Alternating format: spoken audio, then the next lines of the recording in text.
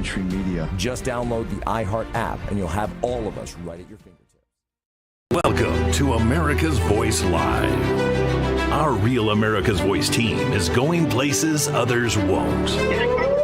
We need to take cover that was incoming into Israeli territory. To show you what they don't want you to see. It's still a disaster. What's the latest? They call these street releases. You've got hundreds of people being dropped off. It's getting worse. We're the nation's fastest growing news program for a reason.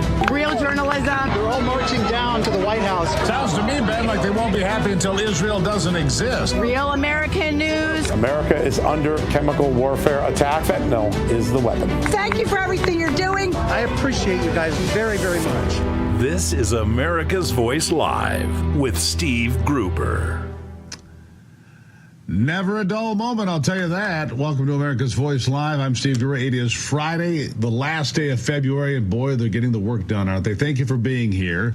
The top story. Just a short while ago, before this program, tensions boiling over in the Oval Office as Ukrainian President Volodymyr Zelensky and President Trump and Vice President Vance all clashed over the approach towards peace in Ukraine.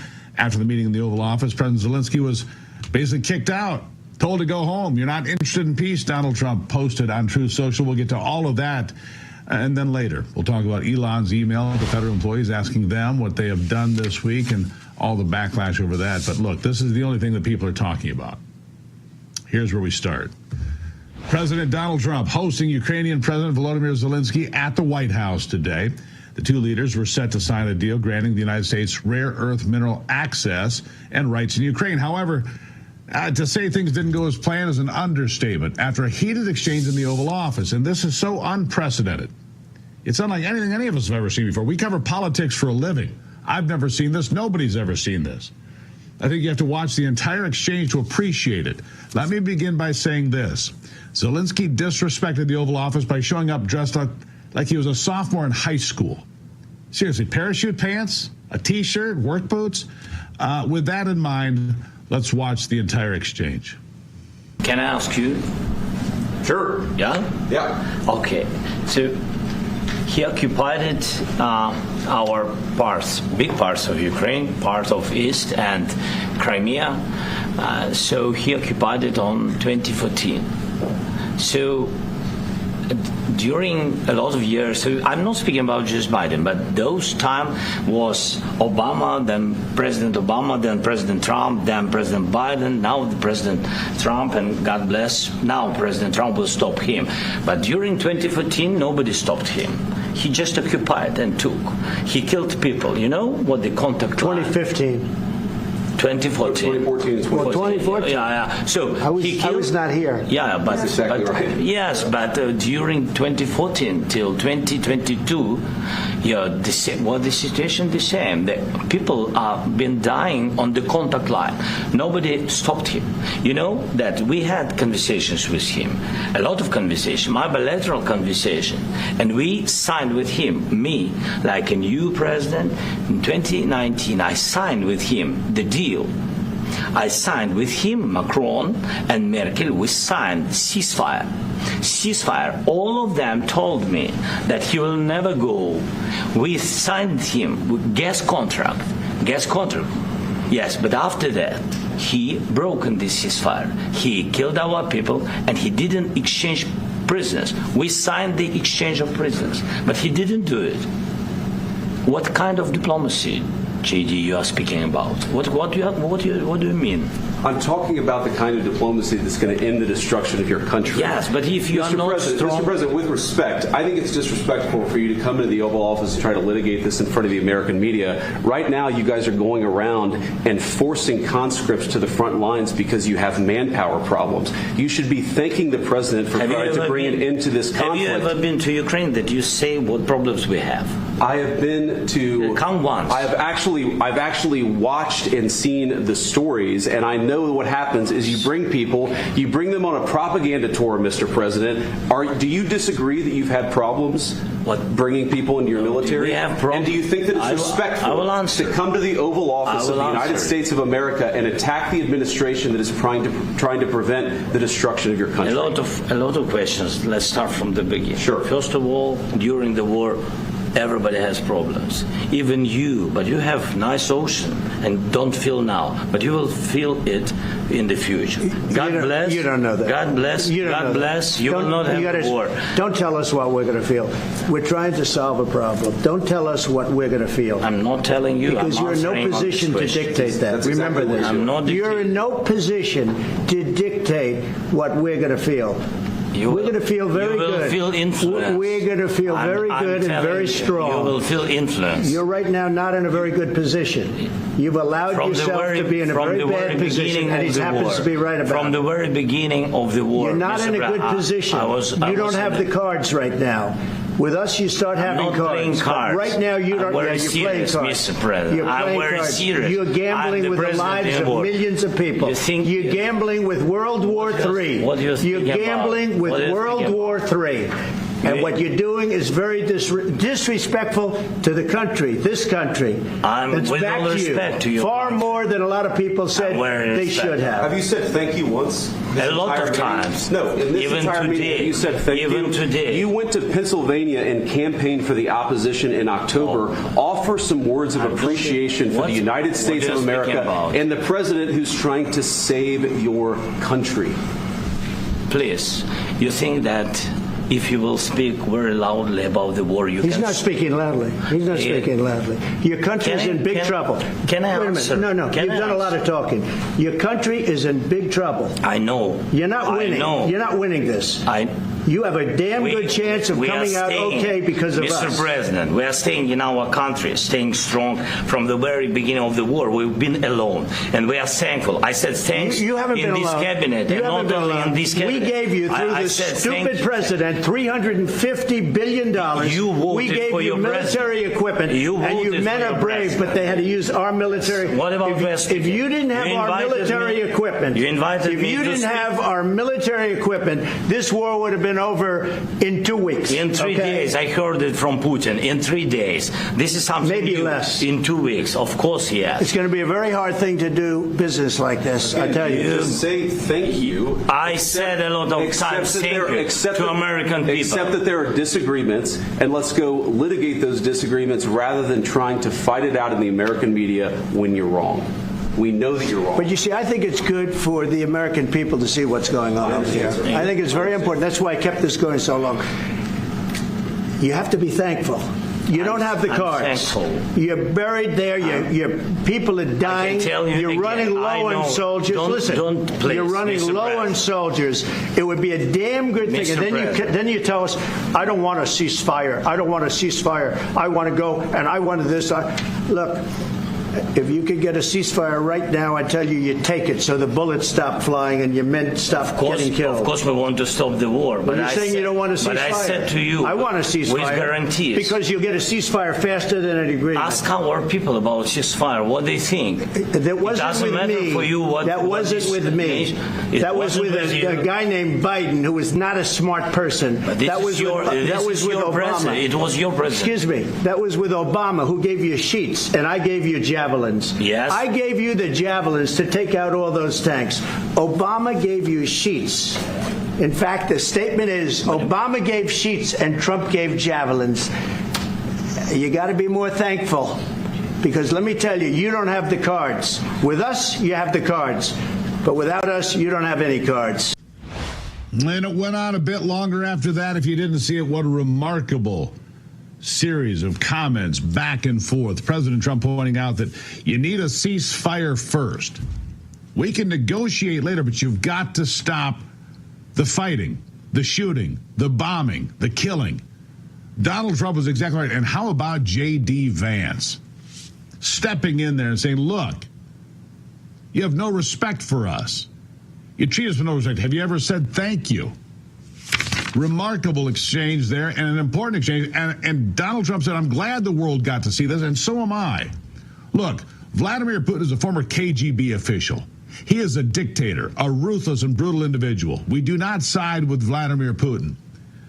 But we do not side with a man that shows up at the White House, just like a sophomore in high school, who starts trying to lecture J.D. Vance and Donald Trump about what we should do and how we need to conduct ourselves to get peace in the region. Donald Trump is working on peace in the region. And shortly thereafter, by the way, Zelensky was tossed out. The whole thing came crashing down. You don't show up to the White House and start wagging your short little fat fingers at the president, vice president of the United States in the Oval Office. Marco Rubio was there, others were there, and President Trump took to Truth Social quickly after that, full diplomatic explosion, and he posted this. We had a very meaningful meeting in the White House today. Much was learned that could never be understood without the conversation under such fire and pressure. It's amazing what comes out through emotion, and I have determined that President Zelensky is not ready for peace if America is involved because he feels our involvement gives him a big advantage in negotiations. I don't want advantage, I want peace. He disrespected the United States of America in his cherished Oval Office. He can come back when he is ready for peace. All right, so that's what was said. What's remarkable to me at this hour, honestly, is that there are so many people on social media attacking Donald Trump, siding with Ukraine, a country that a few years ago they could never have found on a map if they had to. Many of them still can't. But they'll put that cute little Ukrainian flag on their social media posts and say, oh, I'm for Ukraine. You know what? I'm for peace. This president was elected by more than 77 million people, and one of the tenets of his campaign was simple: world peace. He says he doesn't just want peace in Ukraine and Gaza, he wants peace in this world that we live in. Now, before I let you go, though, before all that happened, a special little moment with our very own Real America's Voice Chief White House correspondent, Brian Glenn, a man after my own heart today. He was there at the White House and in the room for the Trump and Zelensky conversation. And Brian was able to ask, well, I think a pretty important question, the same question I had when Zelensky arrived today at the White House in this whole dressed in black thing. Listen to this. My second question for President Zelensky. Why don't you wear a suit? Why don't you wear a suit? You're the highest level in this country's office, and you refuse to wear a suit. Just want to see if you do you own a suit? Yeah, problems. A lot of Americans have problems with you not respecting. I don't have such. I will wear a costume after this war will finish. Okay. Yes, maybe. Maybe something like yours, yes. Maybe something better. I don't know.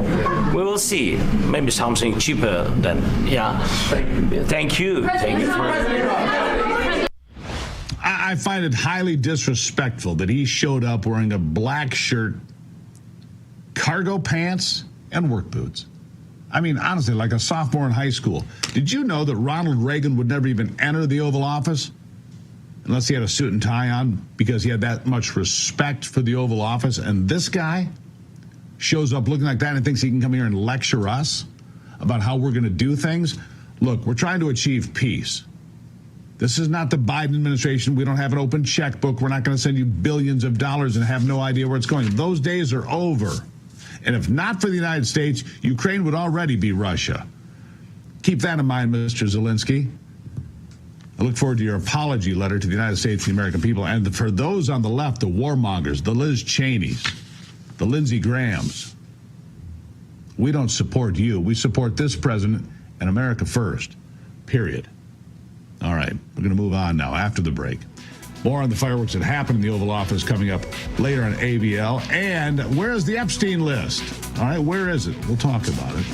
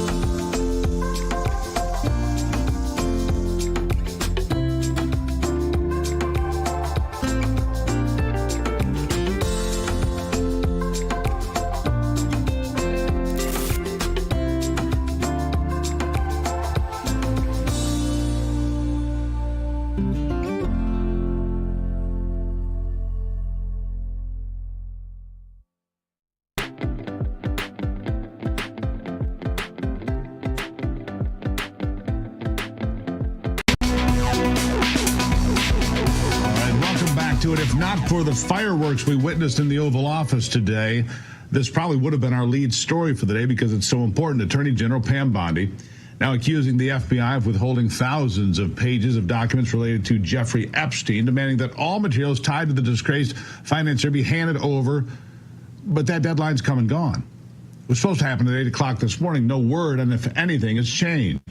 Bondi's office demanding the full release of records, including documents, recordings, and flight logs after previous requests for transparency, while the FBI has promised no cover-ups. The initial release of documents failed to reveal anything new. In fact, it was all old material. Joining now to kind of dig deeper is a former FBI agent, current senior fellow at the Center for Renewing America and co-host of the American Radicals podcast, Steve Friend. Steve, nice to see you. Thank you for being here. Thanks for having me. This, to me, indicates a systemic problem because this problem goes to the Southern District of New York. It goes to FBI field agents and offices. Look, and it goes up the chain in the FBI, in my estimation. It makes one wonder, what do some of these senior members of the FBI have to hide? Why are they not releasing these Jeffrey Epstein files unless maybe their names are on them? Is that too far-fetched? I think it should be as simple as we're going to lay as many landmines as we possibly can. The subterfuge is legion within the FBI, and it began after the November elections. In the transition period and even in the lead up to the very inauguration of Donald Trump, the FBI was promoting as many senior executives who were loyal to the Christopher Wray types, to the Paul Abate, former deputy director types. And we've only seen that continue. And this latest evolution of it is with these Epstein files, but it's been going on now for several weeks with the ICE deportation raids. The FBI has pushed back on them, has leaked it. About this, though, why would anybody defend the Epstein files? Why would anybody try to hide what Jeffrey Epstein did unless their name was on there, or people they knew were on there, or people they were friends with were on there? I mean, is Christopher Wray's name on there? It's a fair question when you try to, as you put it, put all these landmines between the American people and the facts. You have to ask, why are they doing that? I think James Dennehy, from his post over at the New York field office there, is basically trying a soft coup, or maybe just a statement of we're not going to follow a directive from the new director, Kash Patel. Well, it's the New York Mafia is what it's called within the FBI. They still feel like they're calling the shots. They're feeling their oats, and they're going to test the brand new director to see if he's willing to call their bluff on this and force their hand and actually hold people accountable. I mean, what difference is it to them, Steve? I mean, this list has been in their possession for years on end. They obviously feel no compulsion about revealing it to the American people. Jeffrey Epstein has no expectation of privacy. It should have been revealed a long time ago. So even if it means waiting a few extra days, as long as they can exert some sort of power to try to make Kash Patel look weak as a leader, then I think they're going to jump all over it. Yeah, so here's the thing. This was buried successfully during the previous administration of sleepy Joe Biden and his pals. There is a reason these files have not been released, and I'm going to continue to go to this reason. I'm going to continue to hammer on this, Steve. It's because they know the names on the list. They know people on the list. There is no other plausible explanation to me to protect these monsters. Look, there are more than 200 victims. We know that now. More than 200 women, many of them and most of them underage, trafficked in New York, in New Mexico, in Florida, all on the estates of Jeffrey Epstein, and to his islands on the Lolita Express in the Caribbean. All four of these places were places where crimes were committed by high-level people. That's what I believe, and I think that's what's being protected here. And I think the deep state is in deep convulsions, frightened, scared to death that these names are going to come out. There's no reason to have withheld this information, certainly through the Joe Biden administration. I think we know there's probably some friends of Joe on that list. But now that the mandate was sent over the elections and the American people are demanding the level of transparency that we're seeing across the governments, particularly with the DOJ going from agency to department exposing this. This is one of the big ones from the FBI, which was at the forefront of government weaponization and secrecy and an unwillingness to submit itself to proper oversight by Congress over the last last few years. No excuses. I don't want to hear anything about there being an ongoing investigation, compromising sources and methods. The American people deserve this information because it is ours. We paid for it. The taxpayers funded this investigation, and we deserve to see what actually was there that wasn't presented to us when Ghislaine Maxwell was miraculously convicted of sex trafficking, but to no one. Yeah, here's what people are asking, Steve. Why does it seem that these FBI agents or field officers or whomever in the Southern District of New York are beyond the reach of the long arm of the law? Why are they immune? Why can't Pam Bondi and the Department of Justice say, you know what? We don't have to use the FBI. We'll find other agents, U.S. Marshals. I don't know which office you would turn to, but somebody that can go in there and say, look, we're raiding this office. You declined to give us what we demanded. You're under arrest. You're under arrest. You're under arrest. Take them out of here. Why can't we see that happen? I'm on your team on this one. There's no reason why, in light of this subterfuge and this refusal to submit to a lawful directive from the acting or from the attorney general here, that they've just flaunted their resistance here. There needs to be some sort of accountability, and we need to replace these people. There needs to be heads on pikes, frankly. There needs to be people who are escorted out today. No weekend to think about it. They need to lose their jobs. They need to be prosecuted if they're in any way complicit with this, because these are color of law violations. There's legitimate reasons that we can prosecute these people. And at the very least, out of a job, in the red lines, hoping to get maybe a crack at the private sector. But, they expect results there, so they're going to have a hard time. In fairness, this day has been a little rough on my blood pressure. I haven't been this angry for this extended period of time for a while. I mean, what I just saw in the Oval Office, I found outrageous. And this story, it is just so outrageous to the American people that have footed the bill. And we've seen bogus investigations. And we've seen the FBI create Russiagate and play that game. And then tell us that, the Hunter Biden laptop, it's just Russian misinformation and disinformation. We know none of that was true. We've been lied to so many times, Steve. We are angry. We want accountability. And therefore, I think this president, this attorney general, this director of the FBI, Kash Patel, they should all get together and do exactly what you just said. Look, put heads on pipes. Let's get it done. Heads have to roll for this. You can't just give the middle finger to the Department of Justice, and they always say the cover-up is worse than the crime.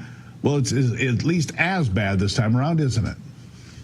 I think it is. And look, if anything, it could actually be a net positive for us, because if we actually finally see that the FBI is willing to stand against turning over the Epstein client list to the American people, then maybe we can finally just throw them into the dustbin of history, and we can build anew with a actually objectively good law enforcement entity.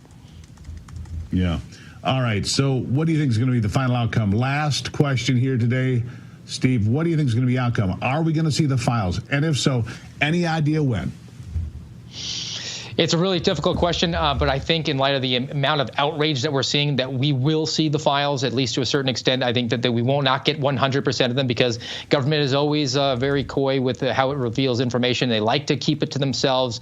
Maybe if we were going to put a percentage in, I think we'll probably see about 3/4 of it. And I think we'll probably get it pretty quickly, because this is definitely a power move, and there has to be a response. And definitely the man in the White House right now is nothing if not really big on asserting his dominance and power. Steve Friend. He worked inside that place. He knows what it's like. I greatly appreciate your expertise and your experience in having this conversation, sir. Thank you. Thank you. Have a good one. All right. America's Voice Live will continue after a quick break, and I take some blood pressure medication after this.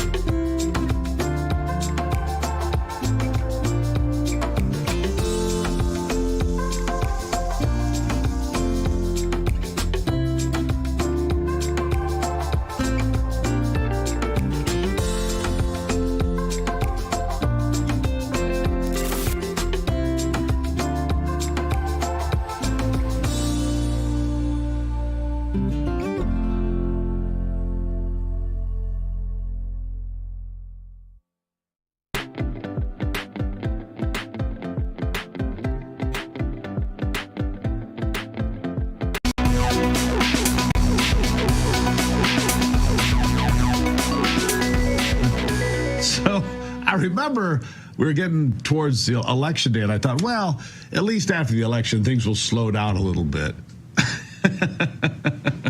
Yeah, slow right down. Look, thank God today is the last day of February. We can put the shortest month of the year in the books. You think anything will go on in March? Nah, it'll be real quiet. Look, Dr. Steve Turley is here with me. It has been one of the more eventful couple of days with the Epstein files being done, but then the show in the Oval Office. Turley, nice to see you on a Friday. Man, did you get lucky to be here today? Oh, I did. Never a dull day in the golden age, Stephen.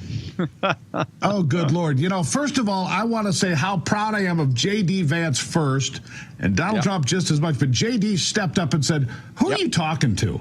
You're in the Oval Office. First of all, you're dressed like a sophomore in high school. You show up in a T-shirt.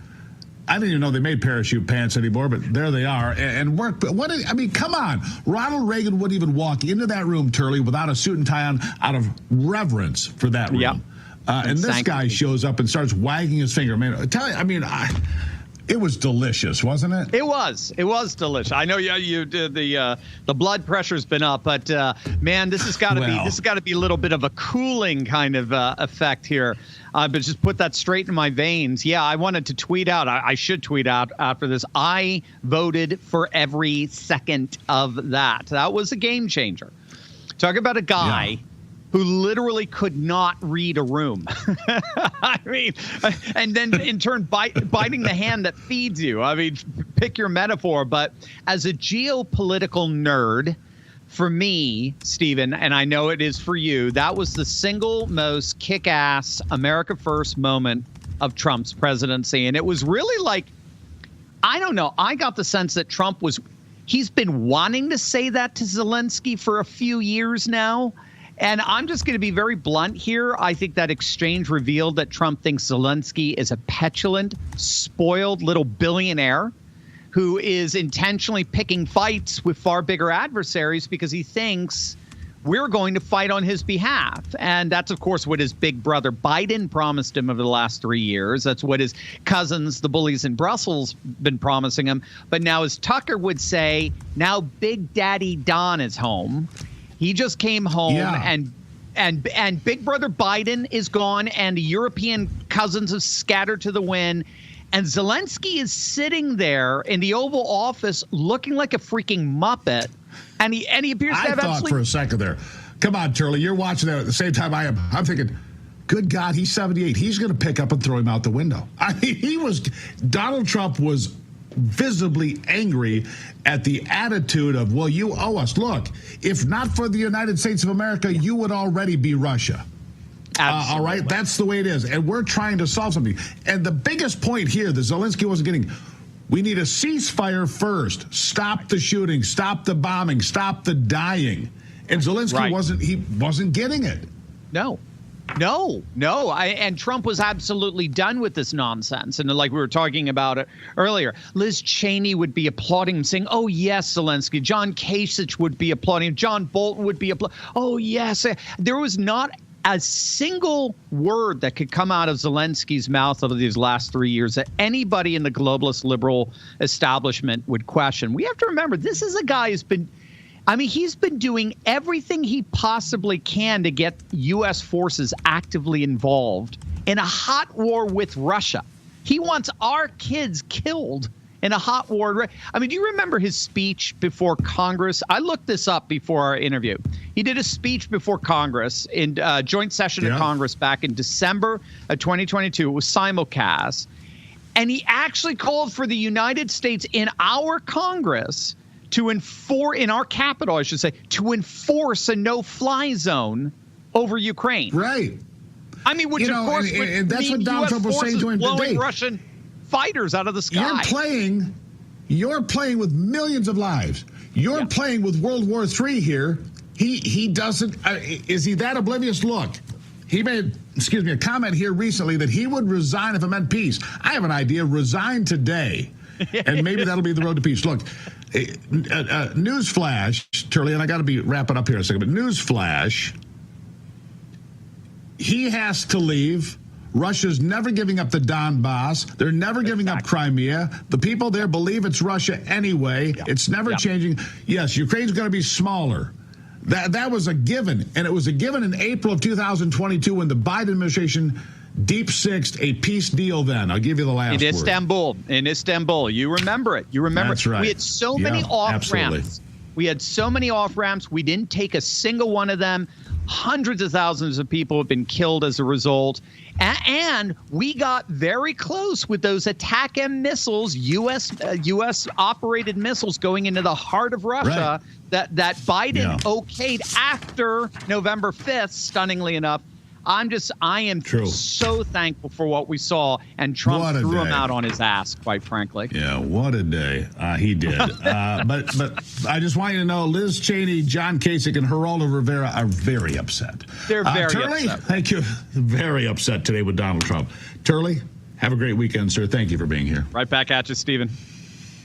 All right. Have you seen the news from The Economist? We'll get to that in a minute. First, a break here on America's Voice Live.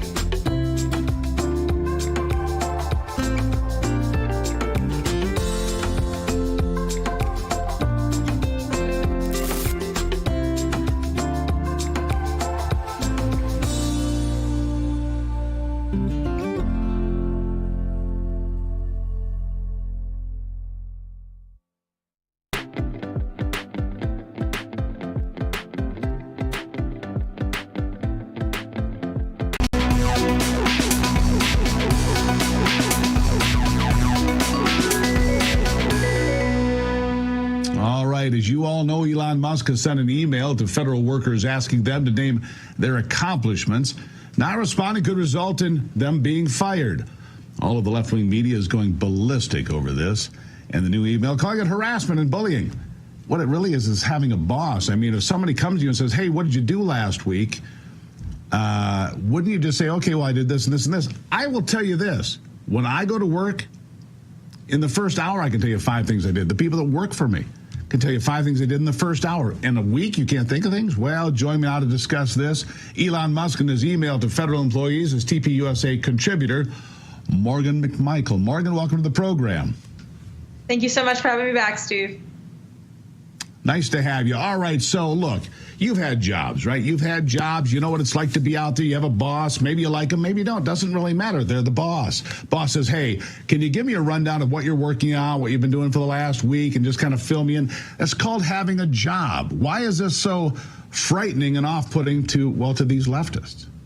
I mean, I think we we can all think of 5 things that we've accomplished in our day-to-day lives, like not even counting our jobs. And this just shows how necessary it is for Elon Musk and the work of DOGE, the Department of Government Efficiency, to really go in there and clean house. I mean, of course, Elon is going in there and shaking things up, and these government employees want to retain their jobs. But at the end of the day, when their salaries are being funded by taxpayers, I think we deserve to know what kind of things they have been doing. I know that Tulsi Gabbard and Kash Patel kind of told their employers, let's take a pause, don't necessarily reply to the email right away with 5 things you've done, especially when it pertains to sensitive government information, which totally fine. But if your superior then pulls you into a meeting and says, hey, what are 5 things that you've accomplished? I think that is a very fair way of addressing the lack of emails that have been coming in.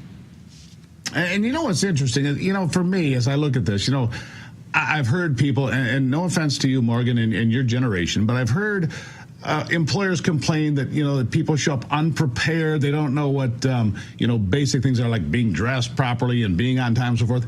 But these are adults. These are not just young people. I'm seeing these people that are leaving these offices, and they're crying and they're carrying on because they just can't believe that they have to answer these questions. And so if you can't answer a question about what you did last week, I don't care who you are. It's probably time for you to find something else to do with your time. Why would the American taxpayer pay you to go do whatever it is you can't explain what you're doing for us? It doesn't make any sense, does it?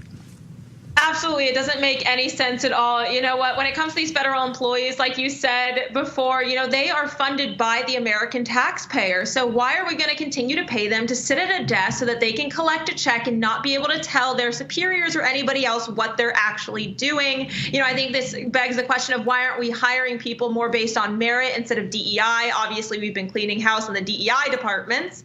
And I think we just need to continue to actually make our government efficient, especially when you were talking about billions of dollars of taxpayer money. And then, when it comes to these employees, I think that a lot of them are facing an entitlement issue where they've been hired for so long. They're federal employees. They're used to sitting at their desks, not really doing a whole lot and collecting the checks. And now that the Trump administration, along with Elon Musk, have come in, DOGE was created, they're a little upset that they're shaking things up in their departments.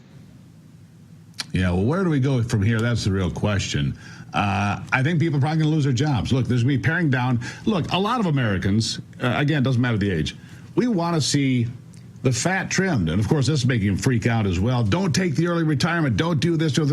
I think that young people went to Donald Trump for a reason. I think that all sorts of people, whether it was black voters, Hispanic voters, women, working class, non-working class, young people like yourself, they all voted for Donald Trump for a reason. They want change in America. Change they are getting. And look, for the most people I talk to, they embrace this. I'll give you the last word. Not only do we want change, but we also want a transparent administration, which is everything that this administration has given us thus far, and just telling the American people the honest truth about what is going on. Why are we sending billions of dollars overseas with DEI programs and equality when in reality that money should be focused in America, especially when it's our taxpayers? So this is definitely what the American voters had voted on. Martin McMichael, thank you for being here on a Friday. TPUSA, of course. Thank you. Nice to see you. Have a great weekend. You too. All right. Have you seen the news from economists forecasting a depression? Not a recession, a depression by the year 2030. Yeah, that's what they're saying. We're in a perfect storm, apparently, as Social Security and Medicare hit a breaking point with the largest generation hitting retirement. A smaller workforce means a smaller tax base. Pair that with our growing national debt and the rising cost of living, we have a real problem here. It's a big problem. It's a serious problem. So what are you going to do to protect your family for the future? I mean, it's a question you got to ask yourself, right? Gold is a safe haven in hard economic times, always has been. And Birch Gold makes it easy to diversify a portion of your savings into physical gold. Birch Gold will help you transition an existing IRA or 401k into an IRA in gold, and it doesn't cost you a penny out of pocket. I mean, that's so important. Again, protecting your family, protecting your future today is more important than it's ever been, maybe. Text America to 989898. Get your free information kit on gold and a copy of the ultimate guide for gold in the Trump era. It's got a forward from Donald Trump Jr. There is no obligation, only information. Birch Gold has earned the trust of countless Americans looking to safeguard their savings. You can count on them, too. Text America to 989898. Remember, You have to look out for your family. And how do you do that? By protecting your wealth. We're going to take a break here in America's Voice Live, and I'll be right back.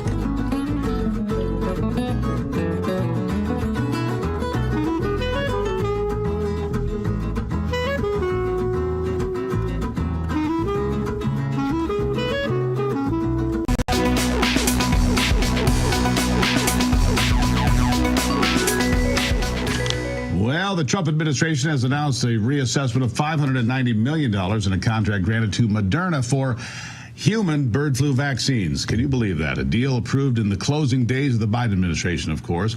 The left is calling for the bird flu vaccination. And with the prices of eggs soaring, it's been killing chickens by the millions who survived flu, because chickens survive flu the same as you and I do.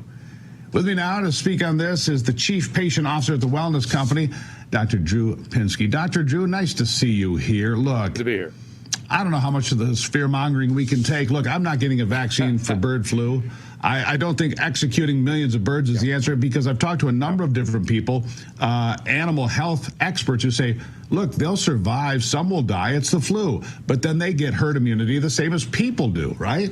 Well, not only that, but the fact that they're culling these birds and killing them off and producing a brand new flock of young, new, unexposed animals, you are increasing the probability that there will not be a herd immunity and that there will be further mutation. Not only that, but the very people that you're having culling these birds, killing the birds, are the farm workers who are the ones who are actually getting infected by this virus. So the whole thing seems like ill-found, sort of mismanaged, ill-thought out. And the reality is, vaccine is not needed at this point. The concern, however, there is actually a real concern about the bird flu. For a while, we were concerned that one of the variants that they were monkeying with in the lab could become more human-to-human transmissible. But what has happened, there have been 2 cases that have gotten into the respiratory system deeply and caused pneumonia. All the other cases only cause conjunctivitis.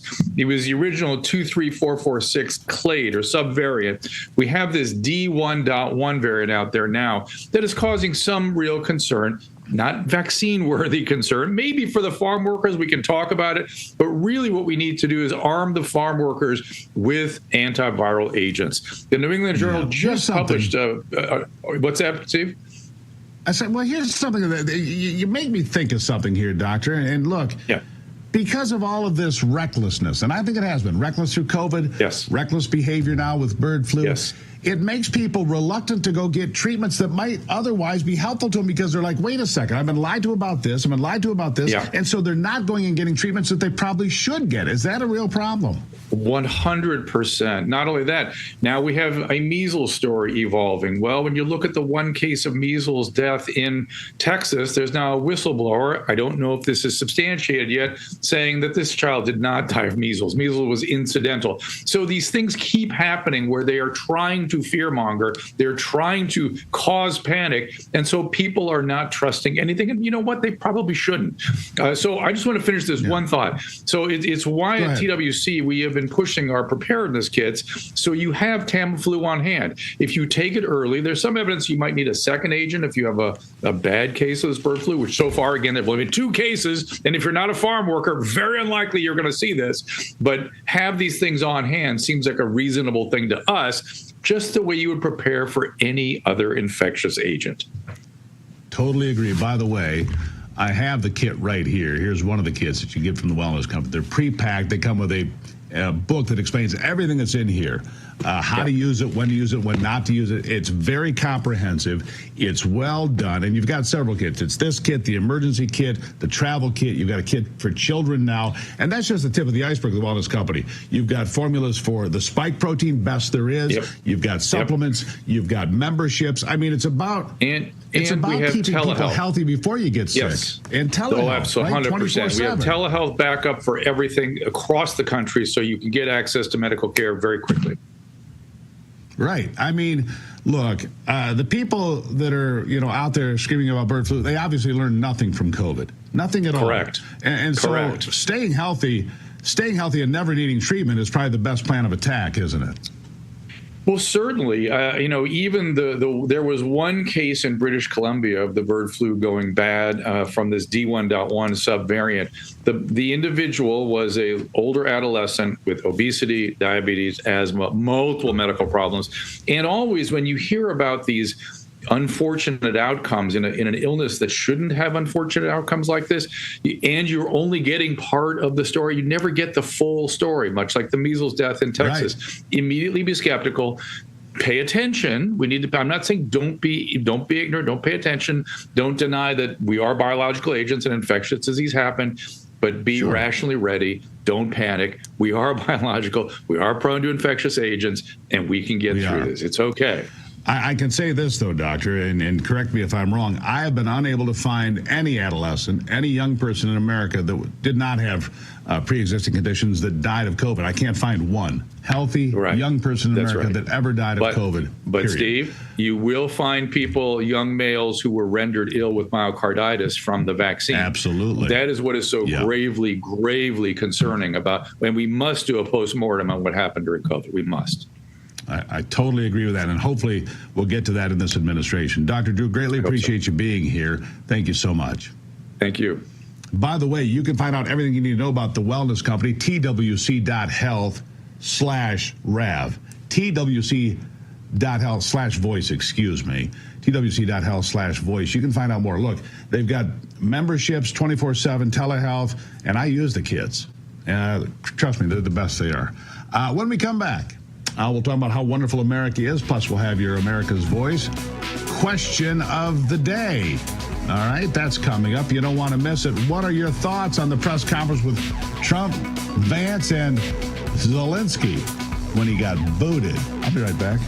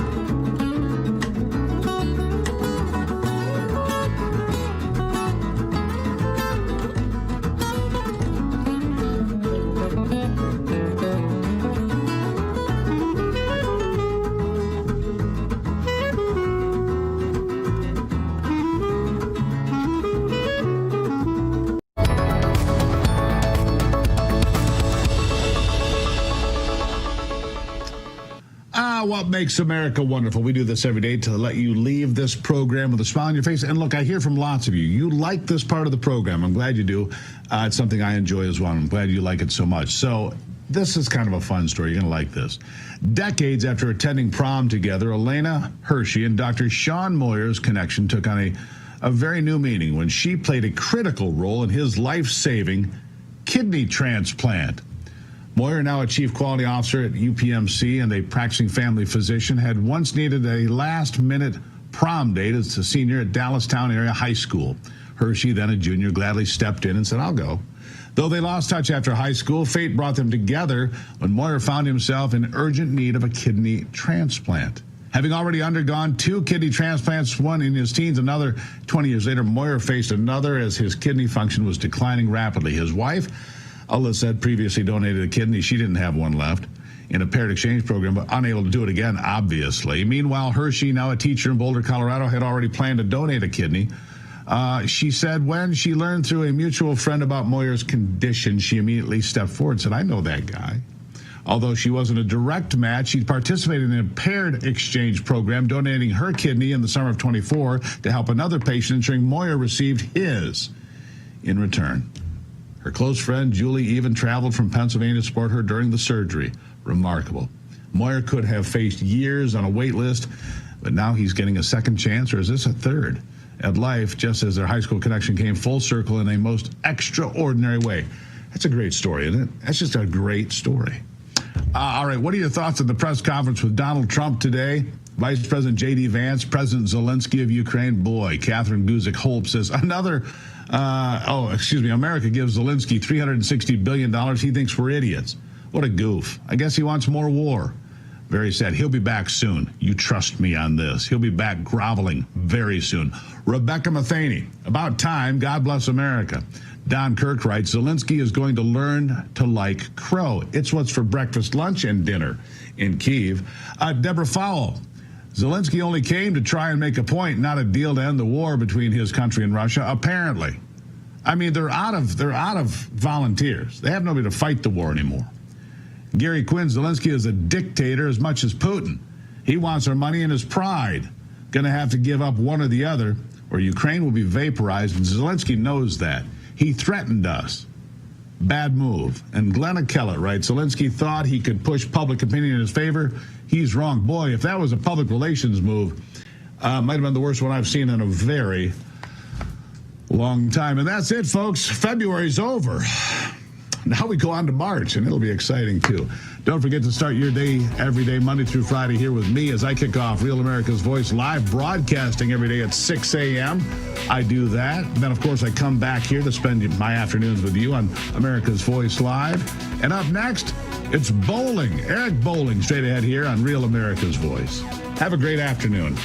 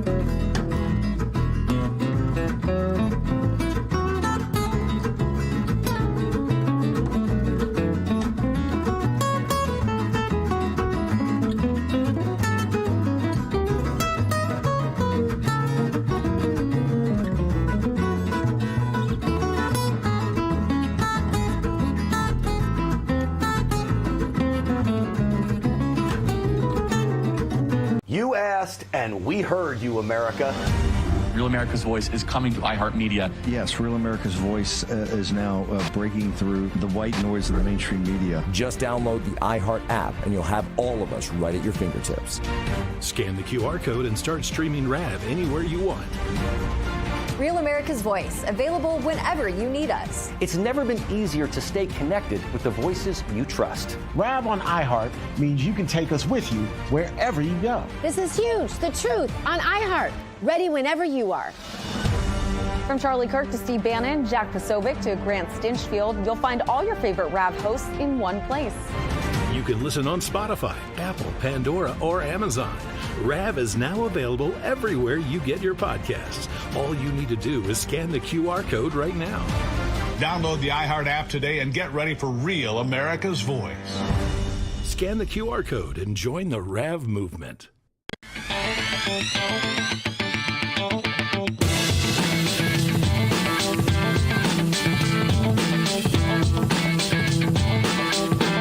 Okay, I'm not sure what that was. It was Manalapan, Florida for a second there. What's up? So remember, I wanted to bring you into the production of the show. I've said this from day one. We're not a cable show. We're not buttoned up, like wear that suit and tie, have the overlords yelling at me for everything I say, which I've been through for 17 years. This is cool. This is relaxed, but we're going to give you the best information. Here's why I'm saying this. This morning, we had a whole show put together. We had the whole show put together. It was going to be a bunch of stuff, and we had it all planned out. And the guys back there were working diligently, cutting sots and things like that, and putting things together. At, I don't know, somewhere around 1 o'clock or so, the world blew up because in the Oval Office of the White House, Zelensky was there and all hell broke loose. And I'm going to tell you, we flipped the show completely in half. We ripped it up, we tore up all the scripts, we threw them out, and this is what we're going to do. Trump owned, and Vance, destroyed Zelensky in the White House. And I'll give you a little piece of this right now just to give you a flavor, and we're going to talk a lot about this today. Listen. I'm talking about the kind of diplomacy that's going to end the destruction of your country. Yes, but if you are not strong... Mr. President, with respect, I think it's disrespectful for you to come to the Oval Office and try to litigate this in front of the American media. Right now, you guys are going around and forcing conscripts to the front lines because you have manpower problems. You should be thanking the President for trying to bring an end to this conflict. Have you ever been to Ukraine that you say what problems we have? I have been to count once. I've actually watched and seen the stories, and I know what happens is you bring them on a propaganda tour, Mr. President.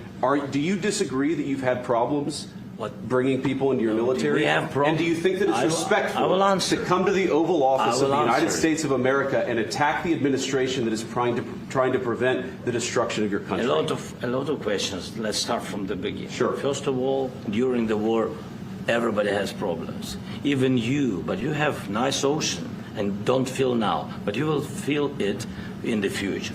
God bless. You don't know that. God bless. You don't God know bless. That. You will not have a war. Don't tell us what we're going to feel. We're trying to solve a problem. Don't tell us what we're going to feel. I'm not telling you. Because you're in no position to dictate that. Remember this. You're in no position to dictate what we're going to feel. We're going to feel very good. You will feel influence. We're going to feel very good and very strong. You will feel influence. You're right now not in a very good position. You've allowed yourself to be in a very bad position, and he happens to be right about it. From the very beginning of the war. You're not in a good position. You don't have the cards right now. With us, you start having cards. Playing cards. Right now, you don't. You're playing cards. Mr. President. You're playing cards. Serious. You're gambling with the lives of millions of people. You're gambling with World War III. You're gambling with World War III. And what you're doing is very disrespectful to the country, this country. That's back to you. Far more than a lot of people said they should have. Have you said thank you once? A lot of times. No, in this even entire today. meeting, you said thank even you. Today. You went to Pennsylvania and campaigned for the opposition in October. Offer some words of appreciation for the United States of America and the president who's trying to save your country. There is so much to unpack in just that 2 minutes and 15-second soundbite or so, because we have a lot more of that exchange. Went on for a good 7 minutes, so we're going to get into a lot of that as we go throughout the show. But just watching Zelensky's attitude, I was wondering when someone's going to say something. And you harken back to Joe Biden when Zelensky came to the White House. Joe Biden was like rubbing his back. And this was a different White House. And this is fantastic. Zelensky came with some sort of like chip on his shoulder. Like we owed him to continue to feed them billions and billions of dollars. And so it goes back and forth. And Trump was very nice. What led up to that little exchange, Trump was he said, let's do a minerals deal. We'll do a minerals deal and Americans will be paid back for some of the money that we've supported you with and some of the money that we will continue to support you with going forward. And then Zelensky kind of threw it at him like, you need to pick a side. You don't know what you're doing. And J.D. Vance, to his credit, jumped in and leg swept Zelensky, said, hold on a second. Who are you to come in here and tell us what to do? And he said, you don't have the respect. Have you thanked us once? And then Trump jumped in. And Zelensky tried to say, well, to Vance, you don't understand what it's like. One day you will know what it's like to be attacked by someone. What, Mexico's going to attack us? Canada, you idiot, you moron. And then Trump got ticked off. And he went at it. And you could see Trump. I've known Trump a long time. You know he was mad. Now, my only question was this planned? Did Trump and Vance say, Vance, I'll be the good cop for a while. You come in, be bad cop, and then I'm going to slam the door on this SOB. That could be. I think that would be brilliant if they had done that. Or maybe it was J.D. Vance just deciding to step up at that moment and really show his chops as a vice president. Whatever it was, my chest went like this, like, wow, we're back. You want to know? America is freaking back right here, right now. Never would that happen with Barack Obama in the White House, with Joe Biden in the White House, certainly not with Hillary Clinton in the White House or Kamala Harris in the White House. None of that would have happened. But it happened with Trump. And the world took notice. We ripped this whole show up because I want you to see some more of this. Here's a little piece of when Zelensky pulled up, before this meeting, when Zelensky pulled up into Portico. The way it works is the White House is here. The West Wing is between the White House and the other parts, the executive office building in the White House complex. But right in front of the West Wing, where the Oval Office sits inside the West Wing, there's a portico. And they pull around. That's where the guards are. So Zelensky pulls up in his SUV and his entourage following behind him. Watch how Trump greets him. You gotta love this. Watch. Ready close? How are you? Ready shut? He's all dressed up today. President Trump, what's your message to Vladimir Putin, sir? President Trump, you got enough. President Trump, you got a message to Vladimir Putin as he meets the president. Thank you very much. You know, it's Trump. He's being nice. He's being Trump. Trump's a funny guy. Like it or not, the guy has a insane sense of humor and sense of timing. And he's like, hey, he's all dressed up today because usually he's wearing that green T-shirt, whatever. It symbolizes he's in war, I guess, but whatever. But this will come back to haunt Zelensky a little bit later, the way he dressed, and we'll get to that in just a minute. Here's a quick soundbite, though, of Donald Trump really kind of laying down the law. Take a listen to this. Very tough fighting. They're great fighters.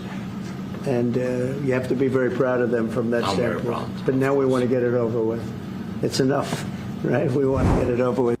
I'm telling you. So Zelensky, Trump was just like, listen, you don't have any cards if we don't help you. If we're not helping you, you're playing with a deck that's twos and threes, and he's got aces and face cards. You are going to lose. And Zelensky just could not back down. He's a little man. His stature is 5 foot nothing.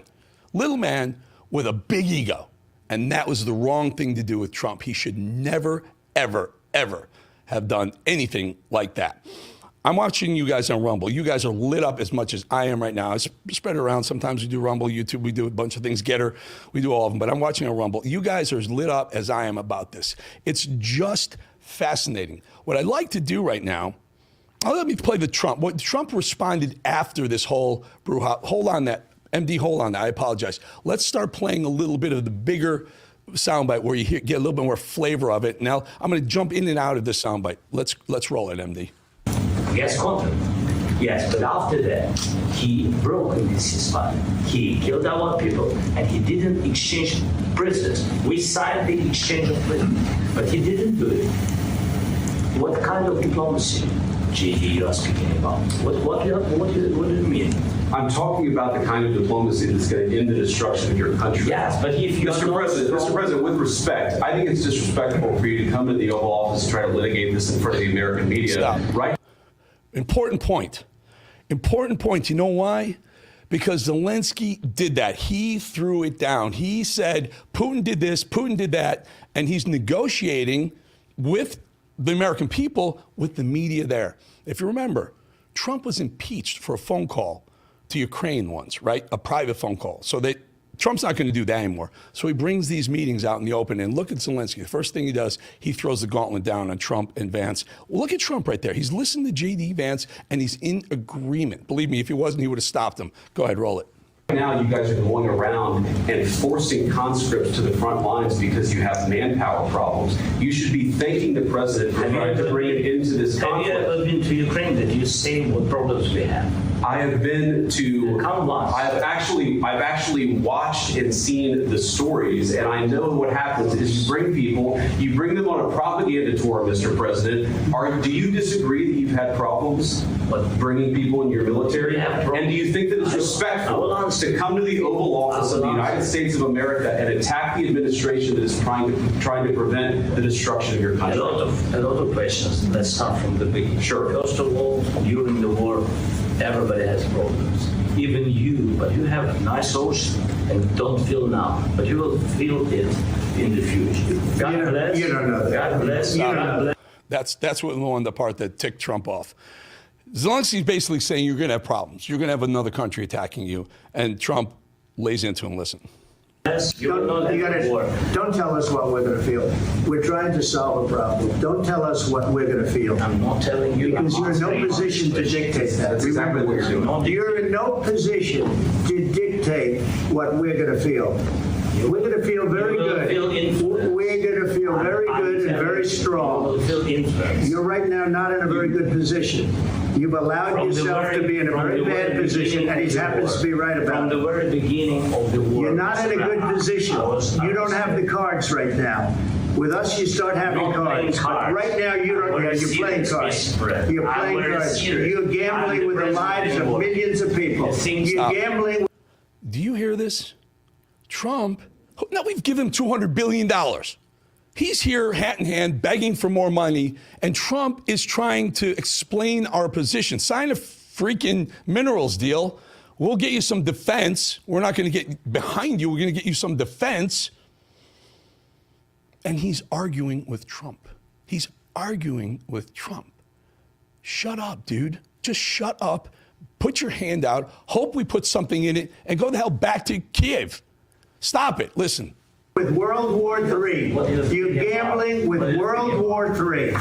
And what you're doing is very disrespectful to the country, this country. That's back to you. Far more than a lot of people said they should have. I will tell you, he did it. He kept doing it. You don't interrupt Donald Trump. I mean, you don't interrupt Donald Trump, the guy who hosted Celebrity Apprentice. You don't interrupt Donald Trump, who was president once. And you certainly don't interrupt Donald Trump now that he's got the national, global mandate, really. Really. And Trump was ending this war. And Trump was finding a way to negotiate with this little clown and then going to Putin and saying, look, you got the upper hand, Putin. It's time to stop the bloodshed. We'll back both sides. Let's clean this up. Trump was becoming a peacemaker in this whole thing. I still think he will, because after this meeting, there was supposed to be a press conference, and Trump tossed Zelensky's ass out the door. Zelensky was begging to stay for the press conference and said, you know what? Well, let me finish this thought first. Listen. Thank you once this entire meeting. No, in this entire meeting, you said thank you. You went to Pennsylvania and campaigned for the opposition in October. Offer some words of appreciation for the United States of America and the president who's trying to save your country. Please, you think that if you will speak very loudly about the war, he's not speaking loudly. He's not speaking loudly. Your country is in big trouble. Wait a minute. No. You've done a lot of talking. Your country is in big trouble. I know. You're not winning. You're not winning this. You have a damn good chance of coming out okay because of us. Mr. President, we are seeing in our country staying strong from the very beginning of the war. We've been alone, and we are thankful. I said thanks. You haven't been alone. You haven't been alone. We gave you through this stupid president $350 billion. We gave you military equipment, and your men are brave, but they had to use our military. What about if you didn't have our military equipment, If you didn't have our military equipment, this war would have been over in 2 weeks. In 3 days, I heard it from Putin. In 3 All right. We're going to go to break in a second, but I just want you to notice how Zelensky continued to fight Trump to the point where Trump actually put his hand on Zelensky's shoulder. That's how ticked off he was. You know, he would never have done that. He is pissed. I'm just telling you, this is devolving quickly. Zelensky's going to have to step down or find someone that's going to come back and make amends with the Trump administration, the American people, because we're tired of them. Trump speaks for so many of us. 2/3 of the country, folks. All right, when we come back, we're going to have the great Ted Nugent come and break some of this down with us.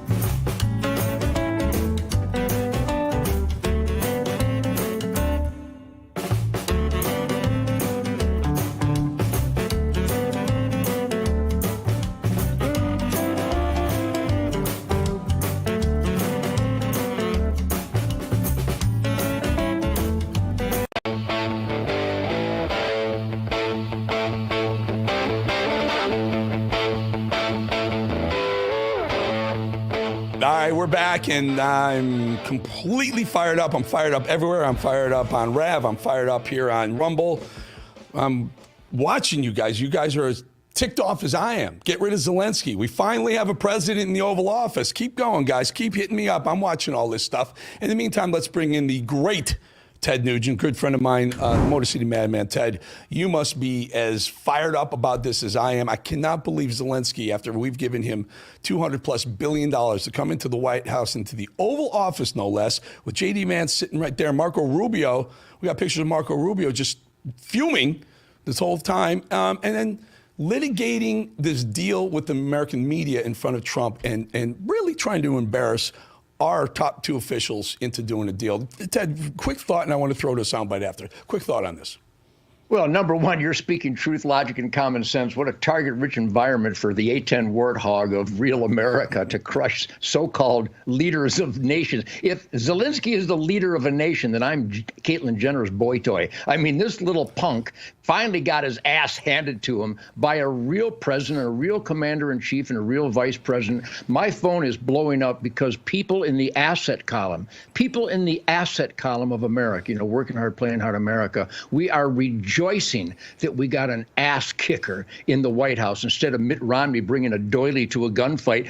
President Trump and J.D. Vance bring an A-10 warthog to a discussion. This is a glorious time. I'm like high on real leadership right now, Eric. God bless you for articulating exactly what real Americans are feeling right now, because this is a moment in time. This is a historical moment, and I'm celebrating. I literally said I'm driving. I'm coming to the studio. We had the show playing down. I'm like, listening to this, like, oh my God, got this studio. I'm watching this unveil in front of me.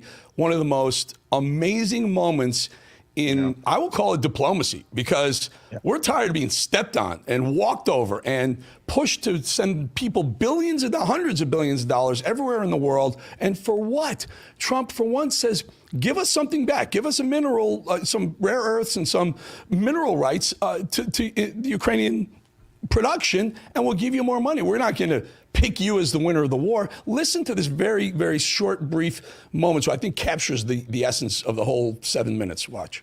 I'm talking about the kind of diplomacy that's going to end the destruction of your country. Yes, but if you are not strong... Mr. President, with respect, I think it's disrespectful for you to come into the Oval Office and try to litigate this in front of the American media. Right now, you guys are going around and forcing conscripts to the front lines because you have manpower problems. You should be thanking the President for trying to bring an end to this conflict. Have you ever been to Ukraine that you say what problems we have? Don't tell us what we're going to feel.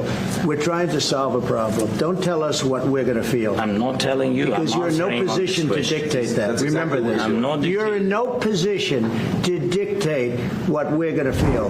Yeah, isn't it nice to have an American president with some pelotas? You know, I've been honored and humbled and privileged and inspired, stimulated to be in the presence of the great Donald Trump after he came down the escalator for the 2016 campaign. And that's the real McCoy. This is how real Americans who put their heart and soul into being the best that they can be, whatever endeavor, whatever career, whatever dreams they're pursuing. And this is the spirit of what we call the Ted Nugent Spirit Campfire. Not just the Spirit Campfire, Real America Voice, Truth, Logic, and Common Sense celebration, but real campfires. I mean, I spend hundreds of campfires with great American families every year with our sunrise safaris. And this is the spirit. This is the power, the authority. We, the people, Constitution, Bill of Rights, 10 Commandments, Golden Rule, work ethic, law and order, good over evil. This is the greatest commander-in-chief, and it's on the stage for the whole world to see. So the people who hate Donald Trump clearly hate when America has proper constitutional, logical leadership. So this is a great celebration. I'm not kidding. When I was driving downtown Waco with Shemaine for a wonderful lunch, we're listening to this exchange, and I have a Hellcat that goes really fast anyway, but all of a sudden it went faster. When I play my music on the radio, my cars go faster. Mine too. And when Donald Trump speaks, my cars go faster. So this is a great moment of electricity for America. Good for America. If I play Stranglehold or Cat Scratch Fever or Stormtrooper on the radio, my car goes super fast too. Sometimes I even get pulled over. Sometimes that's divine intervention, by the way. It's the 50th anniversary of the song Stranglehold. We have a T-shirt. People are buying them left and right at tednugent.com. But it really is a soundtrack for hellraisers, for people who stand in the asset column based on risk and sacrifice, work ethic, and good over evil. So that song, when it came out of me, it was in defiance of a record industry that didn't like my music, but the people loved my music. So 40 million albums later, I think I could write a song called The Middle Finger is on Fire. And that's what Donald Trump represents. He's the middle finger for freedom against tyrants and dictators and punks that play the piano with their dick. Yeah, and the tyrant and the little dictator that came in, Zelensky, came into the Oval Office thinking he was just going to walk out of here with a few $1 billion. He's got his tail planted firmly between his legs. And I just pointed out in the A block that right after that meeting, the whole entourage went to Marco Rubio and said, please, can we just reset here? We want to reset. We'll do the press conference. And Rubio said no. Trump said, no, you're not coming back. Or if you are coming back, you're going to come back when you're ready to end the war. And wow, that is the stuff that makes great presidents, superstar presidents, Final thought here. Yeah, well, Trump has surrounded himself with real hellraisers, real constitutionalists, real dedicated servants of we the people. You know, Zelensky had it easy because this thing that was the president, thought he was the president. Somebody thought Joe Biden was the president, who said that Hunter Biden was the smartest guy he knew. Can you imagine how easy it would to finagle, to boondoggle, to rip off America when you negotiate Zelensky against a Joe Biden? I mean, talking about stealing candy from a baby. Plus, when you money launder with all our tax dollars and the billions and billions of dollars, this is coming to an abrupt end because we have an actual commander-in-chief. And Eric, I got to tell you, the cops and the military guys that I hang with every day, if I have any power at all, it's because of the incredible superhumans that I hang out with every day. The heroes that take an oath to the Constitution are in such celebratory mode, especially when Milley and Austin get fired properly. My friends in the military and law enforcement are going, hallelujah, glory, glory, hallelujah. My commander-in-chief is a real McCoy. So every word out of your mouth, Eric, you have a great take on things. Your radar picks up accurate information. So thank you for having me on your Real America Voice celebration here. But you speak for us. When you open that pretty little mouth of yours with that beautiful mustache and beard, you speak truth, logic, and common sense for the people of America. I hear hey, MD, can I get the voice guy? Can I get the control room in there? Did you guys laugh at the pretty little mouth comment, MD? Is that what happened? Look at Ted. We got control in there.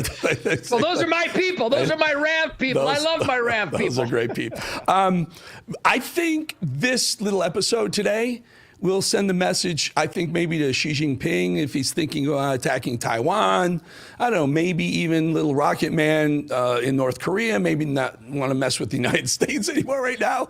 I mean, we knew Trump was, let me say, he was a badass. I mean, when he gets shot in the ear, gets up, and the first thing he can do is push Secret Service away and say, fight, fight, fight, when he's almost assassinated. You know he's a badass, but now the rest of the world realizes he's going to be a badass with them too. Final thought before I let you go, Motor City Madman.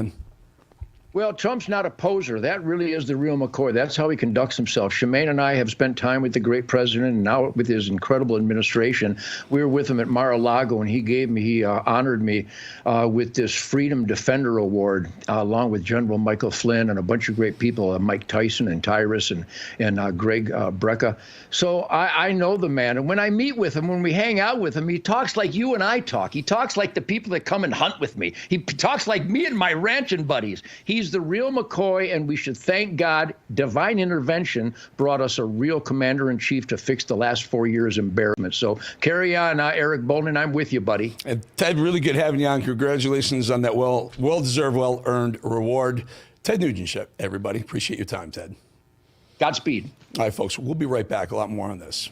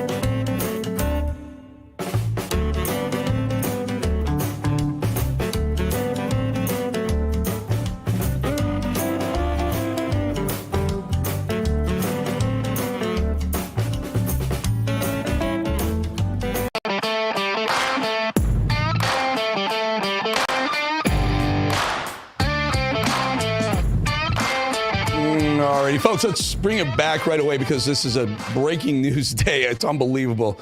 What went on in the White House and the Oval Office today was just fascinating, as compelling as something I've never seen in my entire life. Donald Trump had Zelensky in there, and he took no crap. He took nothing from that guy, and I think Zelensky walked in with the wrong attitude, played that thing wrong, he read the room wrong, and he walked out with his tail between the legs. And again, there was supposed to be a meeting, a press conference, joint press conference after, and Trump threw him off the grounds. He said, go home, go home. Come back when you're ready to really end the war or send someone who is. It was fascinating. Now I'm going to bring in a very good friend of mine to talk all things media. This guy is probably the smartest man if you're going to talk about the media, the new media, the changing landscape of the media.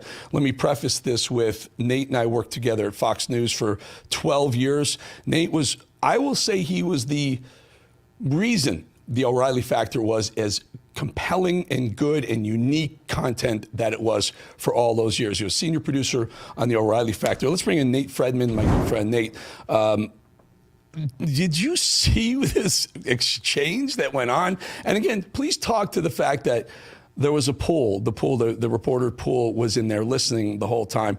Give us your sense. You've been around these things. You've been in the Oval with O'Reilly and others and with Fox. Give us your sense of what happened today from a media perspective.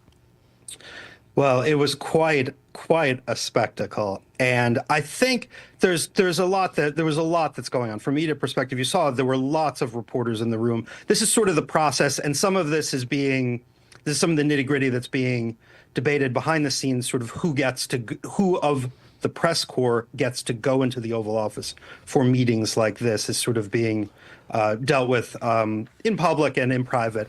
And what you saw was this spectacle. And the reason you saw it, by the way, is because the reporters were let in and they had cameras and they were recording it and we all got to see. And I think what was so unique is that I don't think it's unique that American presidents sometimes have disagreements with foreign leaders. That's not terribly unique. We know that throughout history. But I think what was unique was that we got to see it. The American public, we all got to see this negotiation that oftentimes happens behind closed doors. We got to see ourselves. And folks can decide who was right, who was wrong. And that is good for everyone. It's fascinating insight into this process. And it's, I mean, Eric, you know, too, it's also good TV, right? It was President Trump knows good TV. Amazing TV. This was happening, and I'm sitting in the control room with the guys, and I'm watching this, and that's what Trump said at the end. He literally said, "Oh, by the way, that was good TV." And I leaned over, I said, "Donald Trump is probably the best executive TV producer on the planet ever. He sees what makes good TV." I'm not saying he pre-planned that. I don't know. Let me ask you this, Nate. Do you think that may have been planned, a good cop, bad cop thing with Vance in advance of the media being there? So the short answer is I don't know. But the long answer is if you watch the whole event, which I think most if you watch shows and other, you know, if you watch especially legacy media, you'll only see small clips. Folks can go see on like any digital platform they want. They can go see the whole exchange. And I think what you see is that you probably come to the conclusion that it was not planned in that way, because it was moving along for a good chunk of time as just a regular, you know, one of these regular Oval Office visits. And then I think things took a turn when the interpretation of Zelensky's demeanor is when sort of things took a turn. So I don't think it was planned on behalf of the White House. I don't know. But I think if you watched the entire event, it seems less that it was sort of a plan. Do you think, though, Nate? You know, they're human beings, too. Trump, J.D. Vance, and Zelensky, they're human. So with the media being there and all of a sudden there's a confrontation, you know, you kind of maybe up your game a little bit because you want to win, right? You want to win this argument here. Do you think that the presence of the media elevated the rhetoric? Of course. This is the most powerful person on the planet, President Trump, who knows how to deal with the media, especially video, better than anyone else, on a huge stage in the Oval Office with the leader of another country who obviously wants something. So of course the dynamic has changed when cameras are there. And I think that is part of what happened. I think President Zelensky was trying to make his pitch directly to the American public via the media, and that may have not gone over so well with the Trump White House. I think that was part of what was happening. But to having cameras in a meeting in the Oval Office changes the dynamic, of course. Now, we understand that the whole Zelensky entourage was literally, the words I'm reading everywhere, begging Rubio to bring Trump back to the table to negotiate, maybe even just to have the conversation, to have the press conference, see if they could smooth things over. And Trump said, no, send him home. Zelensky, very interestingly, is slated, as of this, we're live right now, the 4 o'clock hour, is supposed to sit down with Bret Baier tonight for Fox News, an exclusive on Fox News, which all of a sudden becomes massive if it's true. You think this thing goes down? It's still scheduled. I will say so there was the White House visit. There was supposed to be a press conference. That was canceled. There was also supposed to be a speech to a think tank in Washington, D.C. That was canceled. But the interview with Bret Baier is still on as of right now. And, is it going to happen? First of all, I don't know. But I do think if it does happen, Zelensky knows that the president and the folks in the White House will be watching this interview. So it is his chance for either a make good or to double down or to say whatever it is he wants to say to President Trump. It is his opportunity to do that again. Also, remember, President Trump is scheduled to leave Washington, D.C., which I think is still on the schedule this evening. So this is sort of his chance, Zelensky's chance to sort of have a redo or whatever it is he chooses to do. Here's if it happens. Right now, Fox is kind of in the middle here.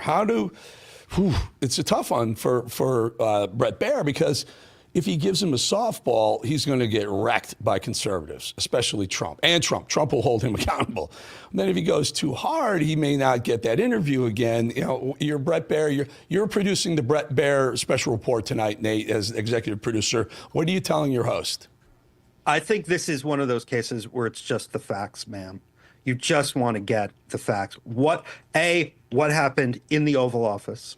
What happened? Why do you think it happened? And do you regret anything?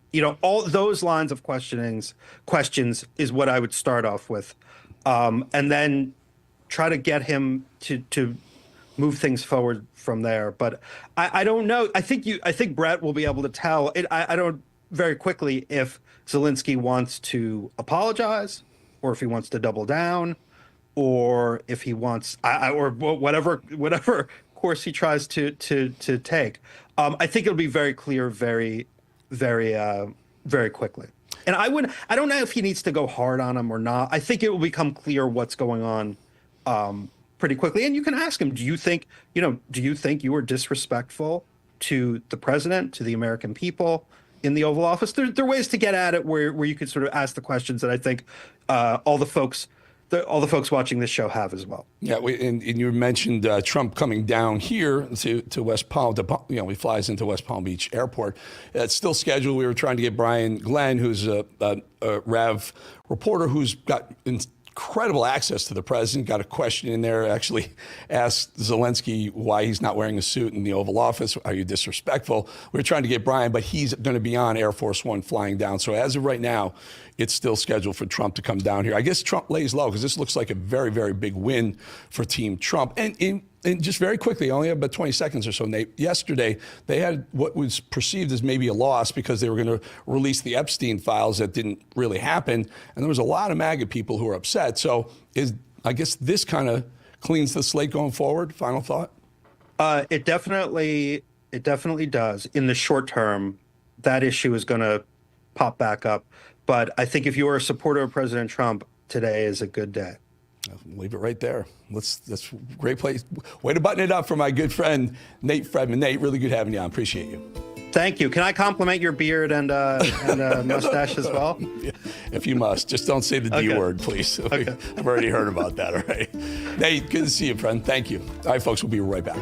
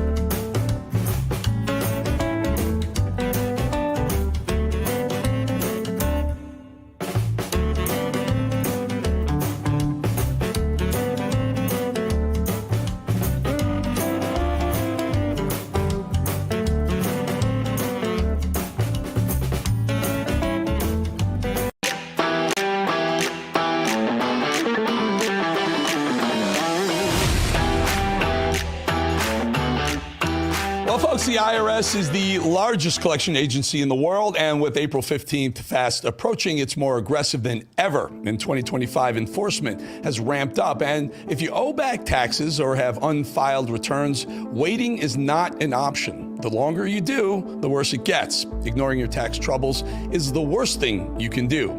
April 15th marks another tax year that has passed you by. Getting ahead of this now is the smart move, but never contact the IRS alone. Instead, let the experts at Tax Network USA handle it for you. Why? Because not all tax resolution companies are the same. Tax Network USA has a preferred direct line to the IRS, meaning they know exactly which agents to deal with and which to avoid. With proven strategies to settle tax problems in your favor, whether you owe $10,000 or $10 million, Tax Network USA's attorneys and negotiators have already resolved over $1 billion in tax debt. Talk with one of their strategists today. It's free. Stop the threatening letters. Stop looking over your shoulder and protect yourself from property seizures and bank levies. Don't let the IRS control your future. Call 1-800-905-8000 or visit tnusa.com/RAV. April 15th is just around the corner. Act now before the IRS acts first. All righty. Allow me. That's what we do. So I came across a Wall Street Journal editorial today, written by Kimberly Strassel. I know her very well from the Wall Street Journal, with the headline that says, "Why are Democrats in the wilderness?" Well, fair enough. I think we all know why, which I'll get to in just a moment with receipts. But the sub-headline, read that right down there, made me think immediately, ooh, I don't think I like what's going to come next, because it reads, "Republicans shouldn't get smug. They're repeating the other party's mistakes." Really? respectfully, Kimberly, a very smart writer, but I wholeheartedly disagree. I think it's a great disservice to this country to underplay the kind of systemic damage the Democrat Party has done to this country in just 4 years. It's another roundabout, passive-aggressive way of doing exactly what the legacy media is trying so hard to do right now, which is, one, undermine every single thing Trump is doing, what he's trying to achieve, and two, convincing us, the public, that Americans are not on board with the Trump train. Of course we are. I'm not letting this one off the hook, folks, and I come with receipts, so let's get into it. Wall Street Journal, why Democrats are in the wilderness. She says, oh, yes, Kimberly, the pendulum has swung in the other direction, our way, but downplaying the madness of the past 4 years, or even, well, maybe the last 17 years, if you include the disastrous Obama presidency. It's only been a month and a couple of days. Think about that. If we want to change quickly, which is very much needed, this is the only way to do it. It took years for the Democrats to fully rot. I would say the GOP has some time on its hands, and in comparison, to prove you wrong here, Kimberly. Not to mention, this is one of the most compelling points right here, the overwhelmingly supportive liberal media. Well, all of the legacy media, let's just be honest here, they worked very hard to try and normalize the insanity from inflation. Remember, it wasn't a big thing, to the border invasion, the borders closed, and even to drag shows for kids and transgender surgeries for small children. And don't tell the parents. The same media that's trying to fight hard to slow or sidetrack any progress that Trump is making, his cabinet, Doge, the whole 9 yards. Have we forgotten the overreaches by the Democrats, the stifling of free speech? Kamala Harris wanted to police social media right up until the bitter end. He has lost his privileges, and it should be taken down. And the bottom line is that you can't say that you have one rule for Facebook and you have a different rule for Twitter. The same rule has to apply, which is that there has to be a responsibility that is placed on these social media sites to understand their power. They are directly speaking to millions and millions of people without any level of oversight or regulation. And that has to stop. You hear that? Oversight and regulation. The Democrats' dream for literally every single aspect of our lives. Overregulate. Unbelievable. She's right till the very end. And I may remind you about the lawfare over the course of the last 4 years, from the Russia hoax, the BS New York and Georgia cases against Trump, Giuliani, Steve Bannon, Peter Navarro, Roger Stone, the list goes on, but nothing at all for the Biden corrupt family. No fallout from cocaine being found at the White House. Every single Biden pardon top down. And the border invasion. 11 million illegals that we know of pouring over our borders, and the denials. Oh, the denials. It is my testimony that the border is secure. The president have worked very hard to implement a strategy when it comes to the border that is humane, safe, and has orderly enforcement. Things are going at the border, sir. Much better than you all expected.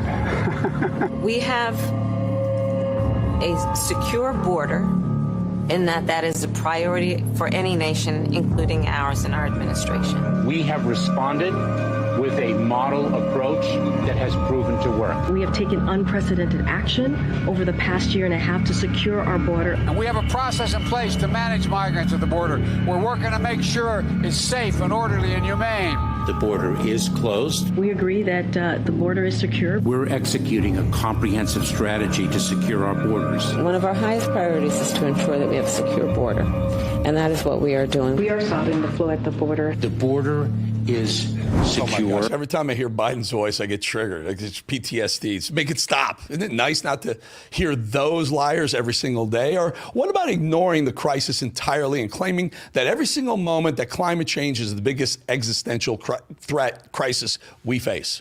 Addressing the existential threat of climate change in a real way for the first time. It is the existential threat to humanity. It is the existential threat to humanity. I hope I have no climate doubters out there, because it's real.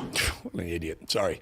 The only existential threat to humanity was that man's entire presidency. And what about 4 years of covering for our dementia in chief, the biggest and most dangerous cover-up in the nation's history, highlighted only by the fact that Jake Tapper just wrote a book about the cover-up of Joe Biden's mental decline after being a big part of that very cover-up. How do you think it makes little kids with stutters feel when they see you make a comment like that? It's very clearly a cognitive decline. Okay. That's what I'm referring to. It makes me uncomfortable. You are no. I can't. This is so amazing. It's so amazing to me that and try and figure out an answer. A cognitive decline. President Biden embraces his stutter, talking about it, while Trump mocks it, exaggerates it, belittles it. He's sharp physically. I mean, mentally. Yeah. I think the question is physically, right? Right. More so. Right. Right. And the guy who's his chief opponent is only 3 or 4 years younger than him. Exactly. I mean, you have questioned President Biden's age, mental fitness, ability to lead. Of those supporting Biden, you said, quote, "Shame on all of you pretending everything is okay. You're leading us and him into a disaster." Do you worry that you damaged him at all? I don't doubt that you got hugs and handshakes behind closed doors today, and maybe even publicly, some of them because they like you personally.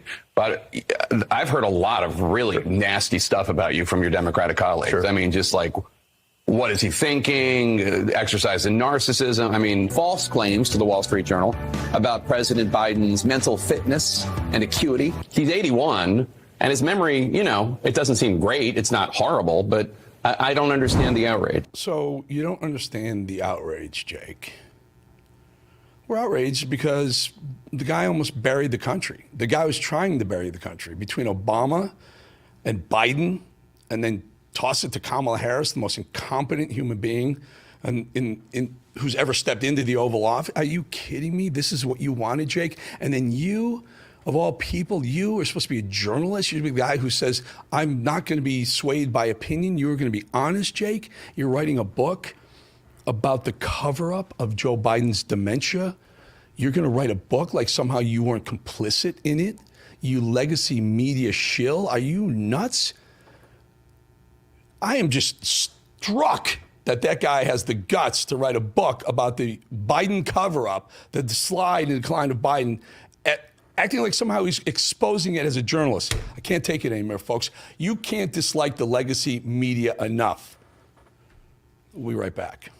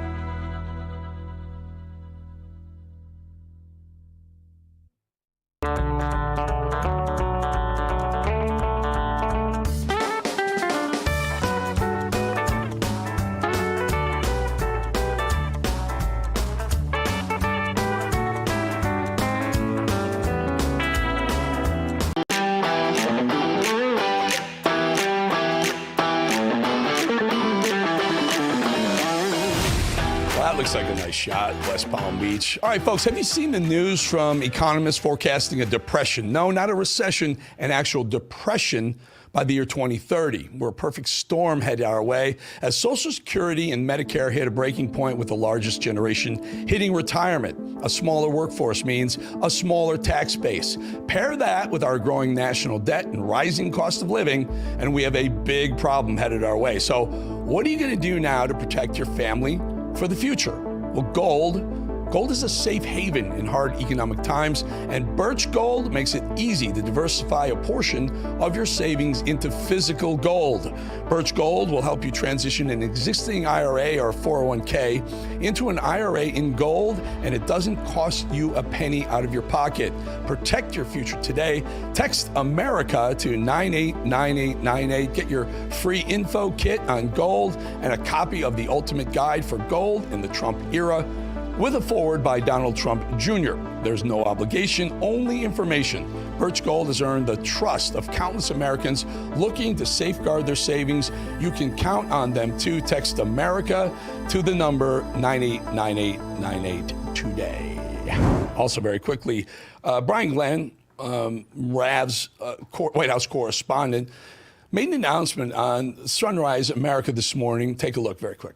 For the first time since the press Trump team has kind of taken over the briefing room and also on Air Force One.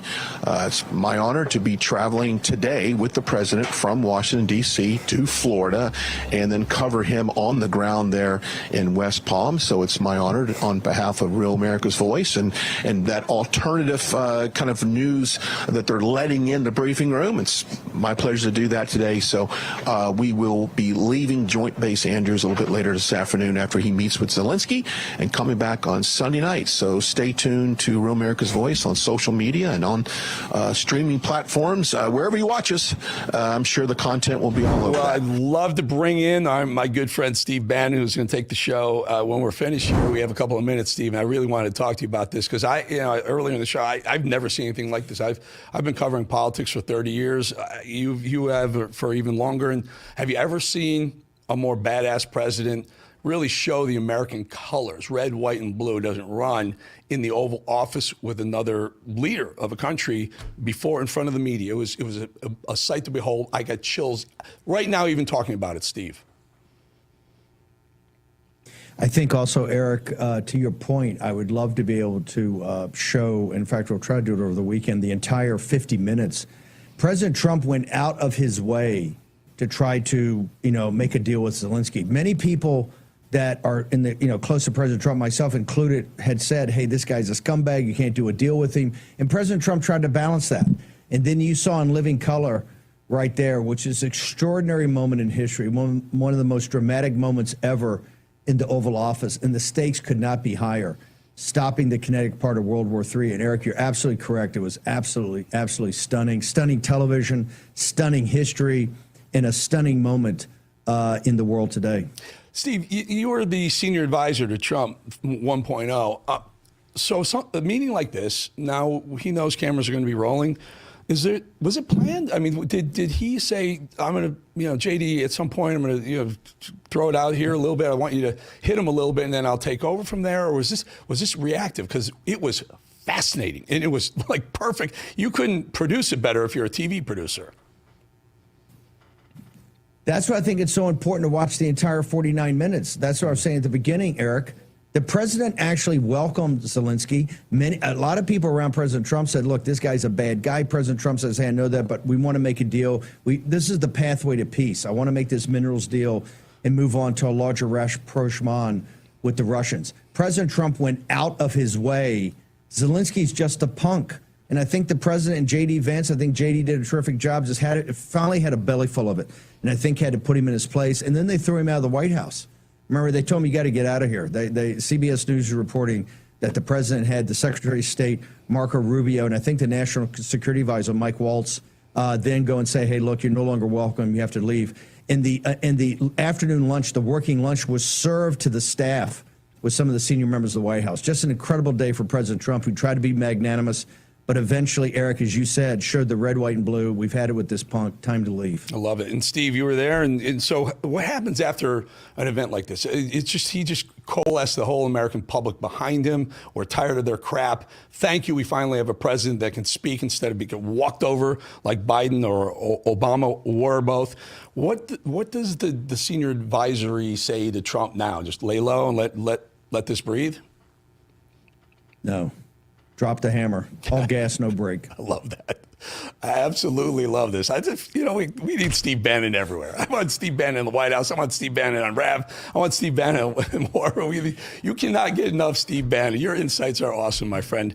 Listen, I'm gonna throw it over to you. You have a great weekend, and we got a reporter on Air Force One as we speak. That's pretty cool. The great Brian Glenn, and he asked a great question. Eric Bolling, have a great weekend. Great first week.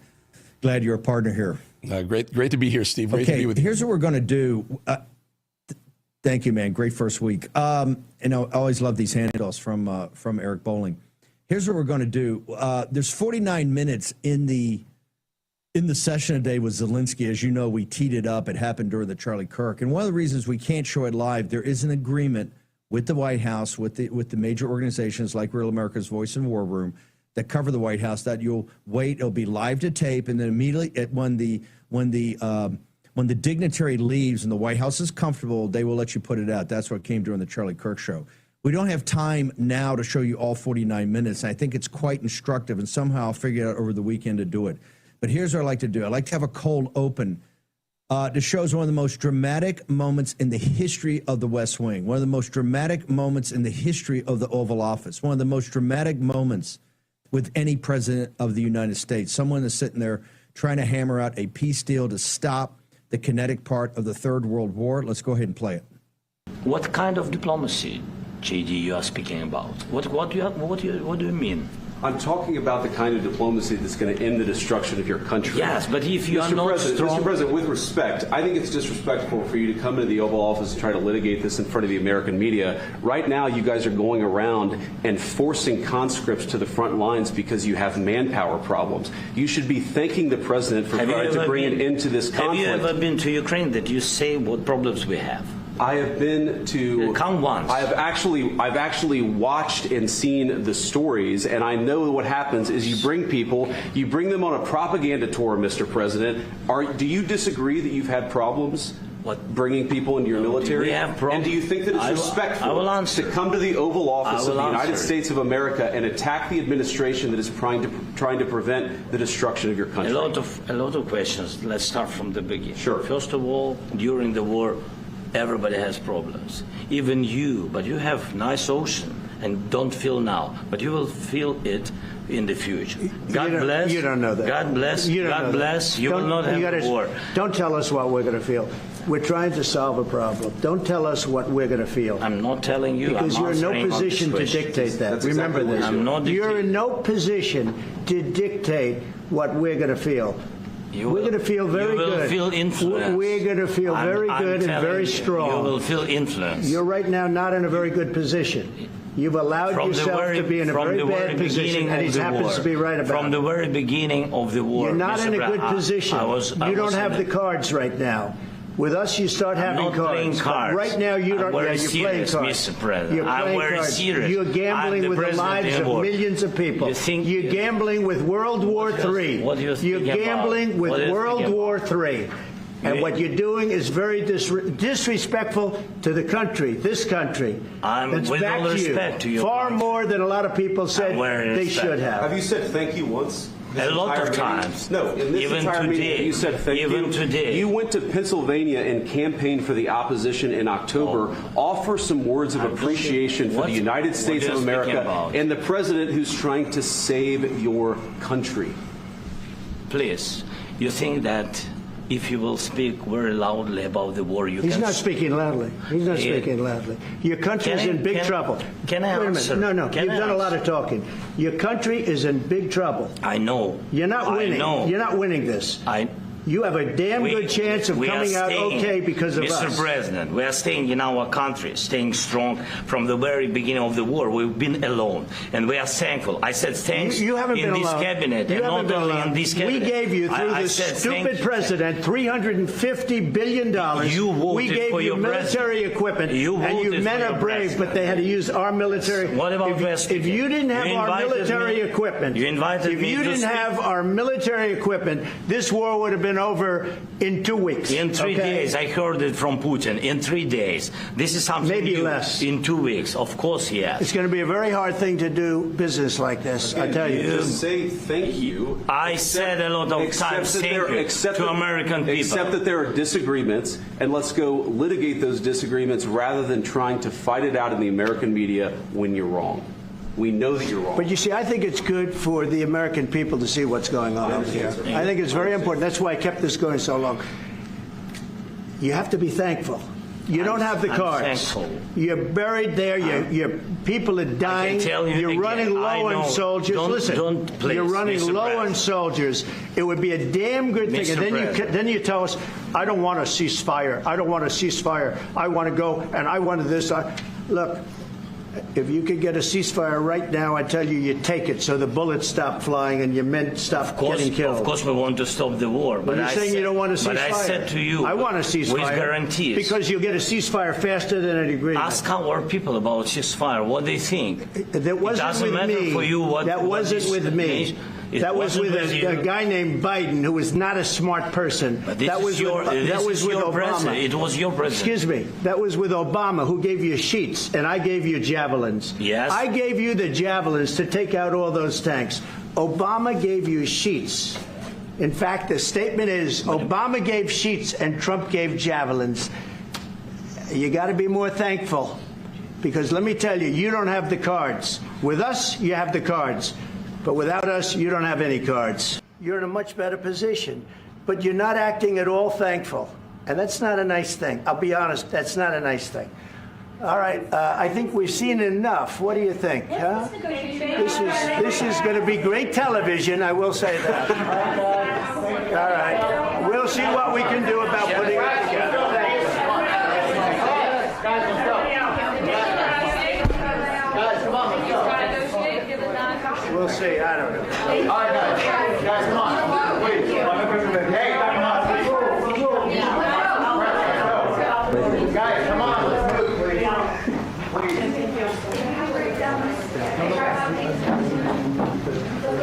Thank you.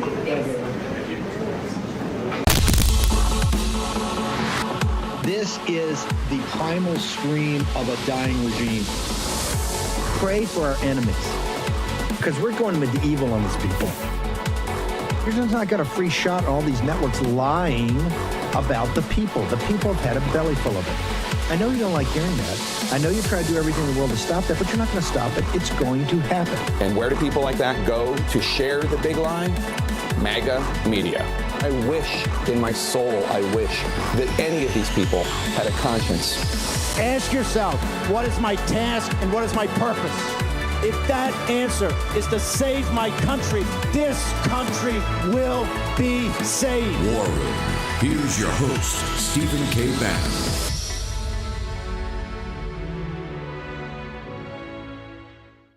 Friday, 28 February in the year of our Lord 2025. We told you on the pregame today, it's going to be exciting. History is going to be made. It was the total runtime of the Oval Office was 49 minutes. That happened in the last 5 or 6. And President Trump, I think, finally had enough of it. You saw there, if you watch the other 44 minutes, President Trump's trying to accommodate Zelensky. Remember, there are many people around President Trump that have been saying, hey, this deal is you're being too magnanimous, and this guy's a scumbag, and we should just cut and run. Remember, I said just walk away. Walk away. It's sunk costs of $250 billion, $350 billion. Understand you're trying to do a smart deal to try to recoup our money, help these people with reconstruction. But there's so much of your base, so many of the people that follow you, so many people that love you, that have supported you, just said, no, this is a quagmire.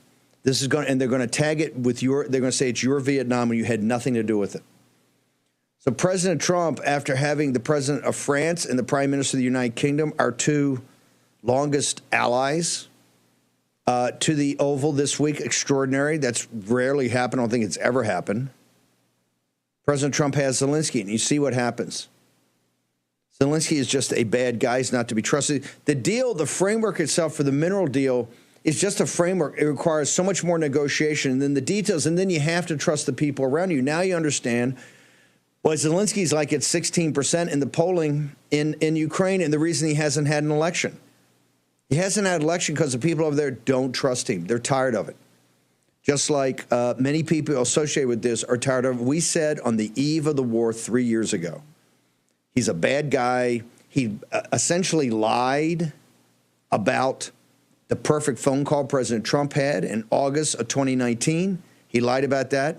Nancy Pelosi, of course, a deep state setup. Nancy Pelosi and these radical Democrats jumped on it to impeach Trump because they understood that Trump's economic policies were working so well in the run-up to the fall of 2019 with over 3% growth, low inflation, low interest rates, blue-collar jobs growing at a better rate, the salaries growing faster than white-collar, high school graduates higher than college graduates.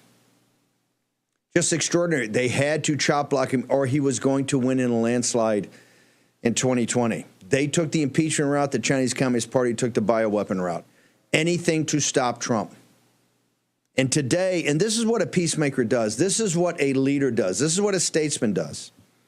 Even against his harder right populist nationalist wing, he said, no, I'm going to try to do this. I think I can do this as a predicate to an overall rapprochement with the Russians, and then together we can then deal with Europe, and most importantly, break them off from the Chinese Communist Party. You break that bond right now between the CCP, the mullahs in Persia, the KGB in Moscow, and then potentially Erdogan and the folks in Istanbul, the remaking of the Ottoman Empire and the rise of the new caliphate. That's what controls the Eurasian landmass. President Trump, this is the grand strategy of President Trump. And he's got enough patience. He has enough confidence in himself. He's thought about this enough that he will go and try to do this. And you see right there just the ingrate of Zelensky, a very bad guy. Now, the mainstream media, and particularly Karl Rove and others in Republican and Rhinos attacking him. I want to go to a gentleman just got off Air Force One. No, it's not President Trump. It's our own Brian Glenn. Brian, I'm going to play your clip in a second, but put us in the room. You were kind of a major part of this. I'll play that in a second. But you just got off Air Force One. What happened on Air Force One? What is the feedback? Because they basically gave Zelensky the bum's rush after this confrontation in the Oval Office, sir. Yeah, good afternoon, Steve. Let me set the scene. I'm still at Joint Base Andrews here. We have not taken off. We're waiting for President Trump to arrive here on Marine One. Let me step aside real quickly and show our viewers at home. This is a beautiful, magnificent Air Force One here. And what a incredible afternoon we've had of news. You just listening to your open there and kind of setting the stage of what was a very combative meeting there in that Oval Office, and the tension was there, I believe, from the very beginning. Now, I'll go to my first question that I asked President Trump, and it was this: would you consider it pretty much your honor to have a legacy of being what would describe as a peacemaker, rather than someone who has drugged the U.S. into another war, and one who have ended a very bloody war? And of course, his legacy to go down as a peacemaker would certainly be something that he would want. And then my second question was kind of trailing off. I felt like his attitude in that room as if, when can you wear a suit? Do you own a suit? Why do you never wear a suit? You're in the highest office of the most influential government in the world. You've gotten hundreds of billions of dollars in aid for your country. Could you not show a little bit of respect? We've heard the back and forth that we had there. But I think his wardrobe spoke volumes of his lack of respect for the U.S. and lack of respect for President Trump and Vice President J.D. Vance, and his tone that was used just about 8.5 minutes after that question after I asked that question. So overall, I don't know if that was his intentions to come combative as he was and talking over the president several times. Go ahead. No, he talked over the president more than I talk over you or our guest, Brian Glenn. I know particularly the Rumble site points that out all the time. Do we have both questions? I want to get both questions of Brian. I want to play them. I do think, though, because some people say it was a setup by Trump in advance from the very beginning. At least my viewing of it, and I realize it got very contentious because it was very contentious. But the president, and listen, he had a deal he was prepared to sign. He was prepared to sign the deal. Look, he had the guy in the Oval for a working visit. He then was going to have a lunch. They've got a beautiful invitation card. In fact, since President threw him out of the White House after this, they had the staff actually eat, I think, with the president. Then he was going to have one of those huge press conferences in the East Room, which is a massive honor on a global stage. I mean, the president of the Prime Minister of Japan, people kill to get that position. He was going to have that and meet the global press. So President Trump, I think, Brian, was going out of his way to make sure that this was a working meeting, that Zelensky got to come and sign this minerals deal. And the minerals deal was opposed by so many of President Trump's supporters and people that are close to him. And this is what I'm saying as a statesman. He understood that and said, hey, I'm going to do this. I think this needs to be done. I want to set this as a predicate and then go on to a bigger discussions with the Russians and the Europeans. And so that shows being a statesman. Do we have both? Okay. Let's pull the other question, please. Brian, so walk me through it. You thought it was tension from the very beginning? I did. I sensed a little bit of arrogance, if you will, on behalf of Zelensky in that room. And some of the questions that were asked, his mannerisms to them, I sensed that building. And I'm not alone on this. I've talked to several people today after that press conference. They felt that Zelensky, just from the very get-go, was somewhat combative. And I feel like he was entitled to be in that room, and just thought that we would all just kind of bend down and give him what he wants. If I could, real quickly, I just got a statement from Stephen Chung, communications director, obviously with President Trump, and it says, quote, "The FBI is giving the president his property back that was taken during the unlawful and illegal raids. We are taking possession of those boxes today and loading them onto Air Force One." I just saw that happen right before we came on the air. So just a statement from Stephen Chung in regards to the boxes that were taken, the illegal raids by the FBI. That merchandise is being returned to President Trump, is being loaded up on Air Force One as we speak. Okay. I have another breaking. Hang on, Brian. I have more breaking news right here. Breaking: Ukrainian member of Parliament Oleksandra Dubinsky just called for an emergency session of Ukraine's parliament to initiate impeachment proceedings against President Zelensky after the Oval Office shouting meeting. This Twitter influencer or news person, this is huge. Zelensky's regime is collapsing in real time.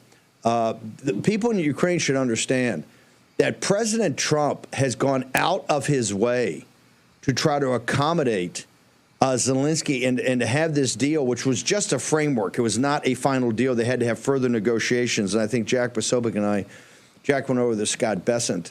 We have a pretty good feeling for this deal. But President Trump, Brian, moved heaven and earth, particularly with people around him who were saying, just walk away from these guys. You have no blood in your hand. There's the president right now walking out to Marine One. Put my glasses on here. Brian, well, let's go to you right now. Brian, you're at Andrews Air Force Base. The President of the United States with a MAGA cap on right there, getting in Marine One. A historic day. He's heading out to you. I think that's like a 10-minute, if memory serves me correctly, about 10 minutes on Marine One. They'll come and load up pretty quickly, Brian, so we only got you for a short time. Once again, put me back in the Oval Office. You say Zelensky walked in with a chip on his shoulder. This only proves my point, that Vice President Vance, who I think did a terrific job, and the president, who I thought was very magnanimous, kept it up for 40 minutes. It was the last 5 or 6 minutes the thing exploded. And for Zelensky to talk over the president of the United States in the Oval Office, that has never happened, ever. Brian Glenn.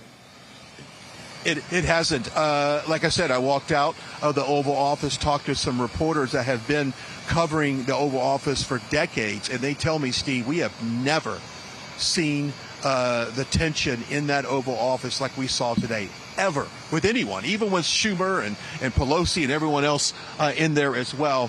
They've never seen the tension in that room. Now, I will say this. It seemed like several times, President Trump would say, we're your strongest force here. Like, this is the card you want to play. And it seems like Zelensky, I think his intention wasn't necessarily to sign that deal. I think he doesn't want a ceasefire. And President Trump, for the most part, called him out on this and said, what do you want to continue this war? Your country's being destroyed. Millions of people's lives are being lost. And the fact that you're acting the way you are right now, it's like a child. It's like an undisciplined, unruly child. The mantra to remember, folks, Donald Trump is a master deal maker. When President Trump says you have no cards, he's telling you you have nothing to negotiate. President Trump has just sat with the president of France. President Trump just sat with the prime minister of the United Kingdom. He understands they don't have the wherewithal. They don't have the military technology. More importantly, they don't have the political will. The people in France and the people in the United Kingdom right now are having tremendous financial pressures. They have tremendous public finance pressures. They don't know if they're going to be able to pay for their health care. Remember, all those guys have universal health care. They don't know if they're going to pay for it. These guys all retire early. They don't know if they're going to pay for it. By the way, Marine One getting ready to leave. So President Trump has seen the two biggest supporters of this, the United Kingdom of France. He knows, he sat there in private conversations. He knows exactly what's going on, and he understands that the United States is the underwriter economically of the country and the underwriter of their security. And for Zelensky to come in and try to leverage President Trump and try to muscle President Trump is outrageous. Brian Glenn. It is. It's unbelievable. Imagine the reaction that he got in real time in Ukraine for his behavior, which hence the news that you just broke moments ago. It's I can understand that if my leader of my country behaved the way he did and he's offered peace, this is something that is the world is wanting. I don't understand why he acted the way he did, Steve, and I think I'm getting a lot of heat. Well, he acted the way he did. Hold it, Brian. He acted the way he did. I think we're going to have, if we get the footage, it's up on my account on Getter right now. If somebody can pull it, before he came over, and I think one of the reasons he might have been late, it looks like he had a breakfast meeting or a pre-meeting, Brian, at the Hay Adams. It looks like to me from the wallpaper. He had all these supporters, all the warmongers, both Democrat and Republican. It looked like from the Senate that are sitting there. Marine One's taking off right now from the White House, heading to Andrews Air Force Base, or Joint Base Andrews is the fancy new title, but it's Andrews Air Force Base, heading out there right now. Brian, you're going to have to wrap up in a second. But he met, I think, beforehand with these senators. I'm sure they were in his ear. We got your back. Trump is only Trump. And so he went in cocky. He went in arrogant. And this is why I think he walked in there. He thought he was going to handle Trump. You can't. Trump has gone out of his way to try to accommodate Zelensky. Many people were telling Trump, walk away, have nothing to do with this. President Trump trying to be a world leader, trying to be magnanimous, trying to help Zelensky and help the Ukrainian people. And what did he get? Zelensky just slapped him in the face, sir. Steve, I think you're right on the Hay Adams, because this morning going into the White House, the security around the Hay Adams, specifically the entrance, was enhanced like no other. So your assumption of that is absolutely spot on. It was definitely Hay Adams. I can confirm that. It looks like we're getting a little bit of activity circling around here. Like you said, it's about 10 minutes to get from the South Lawn to here. I'll step away, so if yours at home, Steve, I'll let you take it from here. But there's a good shot of the stairs that President Trump will walk up here momentarily, Steve, as we're live right here on the ground, Air Force One at Joint Base Andrews, waiting for President Trump. Steve. Thank you very much. Brian's going to have to get on the plane. Let's go ahead and play. I want to play our own Brian Glenn. Beautiful shot. But let's play this quickly. I want to play Brian Glenn in the Oval Office today with really a brilliant question. Let's go ahead and play it. Second question. My second question for President Zelensky. Why don't you wear a suit? Why don't you wear a suit? You're the highest level in this country's office, and you refuse to wear a suit. Just want to see if do you own a suit? Yeah, you have problems. A lot of Americans have problems with you not Really? respecting I don't have the such. office. I will wear a costume after this war will finish. Okay. Yes, maybe one. Maybe something like this. something like yours. sir. Yes. That'd be great. Maybe something better. I don't know. We will see. Maybe something cheaper than. Yeah. Thank you. Thank you for. Brian Glenn right there. There you see Air Force One. The President of the United States is heading out to Air Force One right now. Just to recap, we're going to play it in a second, the response. And, of course, Karl Rove. Karl Rove is one of the leaders, the cheerleaders, saying it was a huge victory for Zelensky today, huge victory for the opponents of President Trump. Nothing could be farther from the truth. I think, once again, this solidified. And I've already heard they've cut off certain aspects to Ukraine already. Listen, for the President of the United States to go out of his way to make a deal on these minerals and to actually imply there might be additional assistance, and I think in the 45 minutes he actually implied there may even be additional arms, going against really the beliefs of his most fervent supporters, who will say, President Trump, we acquiesce to you. You're the leader. You're the leader of the free world. You're the leader of not just the MAGA movement, but President of the United States and Commander-in-Chief. We have confidence in you. And President Trump says, look, he's telling people, you can see, he needs to do this as he believes a predicate to get a ceasefire. What does President Trump want? President Trump wants, as a beginning point, lay the weapons down and let's stop the gunfire. Let's stop the shelling. Let's stop the tanks. What does President Trump say? 3 years from the start of the war, there's about 1 million Ukrainian casualties, dead and wounded. And President Trump brought up in there that, hey, you can't, and J.D. Vance said it, you can't even get the parents of the younger people to support being conscripted to fight the war. People under 18 to 26, they failed, I think, 3 times to pass legislation for a new draft. Right there, watching Real America's Voice, you got Air Force One. Brian Glenn's jumped on the plane. Brian Glenn is flying down with the president today. Amazing question. Brian Glenn put it to Zelensky. Why are you not wearing a suit to show respect for the president of the United States and for the Oval Office? And in a very heated exchange. That heated exchange you saw, and then right afterwards, the termination of the press avail went for about 49 minutes, if our TRT is correct. That was the last 5 or 6 minutes. Let's go ahead and do the split screen. Can we get Marine One in here also? There we go. Let's get the Marine One. You don't need me. Let's go ahead and get the Marine One right there. Marine One coming to Andrews Air Force Base. There we go.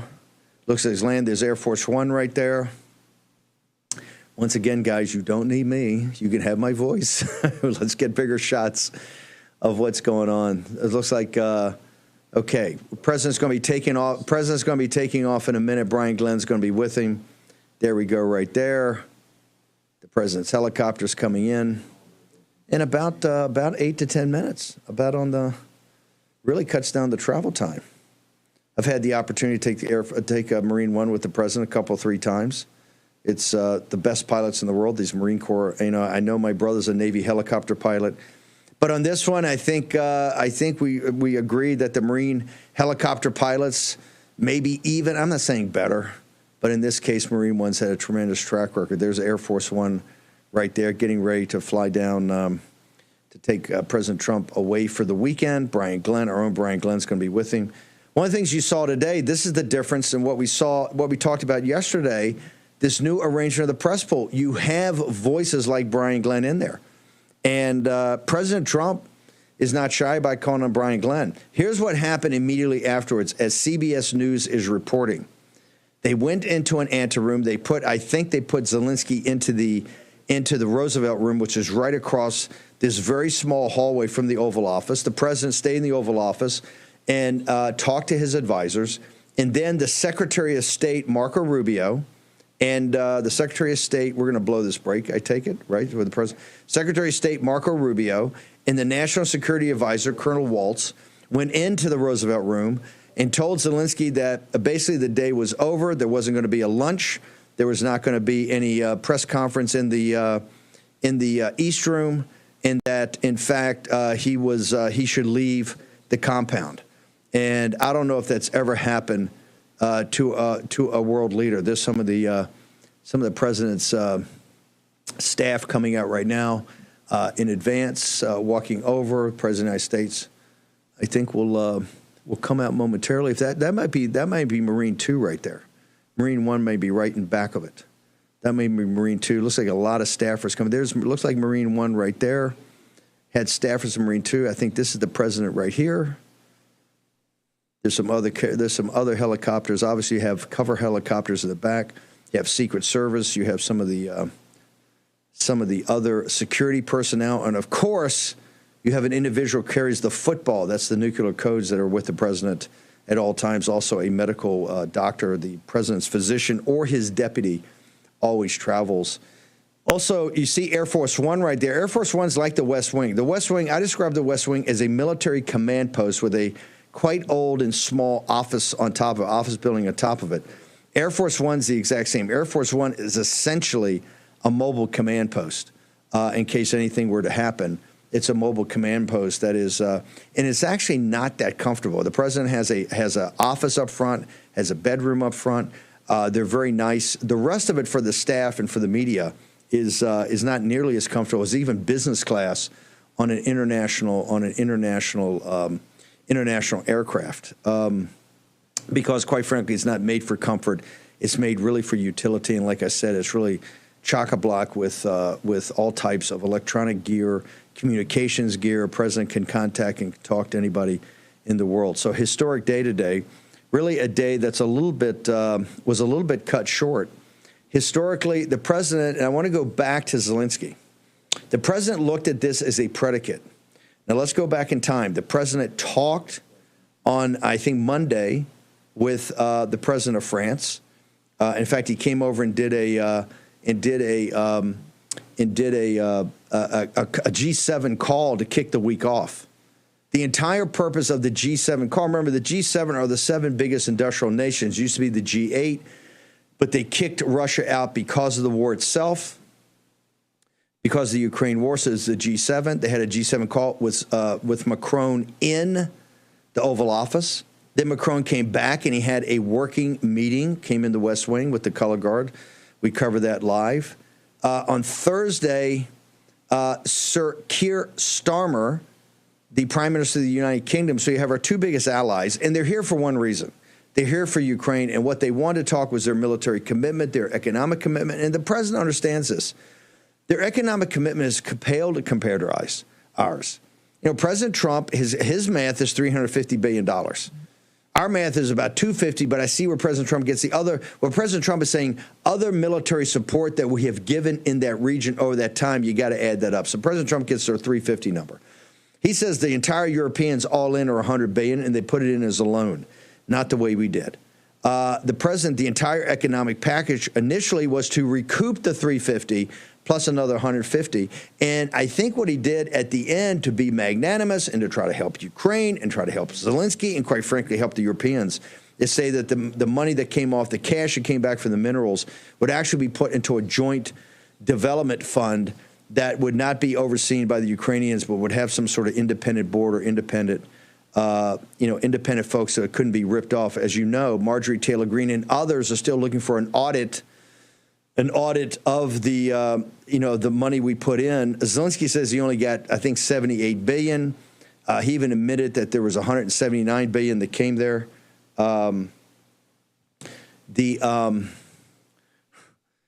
After so long, I understand we found Brian's first question. Thank you, production team. This is the president's going to come down, I think, in a second. That'll be some of the other senior staff coming out of the back. The Marine Corps Honor Guard is right there. You see some of the staff coming out. Normally Dan Scavino travels with him. You also have the White House physician and also the military officer carrying what they call the football or the nuclear codes. So we're going to, I think this is Marine One. If not Marine One, it'll be the other. We'll get right to it in a second. They're going to be leaving Andrews Air Force Base in a moment. Brian Glenn is actually on Air Force One, and hopefully Brian gets a chance. They have a press, what they call a press gaggle on the plane, sometimes off the record, sometimes the background. President Trump normally right there with, hey, on the record, kind of take all questions, et cetera. So a huge day. Now, President Trump, if you watch the entire 49 minutes, you will see that I think President Trump put up with a lot of Zelensky's kind of chip on his shoulder. And I think Zelensky had the wind to his back because he had, this is President Trump coming down Air Force One right now. I believe, let's see if he addresses the media as he gets closer to the plane.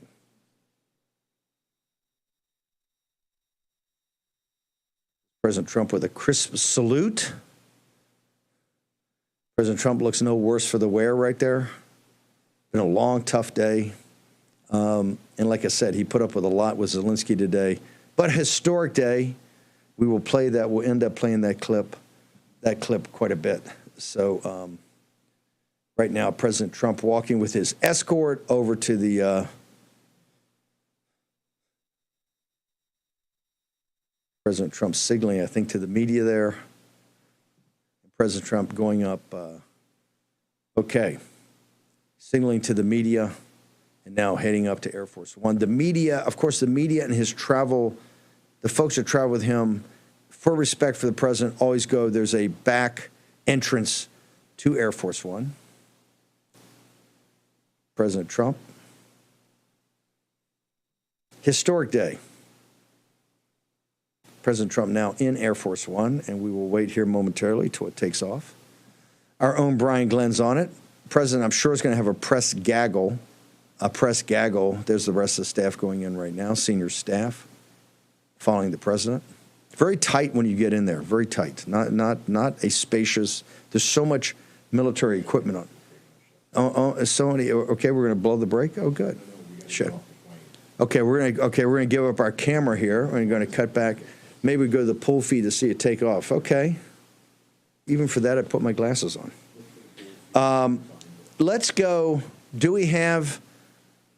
Let's go to Brian Glenn's. I played producer here.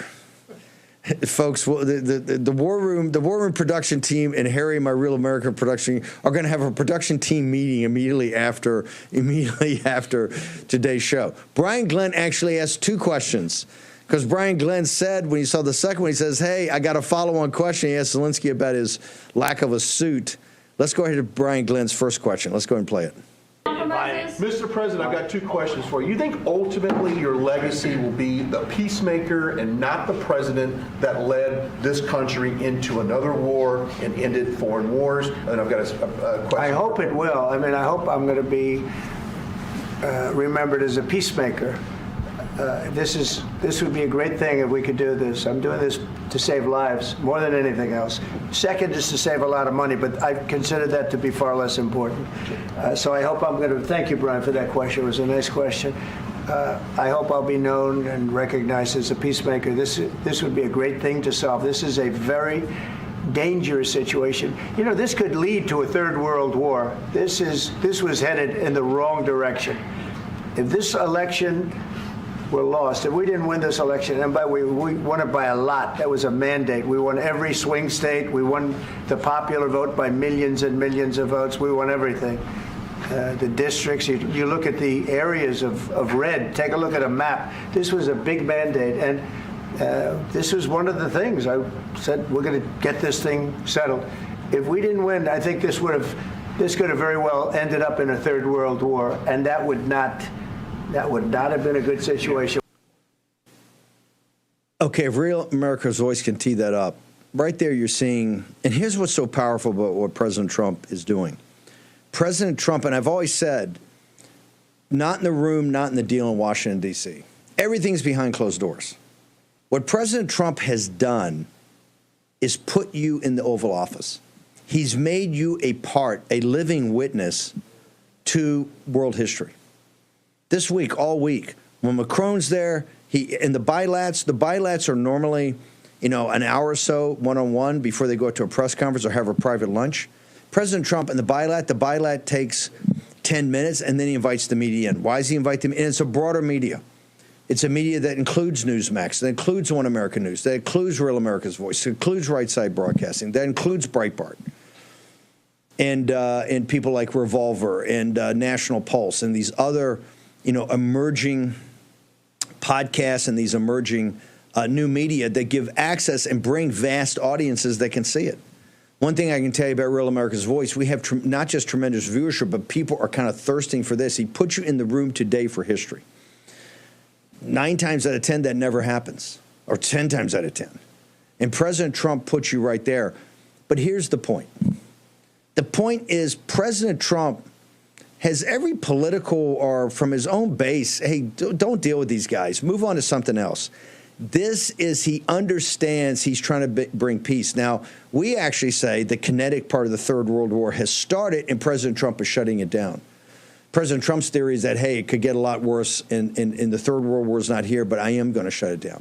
Let's go ahead and play. I want to play Brian Glenn's first question, and at least we're going to play the first half of President Trump's very heartfelt response. Just look at him. And by the way, if you're listening to this on the podcast, you got to go to roaroom.org. It gets all the videos that we play during the show, and you got this one. You got to see President Trump. Let's go and play it.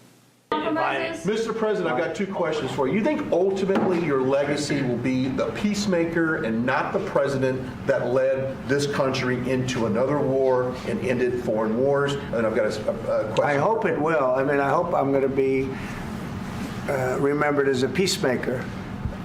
This would be a great thing if we could do this. I'm doing this to save lives more than anything else. Second is to save a lot of money, but I consider that to be far less important.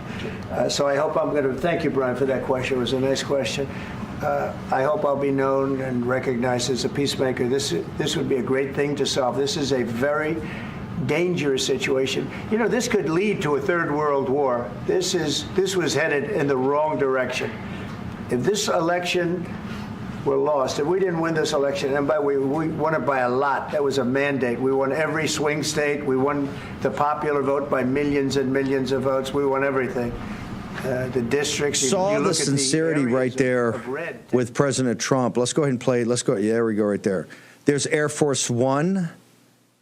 An incredible jet. Like I said, a military command post. The commander-in-chief of the United States military, that would be President Donald John Trump, the 47th president of the United States, is on there with his senior staff. Our own Brian Glenn is there. I imagine in the flight today, the president will do what's called a press gaggle. That's when he goes back. The press sits in probably the back half of the plane.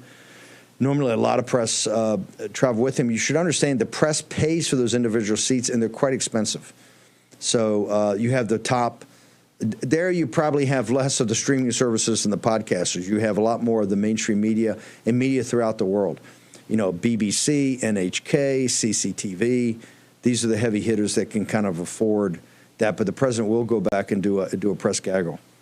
Just to go back, as it's taxing right now, President Trump is heartfelt. What does he say? I hope I am remembered as a peacemaker. And this is kind of going against his politics, or the politics of his movement, who is America First, and just say, walk away. Once again, President Trump trying to be a peacemaker. President Trump being a world leader. President Trump being magnanimous. President Trump, number one, what does he say? He wants to stop the killing in Ukraine. And what are the Europeans and what are these rhinos and what do these neoliberals and neocons want to do? They want to continue fighting. These are war profiteers, and they want to continue fighting. The whole thing. And I think today the Hay Adams, you should understand, is right across Lafayette Square from the White House. It's John Hay, who used to be the young secretary for President Lincoln, eventually became later in life the Secretary of State, one of the most prominent individuals of the 19th century, and learned really by being the scribe for President Lincoln as a very young man. John Hay's house, and they merged this as the Hay Adams house It's the Hay Adams Hotel, one of the most famous hotels in Washington. Many dignitaries do stay there. It looked like today, that meeting. And they had a meeting with some of the, I think, the worst of the warmongers, and they were pumping up Zelensky right before he came over. I believe Zelensky went over to the White House feeling that he had actually the cards, that he had members of Congress, he had members of the Appropriations Committee, he had the American media, the left-wing media, he had all the MSC, the New York Times, all these people, you know, all the hawks you see on, every person that's been dead wrong on everything related to Ukraine on his side. And I think he felt he could muscle Trump a little bit in J.D. Vance. And I think J.D., the vice president, did a terrific job today, magnificent job of being, once again, like J.D. is, kind of a gentleman, but getting in there and interrupting and putting Zelensky on notice. I think coming in, I think the president appreciated that. You can tell by the look that the president gave J.D. So I think it was very important J.D. jumped in there at that time. Air Force One taxiing out there now. They'll take off momentarily. We have the feed there. Brian Glenn's on the plane. I assume there's going to be a press gaggle, and I'm sure there's going to be a big update. So what happened immediately after, and this is where it gets extraordinary, not only did you have a confrontation in the Oval Office in real time on global television, right? President Trump putting you right in for the immediacy of what was happening. But you also had then right afterwards, because President Trump kind of wrapped it up after the outburst, after about 40 minutes, about 4 or 5 minutes. There we go. President Trump. In fact, this is perfect. President Trump going to let us take a commercial break. I think President Trump's great. He understands television. President Trump understands we got to pay the bills somehow. There goes Air Force One. Fantastic. President Trump, thank you. We don't have to skip another break. I know Rob Sigg is high-fiving Parker right now. Fantastic. Look at that beautiful plane. Is that amazing? President Trump right there, Brian Glenn, of course, other senior White House staff. On a historic day, President Trump leaving the Capitol. Hey, this audience, we've been there some days when Air Force One left and it wasn't so great, right? Remember the afternoon of the 21st or the 20th of January 2021 when President Trump left, but he came roaring back. And today you saw what a peacemaker does. Okay, we're going to take a short commercial break here. I want to thank, obviously, Real America's Voice. Also, Birch Gold. I want to thank Birch Gold for being our sponsor, the End of the Dollar Empire. All this today, when President Trump presented this proposal, a lot of people were saying, hey, we got so many cuts we have to have here. We're spending so much money. Inflation's out of control. We can't worry about the Ukraine. President Trump said, trust me, I want to do this. It'll recoup our money. It'll also set up a development fund for the Ukrainians, help heal that war-torn land. Of course, what did he get? He got no respect at all from Zelensky. And this thing has probably been canceled and put off, at least for the time being. Birchgold.com, Enter the Dollar Empire. I want to talk to Philip Patrick and the team. Go right now. The 6th free installment, which is Modern Monetary Theory, the idea that broke the world. Go check it out today. Also, right now, take out your phone, Bannon at 989898. Text that. You get the ultimate guide to gold and precious metals, investing in it, in the era of Trump. Go check it out today. Birchgold.com. Talk to Philip Patrick and the team. Short commercial break. We will return in just a moment. We rejoice when there's no more. Let's take down the CCP.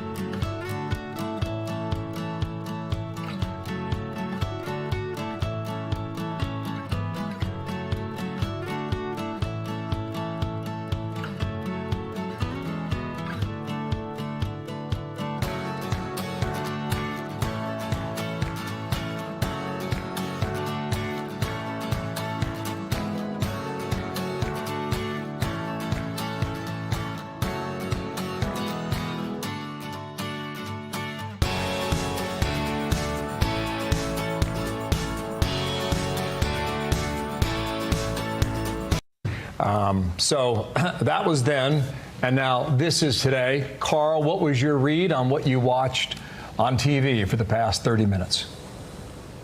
Well, this is why diplomacy should never be conducted in public.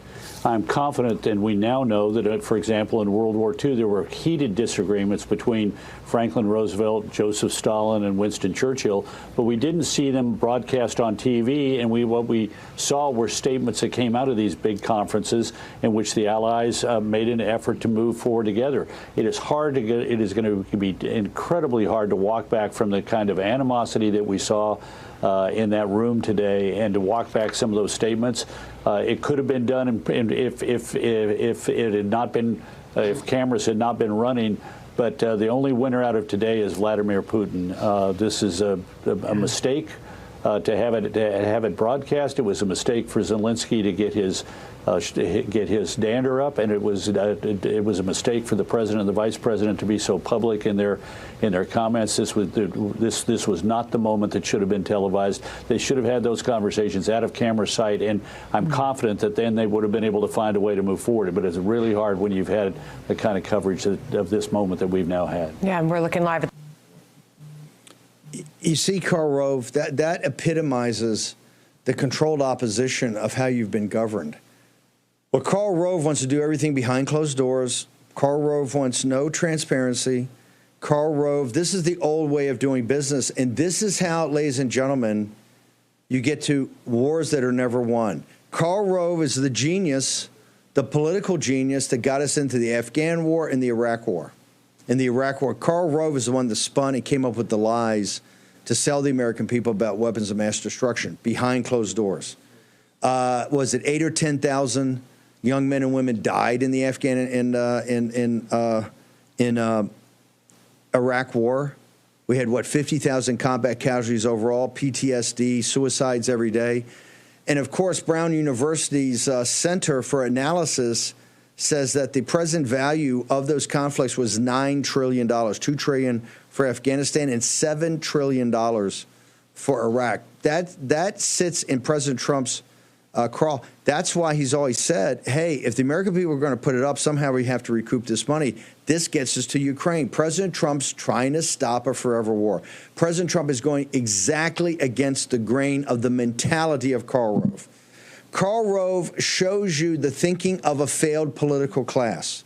Karl Rove shows you an elite that is managing the decline of the United States of America.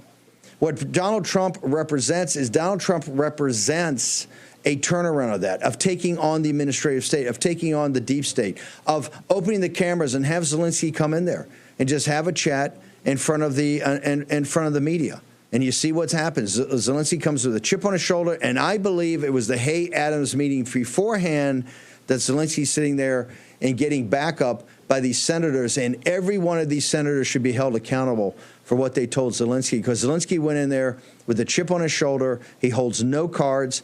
I'm sure they told him, "Oh, the American people will back you. We'll get you more underwritings, more cash, more weapons," and it's not going to happen.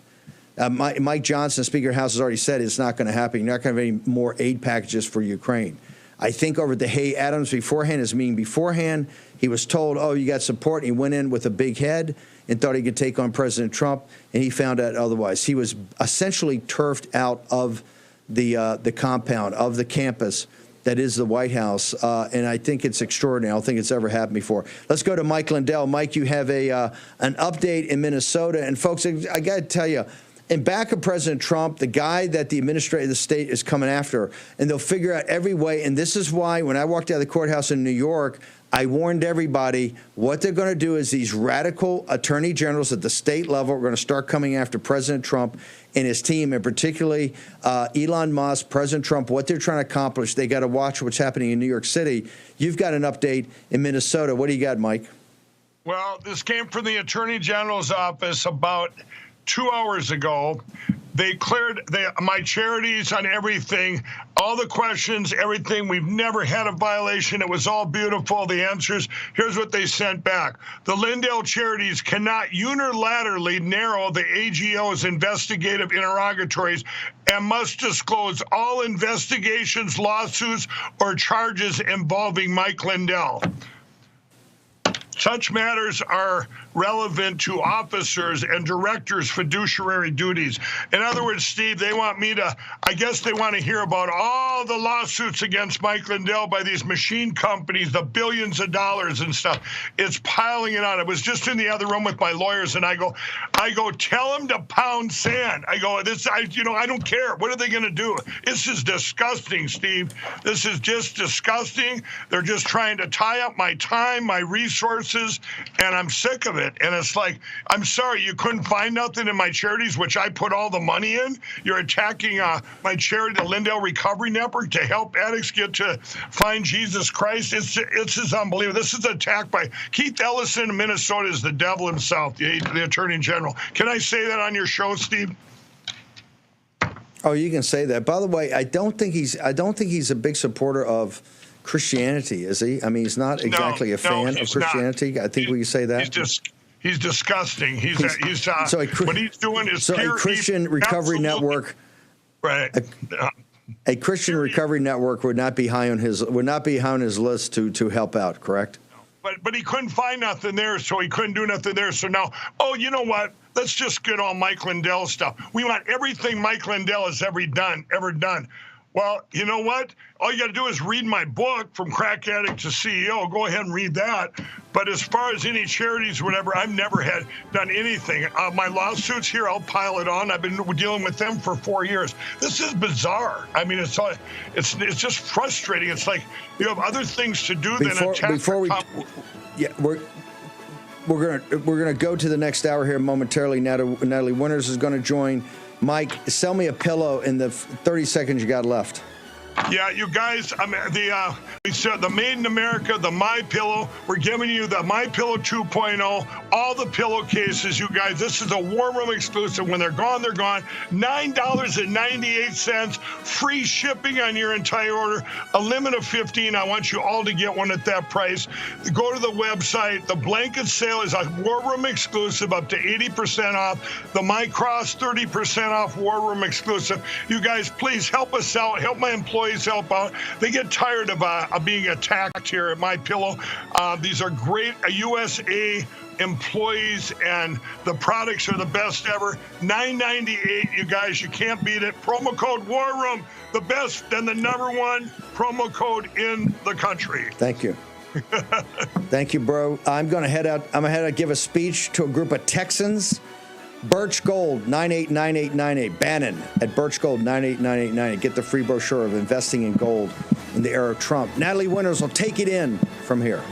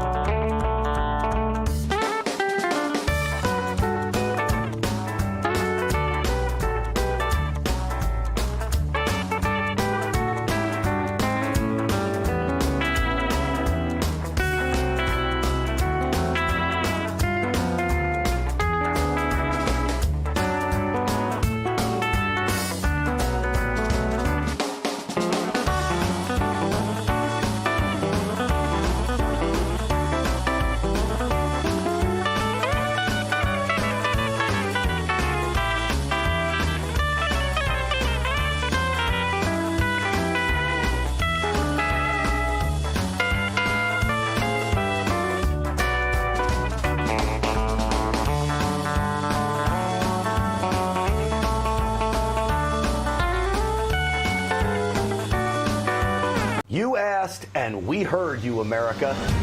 Real America's Voice is coming to iHeartMedia. Yes, Real America's Voice is now breaking through the white noise of the mainstream media. Just download the iHeart app, and you'll have all of us right at your fingertips. Scan the QR code and start streaming RAV anywhere you want. Real America's Voice, available whenever you need us. It's never been easier to stay connected with the voices you trust. RAV on iHeart means you can take us with you wherever you go. This is huge. The truth on iHeart. Ready whenever you are. From Charlie Kirk to Steve Bannon, Jack Posobiec to Grant Stinchfield, you'll find all your favorite RAV hosts in one place. You can listen on Spotify, Apple, Pandora, or Amazon. RAV is now available everywhere you get your podcasts. All you need to do is scan the QR code right now. Download the iHeart app today and get ready for Real America's Voice. Scan the QR code and join the RAV movement.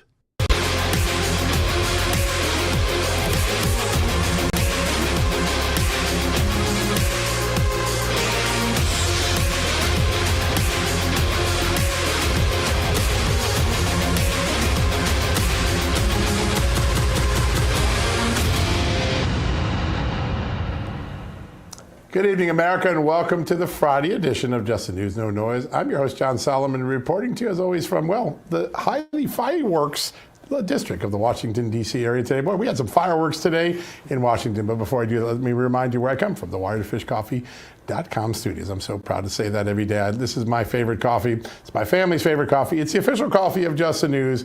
It's a great coffee for you. It tastes great, and it does good with every cup of coffee you drink because it donates its proceeds back to Christian and conservation causes. Go check them out. Go get a 10% discount. Find out what cup of coffee I like by going to wired2fishcoffee.com and using the promo code Just News, or just point your camera to that QR code. It'll get you there quicker.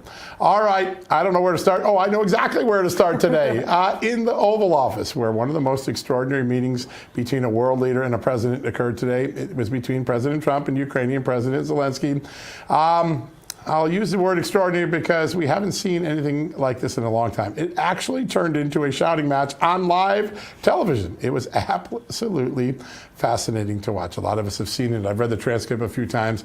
There's a lot of takes surrounding the fallout from many in that meeting. The media is calling it a major break in an alliance. I have a little bit different theory on this. I think, Amanda, this is just the breakup before the makeup. I think this had to happen. They had to get some old emotions and ideas out, and I think they will come back and get a deal together and get on the same page because, one, Zelensky doesn't have anywhere to go. Yes. Two, the president has a pretty good deal in place with Russia. I think the Ukrainians will be surprised what's in the deal. And three, Europe has moved towards President Trump a lot in the last few. The meetings with Starmer and Macron this week, France and Great Britain, showed that they're much closer to Donald Trump's plan than they were just even 2 weeks ago. Right. I think Zelensky's an island if he doesn't. Tonight, the president just said a few minutes ago, Zelensky's already looking to come back. Well, maybe get it done this weekend. I think that's going to be a pretty big dynamic. I'd love to get your take, and then also what other headlines you've been keeping an eye on today. Yeah, you know, the unfortunate thing for President Zelensky is that, especially following yesterday's comments by Prime Minister Starmer, where he said this is a great deal for, you know, I think Ukraine's going to like it, and I think the rest of the world's going to like it. Yeah. With what happened today, honestly, John, and I hate to say it, it makes Putin look like the reasonable, agreeable one, because Putin's the one who was already. I know. You're gonna work hard to make him look reasonable. Listen, it's a long walk for a short drink of water. I realize that, but you know, I don't know how much of this. It almost feels like someone was in Zelensky's ear before this meeting, saying, "You can win this." Stand up to him or something, but he didn't win over the American people with it, and that's for sure. Yeah. No, and listen, I think it may have just been organic. It might have just, there was some old feelings and something JD or someone else said just lit that fuse. But at the end of the day, Ukraine can't survive this war without the United States right by its side. And President Trump was pretty clear. There's an ultimatum that came out of this. Either you pursue peace or we leave, meaning the U.S. won't be behind your back anymore. That's got to make any president of any country think, particularly one who's been through 3 years of war like he's been. I think we're going to learn a lot. I think there's going to be a lot of developments all weekend long. Just the News is going to have you covered, as is Real America's Voice all weekend long. So as news breaks, we're going to be right there with you. All right, in the meantime, there's a lot of other things going on in Washington, like saving money and getting some sanity back in government and shrinking the size of government. One of the folks on the front lines of that extraordinary effort, it is a historic effort, by the way. I can't remember a time where a budget plan was done before March 1st in this town. He's joining us from Congress. He represents the great state of Tennessee. He is Congressman Andy Ogle. Sir, good to have you on the show.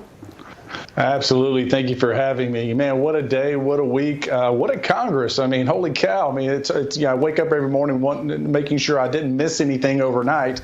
But man, what a great time to be alive under the administration of President Donald Trump. Yeah, there's no doubt. The history is happening by the moment, and it's really exciting. You've been one of the most important voices and one of the most consistent voices when it says it's time to cut government. We got to shrink government. I want to turn to that in a second, but first, I'd just like to get your reaction. A lot of the media is trying to make this as a permanent rift. Europe's going to fall apart. This felt just like a little thing, maybe a breakup before a makeup. What's your take on today?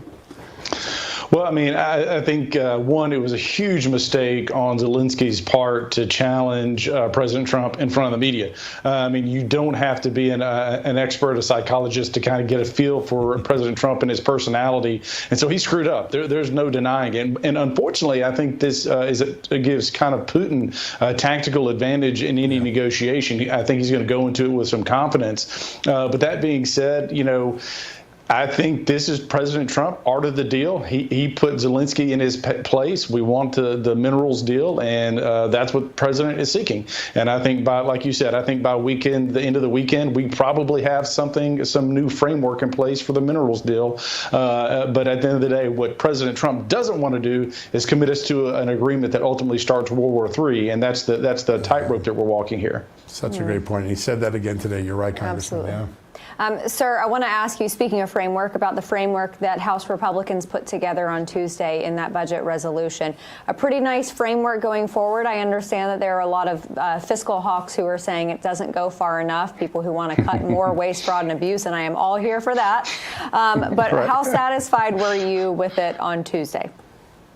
Well, obviously, I would have wanted more, but that being said, we got it done. It's the first step in the process. And ultimately, again, in a negotiation, you put your strongest foot forward. I think what will likely happen with the Senate is they will make the tax cuts permanent. They're going to lower or cut some of the spending that we had in there, so that the ratios will be somewhat off. But at the end of the day, that's what budget reconciliation is. And it's a quicker process because it's a simple majority.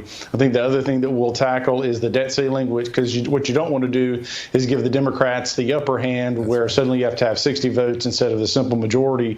And quite frankly, President Trump wants that off of the table, the negotiations, et cetera. So I was at the White House just a couple days ago, and he certainly mentioned that again, is let's make sure we get rid of that debt ceiling. So, but we're in a good spot. Again, I think it could be better. It could be stronger. But as one of the most conservative members of Congress, until we slash and burn this town, or at least D.C., I'm not going to be happy. Yeah, I think that's exactly right. Actually, the Senate has larger cuts, so actually the Senate might be able to pull the House even to some deeper cuts, which is an interesting dynamic when we look at that. When you take a look at what Elon Musk has done, no matter where Congress sets the budget limits, Donald Trump and Elon Musk could cut further down. You don't have to spend everything that Congress authorizes you. How impressed are you with Elon Musk? What does Elon Musk still need to do to get the job done, you think?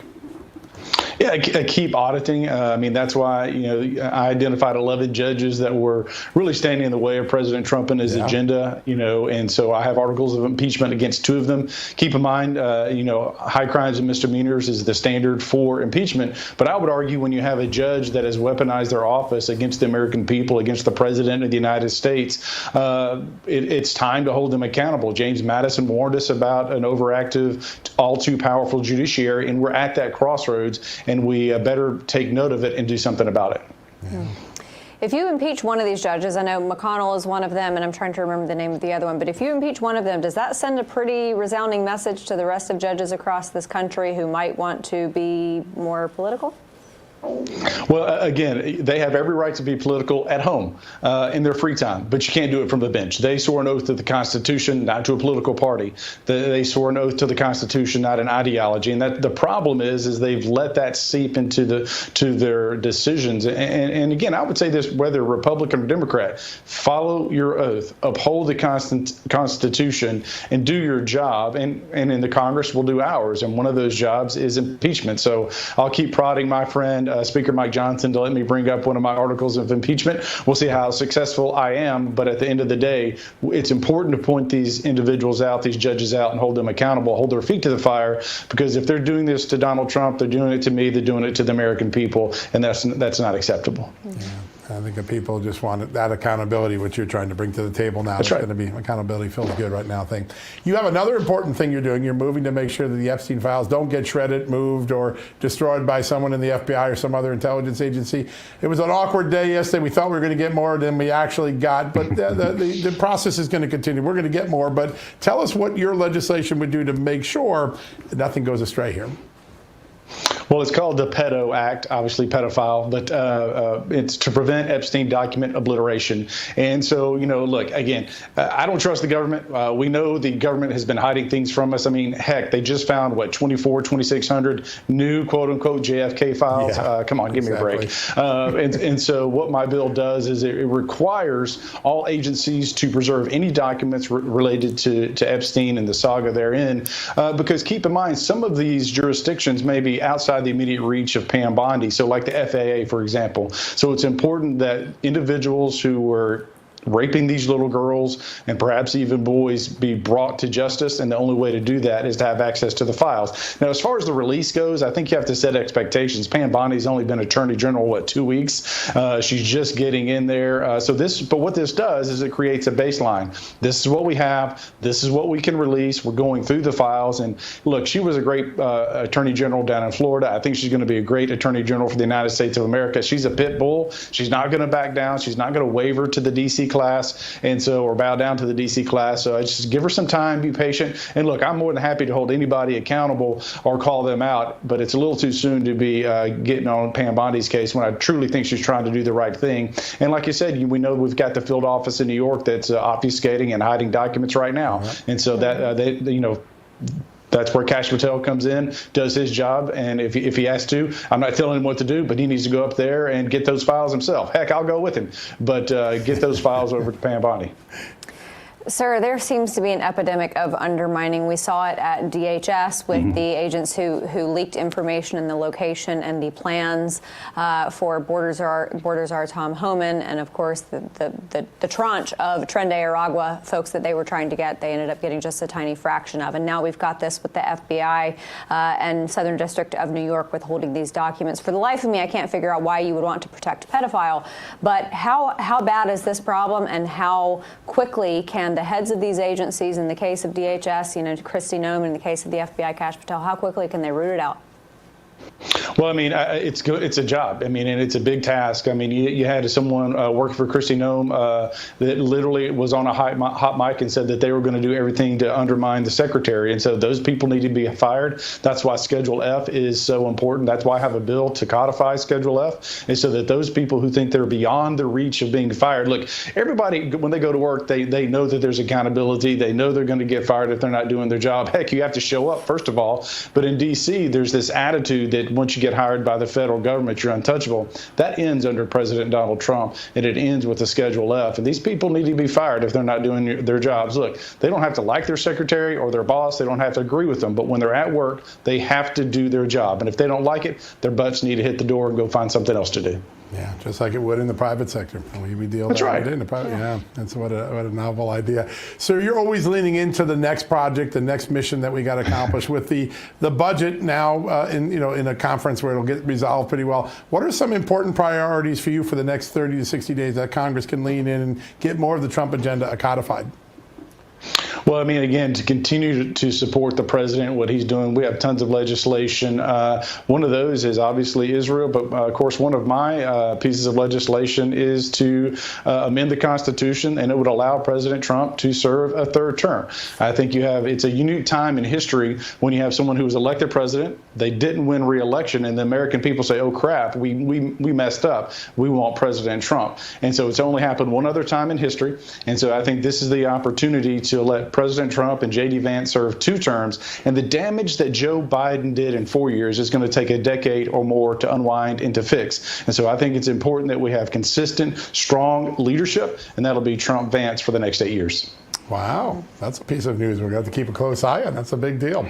Congressman, Absolutely. As always, you're always keeping us on the edge of exciting news. It's a great honor to have you on. Thanks so much for joining us on this Friday night. Absolutely. Have a good night. Thank you so much. All right, folks, we're going to take a quick commercial break. When we come back, we're going to spend some time with the former U.S. Ambassador to Denmark, Carla Sands, one of my favorites. She'll have some insights on what went on in the Oval Office today. We'll tackle that right after these messages.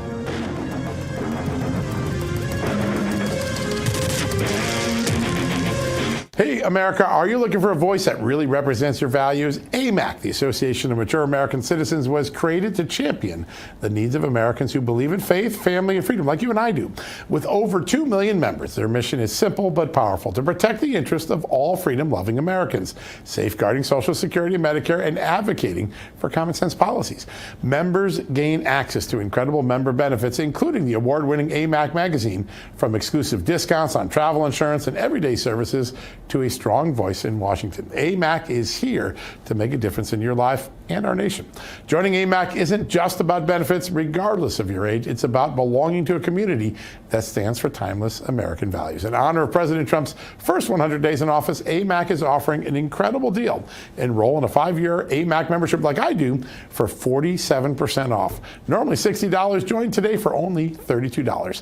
Visit amac.us/justnews today to take advantage of this special offer. That's amac.us/justnews. Join AMAC and become part of a movement that stands for your family and your future.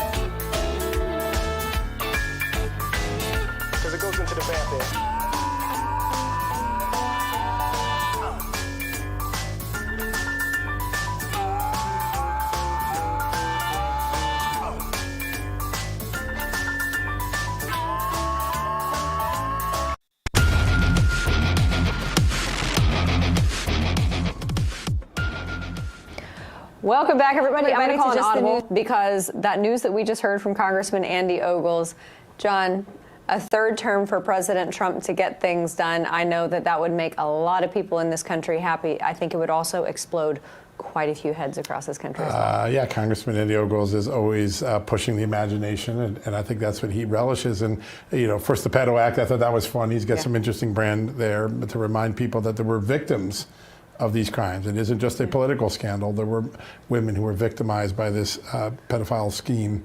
And then to go and say, you know, President Trump deserves 2 more terms, a second term, 2 consecutive terms as opposed to 1 and in between. And I'm going to try to get a constitutional amendment. That's a pretty big piece of news. And I think a lot is, when people start to hear that over the weekend, that's going to get a lot of attention. It happened here right on Real America's Voice, which I find is really, really fun. I love when we get to do that.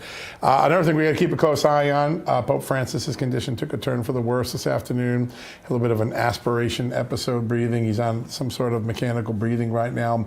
We're going to keep you up to speed on that. Can I press in on that? Because I'm not Catholic, so I don't know all of the processes of selecting a pope and all of that. How quick of a mechanism is it that snaps into execution if something does happen? Typically, they go through the mourning process and lay a pope to rest first, and then they call a conclave of the cardinals, and they all come to Rome, and they sit and divine a new leader. And it sometimes takes days, sometimes it's a few hours. Is there a short list already? I don't know. I think this will be a more fractious debate. I think Francis was kind of lining up to be this guy, but there's a growing belief in multiple parts of the church, particularly the Catholic Church in America, that maybe Francis has taken the church a little too far to the left, and so there may be a lot more tension and debate before they come to a new leader. Francis was a pretty easy call at the time, but and as was John Paul II. Yeah. But we'll have to wait and see. But we're wishing the pontiff well, and hopefully he can overcome this. He's 88, but he's a tough guy, and he's come through a lot of health over his issues. We'll see what happens. I know we're trying to get Carlos Sanz on earlier today. Maybe we'll call that audible a little further. We had an amazing interview with the former Vice President of the European Union, who was almost assassinated by Iranian terrorists a year ago, got off the ground, just like Donald Trump. I think we should play what we talked to Alejo Vidal Quadras with. Yes, let's do that. Let's do it. Sounds good. As well as Spanish politician and professor Alejo Vidal Quadras. Thank you so much for being here, sir. Thanks to you. Great pleasure to be with you. It's our pleasure, and especially on a day like today, fresh news out of the Oval Office as the eyes of the world watched what transpired there. Is it time to panic, or as John says, is this the breakup before the makeup? Well, I think this is really an excellent way to express it. We must not panic. The new American administration has a conception and a vision that is not, let's say, is not what Europe has believed and practiced until now. And after all, the European Union and the United States share the same fundamental values and principles. And at the end of the day, I'm sure and I'm hopeful that there will be an understanding. So what happened today is very dramatic, but we must not panic. So after this clash, there will be, from both sides, thinking and analyzing more coldly, and I'm sure that in a few weeks the waters will go back to its course, Yeah, I think you're right. I think that's right. Maybe this moment just had to happen to get some of that emotion out, and then bring it back. Because the European Union needs, and also the new American administration, a time to engage and to understand each other. Yeah. So this will not happen in 2 days. We need some time to understand each other. Yeah, that makes a lot of sense, and I think a lot of wisdom in that. So I want to get back to Europe in a second, but I want folks who don't know your personal story. You have been a champion for freedom in Iran for a long time, champion of freedom in Europe as well. The Iranian regime didn't appreciate your support of the Iranian people. Tell, for those in our audience who don't know what happened to you, what happened to you? Yeah, they didn't appreciate. And the way they have to express their lack of appreciation is shoot you in the head. Yeah. So on the 9th of November 2023, I suffered a terrorist attack in Madrid, full daylight. A hitman shot me in the face. The bullet went through my jaws and destroyed my jaws. Of course, I was very lucky, because, like President Trump, I was very lucky, because I did a movement in the last second that saved my life. And after the gun of this criminal was jumped, so he couldn't repeat it. He couldn't just because normally these professionals of crime shoot you 3 or 4 times. So, but after the first shot, the gun was jumped, so it was a double miracle. Thanks God, sometimes the providence reminds us, Yes. So I'm very thankful for that. And yes, it's a plot organized by the Iranian regime, as they have done against many other Iranian dissidents in the world, and also in the last years they attacked Western political personalities. Here in the States, there was a plot to kill John Bolton, another plot to kill Mike Pompeo. There has been a recent plot in Canada to kill a former Minister of Justice. So they are really aggressive. And frankly, we should change our policy of appeasement and concessions to this criminal regime. Very important. Sir, earlier when John and I were remarking about your courage, you very humbly remarked that it was forced upon you. I would respectfully disagree, because I think that in the aftermath, that's when your true courage has shown through, because you haven't backed down. Yes, the intention of the Iranian regime, the Iranian tyranny, was to eliminate what they consider an enemy, to eliminate and to scare all other European and American politicians and academy professors that support the Iranian resistance and work to bring democracy and freedom to Iran. And this crime has backfired against them, because I am more determined than ever to go on with this work, or if you want, you can call it a mission. And all the people I work with in a large network in Europe, here in America, in Canada, we are all fully committed, and the result of this vile attack has been exactly the opposite of what the Iranian regime wanted. I've talked to many expatriates and even people in Iran. I talked to them through encrypted channels. And when you got back up and you came right back out and came out for freedom again, it's given those people in that country great inspiration. We've just got about a minute left. I wanted to ask, what are the steps that Europe needs to do to move from appeasement to the sort of crackdown that would lead to regime change in Iran? Because I think that's the ultimate solution. Yes, we have published in a think tank I chair based in Brussels very recently a white paper entitled Europe's Failed Policy Toward Iran. In this paper we say basically two things. One, the policy of appeasement, dialogue, negotiation, concessions, hostage swapping, all this has failed. It does not work. We have done this for 40 years, and the result has been that the regime is accelerating its nuclear program, is generating warmongering and terror everywhere. The attack to Israel on the 7th of October, the Iranian regime was behind it. So this policy has failed, does not work. It's counterproductive, because the Iranian regime understands this policy as weakness. And that increases their aggressiveness. So we must give up this policy. What must we do? Well, we must increase pressure on the regime, diplomatically, politically.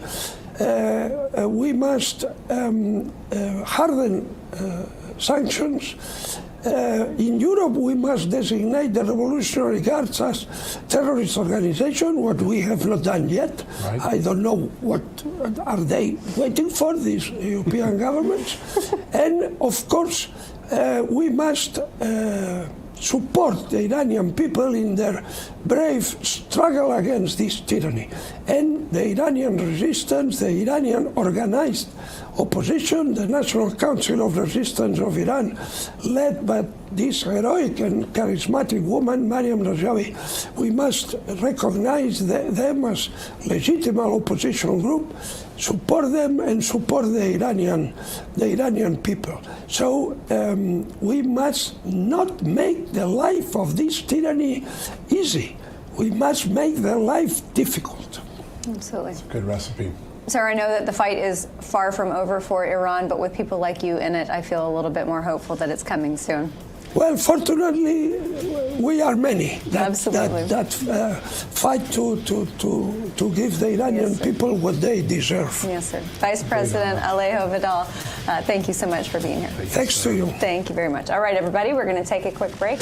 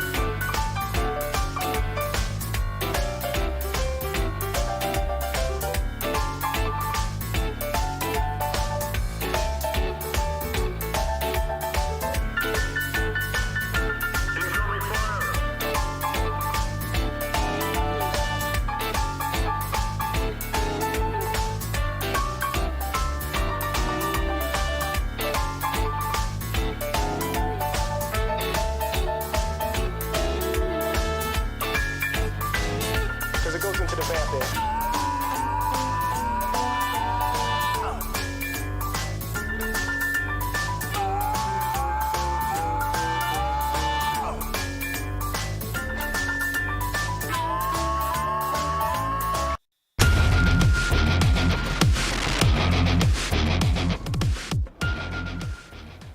Welcome back, America. The drama keeps playing out here in Washington. President Zelensky just got off of Fox News. He was very gracious. He thanked the American people and President Trump for supporting Ukraine throughout the war and helping him survive these last 3 years. But he pointedly declined to apologize, instead saying, listen, we just got to keep talking more. Maybe some of it has to happen behind the cameras, away from the cameras. We'll get this right. Pretty remarkable conversation there. As I said, I think this is just the breakup before the makeup. I think things are going to get better quickly. We've got the perfect next guest to walk us through everything that just happened over the last 4 zany hours here in Washington. She's the former Deputy National Security Advisor to President Trump. She's also the Vice President of National Security and Foreign Policy at the very good Heritage Foundation. She's our good friend, Victoria Coates. Victoria, great to have you back on. Good to be on, and great to see the two of you behind the same desk. It's Congratulations. Awesome. I love having Amanda here. It's just been so great. Thank you. You have been in diplomacy a long time, and security a long time. Some of the media writing this as this is an epic breach in American history. It seems to me like a little emotional outbreak and a little blip on a large radar. How should we look at what happened today? Well, I think that this was entirely predictable. President Trump takes very seriously the dispersal of American taxpayer dollars. He's been concerned for a long time about the way the Biden administration had been writing a blank check on Ukraine with no oversight. And he's wanted to end this war. He's wanted to end the killing. And so I think it should come as no surprise that what he was looking for out of President Zelensky today was gratitude.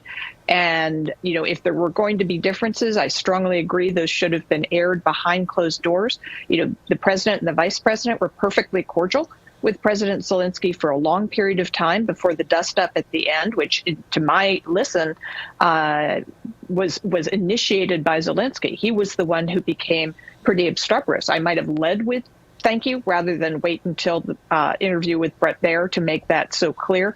But I agree with you, John. I do think that it is possible to get this back on an even keel if that's what Zelensky wants. And I think President Trump left that open in his Truth Social post. Yeah, great point. To get to that place, though, I feel like there has to be a bit of an attitude change. There's that old adage that you teach people how to treat you by what you tolerate. And it's very clear that under Joe Biden, the meetings that Zelensky had with Biden, there was a very different tolerance level. Do you think that Zelensky walked away from this meeting realizing that the next time around there's got to be a bit of an attitude change? And yeah. I would say yes, that there has been a marked disconnect between the way Zelensky is personally sort of welcomed and praised and generally, you know, sort of elevated to sainthood by not only the Biden administration, but also most of our European partners and allies. And they've all been out on X today talking about how much they support Ukraine. The top diplomat for the EU, former Estonian President Kaja Kallas, came out and said, we need a new leader for the free world. Excuse me? I mean, that is ridiculous. What Zelensky did was a mistake. And if he wants to write this with the United States, I'm sure President Trump will come to some sort of agreement with him. But unless and until the Europeans pony up and actually take the lead on this war, I'm sorry, they need to get in the back seat and stop complaining. And my big question, John and Amanda, and I'd be curious to know your views on this, is if Europe is so united, the EU is so united behind Ukraine, why isn't Ukraine in the EU 3 years after the war started? Isn't that a much better way to declare solidarity than putting them into a military alliance like NATO? Your money where your mouth is. I don't know the answer. Such a great point. Such a great point. It really is. I want to turn to some of the things we saw in the Oval Office. Before Zelensky came, I thought the meeting yesterday with Prime Minister Starmer from Great Britain and Macron in France earlier in the week, Europe has moved much closer to Donald Trump's position than it was just 2 weeks ago, which probably takes away even more leverage from Zelensky long term. I think the peace deal that's on the table, as Europeans are getting to understand it, is probably one of the best things they're going to get given the circumstances. How should we read the comments from Starmer and Macron earlier this week? Right. And I think the Starmer visit is particularly important because he and President Trump don't know each other well. President Macron and President Trump had 4 years of relationship during the first term at state dinners, state visits. Mrs. Macron, Mrs. Trump are very friendly. So, that's an established relationship. With Prime Minister Starmer, you might think if Donald Trump is so incapable of diplomacy and international relations with our European partners, that he might have had a very abrasive meeting with the extremely liberal, far left Labor Prime Minister Keir Starmer, whose own cabinet has said horrible things about Donald Trump during the election. Things that you should have had them fired for, because as most smart people who understand how this works know, the reason we call this the special relationship between the UK and the US is there are security elements to this that have to go forward, regardless of who's prime minister and who's president. So I think what was on display yesterday with the PM visit was that President Trump knows that. And even somebody he doesn't agree with on politics, not one little bit, somebody who's been insulting to him, whose administration has been insulting to him, he is going to get along with them because he has to keep that relationship going on. And it does need to. So I think that was a display of how this should be working. I think by contrast, what happened with President Zelensky was a total, I think, miscalculation on the Ukrainian president's part about what President Trump would tolerate. Mm-hmm. Yeah. And to that end, before we let you go, I want to ask you about the Russian perspective, because regardless of who you think was in the wrong today or who you think was in the right, with that friction taking place, Russia was certainly watching. I'm concerned that there will be a tactical advantage for Putin and Russia that goes beyond what has already been agreed upon. Well, and those are valid concerns, Amanda. And as I was commenting to one of my teammates at Heritage today, here's another weekend laid waste by Vladimir Putin. Yep. I was supposed to go to Bucks County with my husband tonight. Not so much of that's happening anymore. And this is not the first time that something related to Putin's war in Ukraine has destroyed our plans. So I'm not in any way a Putin apologist, but I don't think that what the Biden administration did, which was cut off negotiations or discussions with the Russians 3 years ago, has been in any way productive. And President Reagan didn't do that with the Soviets in the Cold War. They kept talking, and those were useful lines of communication. And I think that's what President Trump is trying to do. The things that have happened so far, the rhetoric, even the United Nations General Assembly resolution, are all very low cost to the United States. Even the diplomatic dust-up today doesn't really cost us anything. It might tempt Putin to the table. It might make him more likely to come and try to cut a deal, and that would end the war, which is President Trump's goal. So I think maybe the Russians feel encouraged by this, but they should look at President Trump's actions. I think unleashing American energy, this mineral deal with Ukraine, which I strongly believe should be back on the table. Yep. Those are material things that hurt Russia. And so I would say that maybe words are going one way, actions could potentially go another. Sorry, just real quick, we got about a minute left. The deal that seems to be emerging looks like Russia would give some land back. They'd allow for peacekeepers. There'd be a DMZ. There's even some talk that some of the frozen assets would go to Ukraine to help rebuild part of Ukraine from the destruction. From some of the Europeans who know what's in it, or were told what's in it, they're like, this is a pretty good deal given where Russia stands on the front lines. What is your take on the details that have eked out a little bit? Well, I have a lot of confidence in my good friend Keith Kellogg, in Secretary Rubio, in Congressman, National Security Advisor, Waltz. So the people who are looking at this are professionals, and I agree that this looks like it's going to be pretty reasonable. I think the key things we need to have, though, are much more robust European investment in defense. That is what will actually deter Putin from doing this again. And also going back to that minerals deal, if you have U.S. companies in the private sector and U.S. government interests in Ukraine, which is what that deal represents, that will also give Putin pause. And for me, the bottom line is don't let him do this again.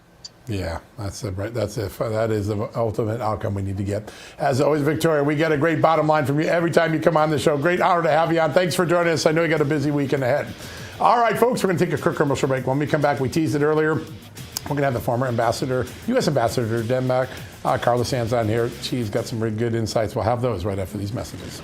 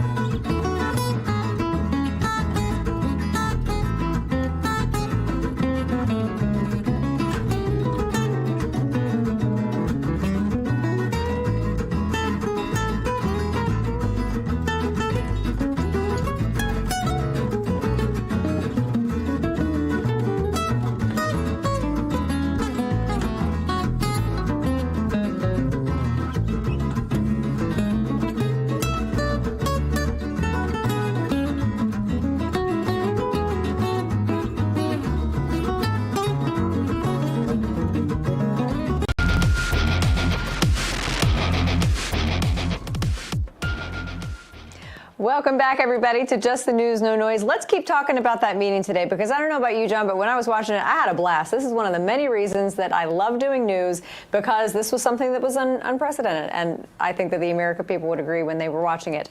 With us now to help break that down a little bit more is our former U.S. ambassador to Denmark. She is also the vice chair for energy and environment for the America First Policy Institute, one of our favorite organizations, Carla Sands. Thank you so much for being here. It's great to be with you, Amanda and John. Yeah, good to have you. Good to have you. And, you know, a historic day for some strange, I don't want to say strange reasons, but reasons that I don't think any of us expected. There was a certain rhetoric going into today, even following yesterday with the UK Prime Minister's visit, affirming that this was a good deal for Ukraine. It seemed like all systems were go, and then things went south. Your top line thoughts? Yeah, I saw the Keir Starmer meeting with President Trump yesterday. It seemed to go really, really well. And there's no way that Vladimir Zelensky was in the Oval Office with the president and the entire team without that deal being buttoned down and him having said, yes, I'm signing it. They were ready to have the signing ceremony and lunch after they did that press avail. And what did we see? He went into the Oval and he retraded that deal. He tried to jam up President Trump and J.D. Vance, but especially President Trump, and get him to commit to a security guarantee, something that was never on the table. So that's pretty shocking that a guy that the U.S. taxpayers have literally borrowed money and sent, what is it, more than $300 billion of, I think he said he can't account for $100 billion of that, and this is the corrupt country of Ukraine. The American people do not want to pay for another yacht for Zelensky. We are unwilling.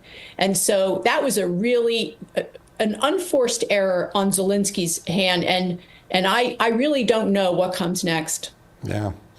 You know the president from your service to him, and I think that even when there are moments of blow-ups like this, it happened with Kim Jong-un, it's happened with other leaders, even people in his own orbit in the domestic space, but he's always aiming to get that goal done. And if Zelensky were to come back in some way, and I think he's even beginning to make gestures tonight, Trump still wants to end this war because he really wants to end the lives lost.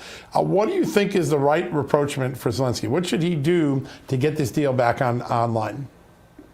Well, I think the first step would have been to apologize, and he didn't. And then he had an opportunity when he was just interviewed on Fox not long ago, and he declined. I mean, he is so tone deaf to come to the United States to jam up President Trump to walk back a deal that was done when people are dying every day, and hundreds of thousands of people have died in this war. It's the treasure, the young males from Ukraine, mostly males from Ukraine and from Russia. That's their future, the future of these two nations.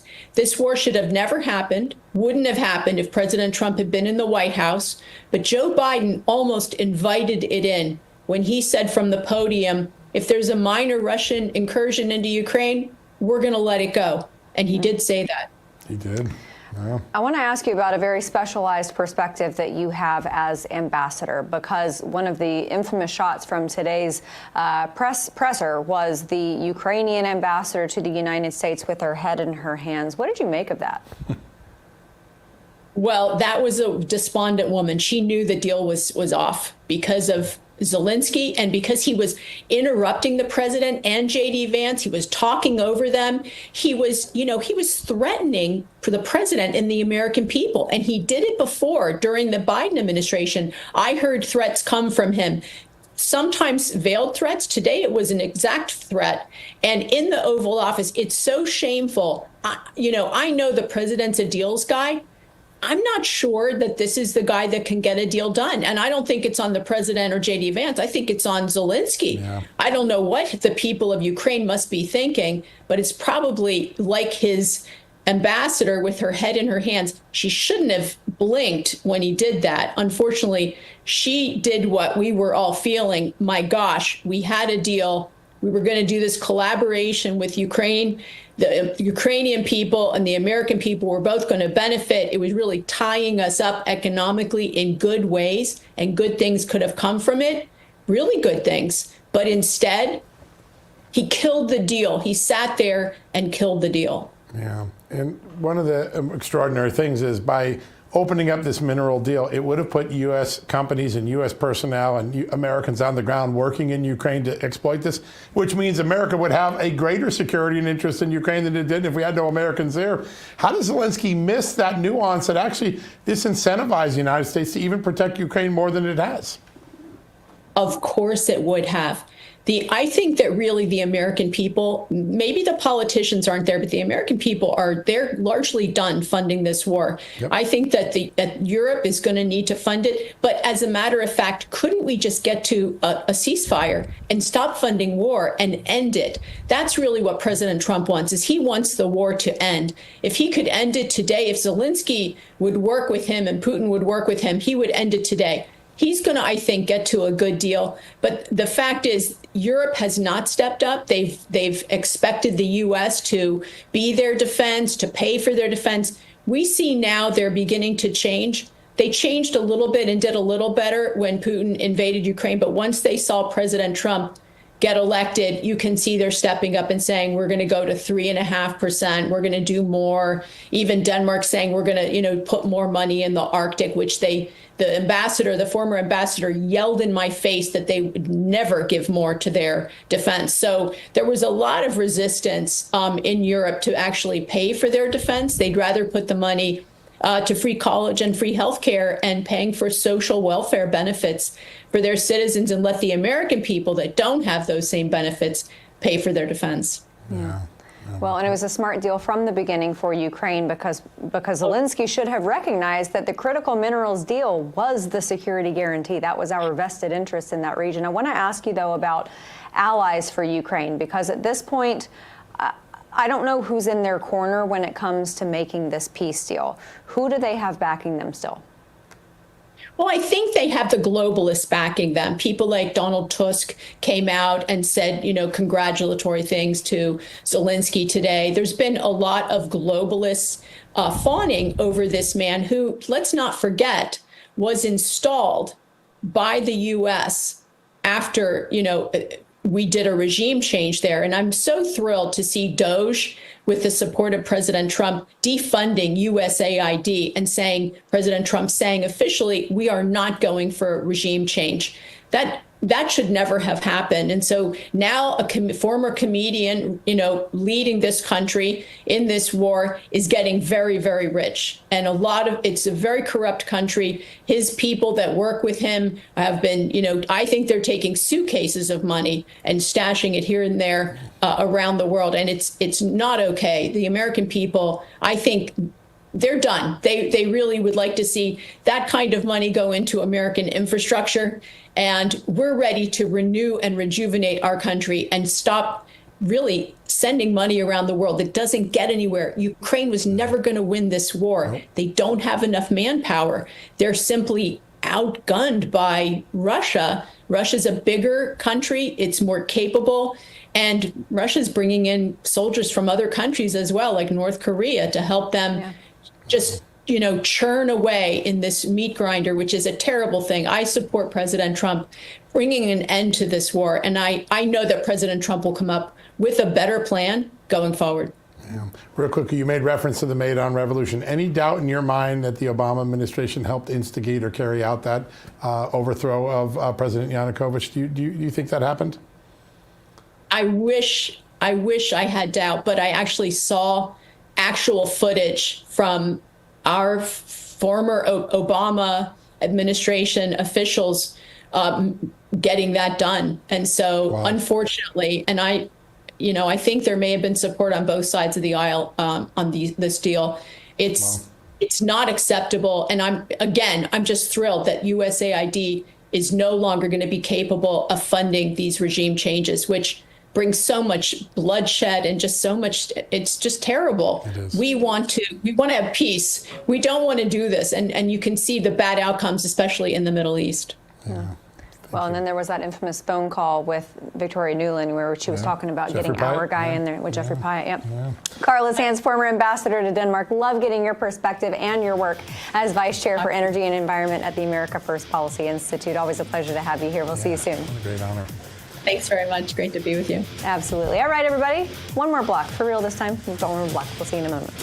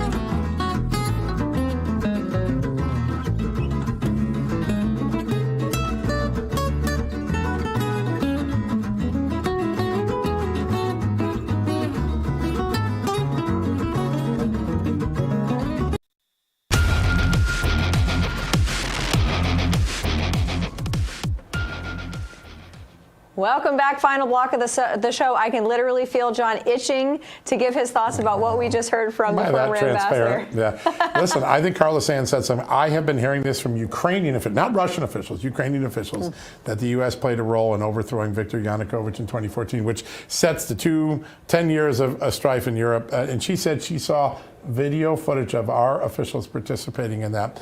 That is a really big moment. I'm going to keep digging in this. I think it's time for President Trump to maybe release declassify any documents about our role in destabilizing Ukraine on this path by getting rid of its elected president in 2014, the Maidan Revolution. It's been made to look like it was organic. I'm not sure it is. I'll tell you something that wasn't organic. President Zelensky's interview on Fox News. And we got a clip of it. Check it out. So I'm not hearing from you, Mr. President, a thought that you owe the president an apology. No, I respect the president and I respect American people. And if, I don't know, if I think that we have to be very open and very honest, and I'm not sure that we did something bad. I think maybe sometimes some things we have to discuss out of media, with all respect to democracy and to a free media. But there are things where we have to understand the position of Ukraine and Ukrainians, and I think that is the most important thing.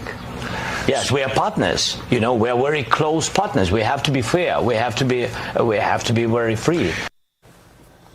It's more like we're funders and he's losing a war. But, you know, it's interesting. He wants to pretend like we're equal partners, but Ukraine doesn't do anything without us. And no.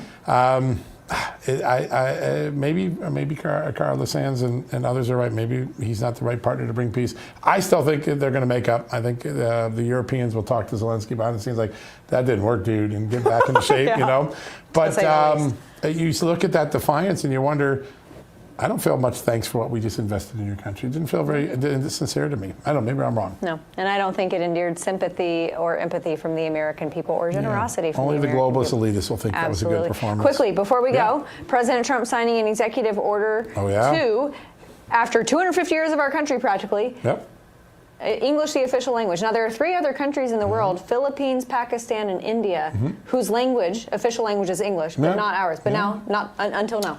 Another promise delivered, something he talked about during the campaign, and he's just checking off the list. And I don't think anyone's going to be upset about it. Most people think it's a good idea. It's just one more thing on the checklist. It's remarkable how much has been done in this first 100 days of his presidency. It's really remarkable. Yeah, and look, you can still service your customers by pressing 2 to hear Spanish and speak Spanish. That's totally fine. Yeah. But for people to come here, I think that it is very important for them to know that that is our official language. It helps along with the assimilation process. Yeah. All right, everybody, that's going to do it for us on this fine Friday. Thanks so much for being here. We are going to be covering breaking news on justthenews.com all through the weekend, but then we will be back here at 6 p.m. Eastern on Monday night. Have a great weekend.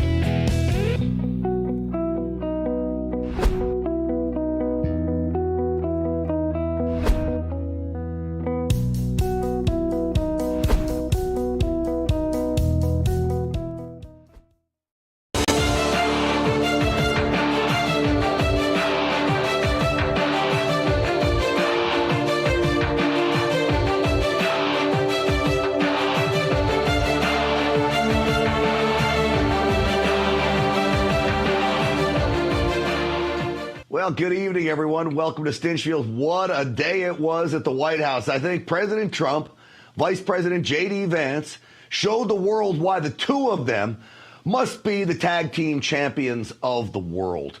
The bottom line is Vladimir Zelensky, the president of Ukraine, came into the Oval Office with a chip on his shoulder. He was arrogant, and he learned a lesson the very hard way. You do not come to America, you do not walk into the Oval Office, and you do not act disrespectful. You do not act arrogant. You do not act greedy.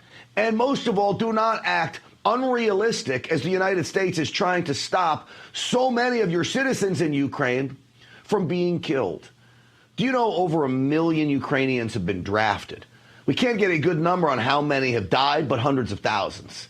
They're set to draft another 160,000 Ukrainians. The war must end. The killing must stop. That's what President Trump wants. But Zelensky came in with such a bad attitude. It didn't take long for this to go south and ultimately Zelensky get kicked out of the White House. No deal. I'm going to play you a long clip, but it's worth watching, okay? Take a look. I'm talking about the kind of diplomacy that's going to end the destruction of your country. Yes, but if you are not strong... Mr. President, with respect, I think it's disrespectful for you to come into the Oval Office and try to litigate this in front of the American media. Right now, you guys are going around and forcing conscripts to the front lines because you have manpower problems. You should be thanking the President for trying to bring an end to this conflict. Have you ever been to Ukraine that you say what problems we have? I have been to. Come once. I've actually watched and seen the stories, and I know what happens is you bring them on a propaganda tour, Mr. President. Do you disagree that you've had problems What? Bringing people into your military? We have problems. And do you think that it's respectful to come to the Oval Office of the United States of America and attack the administration that is trying to prevent the destruction of your country? A lot of questions. Let's start from the beginning. Sure. First of all, during the war, everybody has problems. Even you, but you have nice ocean and don't feel now, but you will feel it in the future. God bless. You don't know that. God bless. God bless. You will not have war. Don't tell us what we're going to feel.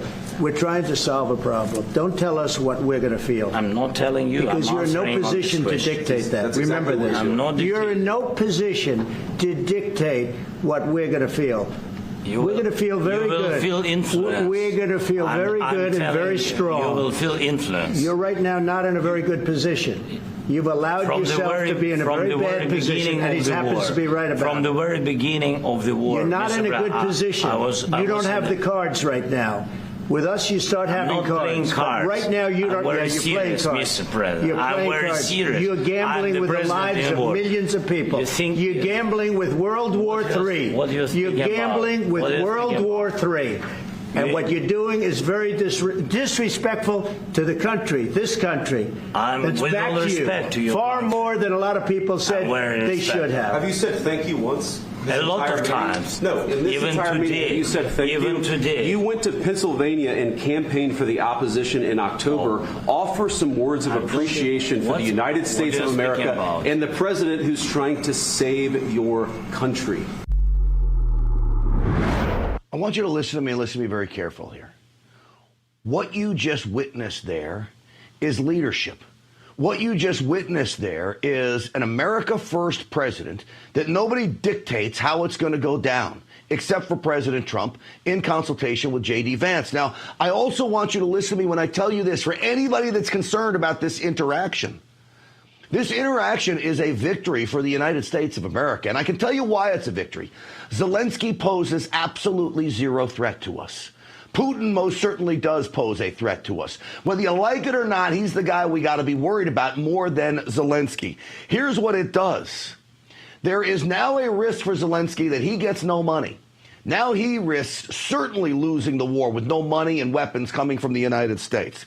Europe may have to be forced into this game to prop Ukraine up if America, under President Trump, says, you know what? We're not going to be disrespected like this, and we're not going to spend billions of dollars in your country anymore. So Europe then would be forced to pick up the slack. And look, he runs the risk of losing this entire rare earth minerals deal, which would have bring Ukraine money. But more importantly, it puts American, not boots on the ground, but engineers, miners, workers, executives in Ukraine, where Putin wouldn't go near those people, not in a million years. So Zelensky risked everything with this. Now, is Putin grinning? You better believe Putin is grinning at this, because he just witnessed Zelensky do something very, very stupid. This is President Trump this afternoon leaving the White House on his way to Mar-a-Lago. We had a meeting today, as you know, with President Zelensky, and I would say it didn't work out exactly great from his standpoint. I think he very much overplayed his hand. We're looking for peace. We're not looking for somebody that's going to sign up a strong power and then not make peace because they feel emboldened, and that's what I saw happening. Yeah, you know what's nice? Mike Pence, the former vice president, what? He filled a chair. He didn't really do anything until he really botched it up at the end. J.D. Vance, well, I'll tell you, this guy, I like him every day more and more and more. This is going to be our future president. I can see this already. He had President Trump's back. Watch.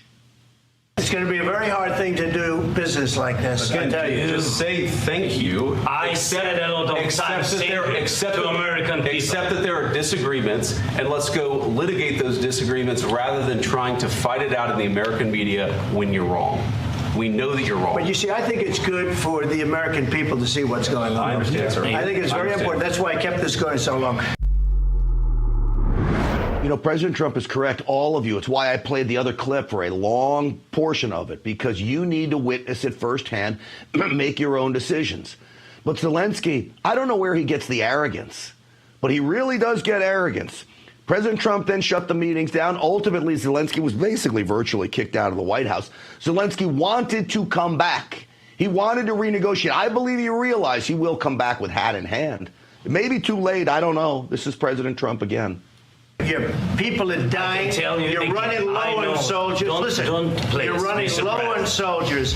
It would be a damn good thing. And then you tell us, I don't want a ceasefire. I don't want a ceasefire. I want to go and I want this. Look, if you could get a ceasefire right now, I tell you, you'd take it so the bullets stop flying and your men stop getting killed. Of course, we want to stop the war. But you're saying you don't want a ceasefire. But I said to you, I want a ceasefire. With guarantees. Because you'll get a ceasefire faster than an agreement. Your guarantees are having President Trump in office and Putin's not going to make a move. Your guarantees are having American industry executives and miners on the ground where Putin's not going to mess with them either. Those are the guarantees, but unfortunately Zelensky's too thick-headed to see it. Now, the American leftist media, left-wing pundits, people like Ben Rhodes, former national security advisor for Barack Obama, they want to play this up as somehow President Trump made a mistake. They're wrong. To say that they're propaganda tours, as J.D. Vance said, when people visit Ukraine and see horrible things, it's not propaganda tours. That's true. That's the reality of what's happening in Ukraine. The propaganda is what's coming out of J.D. Vance's mouth, and it's Russian propaganda. Look, the bottom line is Zelensky suspended elections. I understand his country's occupied, but not the greatest look in the world. So now he is there. He's canceled political opposition parties. We know that's an absolute fact. We know that he has done away with certain religious factions in his country. This is not how a, quote, democracy works. Even, sadly, sometimes the guy makes me happy. Sometimes the guy makes me sad. I'm talking about Senator Lindsey Graham. I would call him a rhino. I think it's safe to say. But even Lindsey Graham sees that this was a win for President Trump. Zelensky's got a chip on his shoulder. Every European leader applauds him for standing up to Trump. All I can say is a missed opportunity. He doesn't even begin to explain it. And Zelensky is either going to have to fundamentally change or go. The European leaders can be laughing. They can be laughing all the way to the bank because it's going to be their money they're going to have to be withdrawing to send over to Ukraine when the United States says, no more. So what does all this mean on the international stage? I want to bring in former intelligence operations officer and now president of the Project Sentinel, Lieutenant Colonel Tony Shaffer is back with us. Colonel, good to see you. Welcome. Good to see you, Grant. What did you make of today, Colonel? Spectacular. Look, you went through it in a great, detailed, very logical fashion. We have been funding failure. And for Ben Rhodes or anybody else on left, Tim Walz was out there today trying to say that we need to reinforce that failure by just giving Zelensky the checkbook and letting him write checks is insane. What President Trump did today is show not only Zelensky who's boss, but Xi in China and Putin. A lot of people don't understand that the world is watching, and this public display of leadership by the team, it wasn't just Trump, it was President Trump, it was also J.D. Vance, basically saying, look, we are trying to help you. We are trying to stop the bleeding. We're trying to do those things you have failed to do, Mr. President. That is Zelensky. And Zelensky didn't get it. He doesn't get it. And at this point, Grant, I don't think there's any coming back from this. I think, oh, by the way, you don't show up to the Oval Office dressed like you're late for a Roomba dance class. I mean, to me, it was insane. And it just got worse. Let's do this. I'm going to play two clips for you, okay? Sure. The first, since you brought it up, and I think it's classic, Colonel. The first is President Trump taking a little dig at Zelensky. Here, this is cut 12.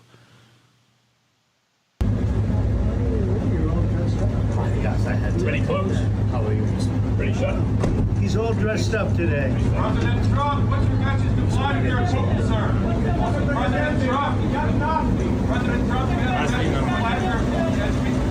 Thank you very much. All right, so he says, you're all dressed up today. Well, our buddy Brian Glenn, who's the White House correspondent for Real America's Voice, had a question for Zelensky. Listen to this, Colonel. Why don't you wear a suit? You're at the highest. Why don't you wear a suit? You're at the highest level in this country's office, and you refuse to wear a suit. Just want to see if you do you own a suit? Yeah, problems. A lot of Americans have problems with you not respecting the dignity of this office. I will wear a costume after this war will finish. Okay. Yes, maybe. Well, maybe something like yours, yes. Maybe something better. I don't know. Yeah. We will see. Maybe something cheaper than The reality is, Colonel, it is the Oval Office. I think he's wearing a costume with the war get-up and all that. I think it's all for show. He ought to put a suit and tie on, quite frankly. Well, he's disrespecting the Ukrainian people as well. Remember, he represents the Ukrainian people. So really, you're showing up to the most powerful man, to the most powerful office on the planet, and you're dressed like you just, like I said, go into a Roomba class. Grant, I don't know what I don't know who's advising him, but whoever's advising him are advising him badly. Part of the whole issue here is not just the suit. And by the way, President Trump did like that question. You could see President Trump liked that question from the way he responded. What we need to consider here is what's best for the Ukrainian people and what's best for the world. This isn't just about a man whose ego is bigger than the state of Idaho. This is about the fact that this man, as President Trump said, doesn't get the memo. He is on the path of being the predicate for World War III. How do you not get that? How do you not understand that the very essence of Western civilization is on the line because of one person's ego? I think this is something that we need to consider as the American people. You know, Colonel, I actually take a little different look in the fact I don't really think there's any risk of World War III. I think Europe's going to turn its back on Ukraine if it really came down to it. Let them have it. And I think everybody knows it's not 1987. Vladimir Putin isn't going into Poland or any place else. I just don't believe that. I don't know where you stand on that, Colonel, but this is my thoughts. Well, my thoughts is miscalculation. One of the things I learned from the Cold War, and I recommend a book called War Scared 1983, Grant, there were several times that miscalculation almost resulted in a mass use of weaponry against both sides. So I have faith in President Trump and Putin, be honest with you. It's all about those knuckleheads who don't understand that if you start pushing buttons, things might get out of control. And there's a famous line in The Hunt for Red October, things are going to get out of control and people are going to die. That's my worry. It's miscalculation. So as long as we have adults in the room who understand the potential consequences of bad behavior, we'll be fine. But it's not that. It's the idea that something gets off the rails, somebody miscalculates, and next thing you know, you got some sort of an incursion into NATO territory and people have to respond. That's the danger we're facing right now. All right, last question for you. Sure. What does Russia do here? What does this mean for the war? Certainly, Vladimir Putin probably was happy with the way this went down, but what does this look like to you? Maybe he's not happy. Maybe he wanted a ceasefire and to stop the killing and a way out. Your thoughts?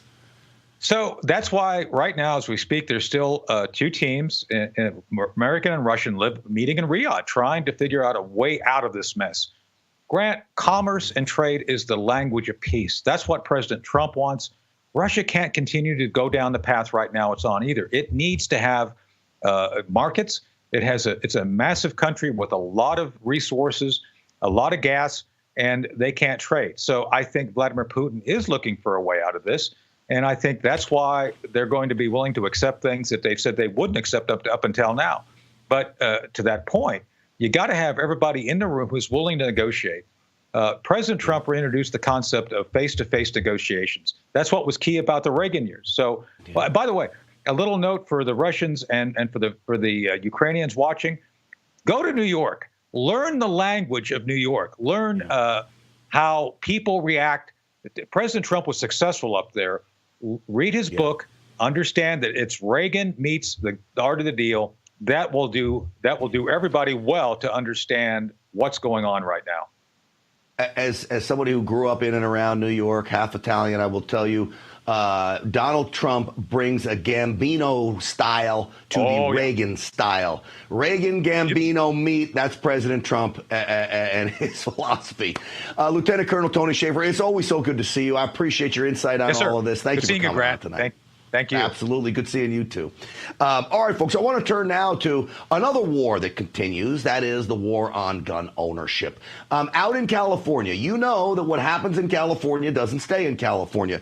Do you believe there's a knucklehead Democrat in Los Angeles who introduced a bill at the state level that would basically require you to retreat if you face any danger?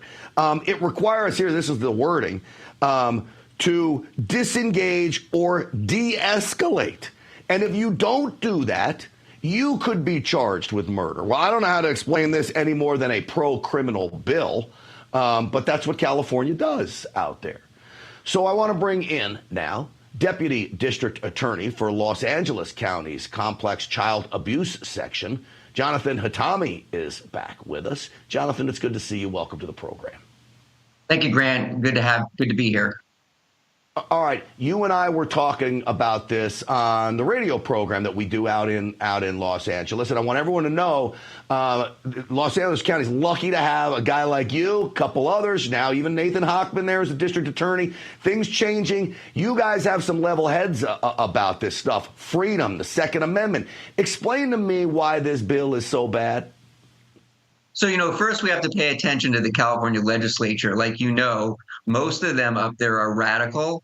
Many of them up there do not care about us as people. This specific bill proposed by Rick Zabur basically was going to take away our right to self-defense, our right to have stand your ground, which we have here in California, and our right to the castle doctrine, which we have here in California. It was going to eviscerate all of that. It basically said that you had a duty to retreat if, let's say, you're out there and you see that your spouse or your child's being attacked or sexually assaulted, if you're being carjacked, if you're being robbed and somebody's using a deadly weapon, you have a duty to retreat before you can use deadly force in self-defense. You can't protect your home. We have the castle doctrine here in California where you can protect your home if you're threatened or if your family is threatened. It was going to change that as well. And so it was going to make it very, very dangerous for so many people in California. You should have a choice. You should have a choice that if somebody breaks into your home and they use deadly force, you have a right to use deadly force against them to protect yourself, to protect your children, to protect your spouse. If you want to flee, that's your choice to do that. But you should have a right to use deadly force if somebody enters your home, somebody sexually assaults you or sexually assaults your spouse or child. Look, a lot of the viewers know I used to work for the NRA. Personal protection is somewhat of my hobby. Sometimes fleeing is a great idea. Sometimes standing your ground is a great idea. Every situation is different. Do not take those tools away from the law-abiding citizen who's trying to defend himself and possibly his family or the innocent. I saw in this bill, Jonathan, that another aspect of this is, I'm going to read it, when the person uses more force than was reasonably necessary to defend against a danger, that person could be charged with murder. So I guess if I shoot them 4 times instead of shooting them only once, then I could be charged with murder? Yeah, that's the problem, is they're really helping criminals and they're not helping an innocent person. Also, I really believe, Grant, that they can't take away our guns, so now they want to take away our ability to use guns. And so they're just trying to do whatever they can to prevent people from protecting themselves with firearms. And, it's a horrendous bill. There was so much backlash against the person who drafted the bill that he tweeted and said that he didn't realize that the language was the way the language is, which tells you that this is an individual who is either lying, not telling the truth, or is drafting bills and doesn't even read them or understand them. And so, this individual he has no common sense. He's not an everyday person who has to deal with the crime that we've had the last 4 or 5 years with George Gascon, Chesa Boudin, Pam Price, attacking California and attacking the rights of innocent individuals. And so we have a high crime rate out here, and we need to defend ourselves. Yeah, we sure do. I can tell you from experience in this business, this goes for Republicans and Democrats. He didn't write this bill. Some anti-gun lobbyist wrote this bill, and he just put his name on it because he thinks he's going to be a hero to take away Second Amendment rights in California. And who knows, they'd use this as a model to spread it someplace else. Jonathan Hatami, I'm so grateful that you're in the LA County District Attorney's office. There's some changes inside that office, much needed changes. And the people of California are safer now because of it. I appreciate you, buddy. Thank you for coming on. Thank you so much for having me, Grant. Take care of yourself. Have a great weekend. Absolutely. You too, sir. All right, folks, listen to me. It is no secret that America's healthcare system is broken and its future is uncertain. So here's what I say. Don't rely on chance. Prepare for medical emergencies. Now with the Wellness Company, they're doctors and medical professionals. You can trust them. Their line of prescription medical kits, this is one of them, are the gold standard when it comes to keeping you safe and healthy. From the flu to COVID, a trip to the beach, a trip overseas, the Wellness Company has a prescription kit like this one. 8 very popular antivirals, antibiotics, antiparasitics, including ivermectin in this kit, by the way. Will keep you safe. So Make America Healthy Again starts at home. Do your part and protect you and your family with one of these kits. Go to twc.health/voice. Do it today. Use the promo code VOICE and save 10%. All right, after the Zelensky beatdown, and oh, by the way, we're going to do body language later in the program, okay, on Zelensky, Trump, and Vance, so that'll be good. But after the Zelensky beatdown, any news surrounding the Epstein files? Most of that news has gone underground. Not with us, though. We'll bring it back to the surface next.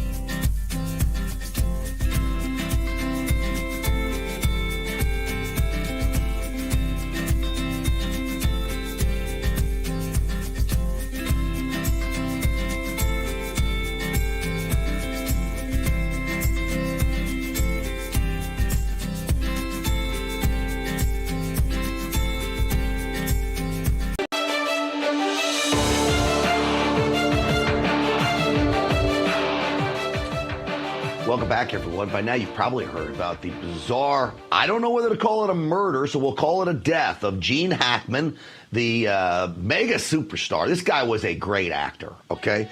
Gene Hackman, his wife, and his dog. So if you haven't heard, his wife was found in the bathroom with pills next to her.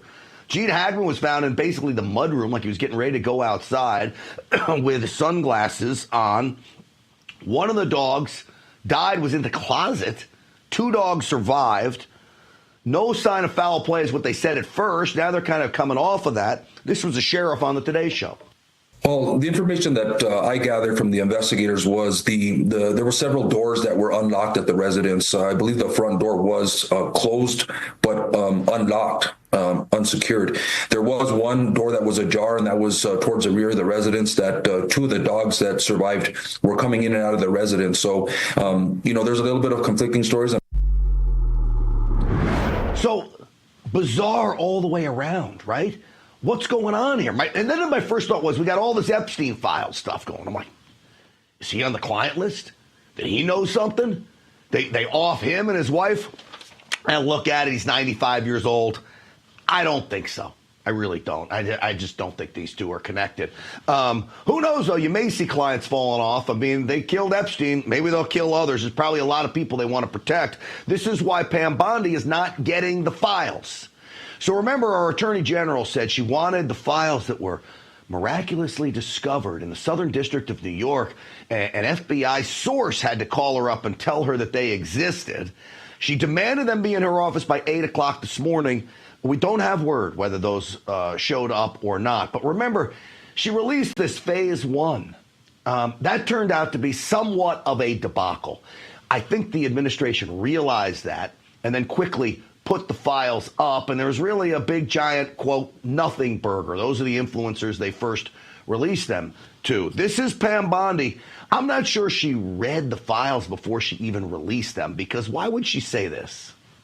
This will make you sick. 200 victims. 200. So we have, well over 250 actually. So we have to make sure that their identity is protected and their personal information.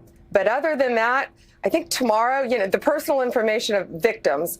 Other than that, I think tomorrow, Jesse, breaking news right now, you're going to see some Epstein information being released. All right, now, if she looked at it, and I don't know if she did, she would have realized the 250 victims she's talking about is a list of what Epstein labeled masseuses. That, of course, we believe are his victims. They were coming as, quote, massage therapists and being forced into all kinds of other things. But it was basically just a contact book. The flight logs we've already seen, so there really wasn't much coming out. What is in these boxes, the evidence boxes that are in the Southern District of New York, and why still are they doing everything they can to not release this stuff? Everything they can, by the way, meaning the FBI, CIA, etc. Well, joining me now, former CIA officer and author of Twilight of the Shadow Government, How Transparency Will Kill the Deep State and the Mockingbird Media, Kevin Shipp is with us. Kevin, welcome back to the program. Thanks for having me.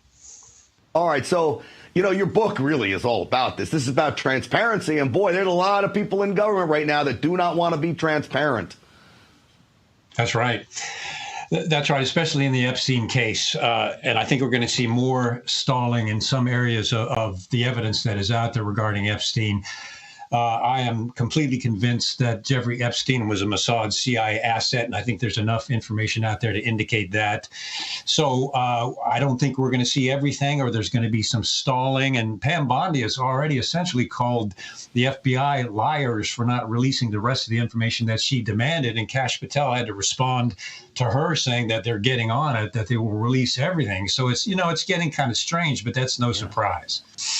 No, it's not. Now, let's go back to this idea of Epstein being a CIA asset. And you say to the Mossad, is that what you're saying? And explain to me what leads you to believe that. Yes, if you remember Epstein's first trial, they had him dead to rights for human trafficking. And the trial, essentially, the charges were dropped to 2 minor charges of prostitution on Epstein. And Acosta did not pursue human trafficking, the primary charges in the case, which were very strong. They asked Acosta why in the world he dropped the case. And essentially, Alan Dershowitz, his attorney, tried to blame the victims. Acosta's response was, I was told to drop it because Epstein is connected to intelligence.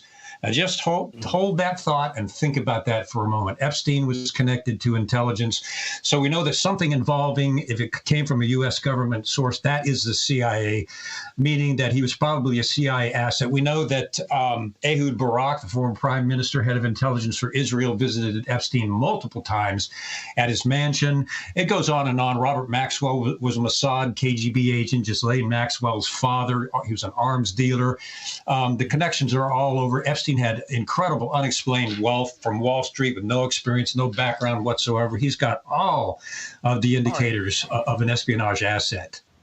This is interesting because, we still try to figure out where Epstein got his money. A lot of people believe he was blackmailing many of the very powerful people he was taking to Epstein Island with him. But the CIA could make somebody wildly wealthy, could they not? Is that in their repertoire? Oh, that's what they do. They pile mountains of cash on people that they think are very important assets. Absolutely. That's their MO. So what value to the CIA would a guy like Epstein have? What would they use him for, Kevin? They would use him for material on any target that they had, both foreign targets and domestic targets, a kind of a honeypot blackmail operation to collect information on those people, get them in compromising positions, and then use that compromised material, if need be, to get that person to report to the CIA and provide them with information. It's the second oldest profession in the world, second to prostitution, with less morals than that. And they will do that. They've been doing that for decades. And I think that's what they're doing here. All right. So this would explain why nobody in this deep state intelligence community wants this information out, because if what you were saying is true, it would mean that the CIA was culpable in the victimization of, at least, as Pam Bondi said, 250 young women and girls and minors, that they enabled it, maybe even pushed it on people. They were part of the trafficking operation. Well, would they do it? You bet they would. We know that the CIA has penetrated the DEA and has stopped the prosecution of some major drug lords that the DEA had enough evidence to arrest. They penetrated the DEA. They protected drug lords. The CIA will do anything for intelligence, anything for a source, anything to promote itself. And that applies here. We know that CIA Director William Burns met with Epstein 3 times. And we don't know why. We don't know what that meeting was about. Well, what the heck is the CIA director? And he was then with the Department of State then, and then promoted to the CIA. Why would he be meeting with Epstein at all? We've got these little blips, kind of red flags. You put them all together, and I think you can pretty much see that this was an intelligence operation. Man, I'll tell you, it's fascinating stuff. And I think if the real information gets out, there's going to be a lot of powerful people in some pretty deep trouble. My thought is a lot of the stuff's probably already been destroyed as well. We'll see what happens with it. Keep us posted if you get anything, Kevin Shipp, former CIA officer. Great having you on the program. We appreciate you. Thanks, Grant. Appreciate it. Absolutely, my friend. Thank you. All right, folks. Tax Network USA, they come on the program all the time. They're great. The IRS is the largest collection agency in the world, and it just stepped up enforcement for 2025. If you owe back taxes, you have unfiled returns, do not wait for the IRS to come after you. April 15th marks another tax year that has passed you by. Getting ahead of this now is the smart move. Getting ahead of this is the smart move. But never, never, never contact the IRS alone. Turn it over to the team at Tax Network USA. Whether you owe $10,000 or $10 million, Tax Network USA's attorneys and negotiators have resolved over $1 billion in tax debt. Call 1-800-905-8000 or visit them at tnusa.com/RAV. All right, we all saw it. But what does the body language experts say about Zelensky and Trump? And then, of course, we've got Air Force One making a landing in Palm Beach. That looks like it on the tarmac. We'll cover all of it for you when Real America's Voice continues.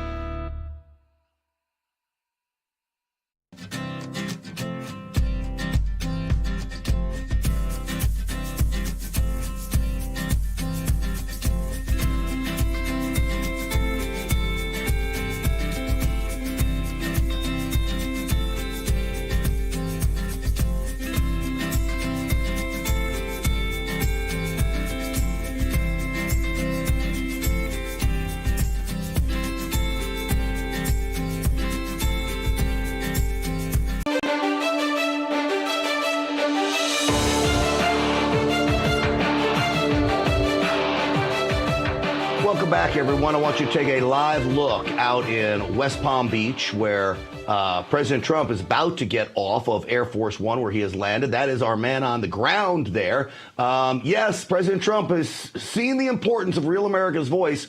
We are now traveling with the president aboard Air Force One. I believe Brian Glenn, our White House correspondent, may be on board with him.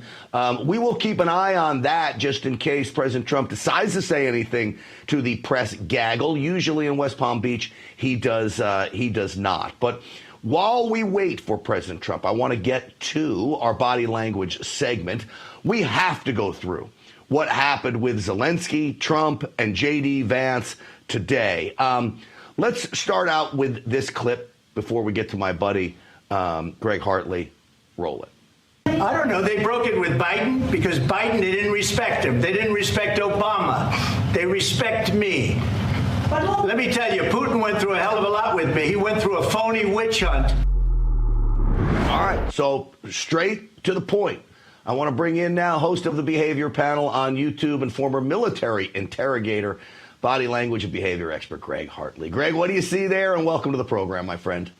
Hey, Grant, I see absolute endorsement of what Trump says when he says, you know, they ran over Biden, they ran over Obama. You see him going, yeah, a little bit. But then when he says, and they absolutely respect me, you see that chin boss, this part of the chin we call chin boss, shrink back, him raise his brow and go, yeah, that's true. He's saying, yeah, they do respect you, but they didn't respect the other guys. So he agrees with him. He clearly starts to get annoyed here. Let me play a clip from J.D. Vance where J.D. Vance just lights up Zelensky here. I'm talking about the kind of diplomacy that's going to end the destruction of your country. Yes, but if you are not strong... Mr. President, with respect, I think it's disrespectful for you to come into the Oval Office and try to litigate this in front of the American media. Right now, you guys are going around and forcing conscripts to the front lines because you have manpower problems. You should be thanking the President for trying to bring an end to this conflict. All right, so I get this one, Greg Hartley. That's a pretty easy one to tell, isn't it? Well, I always say to people, this is not an absolute, but in this case, it absolutely is an absolute. He is closing him out. There's a couple of things to notice. You see that threat check when he says something about disrespect. You see the quick turn of his head. He's turned away looking at one of the cameras or one of the reporters, and then suddenly sharply turns to catch him. So it's a threat check. He feels cornered here. I think what he came to do was to think he could deliver this message up front of you can't negotiate with the Russians. And then when it didn't go his way, he never recovered from there because he starts to go down the path of getting into conflict with these guys. What about J.D. Vance in this? Because he's using his hands a lot, and I think his hands are telling the message here. Well, if you look, J.D. Vance is still clearly in control of what he's saying because those are regulators. That's the way you control the conversation. Hold on 1 minute. Make your point by illustrating with your hand. Remember, I tell you there are 5 real pieces of body language. He's using 2. There's a third one. He's using all of these pieces to drive home his point. And you can see Zelensky gets the point. He's not agreeing. See that chin up in defiance. He came to deliver a message. He's not going to get to deliver it. All right, let's look at President Trump in this same clip. I really was impressed by President Trump by letting J.D. handle as much as he needed to handle, and then President Trump ultimately jumped in here. But President Trump let J.D. He didn't try to be the boss and take over here. Yeah, until it gets to the point where Trump has had enough, he is pretty calm and pretty contained. You'll see he's pursing his lips a little bit. If you look at, he's got pursed lips. He sticks his lips out like that. That's disapproval. And a little bit of disdain or contempt when they're talking about how bad things have gotten. But he doesn't do anything. He's sitting there with his hands folded, just waiting. Does the leaning forward and the hands together tell you anything? Well, that's kind of a Trump position. If you go look back to him being interviewed by Stephanopoulos when he was running for president, he sat exactly that way with his hands down and leaning forward in the chair a little bit. I think it's a comfort position for him. All right, let's play another. Well, is that right, gentlemen? Maybe help me out. Let's go to cut 4, and we'll play that one. Everybody has problems, even you, but you have nice ocean and don't feel now, but you will feel it in the future. God bless. You don't know that. God bless. You don't God know bless. That. You will not have war. Don't tell us what we're going to feel. We're trying to solve a problem. Don't tell us what we're going to feel. I'm not telling you. Because you're in no position to dictate that. Remember this. I'm not dictating. You're in no position to dictate what we're going to feel. Oh, I just love it, Greg, because we finally have a leader in the Oval Office that ain't going to take you-know-what from anybody, Greg. Yeah, so what happens here is I think he actually is trying to reach some kind of empathy with people to say, look, you would feel it too, but he doesn't realize that's the wrong thing to say, and then he doesn't know how to read the room and back off of it. You see his hand come up, and he's trying to regulate and control. That's not what I meant, but it doesn't work. He's gotten them irritated by his attempts to now. So by now he's so far down this path that he's got Trump coming after him. And when Trump comes after him, then he feels fight or flight. You can't miss it. If you watch him, you see he starts to get a little wooden. His respiration's up a little bit, and his hands even come loose. Yeah. You know, a friend of mine said to me today, we were discussing this like everybody was, and he says, he chose not to use an interpreter.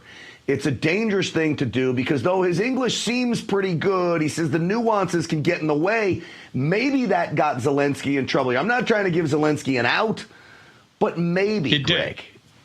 So it did, for sure. It may be a second, third, or fourth language. Look, I spoke Arabic pretty well in my day. I would never go to this kind of negotiation without an interpreter, for sure, especially with people who are speaking their native language.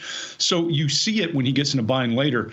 What happens when you get in fight or flight is our cognitive capabilities go away. We start going into what I call cat brain or responsive brain, and that's what happens. And then you forget all that language skill that you have in a foreign language. So when he was saying things in idiom like cards, you don't have the right cards. He has no concept what he's even talking about. He's like, I'm not playing cards.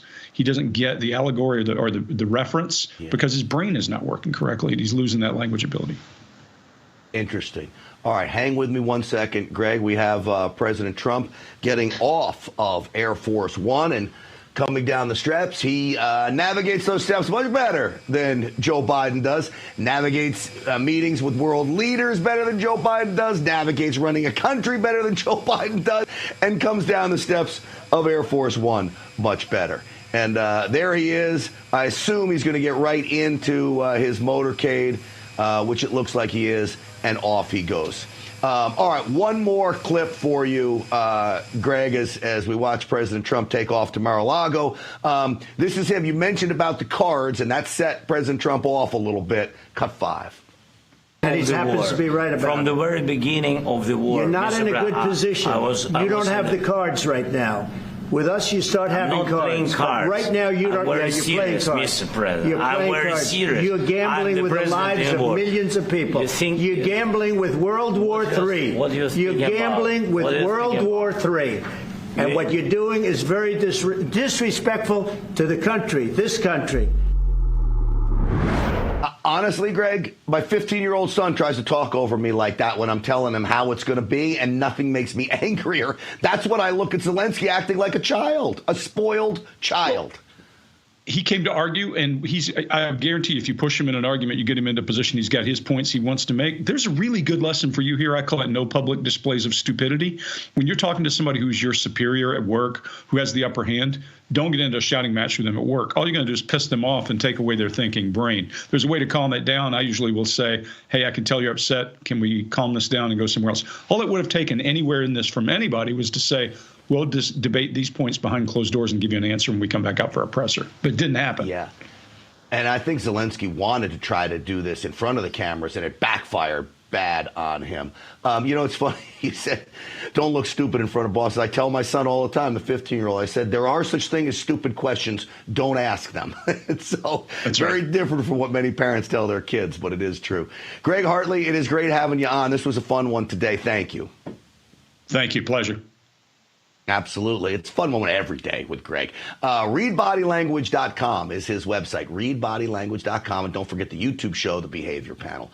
All right, what are you doing now to protect your family for the future? Gold is a safe haven in hard economic times, and Birch Gold makes it easy to diversify a portion of your savings into physical gold. Birch Gold will help you transition an existing IRA or 401k into an IRA in gold, and it doesn't cost you a penny out of pocket. Protect your future today. Text America to the number 989898. Get your free info kit on gold and a copy of The Ultimate Guide for Gold in the Trump Era with a foreword by Donald Trump Jr.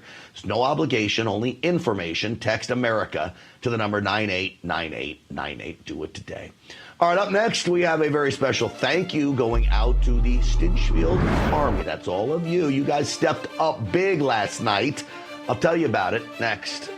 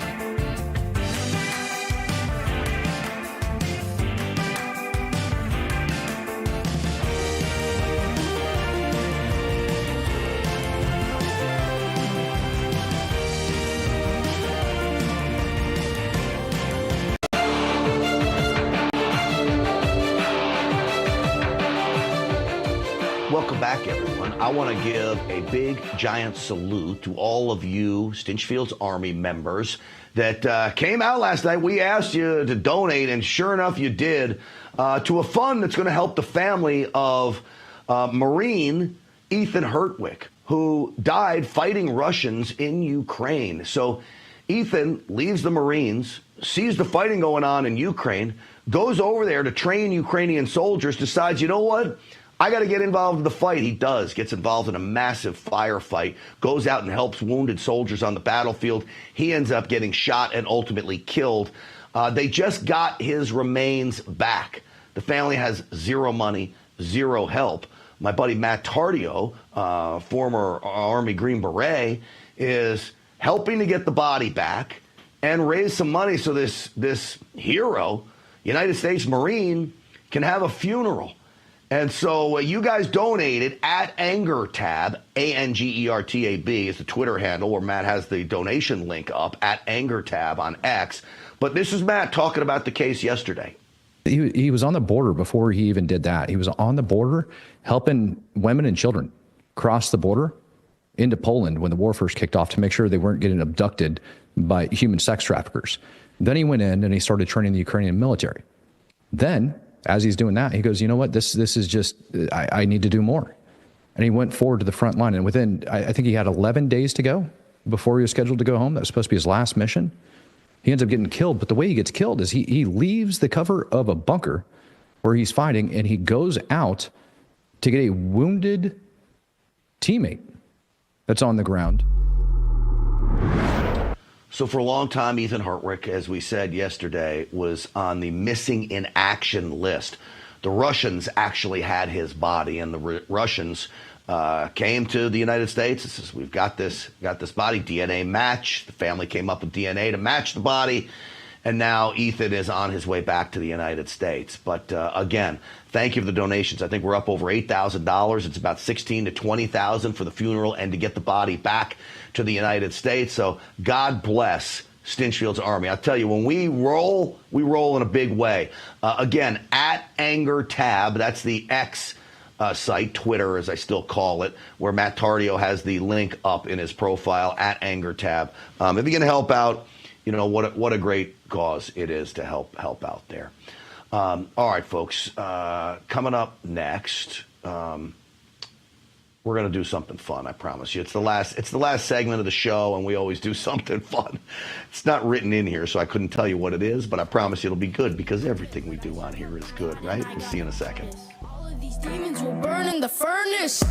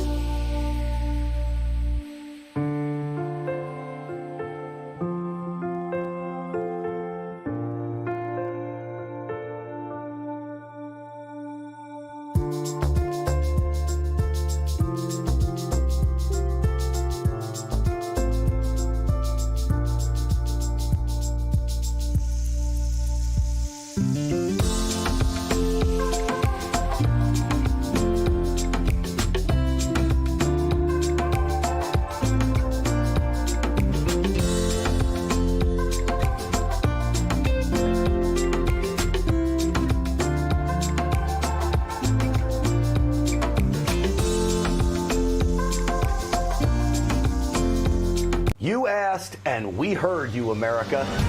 Real America's Voice is coming to iHeartMedia. Yes, Real America's Voice is now breaking through the white noise of the mainstream media. Just download the iHeart app, and you'll have all of us right at your fingertips.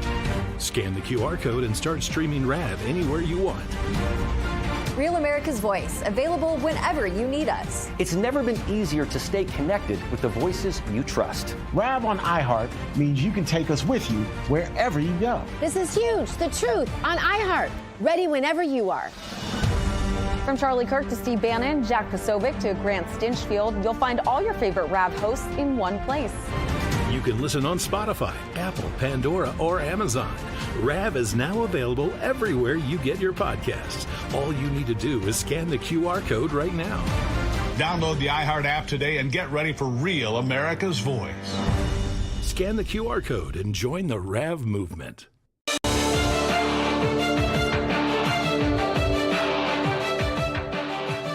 Well, folks, here's one for you. We got a 12-year-old rapper calling out the gay trans agenda. Let's listen. They look like alien hollow men. He coming back, he gon' swallow them. I follow God and I'll never acknowledge them.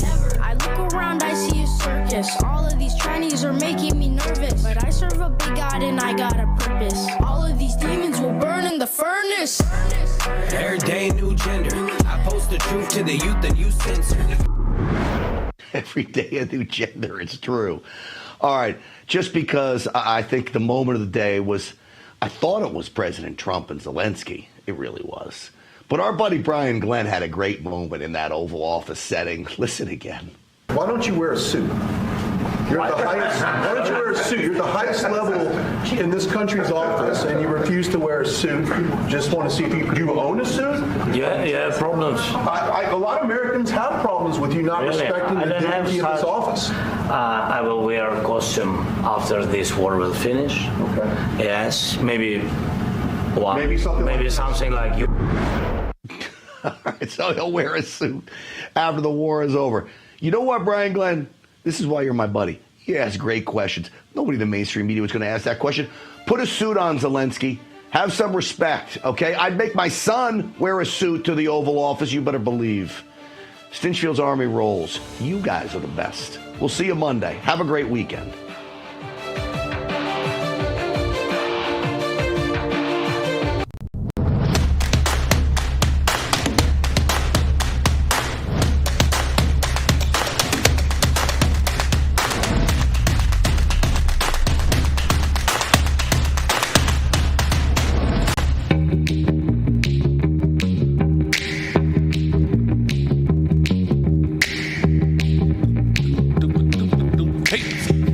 Studio 6B on a Friday night, wrapping up the week, wrapping up the month. Glad you're in, Slick Rick. Might do some sports. might do some sports tonight with Slick Rick. Slickster, how are you? I'm doing good. How was your day? It was a good day, busy, a long day, but good day. Long day. Well, we're feeling that. We love Fridays. It's been a long day for everybody today. Yeah. It's been a long day. You had a good day, Big D, huh? Long day for everybody. Good day was electric, huh? Rick Delgado's here. He's going to do the news. Mr. Delgado, how are you? Feeling pumped up. All right. All right, good. I like that response. Give me a Zelensky. Ooh. Kevin Downey Jr. is here, the host of the Kevin Downey Jr. Show right here as we are on 103.9 LI News Radio. Mr. Downey Jr., how are you? I couldn't be better. Thank you, Big D. How are you doing today? Did you have a good day? I'm good. I had a great day. I see you got your hat on and your red jacket and your Trump shirt and you're ready to go and your hair, well, we can't see if it's done with a firecracker or not with the hat on, but... Oh, look out. All right, looks like an M80. Looking good.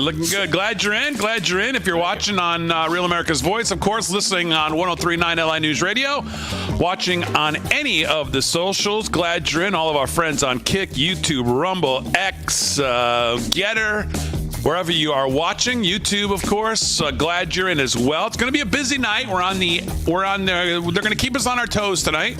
We have President Trump arriving back in Florida for the weekend, obviously, going to Mar-a-Lago. So we may be cutting down there. We've got Jack Posobiec, Steve Bannon down live with Harry on the Highway in Texas with the Patriot Mobile team.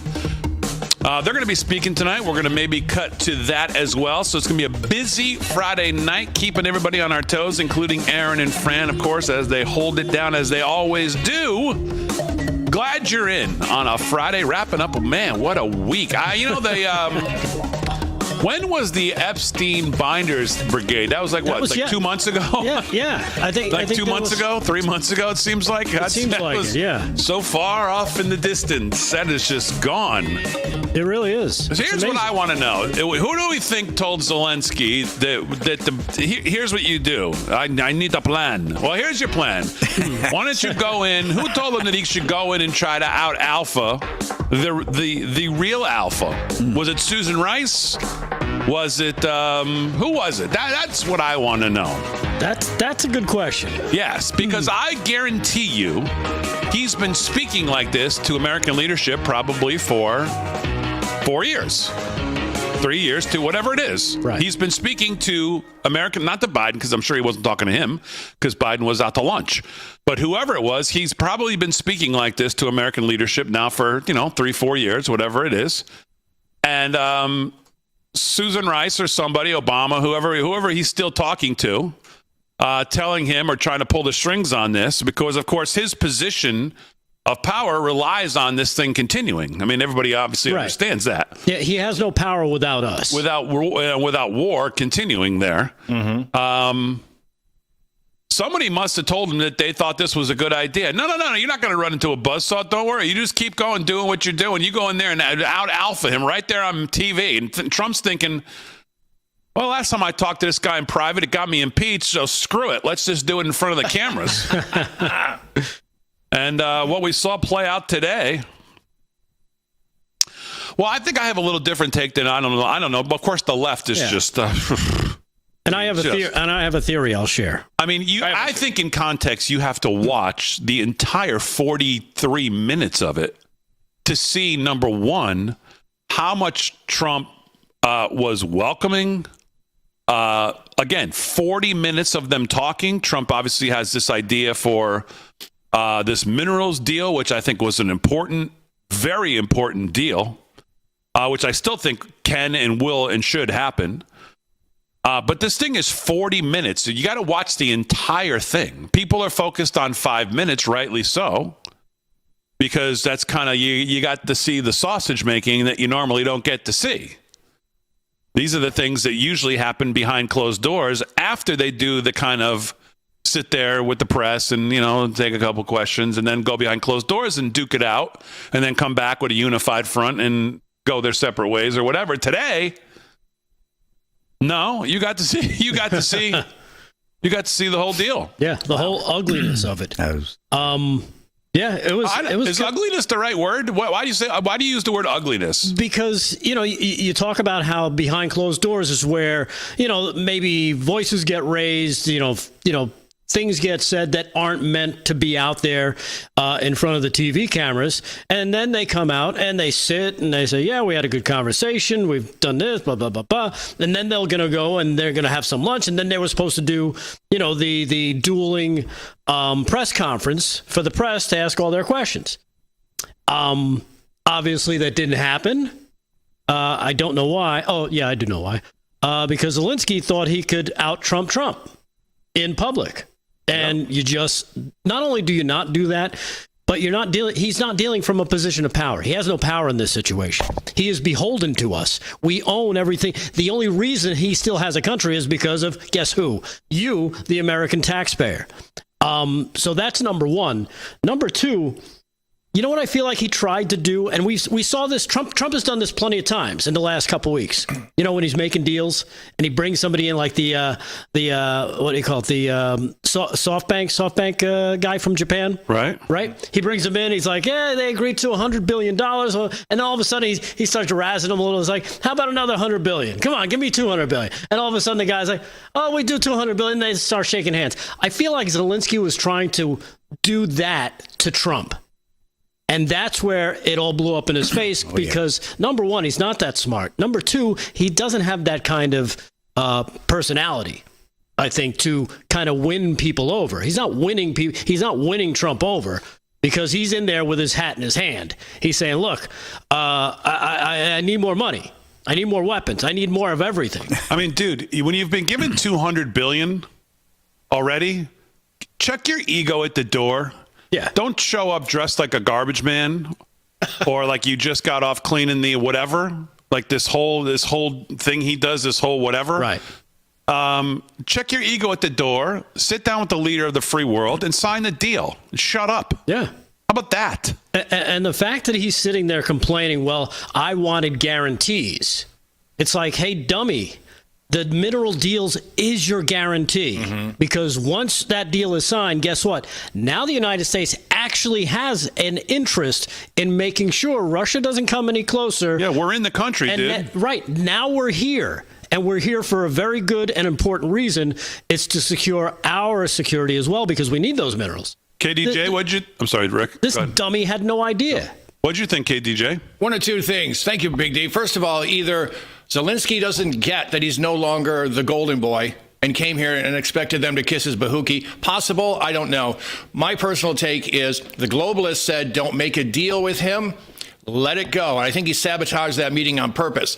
Yesterday, the FBI flipped Pam Bondi the finger and said, no, we're not going to give you that Epstein stuff that you wanted. I see the globalists circling the wagons, and I think they're planning on something really bad because they're acting as though Trump's not going to be the problem he is for much longer. And that's what scares me. I'm wondering what they have up their sleeves, because Zelensky should have gone in there, like you said, Rick, hat in hand. How can let's do this. Because as J.D. Vance said, and I saw that Ukraine is sending soldiers back to the front missing limbs. It's not good enough to lose a leg. They just give you a fake one and say, now go back and fight. They're really hurting for soldiers.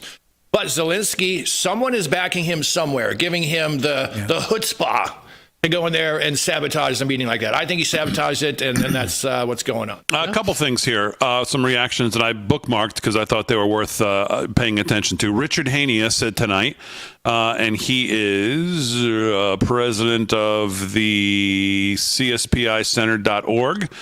I watched the entire press conference with Zelensky. There was 40 minutes of discussion up to the argument. Most people saw the last 5 minutes. The whole video gives you more of a proper context. When I first watched the argument without the proper context, I thought it was possible that Trump and Vance kind of ambushed Zelensky or was even trying to humiliate him. That's not actually what happened. You had 40 minutes of calm conversation. Vance made a point that didn't attack Zelensky and wasn't even addressed to him. And Zelensky clearly then started the argument. In the first 40 minutes, Zelensky kept trying to go beyond what was negotiated in the deal. When Trump was asked a question, it was always, quote unquote, we'll see. Zelensky made blanket assertions that there would be no negotiating with Putin and that Russia would pay for the war. When Trump said that it was a tragedy that people on both sides were dying, Zelensky interjected again that the Russians were the invaders, which we all know. For his part, Trump made clear that the U.S. would continue delivering military aid. All Zelensky had to do was remain calm for a few more minutes, and they would have signed the deal. The argument started when Trump pointed out that it would be hard to make a deal if you talk about Putin the way Zelensky does. Vance interjects to make the reasonable point that Biden called Putin names and didn't get us anywhere. The Zelensky-Trump dynamic was calm and stable. It was when Vance spoke that Zelensky started to interrogate him. Throughout the press conference, to that point, everyone was making their arguments directly to the audience. Zelensky decided to challenge Vance and ask him hostile questions. He went back to his point that Putin never sticks to the ceasefire, once again implying that negotiations are pointless. Why on earth would you do this? Then came the fight we all saw in the last 5 minutes. Zelensky was minutes away from being home free. He would have had the deal, new commitments from the Trump administration. The point Vance made was directed against Biden and the media, taking them to task for speaking in moralistic terms. This offended Zelensky, and that began the argument. I was a fan of Zelensky up to this point, but this showed so much incompetence, if not emotional instability, I think that's a big one, that I don't see how he can recover from this. The relationship with the administration is now broken. Ukraine should probably go with new leadership at this point. Yeah, and speaking of which, there was a call from Ukrainian MP Oleksandr Dublinsky just called an emergency session of Ukraine's parliament to initiate impeachment proceedings against President Zelensky after the Oval Office shouting match, basically, is what they're calling it. By the way, can we get a round of applause for the vice president, by the way? Yes. Oh, yeah. Yes. Can we get a round of applause for J.D. Vance, who is a sniper? Yep. You know what? In so many ways. You know what's funny about this dynamic? And they've done it a few times where J.D. Vance, it's almost like they work it out. You play good cop, I'll play bad cop. And Trump gets to be good cop. He pumps people up. Oh, this is wonderful. Such a great person, blah, blah, blah. Then J.D. comes in and, like you said, like a sniper, picks him off in the top of the... I mean, that's your wingman right there, man. Yeah. That's your goose to your whatever. What was Tom Cruise's Maverick? That's your goose to your Maverick right there, man. That is your wingman. Because he did it. I got your back, kid. He did it with the UK guy about the freedom of speech, and now he did it with Zelensky today. Yep. It's almost like they've worked it out. Like, no, I'm going to let you. I'm going to sick you on him. That looks so rehearsed to me, and they rehearsed it beautifully. Yeah. All right, 13 past the hour, just getting started. We'll think we're going to be a busy night. Maybe Trump from Mar-a-Lago, Steve Bannon, Jack Posobiec, live from Texas with Harry on the highway. Should be interesting. We'll do it all in this tonight's show, live from Studio 6B, 13 past the hour. We're back right after this.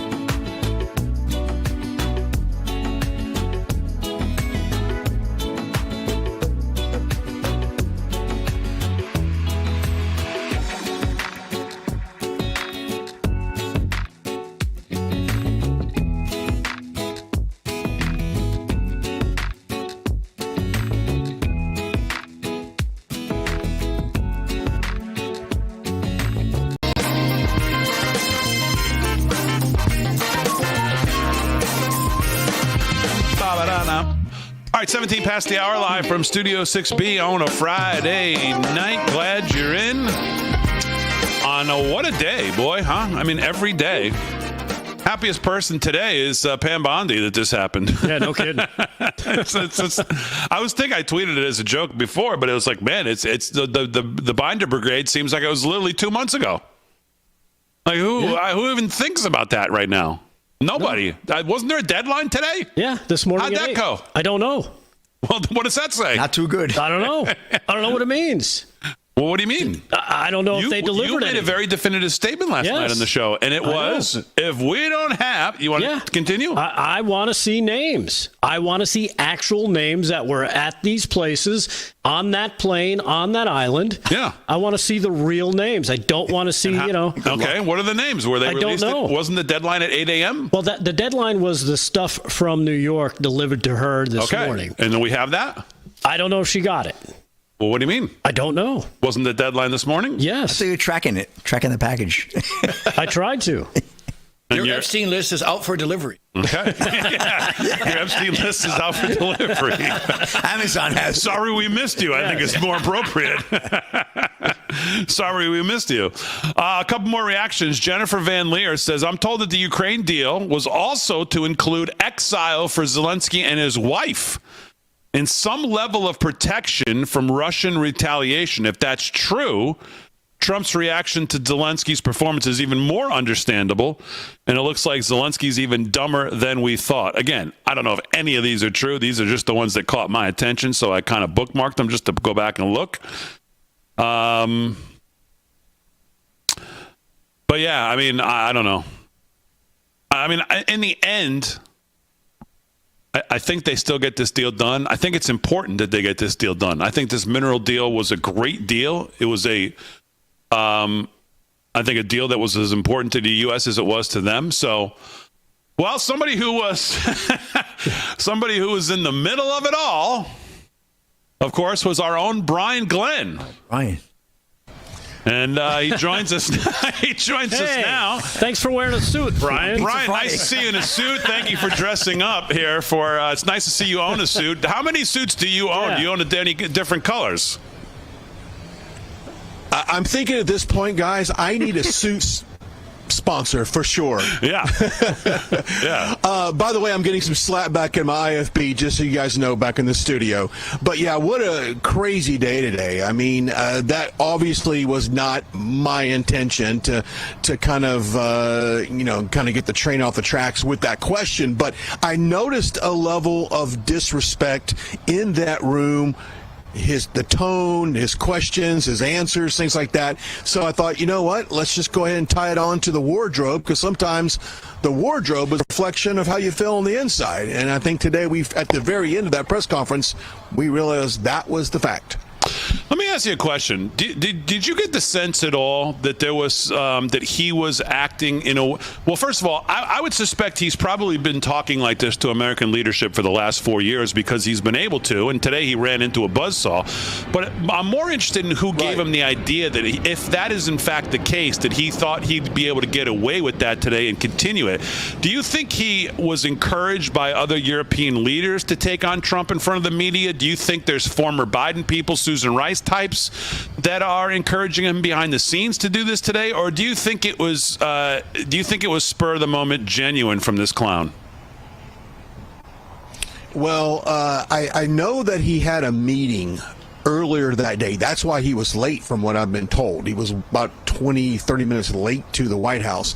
He had a breakfast at the Hay Adams Hotel, which is just right down from the White House. I was told that there were supporters there, people who have been encouraging him the entire time. Could be Republicans, could be some Democrats, obviously. It could just be former people in office. So to your point, that could have well set him up mentally on how to address that press conference. But like you said, Trump's a buzzsaw. He's not going to tolerate any of the disrespect. And whenever he mentioned about, well, we have ocean, but, you just kind of wait and see, making it look like a looming threat against the U.S., Trump wasn't having it. And not only that, but, what happens when there's no more war? for this guy. Let's remember that as well. This guy's whole position counts on this continuing, and Trump is out there saying, I want peace more than anything. I want it now. And I don't know, it just seemed like Zelensky kind of went out of his way to make the theatrics about it. Even when he started, again, 40 minutes, 35 of it was pretty calm. I thought the president showed a lot of patience, so I thought he could have gotten a little testier even earlier. And then obviously the J.D. Vance thing is kind of what set it off. And then the theatrics, though, from there, you just wonder if he was told, hey, you do this, don't worry, the American people are going to eat it up and the media is going to eat it up. But I don't know that that's necessarily the case, Brian, especially obviously with Trump supporters didn't eat it up at all. Yeah, they didn't eat it up at all. But I will say the hate that's on my pages right now in terms of how could you dare ask a president of a country if he owns a suit? If I'd like to share you my DMs over a bottle of whiskey and you would have a good time reading them. It's like a mean tweet segment on that. But I don't think he has any intention, to be honest with you, for peace. The continuation of war just means more money, a conveyor belt of more money to him. Very much like why a lot of long-term, politicians stay in office. Power, money, control. So does he really want peace? Why are we the only ones that are pushing for peace here? It just seems like he came to the table today with no intention of striking this deal, not going to sign it. So I don't know where we're at right now. I know that I had gotten some messages that there is a push to have him resign in Ukraine and perhaps to replacement with him.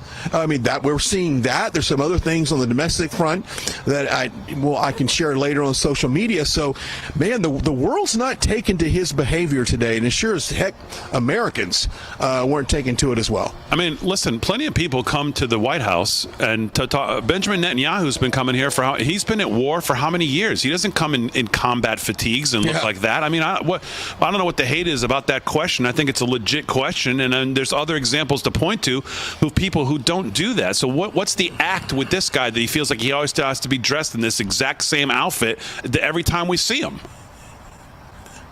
Yeah, well, remind you, last year he came to the Capitol and walked around the halls of Congress with wounded soldiers from Ukraine, basically begging for money, which, by the way, I'm pretty sure that's against House laws and probably several other congressional and political laws. You just can't do that.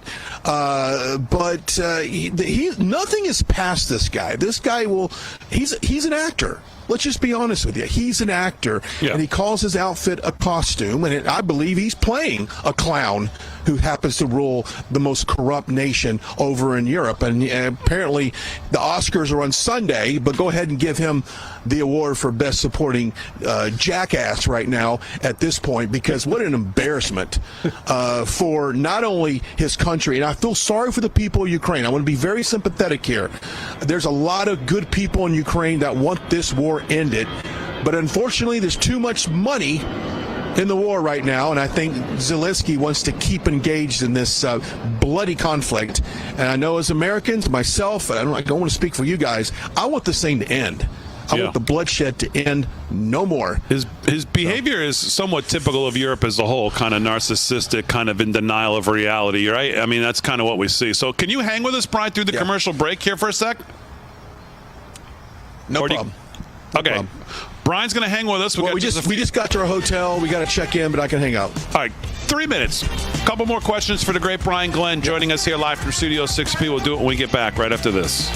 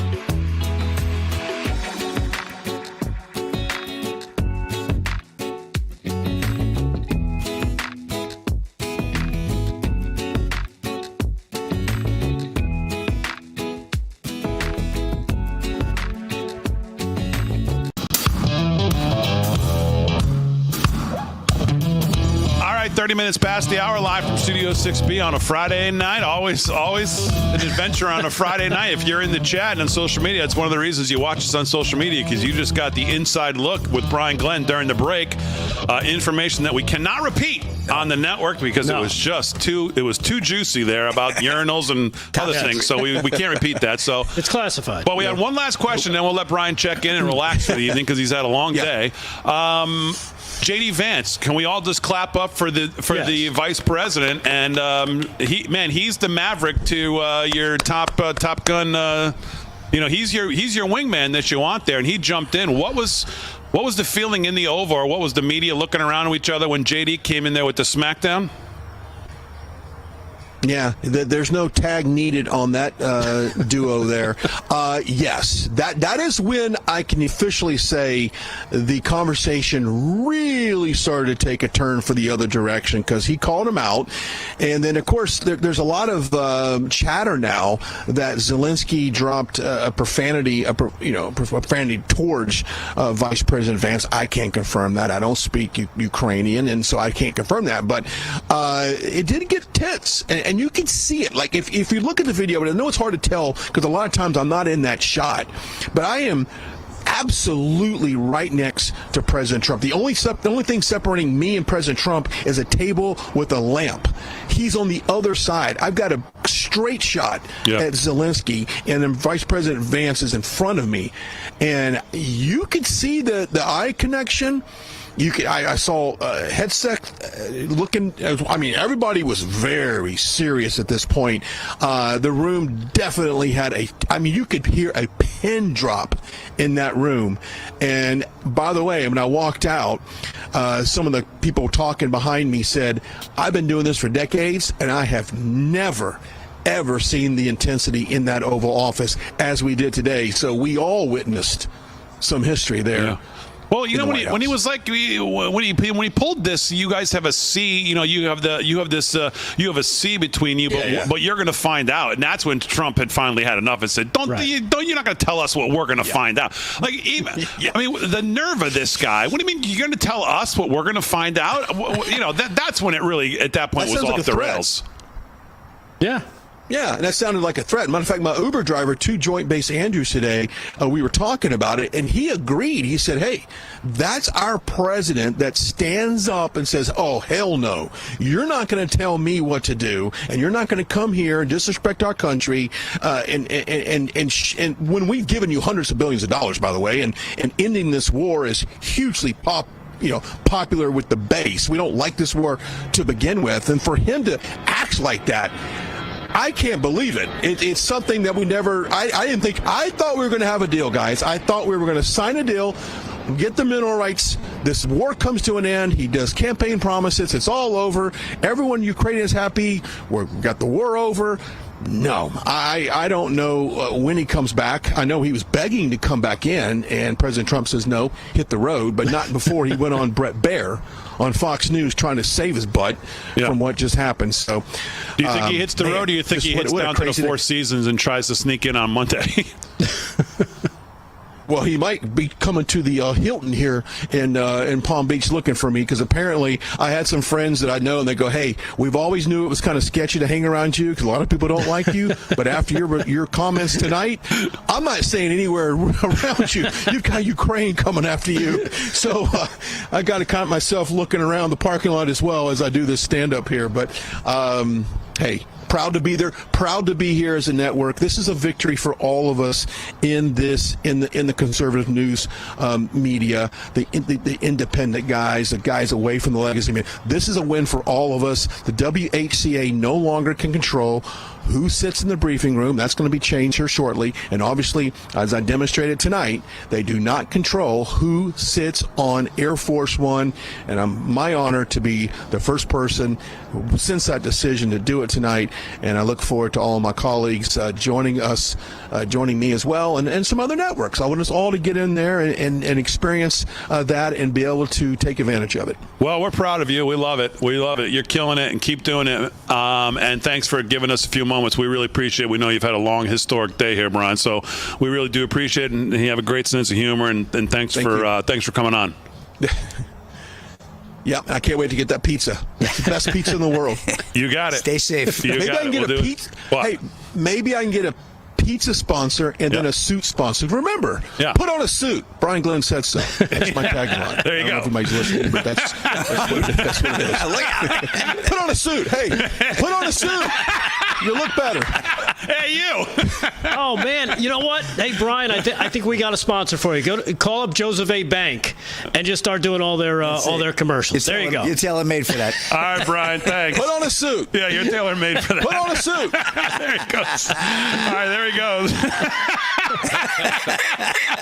He's the best. I love him. Oh, God, he is the best. He is good. Now, what's funny about that whole suit thing, good. Trump actually started it. He started it outside, yeah. He started it outside. You want to see, if you haven't seen it. If you haven't seen it, here it is, cut number 5, God. as Trump greets Vladimir Zelensky. And points I think out, that's going to be a new shirt. Yeah, points out with Brian's face on the bottom of it. Put on a suit. I'm going to give it to Delgado. He points out what Zelensky is wearing. Cut 5.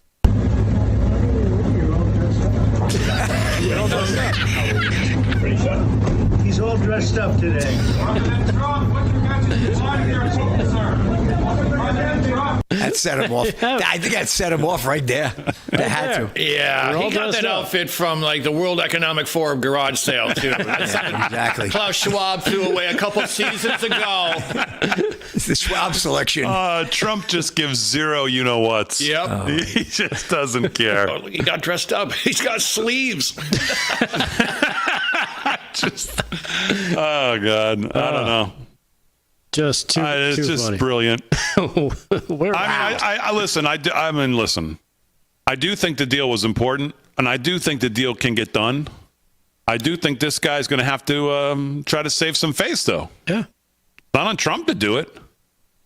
I mean, he was there. I mean, he is not. He's there to make deals. Yeah.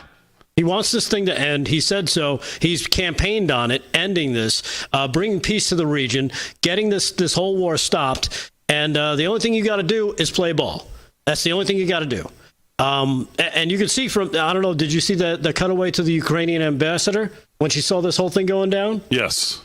This cut number 9. Take a look at this. This is while this whole thing is starting to fall apart in front of her face, and you could just see the angst that she's going through because she knows this is not going well. Cut number 9. Look at this. But you're saying you don't want to ceasefire? But I said to you, I want a ceasefire. with guarantees. Because you get a ceasefire faster than an agreement. Ask our people about ceasefire, what they think. She's like, no, this is not good. She knows it's over. Yeah, she knows it's over. Super Bowl is over. She knows he just bid it. Game over.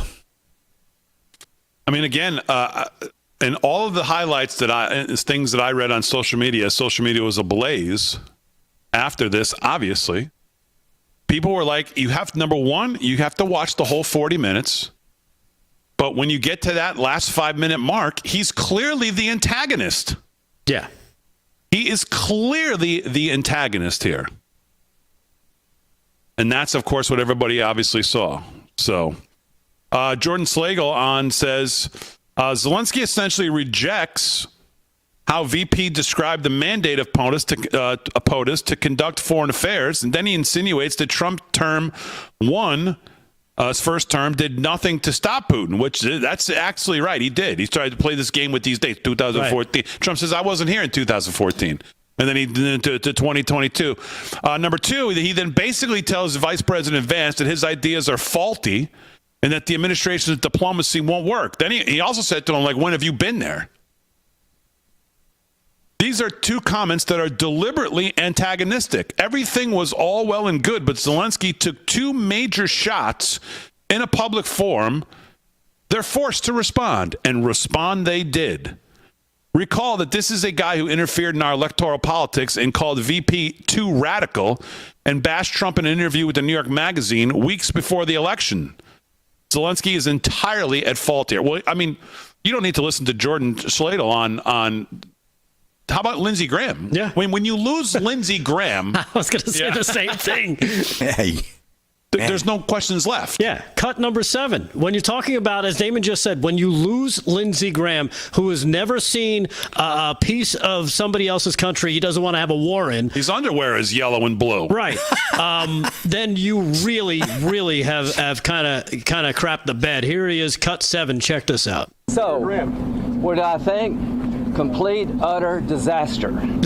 I've been to Ukraine 8 or 9 times since the war started. I understand the consequences of Putin's actions against Ukraine. I appreciate what the Ukrainian people have done. They fought like tigers. At the end of the day, I was hoping that this minerals deal, which would be transformative in the relationship, would go over well. I talked to Zelensky this morning. Don't take the bait. President Trump was in a very good mood last night. Somebody asked me, am I embarrassed about Trump? I have never been more proud of the president. I was very proud of J.D. Vance, standing up for our country. We want to be helpful. What I saw in the Oval Office was disrespectful, and I don't know if we can ever do business with Zelensky again. I think most Americans saw a guy that they would not want to go in business with. The way he handled the meeting, the way he confronted the president was just over the top. So I think the relationship between Ukraine and America is important, vitally important. But can Zelensky do a deal with the United States? After what I saw, I don't know. Yeah. And he even expanded on that. He even expanded on that later in that taking questions. Here's cut 8, where he talks about Zelensky moving forward. Real quick, check this out. Cut 8. Do you think President Zelensky needs to resign to resume these peace talks? He either needs to resign and send somebody over that we can do business with, or he needs to change. Do you regret this Change. What does that mean? I guarantee you he's been talking like this for 4 years to weak, pathetic people. Okay, yes, sir. Okay, sir. You ran into a buzzsaw today, chump. Yeah, and you know what's interesting? That first clip from Lindsey Graham, he says something that kind of slips by, but it's telling, because he says Graham told him, don't take the bait. In other words, he said he saw him this morning with other people. So Democrats and Republicans were there with him. I saw the picture. He was there with, what's her name from Minnesota? Right. Klobuchar. I think the don't take the bait was don't listen to those guys and get into it with Trump. You're not going to do well. He's in a good mood. You can win this. You can come out looking good. Right. And he didn't listen. Somebody told him he could get away with this. Yeah, I don't know if it was the Biden people, Susan Rice, somebody. It was theatrical. I mean, I know he wants to be back on Who You Think He Can Dance or whatever he did there. But I mean, it was just too outwardly obvious with the whole. Bad advice. He's hanging out with Klobuchar and Lindsey Graham. Hello. What else says globalists like having breakfast with those two knuckleheads? I know, right? I'll have the new world order, please. The NWO with a side of bacon, please. You want white toast? Oh, God, Brian Glenn. Hey, put on a suit. That's great. On the streets of Palm Beach, Brian Glenn.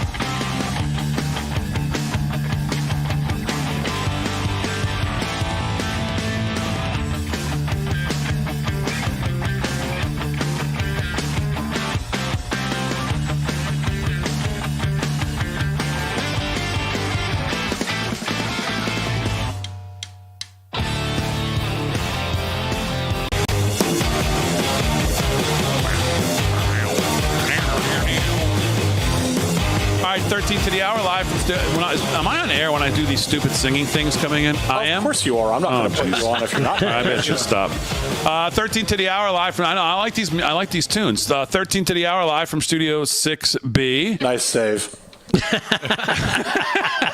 All right, let's do some regular stuff here before we get to hour 2 because we got some things to do in hour 2. So let's do some sports. Sports is brought to you by Mike Lindell. Slick's got it. What's going on, Slickster? All right, big deal. Let's get to the scoreboard real quick. NCAA men's basketball in action tonight. Light schedule, but we got Davidson right now trailing VCU 68-51 and UCLA trailing Purdue 30-27. Let's see, 3 minutes to go there in the second with the VCU game and 2 minutes to go in the first quarter with Purdue. NHL action, the Rangers in the Garden, trailing to the Maple Leafs 2-1 there. 1 minute to go there in the second. Stars over the Kings 3-1, end of one. Wild take on the Avalanche at 9 p.m.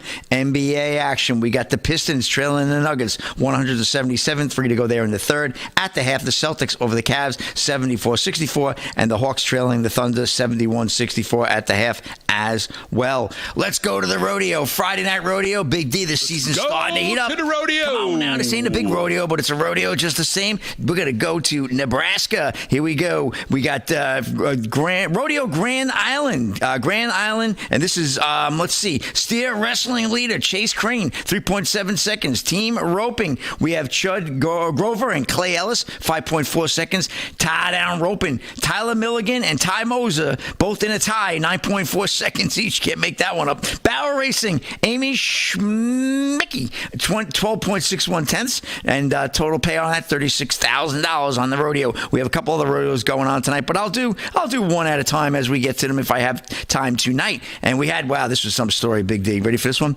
Dale Whitnell records 2 hole-in-ones in Friday's first round of South African Open. I've never heard of 2 hole-in-ones in one course on one day. Dylan Gwynn of Breitbart reporting. British golfer Dale Whitnell had himself a day as he recorded not 1 but 2 hole-in-ones during Friday's round of the South African Open as part of the DP World Tour. Whitnell, 36, recorded the 2 improbable shots on the par 3 and the 12th at Durban Country Club. This is not to say that something went great for Whitnell. He finished with 9 under, including a third eagle, 7 birdies, 2 bogeys, and a double bogey. However, he made the cut. I was struggling to make the cut, so I knew I needed to go out and play well and got off to a hot start, as they would say, Whitnell said after Friday's round. Birdied the first and then hit a flush 7-iron on the second and didn't realize it until it went in, until down the bottom they sort of cheered. That was lovely. It was lovely indeed, as the world's 545th ranked golfer got a chance to sample the applause and media attention usually reserved for the game's highest stars. So Whitnell ended up eagling the par 5 third, and as a reward had to wait 9 holes until his second ace. Could you imagine that? Unbelievable. So pretty good stuff there, Big D. And now that's a wrap in sports for this segment. All right, very good, Slick. I saw the kid shoot 59 the other day. That was pretty good. Yeah, that was real good. That was 59. Yeah, 59 for 18 holes. That's usually I'm heading towards the. That was Jake Knapp. That was Jake Knapp. Yeah, Delgado likes that guy, Knapp. Yeah. He rules. All right, Slick Sports brought to you by Mike Lindell. Kevin Downey Jr. here. He's the host of the Kevin Downey Jr. Show, 9 to 11 weekdays right here on 103.9 LI News Radio. Mr. Downey Jr., what's going on? Well, check this out. You know that guy who got shot? He was the CEO of a healthcare company, and everyone made him a hero. Well, believe it or not, there's a copycat. United Healthcare. The CEO of State Accident Insurance Fund, a guy named Chip Terhune. Someone perforated his house at 4 a.m. Boom, boom, boom, boom, boom. Shots all over the joint. Shot up the house. I think they shot his car. And he had to send a message to everyone where he works saying, hey, I've been attacked. Everyone be careful. I don't know who else is on the list. But this is after, I believe Luigi Mangione has about $600,000 that people have donated to him. And he's getting so many nude pictures from women. He's asked them to just limit it to your 5 top nude selfies, please. Because he's getting too many. He doesn't have time to look at them all day. But this is exactly... He's got skin in the game, Maybe Zelensky should have sent in before the meeting tonight the 5 things he did this week. Maybe it would have taken the edge off. I did not shop for a suit. That's one thing he did not do. Yeah, that would not have been on the list. So, 4 a.m., this guy hears what he thinks are rocks being thrown at his house. Turns out they're bullets. So, you know what? I was just checking in on this Luigi guy. They are still making a hero of him. And when you do that, folks, when you make a hero of an animal, then, well, you're going to have more animals. That's just the way it is. Who's the guy that just got booted by his own party? He was a rep in Michigan. I'm sorry, from New York. Joe Biden? No, that's not Hakeem Jeffries. He just got booted. He was too much of a Marxist. This is the guy who put up. Remember, he rang the alarm. Yes. Oh, yes. Jamal Bowman. Yes, Jamal Bowman. Thank you. Jamal Bowman, when he was a teacher, he had photographs of cop killers around his classroom, and it was the wall of heroes. When you glorify bad behavior, you will get more bad behavior. And I promise you, the left is still pumping this story because they want more animals to go out and do stuff like this. That's why that woman said, hey, Mr. President, have mercy on the trans people. Well, that's funny you should say that, because in the past 3 weeks, a trans person attacked a Tesla dealership. They killed a border guard. And another one planned a school mass shooting that didn't go through. There's been a lot of and I'm telling you, we should talk about MK Ultra at some point. But I'm telling you, the lefty press is riling up the bozos, and that's what I think is going on here. And I wouldn't be surprised if another CEO doesn't wake up to find someone ventilating his house or his head, wherever they're going to shoot him this time. This guy, clearly, if you're shooting someone's house at 4 a.m., you probably just want to send a message and not kill somebody. Because it's probably, I mean, who's walking around at 4 a.m.? Right. Unless it's me naked eating shredded cheese. Yeah. All right, what else in the news, Kev? I don't know. The naked shredded cheese thing is, that's pretty good news right there. Yeah. So, cheese balls. This Swamp Wiggler, he's the top DOJ spokesman. Joshua Stuev, I'm not sure how to pronounce that. He resigned today from the DOJ. Toxic work environment, because I guess he hates that he has to work now. So, and here's his crybaby goodbye letter. Simply put, I cannot continue to serve in such a hostile and toxic work environment where leadership at the highest levels makes clear we are not welcomed or valued, much less trusted to do our jobs. Well, no, you're a Swamp Wiggler, you idiot. You've probably done very little. See, here's the thing about the deep state. This is the reason D.C. is 95% Democrat. They're all part of the same club, and they exist to rob from the Treasury and cover each other's bahookies. All right, but this guy decided he's out because he has to leave, and we're going to see more people leaving, and we're going to see more whistleblowers. And the whistleblowing has already started, but this guy, he had to bail. That tells me he sees the writing on the wall. He knows he's going to have to put pants on, go to the office, and he's not happy about that. So he's going to play the victim card and bail. But I think we're going to see more of this, Big D.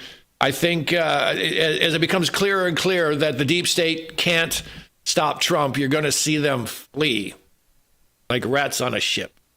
Well, they certainly are looking they're looking to try to get their footing, and obviously they're trying to gleam on to this, what happened today. And of course, they're all out there with these statements and how they just can't believe what happened today. They're so outraged by what happened in the Oval Office. But I mean, it's again, it just. And I think the more they do this, the more your average normal, if you're watching this show, you probably know more than your normie neighbor, as I like to call them. But every time they do something stupid like this, come around, oh, look at Trump, he's being so bad. People are walking away from mainstream media. That's why there are more and more people watching Real America's Voice, because this is where you get real news, and they're just chasing people away. They only have that one playbook. And I just heard someone just called Trump the orange, Jasmine Crockett, he's the orange Jesus. That is that's the new Dems. That's the new Dems front girl. I've been telling you that now. But keep sending her out there. All right, Jack Posovic's on stage. Let's send it out to him. Coming up. We're hitting the break. All right, we're not hitting the break. We're going to not take the break. We're going to throw to Jack Posobic live in Texas with the boys from Patriot Mobile. Harry on the highway. Let's go there. In the Oval Office yesterday, ladies and gentlemen, one of the most outspoken, influential, up-and-coming young people. I can say that because he's younger than I am. I think we're different generations, actually. My friend, Jack Posobic.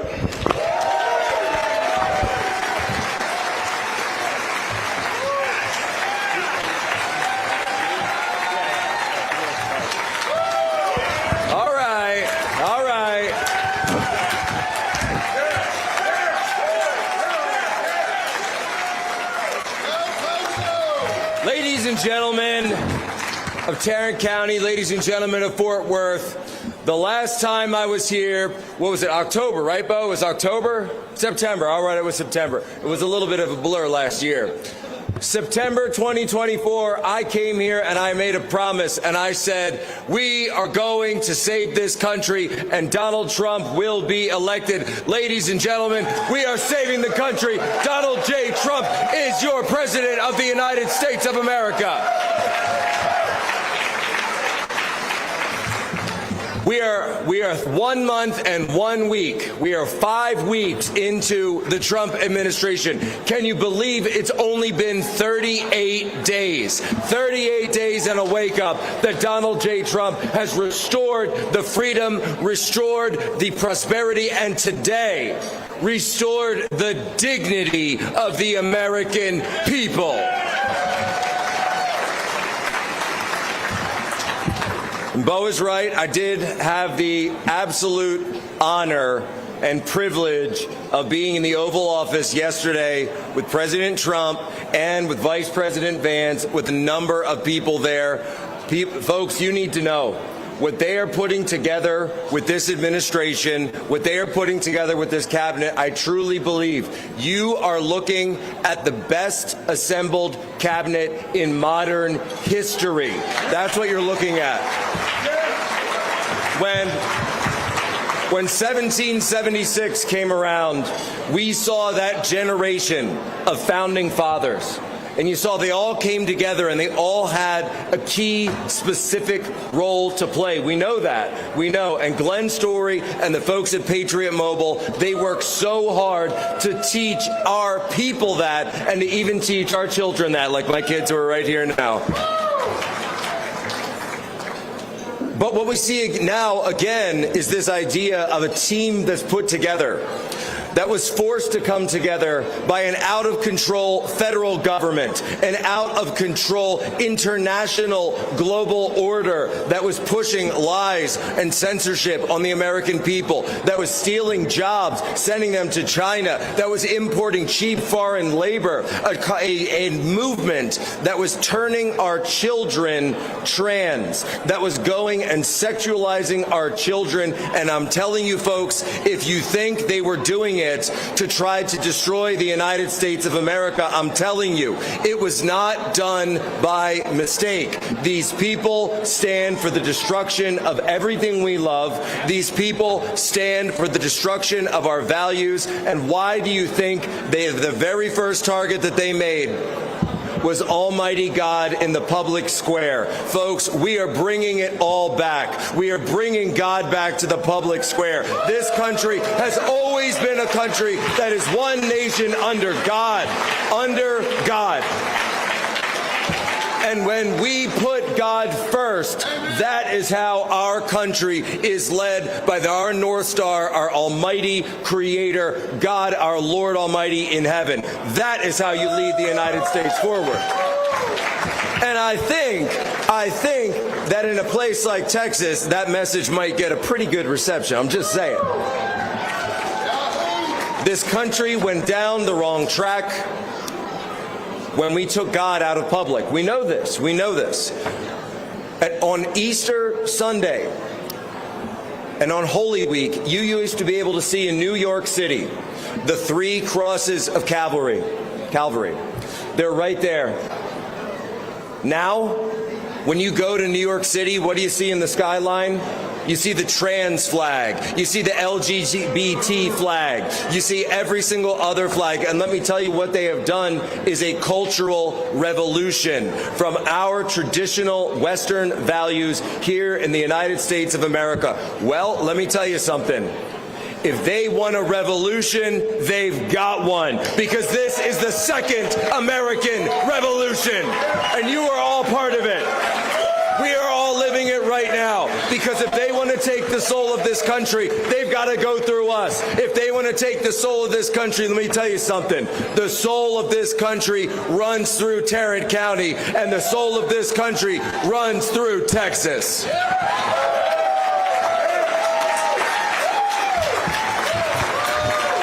And I'll even say that as a Pennsylvania guy, right? We got some Pennsylvania folks here. But look, that's what it's about. Because yes, you're right, I am from Philadelphia area. But you know what? I used to grow up going to Independence Hall, where they wrote the Constitution and the Declaration. And I used to sit there and learn about what our founding fathers put together, what Ben Franklin told us, a republic if you can keep it. And I don't know, I guess I'm the only kid on the field trip that actually listened and opened my ears and paid attention, with ears to hear and eyes to see. And then we went over, and we also would grow up every single week. And my brother's here too. Where's Kevin? There he is. Every single weekend, Kev, where do we go every weekend? Valley Forge. Valley Forge is where we spent every weekend. And my wife Tanya Tay is here. We got married in a church in Valley Forge. That is how close we understand the Valley Forge generation. And if you understand that Valley Forge moment, and that picture that we still have hanging of General George Washington praying with his horse in Valley Forge, understand that moment. That moment was when America was hanging on by a thread. The soldiery, they were starving, they were freezing, they had no shoes. You had Martha Washington was darning socks for them in the winter. The British had taken New York. The British had taken Philadelphia. The Continental Congress had fled out to York, Pennsylvania. They didn't have anything left, but you know what they had? Full faith and reliance on divine providence in Almighty God. That is what they put through in Valley Forge. That is what carried this country forward in 1776, in the first American Revolution. And the second American Revolution, which I will tell you, is not finished. It is only just begun. And we will only be successful if we maintain our full faith and providence in our Almighty God. That is the only way through. That is the only way that we will be successful. And success is not measured by Donald Trump winning elections. Success is not measured by us getting into office. Though, of course, Bo, winning elections, getting out of office is important. We're going to do all that. But this is the challenge I'll throw out here, because I understand that in so many of these red states, Oklahoma has this issue, the Dakotas have this issue, and yes, unfortunately, even Texas has the issue. And this is breaking news even to me. There is a new invasive species that has just been categorized and classified here in Texas by the Trump administration. And yes, ladies and gentlemen, that invasive species is the Texas rhino. And the Texas rhino, guess what? It's just been declared open season on the Texas rhino.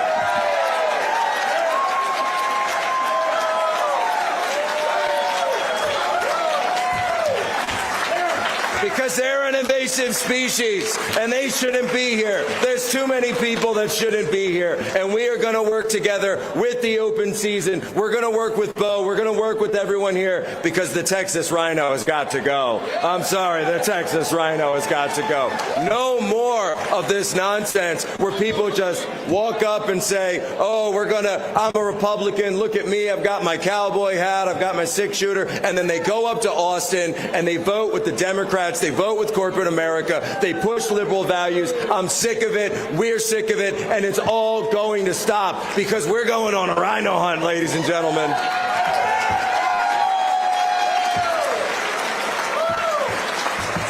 Look, Lee said it earlier today, or I'll give her credit for this line because I heard it and it was so great. We're going to make Texas, Texas again. Ladies and gentlemen, God bless you. God bless the United States of America. And God bless the great state of Texas.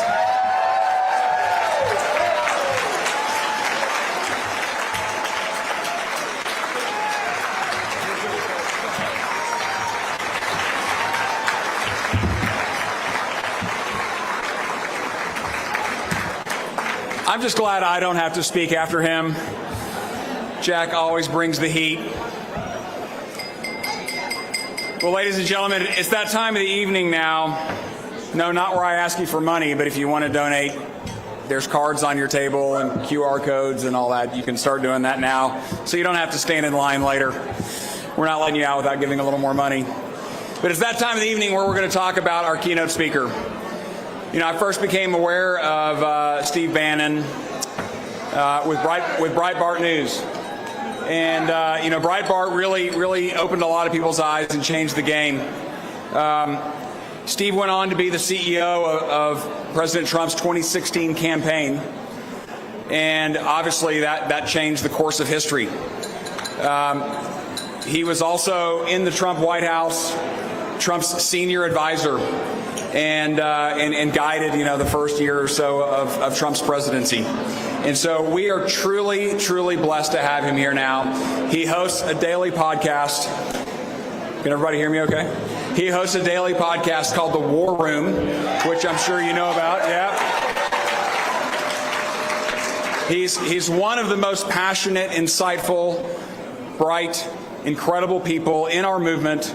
And talk about taking out the rhinos. There's no bigger advocate of that than, ladies and gentlemen, Steve Bannon.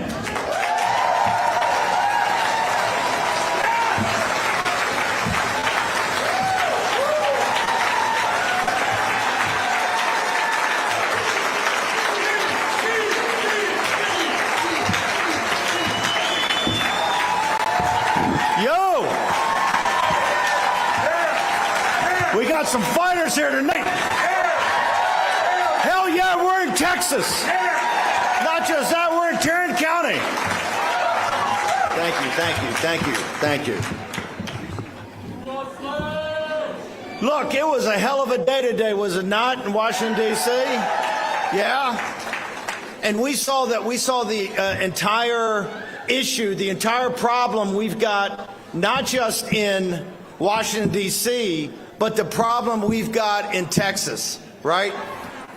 President Trump's trying to be magnanimous, right? President Trump is trying to be a global leader, to bring peace to the Eurasian landmass, correct? And he's got Zelensky in there, and we know that in the vital national security interests of the United States of America is not the Russian-speaking eastern border of Ukraine, correct?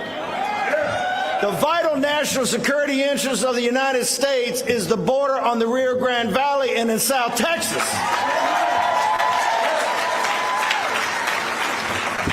And what did President Trump do in the last 24 hours? He threatened to put 25% tariffs on Mexico and got the president down there to finally, after 30 years, cough up 29 CAPA regimes of the cartels, correct? That's leadership. That's the border we care about, right? That is what's trying to destroy Texas. Hell, we have 100,000 fentanyl deaths every year, right?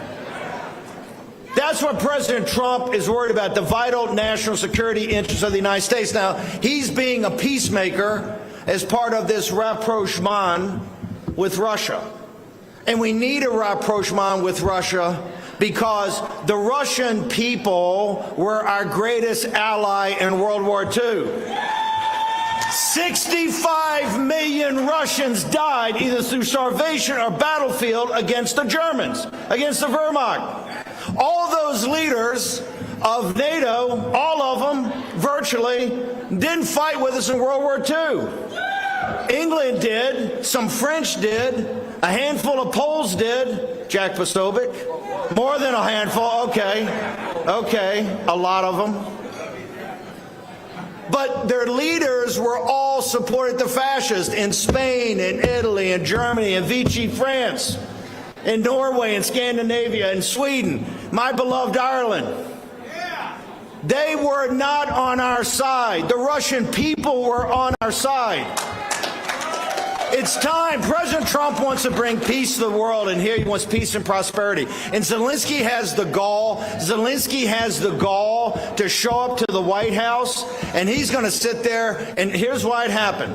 He went to the Hay Adams Hotel right before, and all these rhino senators, right, all these rhino senators had a meeting with him, had a breakfast with him, and he thinks he's got cards. He thinks he can control it, right? He goes into Trump, and he's arrogant as all get out, and Trump says, yo, dude, you have no cards, right? You have no cards.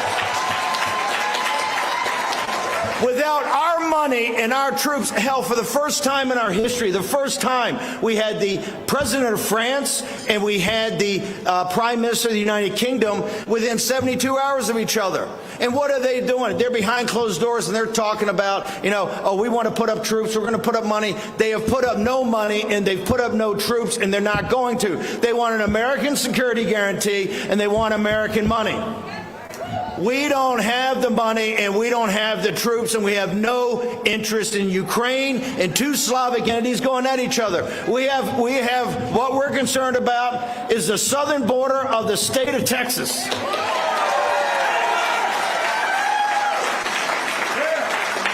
Hell, they got the CIA now. All the assets are coming back for Ukraine. They're doing flights over Mexico. President Trump's getting ready he's trying to stop the kinetic part of the Third World War that's happening in the Eurasian landmass, right? In the Middle East and in Ukraine. But he's getting ready to start the kinetic part of the war against the cartels. They know that, right? We got to cut off their banking. We got to cut off their finance. We got to get down there. We got to do a paramilitary operation. We got to tell Mexico, step aside, because we're going to take them all out. We're going to take them out now. They've killed 100,000 Americans a year. The Chinese Communist Party, this fentanyl is chemical warfare. This is the second opium war against our people. And the center of gravity of that is the great state of Texas. How can we sit here and accept this? Right? How have your local officials accepted this? How has your governor accepted this? You know what happened after President Trump, and this has never happened in American history. He showed the door to Zelensky. Zelensky's supposed to be there for lunch, and then he's going for a press conference. He sends everybody to the Roosevelt room, and he sits there, and he says, hey, Marco, you and Waltz go in there and tell him to get out of here. Okay? Go, leave. He threw him off the lot. That's never happened. At the moment he threw him off the lot, what happened? On Fox News. Who shows up on Fox News? Karl Rove. You heard of Karl Rove? You heard of Karl Rove? Well, hey, hang on. He tells me he's a Texan. Right? He says he's from Texas. You know what? Another round of drinks for my people. You know what he said? Now listen, look what President Trump's trying to do. Every day, and this is amazing, President Trump has these bilats, but he has world leaders come, and guess what? He has a press availability, but then he takes 10 questions from the press. And then he's got the press conferences, or he's on the plane, or he's in the cabinet room. You're seeing American history in the making. They say there are decades in which nothing happens, and there are weeks in which decades happen. Hell, that's this week, and you see it all. President Trump wants to draw you in. You know why? He understands his power is with the American people. He wants the American people to see it. No more closed doors. In Washington, D.C., not in the room, not in the deal, right? He put MAGA, he put his supporters and all the American people, not just in the deal, he put you at the head of the table. And Karl Rove comes up there, and you know what he says? The problem today is that President Trump invited the press and did that publicly. He should have done it behind closed doors, then they can work it out. Is that not how Austin runs? Is that not how D.C. runs? They want to do it behind closed doors. What are they trying to hide from us? You know what they're trying to hide. Their self-dealing, their corruption, their incompetence. President Trump will put it right out there. This never happened before in American history. And this is the faith that he has in people. And this shows you the central part of the problem is what you have here in Texas. Because as Tarrant County goes, so goes Texas, right? As Texas goes, so goes MAGA. As MAGA goes, so goes the United States of America. And as the United States of America goes, so goes the world. It's ground zero here, and you know why? Amen. The world's an efficient market. George Soros, how much money did he put in here over years to turn Texas blue? Right? $400 million. And it got a little pink, right? It got a little pink. And then you guys stood up and had Trump's back. And what do we have today? Donald Trump won the 2024 race by 14 points. Oh, brother, Ted Cruz won by 9. Because what you're doing is you're taking Texas off the map, right? That's a huge opportunity cost. It's you guys who are doing it. But now we need more Texas in Washington. We need it. We got to get tougher. We got to get meaner. Look, President Trump, remember, President Trump, that deal today. There are many people to his right, of which I consider myself one, that said, hey, here's what we ought to do, Mr. President. Walk away. Not one penny, not one troop. Tell the Europeans if they're such big shots, you write the checks. We bailed them out in World War I. We bailed them out in World War II. We bailed them out in the Cold War. We're not going to do it again. We have to take care of America. It's got to be America first. Has to be American citizens first. Where's Todd Bensman? Todd Bensman here. Bensman. Todd Bensman, where are you, brother? Bensman, where are you? Stand up. This is one of the bravest guys. Hold it. We got to get this guy. Hold it. This guy has risked his life going the Darien Gap for years to show America this invasion of the country. An invasion that took place and came through the Rio Grande Valley, and it came through South Texas. And hopefully one day, in not too short future, he's going to be working with Tom Homan to begin the mass deportation that has to happen.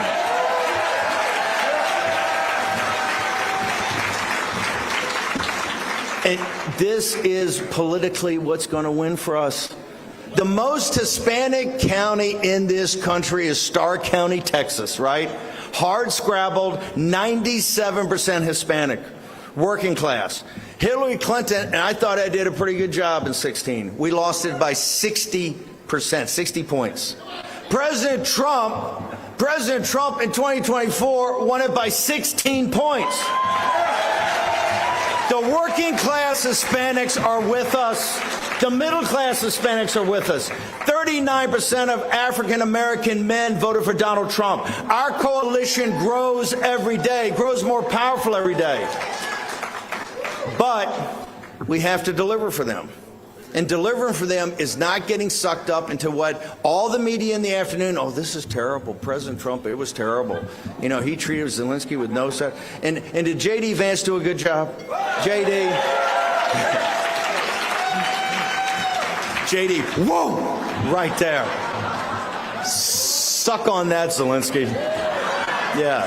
Take that, hey, Zelensky, take that back to Davos, right? Have those Davos guys, right, clean that wound. They're all saying it was a setup. It was not a setup. I don't know if you had a chance. So it was 45 minutes long, 46 minutes long. And President Trump was very gracious. He was very magnanimous. He tried to work with Zelensky. They tried to go through it. It was Zelensky's arrogance. And he's entitled. He's arrogant. You know why?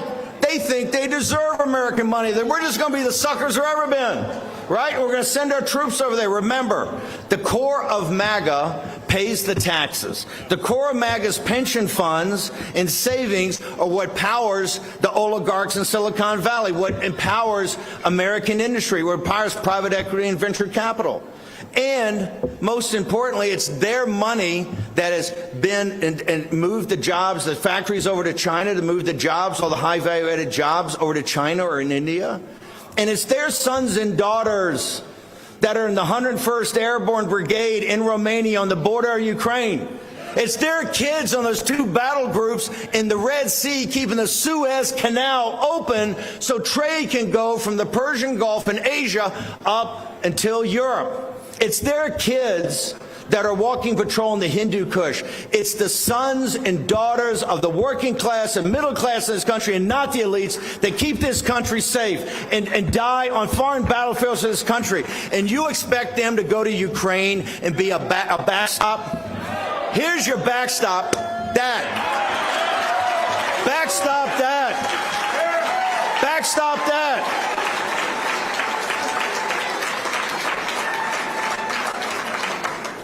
President Trump now, and this is where I think we've seen a pivot. Look, it's 32 days or 33 days. Hell, half of you people have not sobered up from the inauguration. You're still on a high from that. It's 32 days. Every day is Christmas Day. It's days of thunder and years of lightning. There's 10 or 12 things every day. Hell, he did another 4 or 5 things, including making English the official language of the United States of America. That's a sidebar, huh? Just a sidebar. Come on. But you know why this happened. You know why this happened. When they ran him out of town after stealing the 2020 election. Come on, folks. The 2020 election was stolen, flat out. Flat out. That's the railhead. That's the railhead. And it was providential. I was there. I had a ringside seat in 16. I came in with like 100 days ago, 90 days ago, I don't know, 8, 10, 12, 14 points down. Who knew, right? But we had a man, we had a message, we had a plane, and we had an audience called working class people. Right? And we defeated her and the Clinton mafia, who were so arrogant. She didn't go to Michigan. She didn't go to Wisconsin. She barely went to Pennsylvania. Those working class people didn't deserve her to go there. Donald Trump went, and that was providential. That was providential. We literally had nothing. The stealing of the 2020 election was also providential. The hand of God worked. Think about it. President Trump had another term back to back. Right? Of all the hate and discontent, what we got to see is the spiritual warfare this republic's under. We got to see the demonic nature of our opposition. What they did is not human. What they did is demonic. Look at the cultural issue, but look at this. Right now, we got a bill in front of us for the deportations. It's $175 billion. Ben's been around $175 billion. 175. What in the hell did they do for 4 years? Who did they let in this country? They understand there's 10 to 12 million illegal alien invaders have come here just since Biden took the oath of office, right? We saw culturally what they're trying to do. Look at what's happened in the schools. Look at how they ran the COVID. This was a totalitarian dictatorship to crush you. And remember, to crush Trump. They never thought Trump was coming back. When Trump left Andrews Air Force that day, they thought he was gone, right? Two things brought him back and brought the days of thunder. Number one, the precinct strategy. What we did is just people started... Because guess what? You get a rally point. It's just like in any military conflict. Okay, we took one on the chops. They stole it, but guess what? We were out of power. So what do? You go back to basics. You've got to move the chain, and that's what happened. The precinct strategy, and then people started taking over counties, and people started taking over parties. Look at what happened in Texas. Right? Look at what happened in Texas. You guys turned around the Texas Republican Party to a MAGA party. That was day in and day out people that had not been that involved in politics. But also, at the same time, certain public intellectuals, certain people that have been with the first term, Brooks Rollins at the America First Policy Institute, right? Dr. Roberts at Heritage, right? Russ Vought at CRA, the Center for Renewing America, right? You had Stephen Miller at the America First Law. You had DeMint, you had Jim DeMint Meadows, you had the CPI, you had 5 or 6 groups, and what were they doing at the time? And it's called under the headline, the name that should not be mentioned, Project 2025, right? You damn right, because it said 25 for a reason, because we knew we were going to win and we had to be ready this time. All those years, not just thinking the policy verticals, but also the teams. Remember, we get 3,000 people going to hit the deck plates running day one. It's to build those cadres, to get that interaction, to make sure that people know subject matter experts. This is why every day is Christmas Day. It's not 2 or 3 things. It's 10 or 12 things. Been working on them for years. This is why the left is totally overwhelmed. This is why they're on the back foot. This is why they're saying, oh, Elon's the worst person in the world.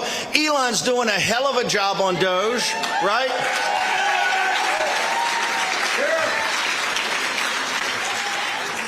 I got a lot of issues with Elon, but one of them is not Doge. He's a blunt force instrument, and he's giving the administrative state blunt force trauma, right? They don't even know what hit him. But it's every day. It's something. Listen, This tariff strategy is brilliant. Now is it geoeconomically think it's just not, he's not looking at 25% tariffs on a Mexican avocado, and he's not looking for a 25% tariff on some under the hood engine part from Canada. He's looking at changing and getting revenues that this is a premium market. If you want access to this market, and why is it a premium market? Because of Burke's little platoons. It's civic society. It's the little guy. It's the little league coach. It's the nurse. It's the cop. It's the kindergarten teacher. It's Grapevine, Texas. It's here. It's Tarrant County. That underpinning of civic society is why people want to put their money in the United States of America, right? He says this is a premium market, and like any premium market, and this is the way Trump thinks, hey, you buy a skybox for a sporting event or a front row ticket for a concert, you're going to pay a premium to get here in the United States to get access to this market, or you're going to move your manufacturing here and you're going to create jobs. It's brilliant. The External Revenue Service. Anything better, right? He just sits there and goes, why in the hell is it all internal revenue? Remember, Hamilton is a pretty smart guy. He came up with the American plan. Up until the early part of the 20th century, there was no internal revenue, right? We all did it from tariffs and duties and customs. This is what Trump wants to get back to, and it's brilliant. And it's got the world's attention, right? Mexico, the left-wing president of Mexico coughed up 29 Kappa regimes. You broke in 24 hours the hold the Mexican left has had in the partnerships they've had with the cartels. This is the way you fight a war. This is the way you fight a war like the Chinese, unrestricted warfare. He's going to hit them with cyber. He's going to hit them with financial. He's going to hit them psychologically, politically, every different way. And when he finally gets down there with the CIA paramilitary and maybe a couple of three folks from the 82nd and 101st Airborne, he's going to take them out of Romania, he's going to send them down to northern Mexico, and they're going to leave a lot of dead, bad hombres, okay? And there's not going to be any fentanyl crisis. There's not going to be 100,000 people a year dying. It's obscene. So what does President Trump need? Because now we're going to get down to it, okay? Today, and you're seeing the whole media, it's a firestorm. Trump's terrible, Trump's awful, Trump's this, although a couple of three people in the Ukrainian parliament are calling an emergency meeting for tomorrow to begin impeachment proceedings on Zelensky. Right? You don't show respect to the United States of America as much as the United States of America has done for Europe. As many dead that we left on battlefields over there. Hell, the 8th Air Corps, I think there's 30 or 40,000 young men. We never even found their bodies. Right? Never even found their bodies. That's what America sacrificed for Europe in World War I, in World War II, in the Cold War, throughout the entire world. We never think of ourselves. And the working class of this country, they're not looking for a handout.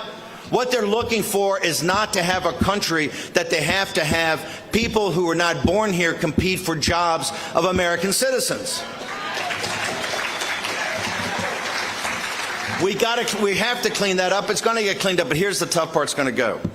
Right now, the budget, the CR, the reconciliation, you're about to go through tough times. We cannot kid ourselves anymore. This is why MAGA is so important. This is why you as a cadre are so important. You're tough, you're smart, and you understand we're going to have to take some political pain, right? It's a $2 trillion deficit as far as the eye can see. It's going to be $50 trillion. We're not just burying future generations, we're burying ourselves. Inflation, they just recast the fourth quarter inflation numbers, right? Because Biden's always recasting, right? They're creating millions of jobs, and next thing you know, well, it was only 100,000. Right? Bureau of Labor Statistics, I think he's got 8 million jobs that they recast in Biden's regime. And by the way, in 4 years of the Biden administration, or the Biden regime, net not one job to a native-born American. All the jobs created went to foreign-born people. You can't have a country like that. You can't have the little guy that's competing with foreign labor in his own country, that his sons and daughters are on carrier battle groups. You can't do it. We're going to lose this country. And this is where it's going to get tough. They're going to have to be cuts. And you're going to have to be the people that have President Trump's back, just like we have President Trump's back on Zelensky. Now, look, They're all around him and the rhinos, and they had that lunch and breakfast with Zelensky. And Fox News, Brent Baer had Zelensky on.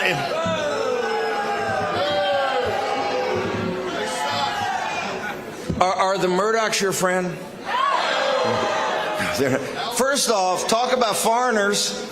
I don't know if they're Australian or English or what the hell they are, but they're not Americans, I'll tell you that.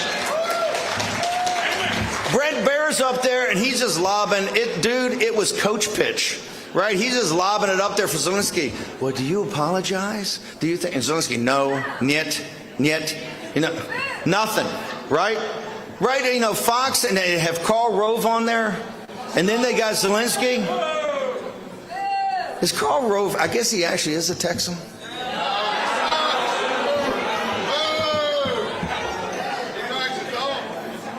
Is that how they run things in Austin, is behind closed doors?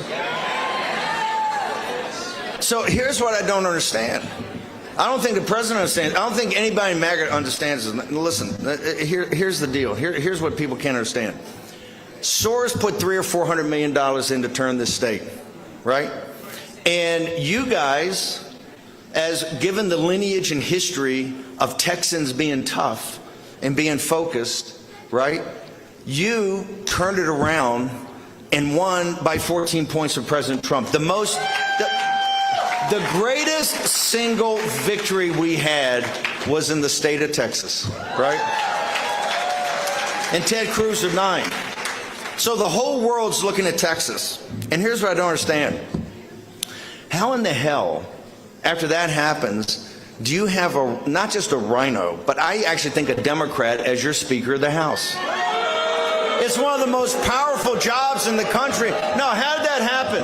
How did that happen? It's the inside game. Now, here's another question. How does that guy then go and then pick all of his sub-chairmen or co-chairmen? They're all Democrats and all progressive Democrats. How does that happen?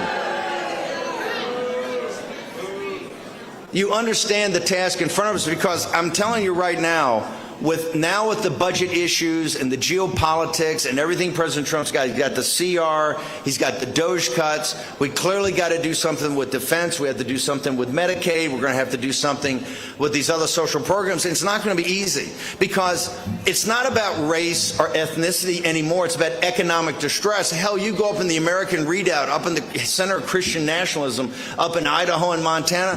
Hell, 80 or 90% of the babies are born on Medicaid. Working class people don't want to be on Medicaid. They want a damn good paying job for their labor and pay for their own insurance and get their own medical, or have their company do it.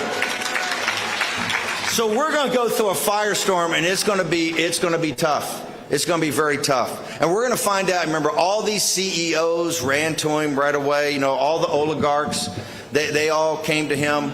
Of course, they came to him after 11 p.m. Eastern Standard Time on the 5th of November, right? When Pennsylvania fell, all of a sudden, that was their road. That's their Damascene moment. That's their road to Damascus. Hey, guess what? I'm MAGA, right? They're not MAGA. They're a bunch of progressive Democrats. They were created by progressive Democrats. We gave them, by the way, we didn't have any antitrust whatsoever. We made a deal with these guys. Since the deep state says we're a hegemon, right? We will grant you monopolistic power, right? We'll have no antitrust, no FTC. There'll be no pricing at all, and we'll allow you to become the richest people in the world and the most powerful, some of the most powerful people in the world. And the Faustian bargain is that you just have to give us the commanding heights of in the age of algorithms. In the algorithmic age, we have to have that. Okay? So the two broad specters of that are social media, of which TikTok is a lethal weapon designed by the Chinese Communist Party that's so much more sophisticated than what these rubes have created, right? That now we either got to take it apart, sell it, shut it down. We don't know. Hell, it's so bad the Chinese Communist Party doesn't allow it in mainland China because they understand how addictive it is. And then on the other hand, on AI, on artificial intelligence, all of a sudden, wow, we have a Sputnik moment. It may be a Chinese psyop, but let's assume it's a Sputnik moment.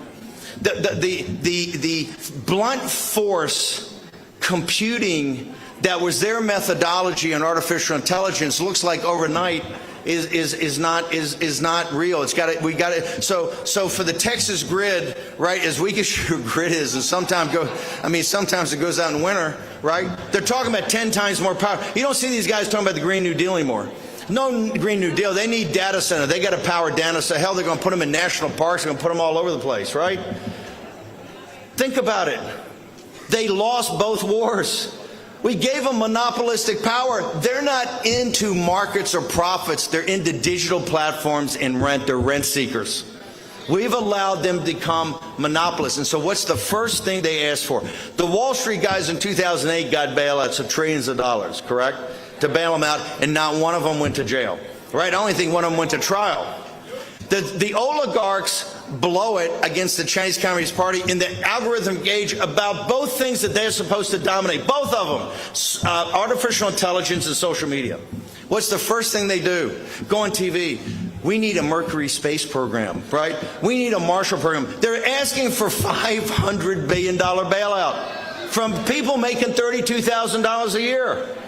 Hell, this is as bad as Elon. In the first term, Elon used to come by every day. You know, his superpower is he's so relentless. He will come in every day and not remember the conversation the day before. I said, no, Elon, we're not giving you electric vehicle tax breaks. We're not going to have a person in West Texas making $26,000 a year that are underwriting you and your venture capitalists in Silicon Valley. It's not right, and it's not fair, and it's not going to happen. And President Trump had our back. These oligarchs are a problem. Here's why they're a problem. They're not progressives and you know, think of it like Rachel Maddow and the crazies on MSNBC or right wingers. They got a whole different deal. They're techno-feudalists, right? And deeper and more and scarier is that they're transhumanist, right? Transhuman. Now, folks here and the values that have built Texas from a pretty tough and forbidding place into an economic superpower. Hell, Tarrant County would be the 37th or 38th biggest state as population. Hell, in GDP, you're probably in the top 15. You're a powerhouse. And look at the people that came before you, right? Look at what they sacrificed. Look at what they did. And you guys believe in the Judeo-Christian values of the Christian West, right? And what does that mean? We're made in the image and likeness of God and empowered by the Holy Spirit. That's not what these folks think. Hell, Homo sapiens, we've had, a 100,000 year run, a 200,000 year run, a 2 million year run, right? And what do they think? They see the singularity and it's right there, and they only focus on one thing. And that's living forever, eternal life. You know why? They're godless atheists. And in their belief, the day it's over, it is over. Okay? These people are very dangerous. And they're going to get to be a bigger and bigger and bigger problem. And everybody under 40 years old, as if you didn't have enough problems, right? No capital formation, inflation out of control, right? If you didn't have enough problems, now you're going to have a tough decision on your children because you worked hard and got into good schools and got good jobs by grinding away. Well, that's not going to be the future. You're going to have to make a decision. You're going to have a long conversation with your husband or your wife, your spouse or your husband, to sit there and go, do we chip our child because that's how they're going to get in Ivy League schools? Do you want to be part? We're not ready for that as a society. Remember, Jesus sent the disciples, I think it's in Mark 13. I'm not exactly a Bible expert, but I remember some of it. My Catholic upbringing. I think it's Mark 13. Jesus sends the disciples out to go and teach. And they come back and they go, hey, we were healing the blind and we were making the lame walk and all these things were happening. And he goes, that's good. And he goes, yeah, but they didn't say because you're a good guy or the son of God. They said because you're Beelzebub. Right? You're actually a devil, and this is all black arts and black magic. Christ sat there and goes, there's only one mortal sin. There's only one unforgivable sin. To blaspheme the Holy Spirit. Is what they're doing as transhumanists not blaspheming the Holy Spirit? Are we not going to be held accountable for that? And I'm not saying we can't make progress in artificial intelligence or CRISPR, but we have to have a national conversation of exactly the hell where we're going. Because if we let these guys in the apartheid state of Silicon Valley have the mentality of 11-year-olds, if we let them make this decision for this civilization, I will guarantee you we are done. Because they don't care about the societal issues. What they care about is digital platforms, transhumanism, and rent. They are rent seekers. And they see this as a way to become even more powerful.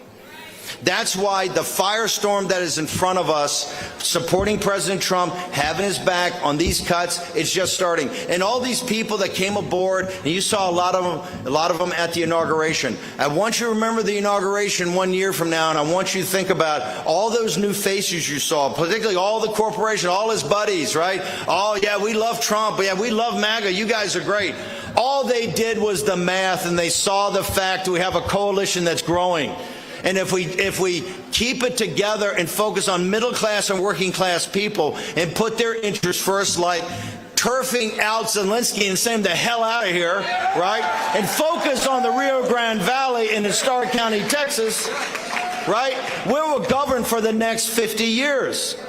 But they're going to fade off, and they're going to leave Trump hanging out to dry. And that's why you, as a cadre, become more important than ever, right? The hardest days of this is not back in 2021. You remember how dark those days were? Remember how bad you felt?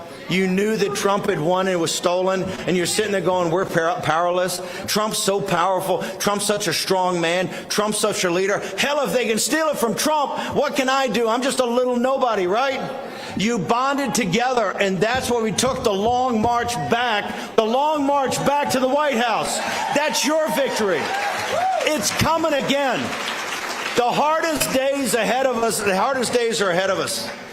And that's why I like exactly who's on our side of the football. Because one thing I can tell you folks, you're as tough as boot leather.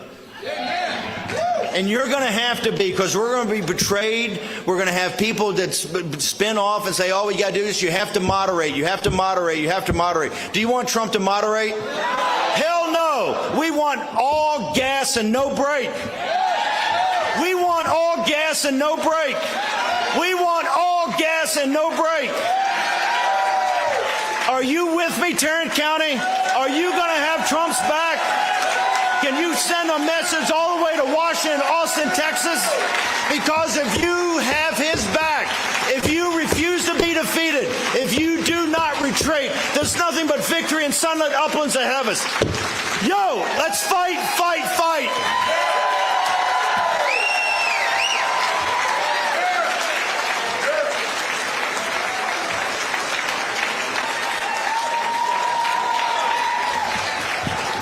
Man, let me hear you. You think Trump can hear you? Send Zelensky out of this country. Let's get him down to the Rio Grande Valley.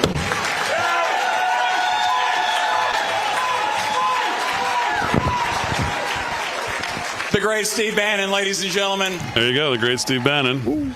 On your table. All right, well, Steve was going to talk past 10, we thought, so we're back. Jack Posobiec and Steve Bannon there, live, Patriot Mobile, down in Texas, Harry on the highway there. Steve doesn't drink much decaf, I think, during the day. No, zero. He's fired up, that boy. Zero.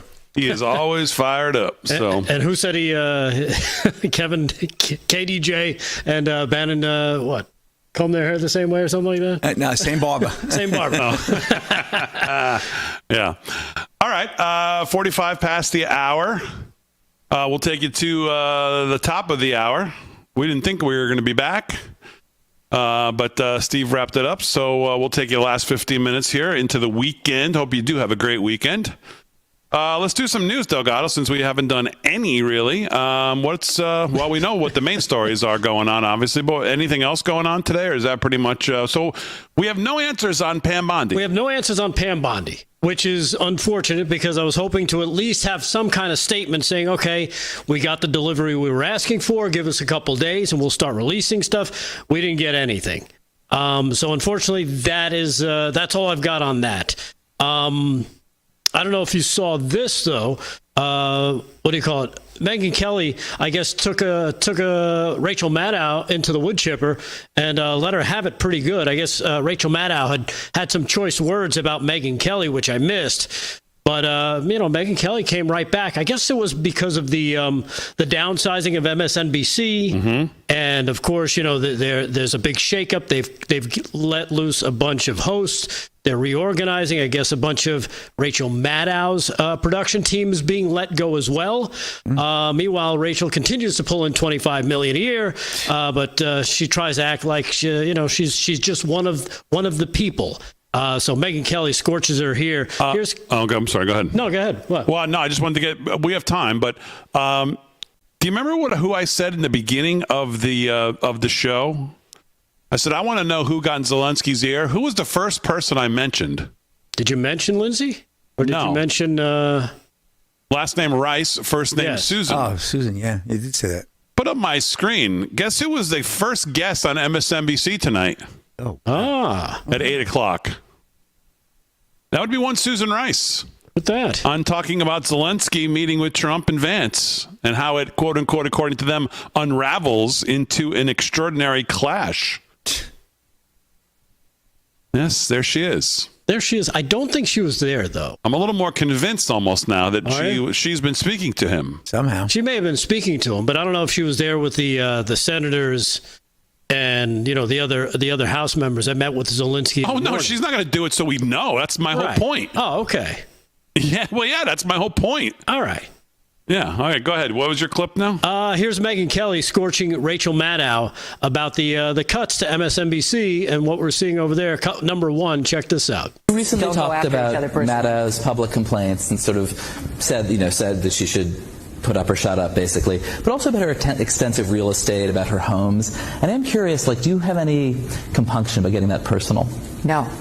I would never give out her address. That would be a bridge too far, and it doesn't compare to what happened to Tucker in any way, shape, or form.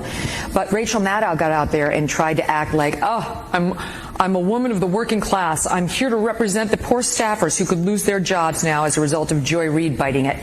And meanwhile, she's collecting $25 million a year. She's got multiple homes worth millions. You know what? Why don't you take a $2 million pay cut and save 10 of those jobs? If you feel that sad, you don't even have to pay it out of your bank account.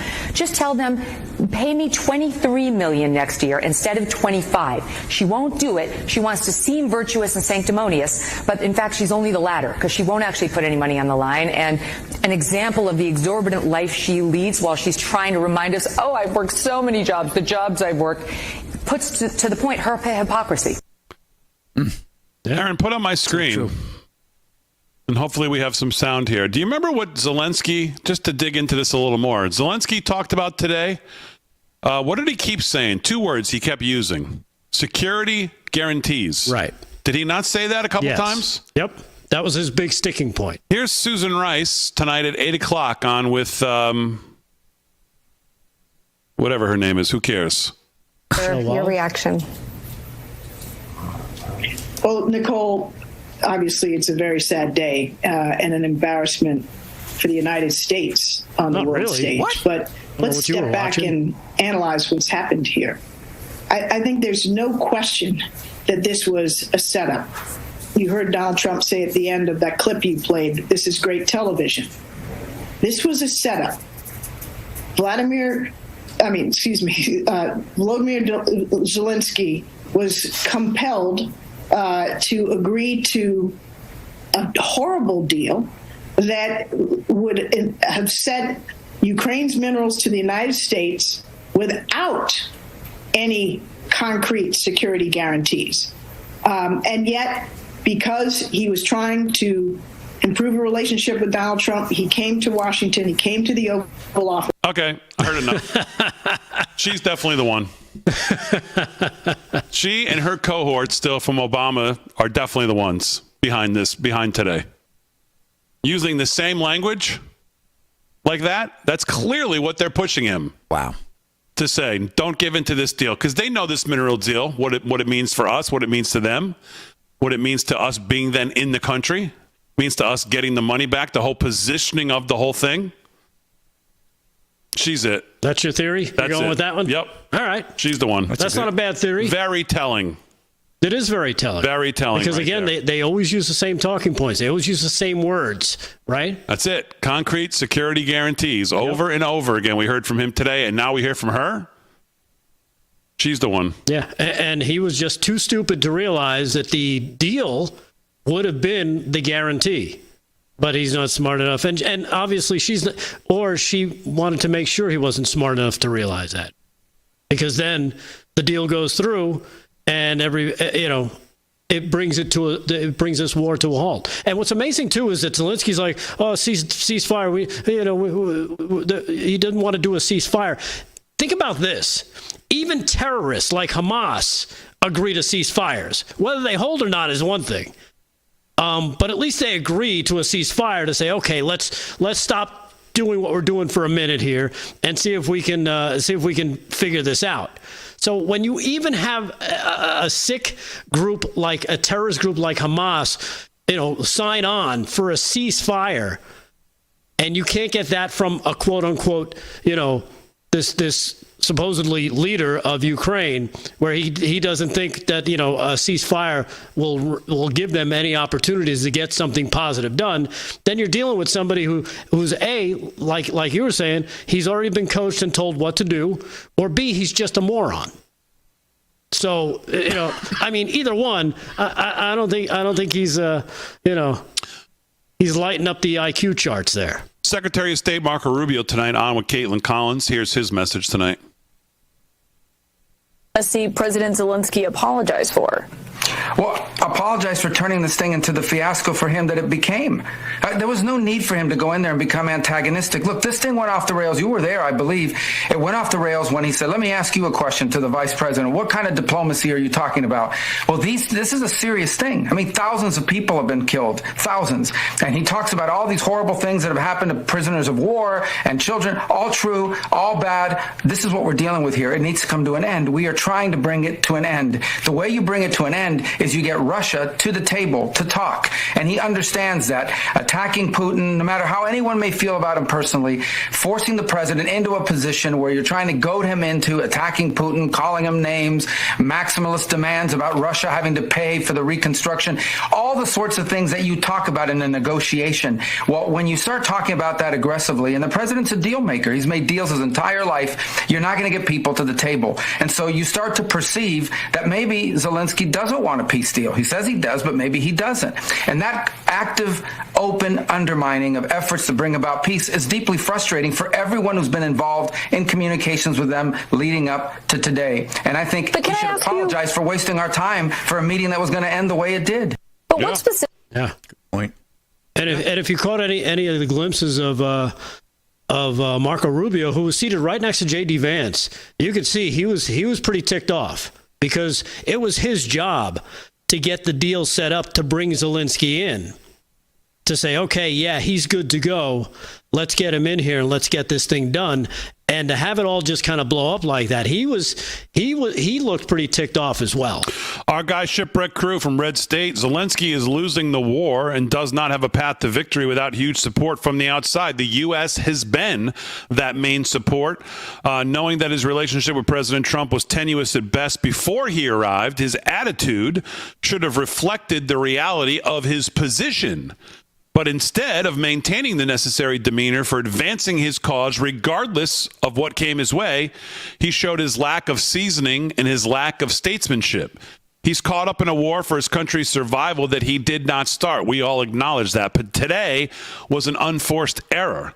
If the future of his country is really his overriding concern, then he should resign without delay and let a new Ukrainian leader establish his own relationship with President Trump, VP Vance, and Secretary of State Rubio. Yeah. So there you have it. So no raid on the SDNY today. No raid on the SDNY, but no I do Epstein have files. But I do have this. Do we have did you time? get any Epstein files today? No, I got no files. Delgado's tracking. I got no files. I had tracking pizza. I had some mozzarella sticks and some garlic nuts, but no Epstein files. Now, Delgado, go put on a suit. Hey, at least I got a collar. Hey, Damon, suit yourself. Yeah. As always, we salute. We suit our military, active and active police, firefighters, first responders, EMTs, everybody on the front lines protecting us. Thanks, everybody on the show. Aaron Frank, great job. Long day, I know. Thanks for everything. Thanks mostly to you, the live from Studio 6B audience, though. Have a great weekend, everybody. We will see you Monday night, live from Studio 6B.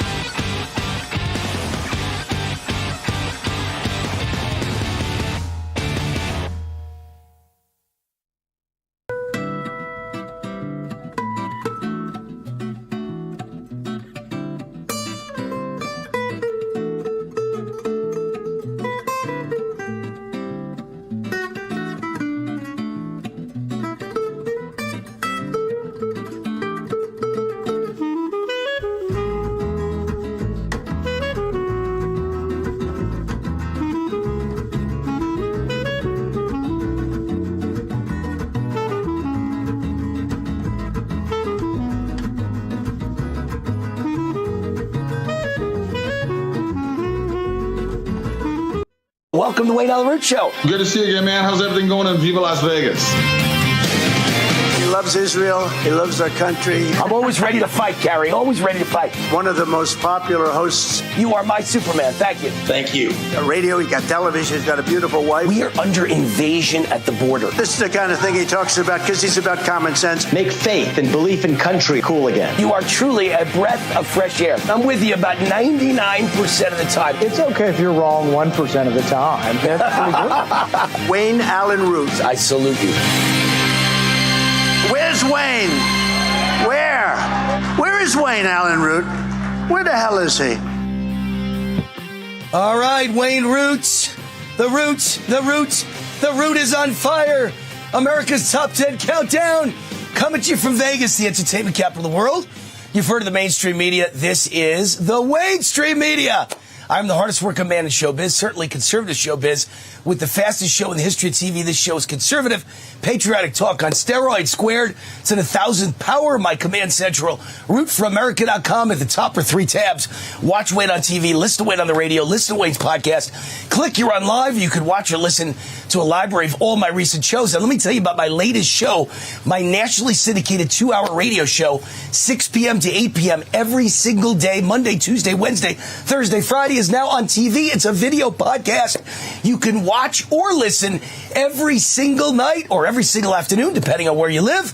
Just go to rootforamerica.com or go to rumble.com, type in Untamed, and click on it. It pops up. You click on Wayne Root, and you got me for 2 hours every single day.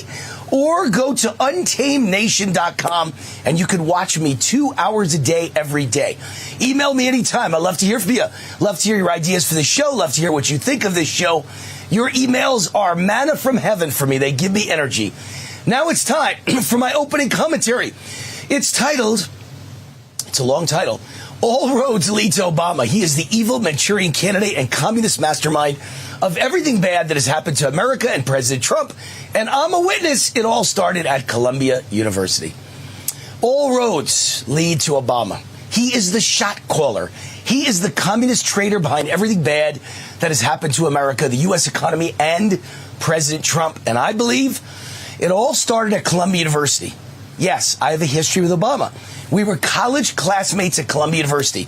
We were both pre-law and political science majors. At least I was. Obama claims he was. We both graduated on the same day in 1983. At least I did. Obama claims he did. We both went into politics eventually. That's where the similarities ended. I'm a conservative warrior and capitalist evangelist. I made millions of dollars as a risk-taking entrepreneur in the business world. He became a community organizer, i.e., communist traitor. I'm pro-business. I believe in economic and personal freedom and free speech and limited government and low taxes and very little regulation. Obama hates business. He believes in socialism, massive taxes, massive government regulation, the green energy scam, the climate change scam, open borders, and the weaponization of government against his opposition and against free speech. Trust me, the root, excuse the pun, the root of everything bad that's happened to America is called the Obama problem. And the secrets to how it all started are found at Columbia University. That's my belief. Study Columbia. Kash Patel, send the FBI, break into those files at Columbia that have been sealed about Barack Obama. You will find the scam. First, how did Obama get into Columbia? In those days, there were virtually no college transfers accepted at Columbia. Only the #1 student in his class at Harvard might have a shot, maybe. But Barack was a lousy student coming from a mediocre college called Occidental. So how did he transfer into Ivy League Columbia in 1981 when that was literally impossible? I've always believed the only way Obama could have been admitted to Columbia was as a foreign exchange student. Columbia University loved letting in students from exotic countries like Indonesia, where Obama grew up. It was a fast-track way to gain acceptance into Columbia, which is fine and legal, except for the fact that if Obama claimed Indonesian citizenship when he was an American citizen, that's fraud. And if he claimed Indonesian citizenship to get into Columbia, then he was never qualified to serve as president of the United States. An Indonesian citizen could never be president of the United States. Secondly, how did he graduate when he was never there? We were in all the same classes, pre-law and political science majors, right? Yet I never saw him once, and I knew everyone. Neither did any of my classmates. No classmate I've ever spoken to has ever heard of or seen Obama in Columbia. They've all heard of Obama, the president, but they never heard of him in their college days and never saw him. Neither did any professor I've ever spoken to. Obama was literally the ghost of Columbia. I've always believed he was either a CIA plant who was given a Columbia University degree without ever stepping foot on campus, or he spent 2 years at Columbia's sister school in Moscow studying Communism 101 from the Soviets. Either way, he's a fraud and a Manchurian candidate and a communist. Lastly, his entire agenda has always been built around a strategy we all learned at Columbia called Cloward Pivot. This plan was created by a husband-wife Columbia professor team, last names Cloward and Piven. Whether Obama was ever actually in class at Columbia or not, doesn't matter. His entire agenda and strategy has always been built around Cloward Piven, which he would have studied if he wanted to lie to everyone and say, I went to Columbia. Everyone who went to Columbia knew Cloward Piven. So he had to know about it. He had to study it. Every communist studied it. This plan was a detailed how-to strategy to destroy America and capitalism and the great American middle class by getting everyone on welfare and food stamps and free health care until the debt explodes, the economy is overwhelmed, and the country collapses. Sound familiar? Recognize this plan? It's exactly what was carried out in Obama's 2 terms and then exploded times 1,000 in Obama's 3rd term with brain-dead puppet Joe Biden, dementia puppet Joe Biden as the front man. But instead of just trying to get everyone in America on welfare, food stamps, and free health care and explode the economy, Obama expanded the Cloward-Piven plan on steroids with open borders. Obama and his communist cabal welcomed the entire poverty-stricken and welfare-dependent third world into America to bury our country with debt and overwhelm the economy and collapse the economy. And then Obama added another twist, Obamacare. And then he added another twist, which he probably learned from studying communism at Columbia's sister school in the Soviet Union, weaponization of government. Obama used government agencies to destroy his opposition, just like the Soviet KGB. Trump was his #1 target. He received the bulk of the persecution and lawfare. First, Obama ordered the spying on Trump and his campaign. Then Obama ordered the persecution of President Trump with a fraud called Russian collusion. Then Obama ordered the indictments against former President Trump. Then Obama, in collusion with New York State communist politicians, ordered the civil suits against Trump to take away his assets and bankrupt him. But long before the Trump persecution, there was the Root persecution, as in Wayne Allen Root, as in me. Obama began and sharpened his obsession with weaponization by ordering the IRS to destroy his political opposition. And his #1 target in those days was Wayne Allen Root, me. Before he targeted Trump, he targeted war. I was at the top of Obama's enemies list for the crime of being a regular guest on Fox News and not only exposing Obama for the communist traitor he was and still is, but also for daring to expose his scams at Columbia University and saying the guy was never there and say he might have been a foreign exchange student. Obama sent the IRS to destroy me from 2010 to 2013. I was attacked day and night by Obama's version of the Gestapo/Soviet KGB. Like Trump, I survived. I'm a survivor.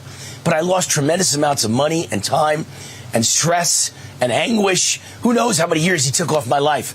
I believe the attacks and scams perpetrated on America, capitalism, the U.S. economy, and the great American middle class all started at Columbia University with Obama's lies, fraud, scams, and Cloward-Piven education. He practiced there and he learned to lie. How do you know Obama's lying? His lips are moving.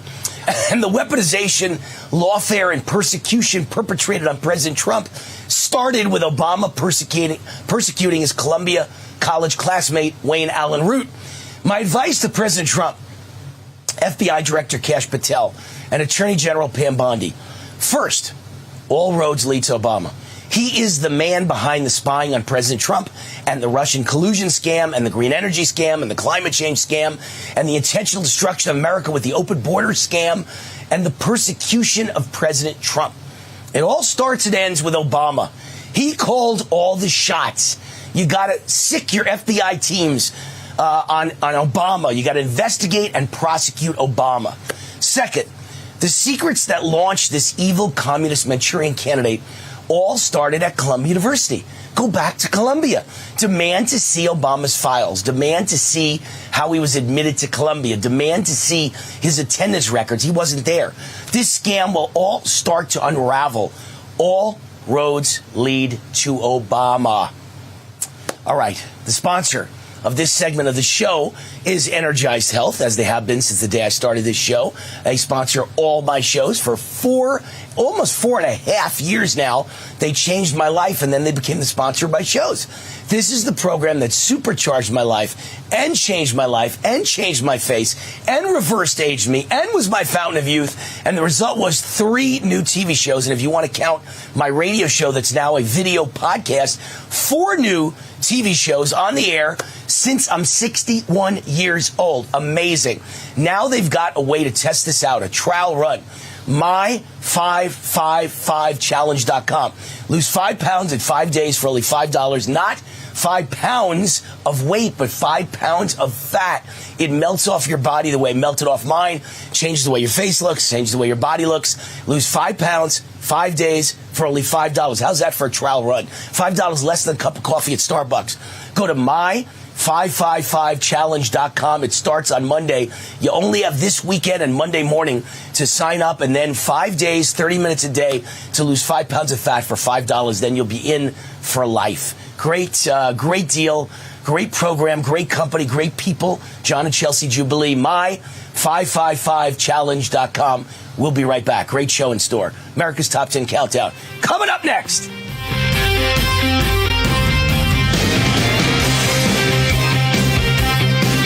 This segment of America's Top 10 is brought to you by Energized Health. Transform your health from the inside out with intercellular hydration.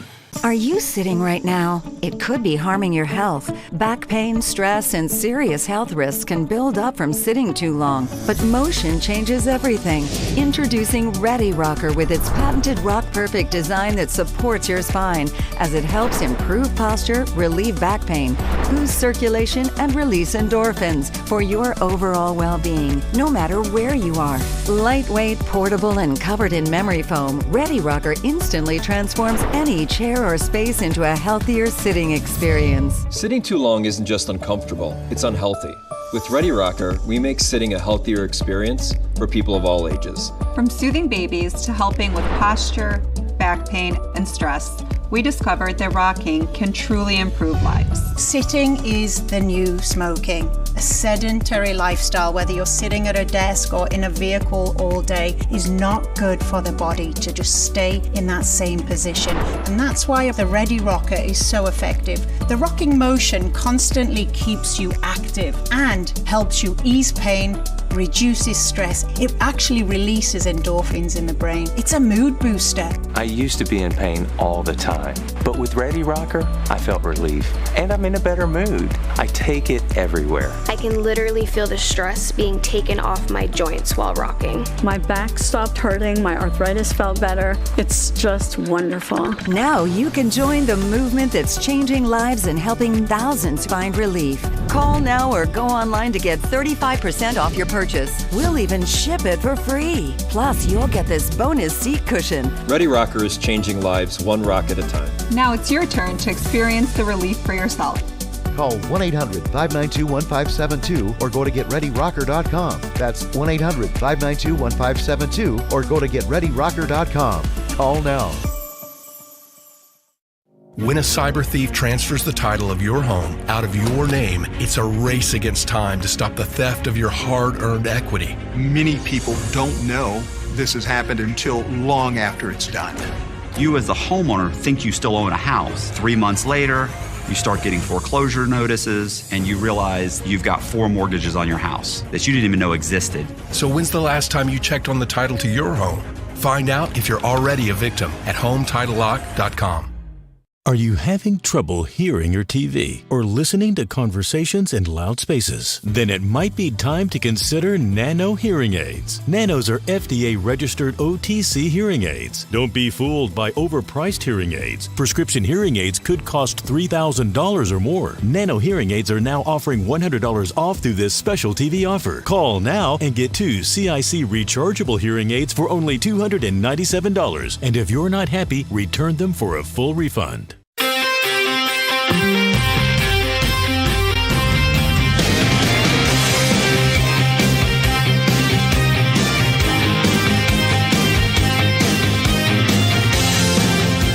Wayne on the root's on fire. Welcome back to America's Top 10 Countdown here on Real America's Voice. One more reminder that my show Root Reaction, the last one was Thursday night. No more Root Reaction, but guess what? I've shifted. I've now got a 2-hour national radio show syndicated around the country. That show is on TV. It becomes a video podcast, and it's not only 2 hours instead of 1, it's earlier in the day. So it's 6 p.m. Eastern to 8 p.m. Eastern, or it's 3 p.m. Pacific to 5 p.m. Pacific if you're on the West Coast.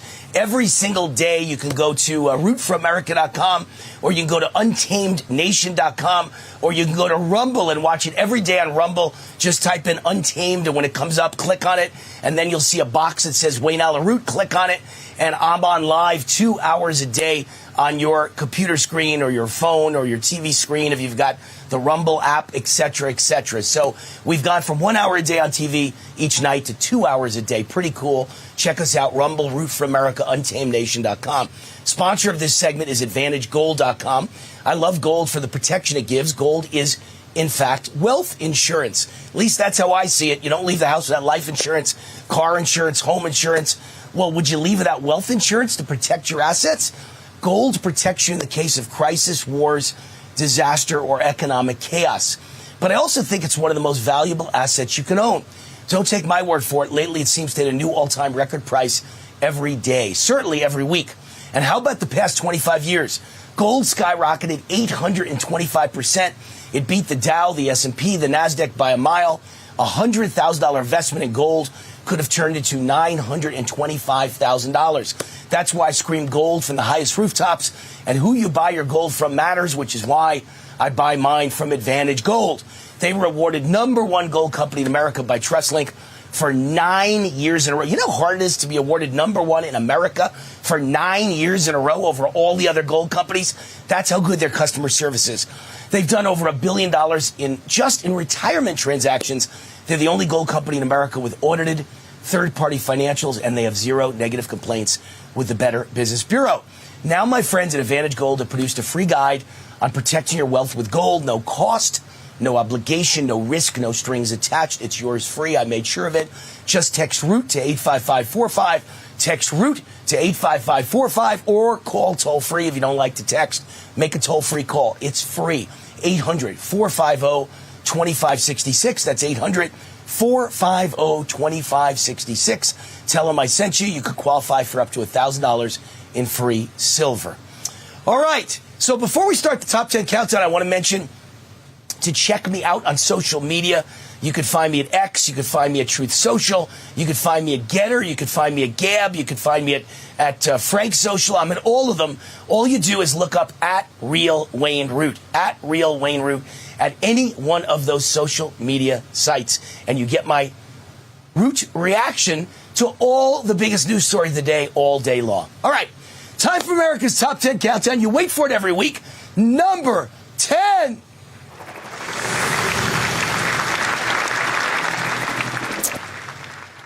All right, I start with the Trump-J.D. Vance tag team wrestling match with Ukrainian President Zelensky live on TV on Friday morning. An incredible scene. Nothing like this has ever been seen by the public in the history of America or maybe the history of the world. World leaders just pouncing on each other, and Trump and Vance took Zelensky to the woodshed. 1 in a billion story, right? Vance says, have you ever said thank you for all the money and the military aid? And then Trump basically kicked him out of the White House and said, get off my lawn. There's no press conference. The deal is dead. He says Zelensky's disrespectful to the Oval Office and he's not ready for peace. The rare minerals deal is canceled for now, which I think is good news because only 3 things can come of this, all good for America. Number 1, either Zelensky comes back on his hands and knees begging for a deal, hat in hand, and Trump negotiates an even better deal because he's desperate, Zelensky. Or Zelensky is replaced in Ukraine. He resigns under pressure from the Ukrainian people and his generals. Also good because he's the guy that stands in the way of making peace with Russia. Or number 3, the deal is gone permanently. No more money for Ukraine. I don't care about the trace minerals. I don't care about the rare earth minerals, I should say. I only care that the war is over with Russia. And if there's no more money or military equipment for Ukraine, they're forced to negotiate an end to the war right now, quickly, instantly, immediately, because they're out of money and arms. All positive scenarios, win, win, win for Trump. I personally hope the deal is just dead. Countdown number 9.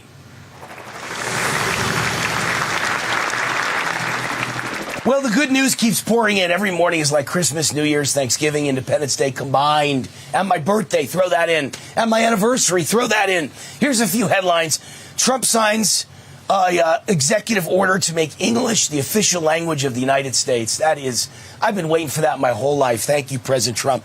Trump signs a bombshell executive order set to turn American health care on its head. It basically says that all the hospitals and all the doctors and all the healthcare providers have to be completely transparent, and they have to publicly disclose their prices to make it easier for consumers to shop around for the best deal. Wow, is that a big one? President Trump just invited the company that built the Keystone Pipeline to build it again. That's how we reduce inflation and reduce our energy prices. Thank you, President Trump. Apple just agreed to invest $500 billion in the United States after Trump met with Apple CEO Tim Cook. They will add 20,000 jobs over the next 4 years. U.S. CEO confidence increases sharply from cautious optimism to confident optimism.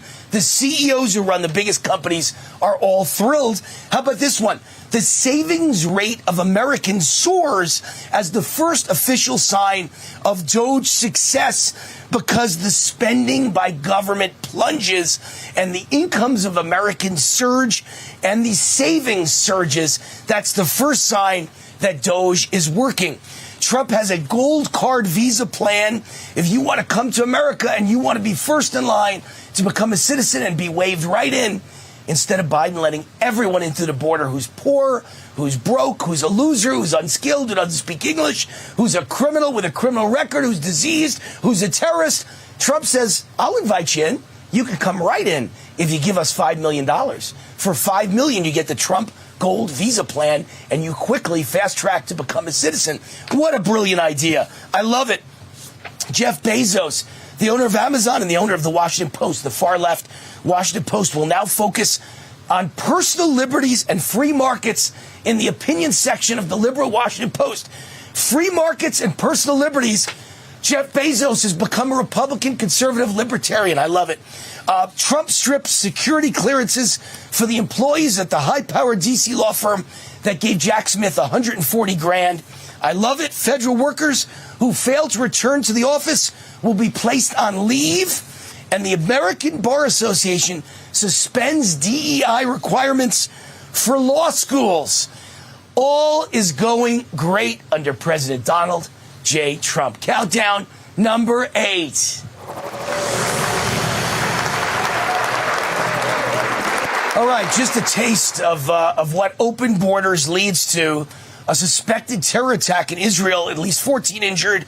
On Thursday, a combined car ramming and stabbing by a Palestinian who entered the country illegally. That's the first reports. He's an illegal alien in Israel. Israel has the same problem as America. Now let's morph to America. 7 times deported MS-13 gang member, suspected MS-13 gang member, is arrested for murder in an East Texas migrant colony. 7 times deported. He's still in America, back again. And supposedly, theoretically, we think he murdered somebody. What a shocker. Israel, America, it doesn't matter. Europe, if they come illegally, they're a danger to you and me. Illegal aliens loot U.S. trains in the Mojave Desert for high-value Nike sneakers. Chilean migrants charged in string of multi-million-dollar NFL player heists. Maine public schools collapsing as children of illegal migrants pour into the state. They're out of money, and the test scores are horrible. And it isn't just Maine. Connecticut Democrats spent $1.3 billion on illegal aliens. All your money is being spent on illegals. Countdown number 7. CIA agents threatening if they're fired, they might be tempted to give America's secrets to our enemies. They want to betray America. You know what that's called? Extortion and treason. In case you didn't know, there's a death penalty on the table in cases like this, you dummies. Shows you how these CIA and government employees cannot be trusted. They do not have the interests of the United States in mind. Countdown number 6.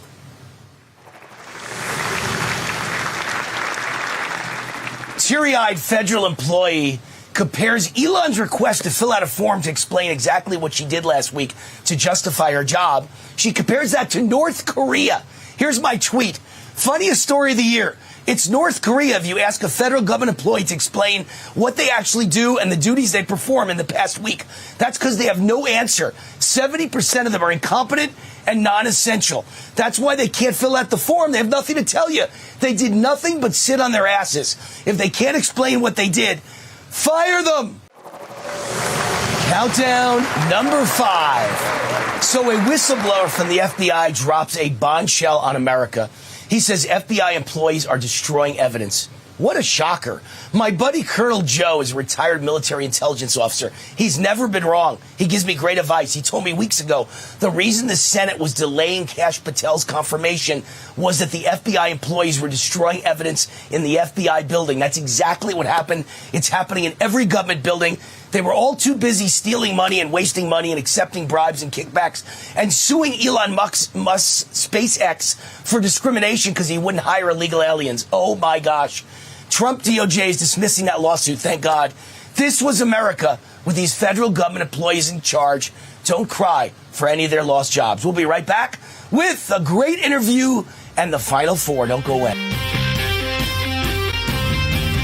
The Cabinets to Go Buy More, Save More sale is going on now. Hurry in for your free 3D design. Save up to 40%. And start enjoying your new dream kitchen for as low as $143 per month. Get more wow for less at Cabinets to Go. Hello, I'm Veronica. My name is Darvin. I'm Courtney. I'm Jackie. And we switched to Consumer Cellular. My previous provider was terrible. Surprise, we've changed your rate. We wouldn't get to talk to a person. And then all of a sudden it disconnects. Now with Consumer Cellular, no problems. Better customer service. They tell me exactly what I'm paying and why I'm paying for it. It's within $1 of being half of my old bill. With Verizon, I was paying about $150 a month. With Consumer Cellular, I'm paying about half that. Okay, this is doable. This is affordable. I'm getting the exact same coverage for half the price. That's a beautiful thing. Done deal. I got to keep my phone. I got to keep my number. Switching over took about 20 minutes. That's it. It's month to month. Very simple. It's been amazing. I was now a Consumer Cellular customer. And I've been bragging to my friends about it, too. Call 1-800-726-2125. To switch and save up to half with Consumer Cellular. Plus, new customers can save $25 when they switch today. America is celebrating the start of President Trump's second term. Now, for a limited time, you can get the Kid's Guide to President Trump and a limited edition collectible pin for free. Hurry, supplies are very limited. Visit freetrumpbundle.com now. That's freetrumpbundle.com.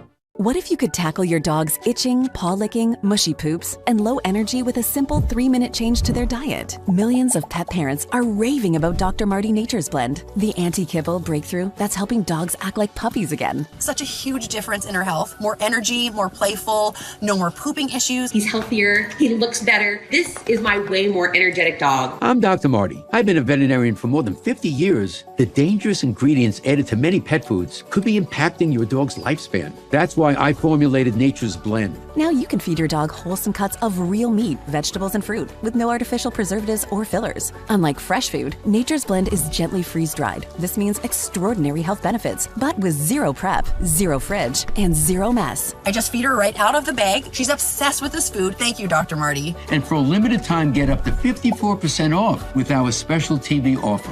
Call or go to drmartypets.com/TV. Are you over 50? Would you like to get up to 33% more income in retirement? Call now and get this free book, Annuity Do's and Don'ts for Baby Boomers, from a leading financial firm on maximizing your income in retirement. And if you call right now, as a bonus, we'll throw in a free annuity rate report. Don't miss out on this opportunity because supplies are limited. Both books are yours free, just for calling Annuity General today. Call 800-899-6246. This segment of America's Top 10 is brought to you by Vertical Research Advisory, where patriots go for global investment advice in a volatile market.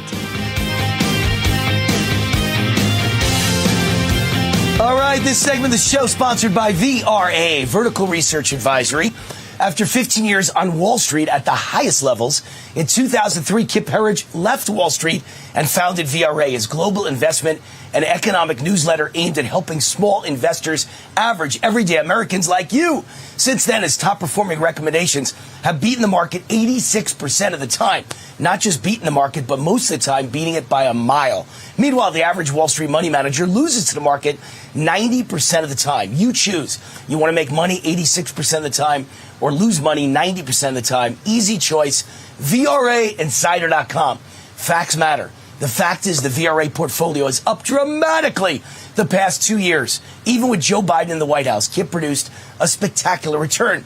But now with Donald J. Trump in the White House, Kip predicts a golden age of capitalism for the next 4 years. This could be a once-in-a-lifetime opportunity for stocks, gold mining, Bitcoin, AI, tech, and more. I've seen Kip's incredible results firsthand. He is the Nostradamus of Wall Street. He recommended gold at $300 an ounce and Bitcoin at $2,000. He's really that good. What's really amazing is whether the economy is good or bad, whether stocks are up or down, Kip and his VRA system make you money on the way up and on the way down. Let Kip prove it to you for free, exclusively for my fans. Kip is offering his daily VRA investment letter completely free for 2 weeks. Join now at VRAinsider.com. You'll also get his new best-selling book, The Big Bribe, for free. Get your free 2-week membership at VRAinsider.com. That's what I did. I went for 2 weeks. I got it free. I stayed for life. VRAinsider.com. All right, this is our guest segment. Our guest is here. I saw a story about her. I saw a tweet from her, and I said, I got to have her on the show. Dr. Mary Talley Bowden. She is an MD, the founder of Americans for Health Freedom. Her website is americansforhealthfreedom.org, and we welcome her to the show. Dr. Mary Talley Bowden, how are you? Great. Thanks for having me.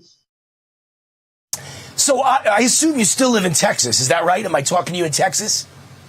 They have not exiled me yet. Yes, I'm still here. I always thought they fly that Texas flag and you think of the Alamo and they're all supposed to be so conservative and a Republican. And I couldn't even imagine when I saw that you were suspended from Houston Methodist Hospital for your stance on COVID vaccines, which, by the way, turned out to be all right. They turned out to be all wrong. But I didn't know Texas would do that to somebody. What happened? Tell us your story. Yeah, so Houston Methodist Hospital, they were the first hospital in the country to mandate the COVID shots. And so this was 5 months before Biden. They declared it on April 1st, 2021. I had privileges there. Because I was seeing and treating COVID patients, I was seeing that the shots weren't working. I spoke out about it. They retaliated in a big way. They basically punched me in the face. They went to the media to say that I was spreading dangerous misinformation. And they announced my suspension to the media and to Twitter before I even knew. So, yeah, that was a big blow. And then they reported me to the medical board, and I'm still fighting. Unbelievable. And I assume most of the things that they said you were spreading bad information, misinformation, disinformation. I'll bet you everything you said turned out to be true, and everything they debated turned out to be wrong, correct? Well, and I was actually pretty conservative about what I said back then compared to what I'll say now. And I was really just speaking out against the mandates. So, 4 years ago, that was taboo, right? And it's interesting now, everybody agrees the mandates were really wrong. Now we just have to convince everybody that the COVID shot should be pulled off the market, because I have just seen firsthand all the carnage from these shots. And they are still being pushed on babies. So the CDC currently recommends that all babies get 3 of these mRNA shots by the time they're 9 months old. And these shots are still under EUA status. That's horrible. That is, I got to tell you, that's mass murder. That's crimes against humanity material. I can't even believe to this day they could still argue that. I had you on the show primarily, Mary, because I saw your post on X this week. It received 5 million views, and I was fascinated by it. And I always say all my friends that are unvaccinated are healthy, and I have so many friends that are vaccinated that are dead or extremely seriously injured, crippled, disabled. So I see the difference clearly. Your tweet on X this week was, I can always tell who has the COVID shots when I measure antibody levels. In the unvaccinated, the levels are in the hundreds. In the vaccinated, the levels are 5,000 to over 25,000. Tell us about this new idea, the theory that you've got here, that you can measure whether someone has been injured because of the antibody levels. Well, it's a little bit muddy because we don't have a commonly or widely available test to measure spike protein in the body. So what I'm doing is looking at the antibody levels to the spike protein. And if, the spike protein is not there, or, it was there but has gone away, then the antibody levels should be pretty low or, not super high. But what I am seeing is that in the patients that have been vaccinated, these antibody levels are just super high. I mean, and it's not a subtle difference I'm seeing. Yeah, I only have 77 patients so far, so I'll continue to look at this. I'm trying to collaborate with other doctors so that we can get better numbers. But just, from what I am seeing clinically, it's pretty frightening to see these antibody levels. And it's interesting that tweet touched a big nerve. You're right. I don't think I've ever had a tweet with that many impressions, but there weren't a lot of likes. So I think it was being passed around to the naysayers. The negative people. Mm-hmm. The vaccine lovers. How would I get that test? Because I never got the vaccine. I'd love to measure my antibody levels. Where do you go to get that test? And tell all my fans the same thing. Yeah, LabCorp has an on-demand test, so you don't need a doctor's order, and it's $69. I don't remember the code off the top of my head, but if you look for spike protein antibody, that's what you want.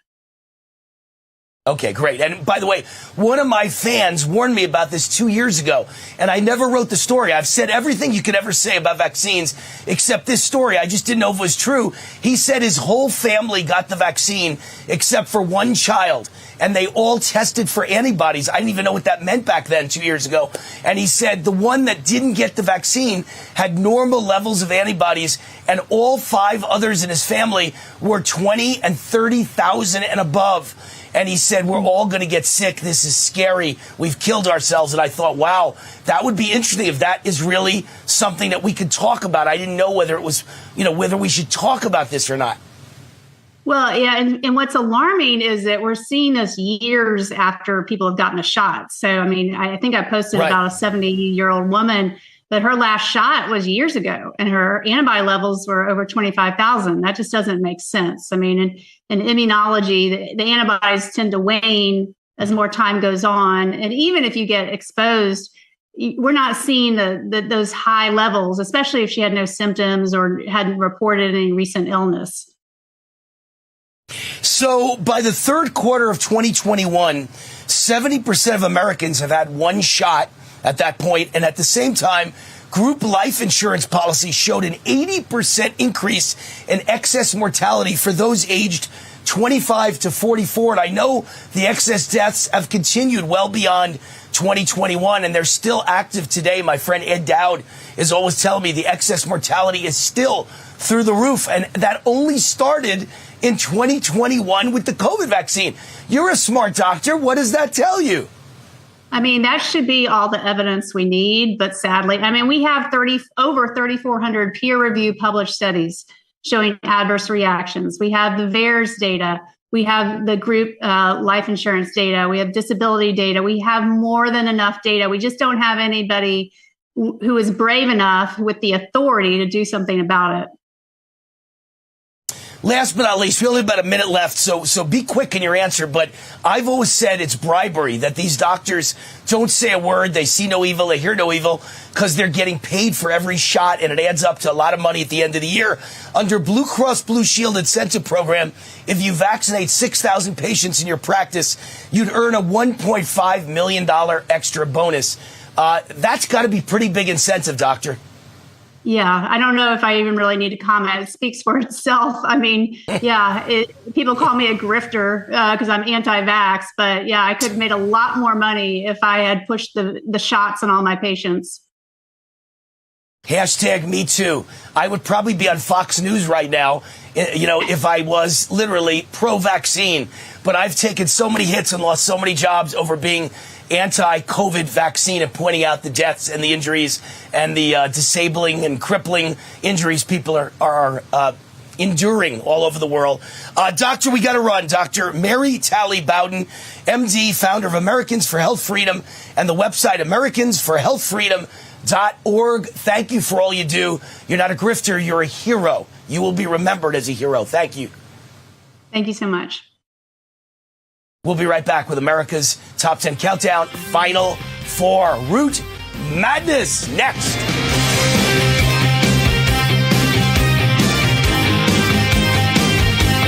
Most bad guys do things for money. The equity in your home was a treasure trove for the bad guys. by downloading one simple document, forging your name onto that document, and using a fake notary stamp. The bad guy can transfer your home's title into their name. Home Title Lock has 24/7 monitoring of your home's title, and any change, you will be alerted. Go to HomeTitleLock.com. The peace of mind that offers is invaluable. The Cabinets to Go Buy More, Save More sale is going on now. Hurry in for your free 3D design. Save up to 40%. And start enjoying your new dream kitchen for as low as $143 per month. Get more wow for less at Cabinets to Go. Hi, I'm Caleb, and this is my story. I was born with osteogenesis imperfecta, or brittle bone disease. I have broken my bones almost 200 times, and I have had 11 surgeries. But I didn't let that stop me. I love to bike ride, climb, race, and I'm learning how to stand and walk. But I can only do all of this because of generous people like you and Shriners Hospitals for Children. Because of people like you, Shriners Hospitals for Children has helped more than 1.3 million kids just like me, regardless of their family's ability to pay. Shriners Hospitals for Children is only able to provide this world-class, life-changing medical care because of the generous gifts of people just like you. Because of you, I can ride my bike. I can play basketball. Because of people like you, I can run. I can smile. Will you send your love to the rescue today? When you go to loveshriners.org right now and give just 63 cents a day, you're helping kids just like me. Like me. Like me. When you give today, we'll send you this adorable Love to the Rescue blanket as a thank you and a reminder of the love you gave to a kid just like me. Your gift, no matter how small, can help a child today. This is your moment to make a difference. When you pick up your phone, I know you have it right there, and call to give. You're helping kids like me. Thank you. Thank you. Gracias. Thank you. Please call or go online now. If operators are busy, please call again or give right away at loveshriners.org. Your gift makes a difference. Thank you for giving. The bathroom of your dreams is only a phone call away with BCI Bath & Shower. We can make your ordinary bath and shower extraordinary. This is not a cookie-cutter design. This is a complete custom build that will fit your every need, and discounts for seniors and military. This segment of the show is brought to you by GreatPatriotStore.com. Shop for the highest quality American-made products at GreatPatriotStore.com.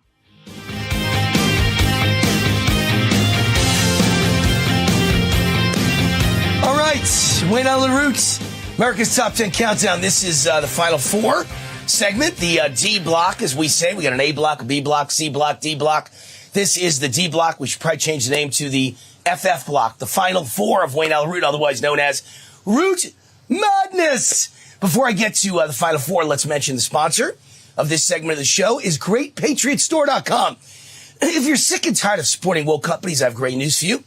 You don't have to anymore. Jane Fonda just said, woke is wonderful. Woke isn't bad. Woke is caring for others. Really? Do you believe that? I don't. Woke is a disaster for America. No more woke. This is the answer to the anti-woke. This is the answer to inflation. Hundreds of household and personal products you're already buying at your local supermarket or at Amazon, Costco, Walmart. Now you can buy online at GreatPatriotStore.com, but their products are much less expensive, higher quality, made with no toxic chemicals, all made in the USA, delivered right to your door at incredible prices. This is how you beat inflation.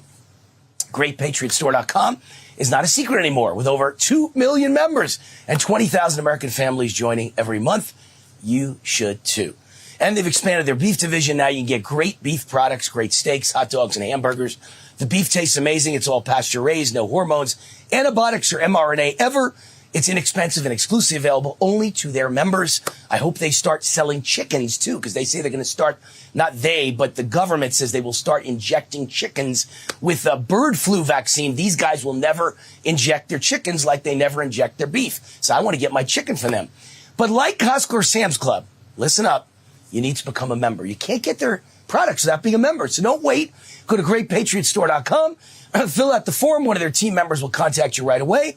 They're all conservatives and patriots, and in a matter of minutes, you're a member.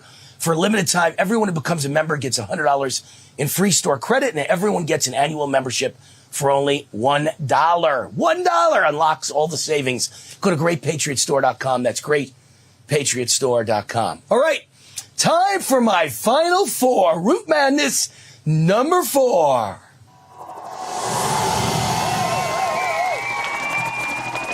All right, so here are some of the most insane and dumbest stories of the week. This is what liberals really believe. Let's start with Michael Moore.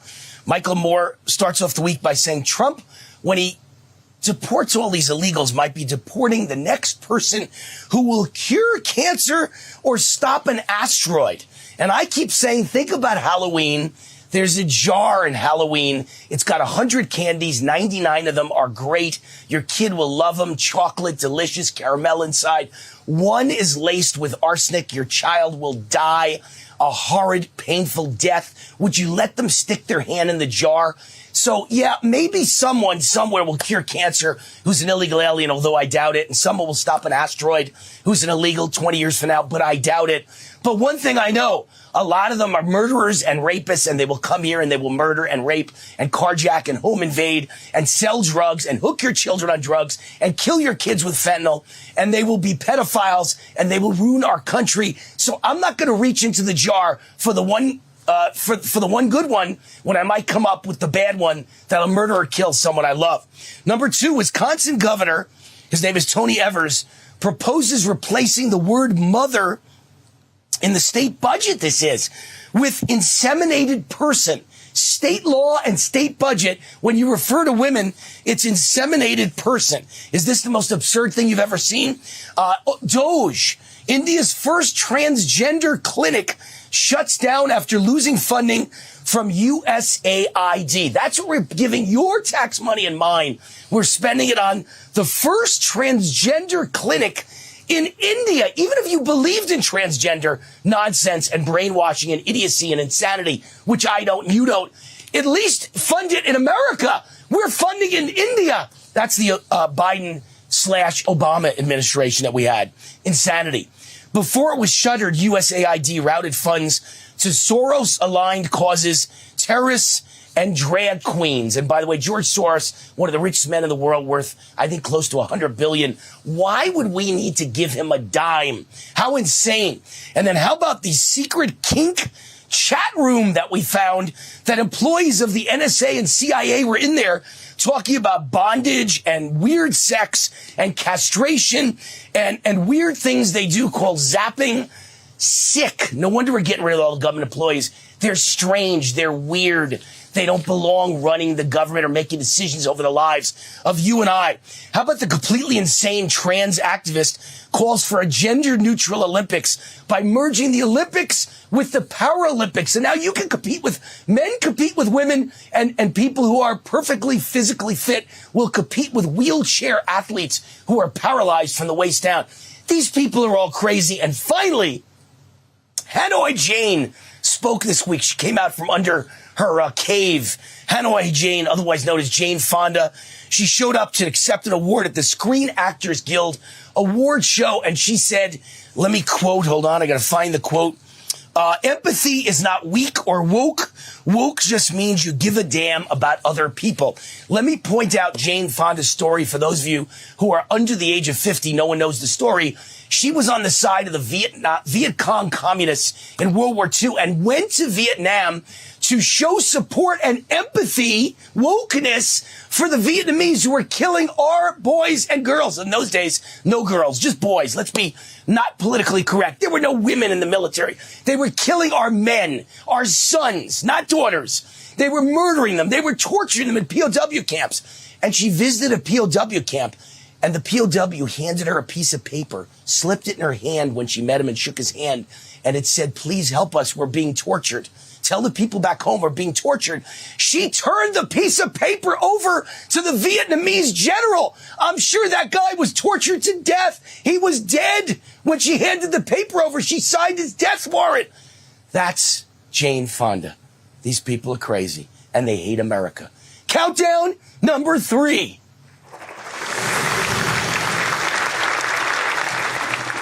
So the COVID vaccine is back in my final 4, the deadly, dangerous failure called the COVID vaccine. And here's why most of you don't know about it. Some of you are still lined up at CVS and Walgreens, happily getting your next booster or giving it to your child, God forbid.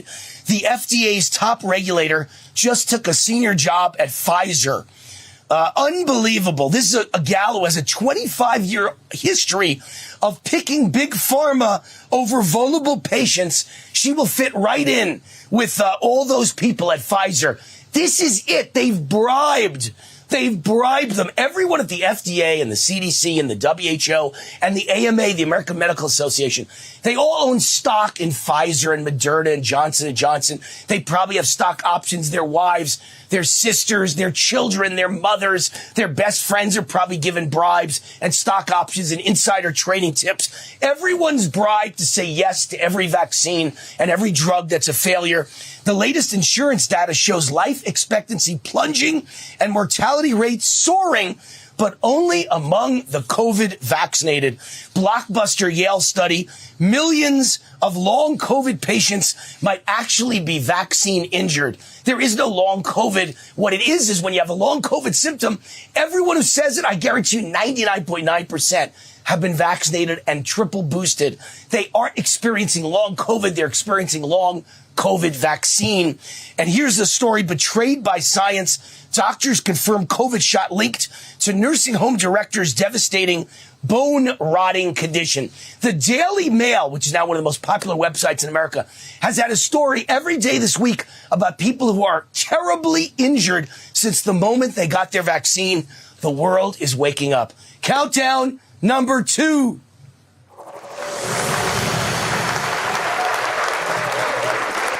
So this was my number 1 story last week, Stacey Abrams and how we should go after her, how Kash Patel should send the whole FBI after her, the vile, vicious, loudmouth, racist, white-hating, radical communist election denier who gets filthy rich off of government. Doge revealed last week the Biden EPA awarded $2 billion to a climate change scam, my opinion, scam, that had $100,000 in revenues, and they gave $2 billion to a scam linked to Stacey Abrams. It's called Power Forward Communities. I have no inside information. You can't sue me. I'm not saying it's a scam. I'm saying my opinion is a scam. They had $100 in revenues, $100, and the government gave her $2 billion. This just in, the Georgia Senate launches an investigation into Stacey Abrams and her nonprofit for committing election fundraising crimes. That's totally separate from her green energy scheme. And then there's George Soros. USAID granted $1 million of your taxpayer money to George Soros' radical global university, Central European University, with a focus on anti-American indoctrination. Soros' Open Society Foundations put almost $1 billion into this college between 2016 and 2023. Where'd they get that money?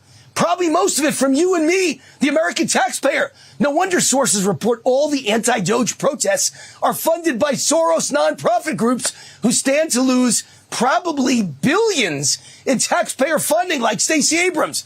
No one is up in arms about Trump and Elon and Doge fighting crime and waste and theft and looting, except for the criminals feeding off the trowel. Soros, Stacey Abrams, Obama, and the government employees, they're all getting filthy rich off your tax dollars, and they're panicked and desperate because Trump may kill their gravy train. And speaking of trains, California's high-speed rail boondoggle will face an audit, says Sean Duffy, Trump's new transportation chief. How much of the wasted $16 billion on that stupid train was stolen by Democrats? Probably all of it. Countdown number 1. All right, so number 1 story of this week. You know, I wrote the book Trump Rules about the mindset of Trump, and his biggest mindset is always ask big. Ask big and ye shall receive. If you don't ask, you don't receive. Trump is bringing this open borders disaster under control because he thinks big, he asks big. The first story, Mexico extradites 29 prisoners to the U.S., including the most murderous drug lord in Mexico. Why? Because Trump asked. That's why. If he doesn't ask, Mexico never turns them over. Mexico is scared to death. Trump tops 50,000 migrant removals, including fugitives who evaded justice for over 20 years. It's working. It's happening. Trump is doing it. I always say, though, to get rid of 20 million of them, you can't do it 50,000 at a time. You got to go much faster. You got to make them self-deport. So Trump, in a new effort to compel self-deportation, Trump says illegal aliens must register in an online database or face fines and prison time. Every illegal in the country has got to register for that database, or that when we come get you, you're out forever, you're fined, you're prison, and then you can never come back. That's how you make them self-deport. ICE will start targeting unaccompanied minor children. These are the literally tens of thousands, maybe even hundreds of thousands of children that came across the border, and Biden never paid attention, and they're gone, and no one knows where they are. They're most probably murdered, or they're enslaved, or they're sex slaves. They're involved in pornography, pedophilia. Trump is going to look for them. Tom Homan, the border czar, says he will seek legal action against open borders activists who posted names and addresses of ICE agents for the whole world to see. Those are traitors. They should be charged with treason and sent to prison for years. And finally, the same U.S. border czar, Tom Homan, says we're going to wipe drug cartels off the face of the earth. Thank God for President Trump. He came just in the nick of time. If Kamala had won, we were never going to recover. This great nation was gone. All right, that's it. America's Top 10 Countdown. I'm Wayne LaRue. God bless you. God bless Trump. God bless America. And, as always, viva my tax-free Las Vegas. Are you sitting right now? It could be harming your health. Back pain, stress, and serious health risks can build up from sitting too long. But motion changes everything. Introducing Ready Rocker with its patented Rock Perfect design that supports your spine as it helps improve posture, relieve back pain, boost circulation, and release endorphins for your overall well-being, no matter where you are. Lightweight, portable, and covered in memory foam, Ready Rocker instantly transforms any chair or space into a healthier sitting experience. Sitting too long isn't just uncomfortable, it's unhealthy.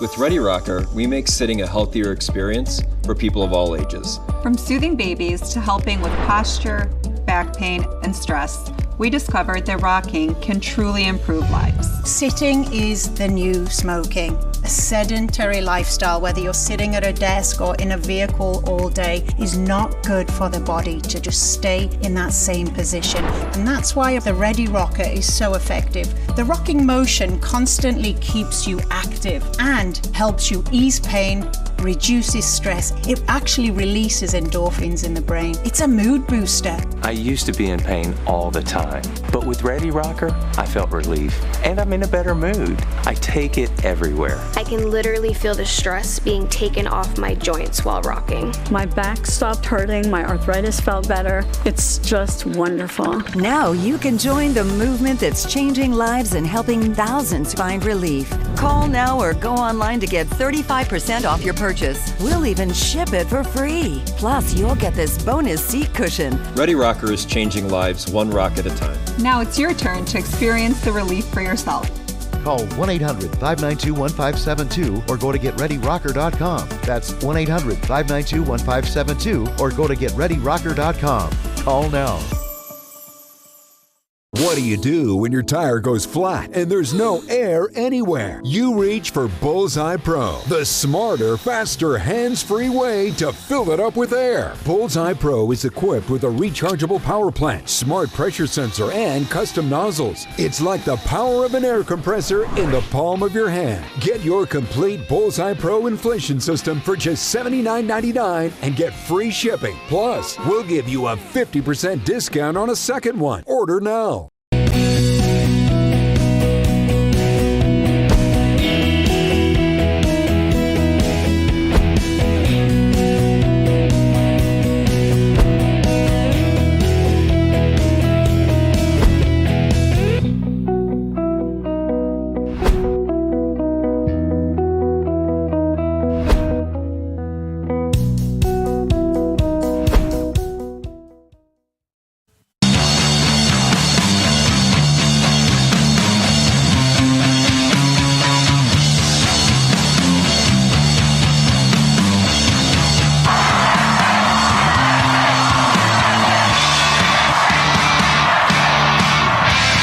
Charlie Kirk Show starts now. We need to change the conversation. And that's why I'm launching a new podcast. And this is going to be anything but the Ordinary Politician podcast. I'm going to be talking to people directly that I disagree with, as well as people I look up to. But more important than anything else, I'll be talking directly with you, the listener. Real conversations. What's going on with the cost of eggs? What are the impacts, real impacts to you around tariffs? What power does an executive order really have? And what's really going on inside of Doge? Look, there's an onslaught of information that we take in. So let's take it to the sources without the typical political mumbo jumbo. In the first few weeks, we're going to be sitting down with some of the biggest leaders and architects in the MAGA movement. This is Gavin Newsom. I went to Kyiv 2 weeks ago and met with President Zelensky. Since then, we have struck a deal. Their governing council approved the deal last night. So I have an agreement from their economics minister. So the deal is done. President Zelensky is coming here to sign the deal tomorrow. So there is no more negotiation. There is nothing else. I'm sure President Zelensky and President Trump will have a wide-ranging discussion.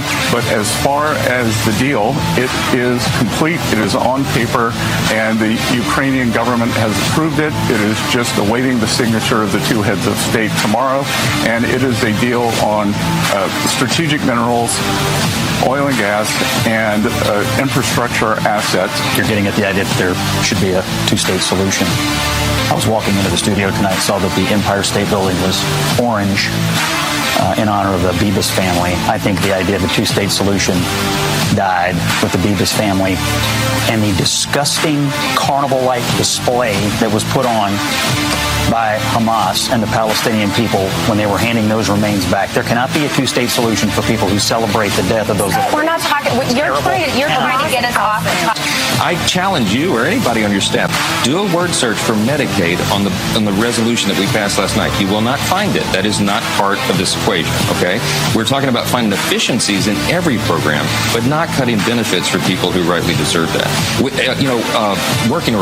Work requirements for Medicaid. That is something that is public opinion polls almost 90%. You don't want able-bodied workers on a program that is intended, for example, for single mothers with two small children who's just trying to make it. That's what Medicaid is for, not for 29-year-old males sitting on their couches playing video games. We're going to find those guys and we're going to send them back to work.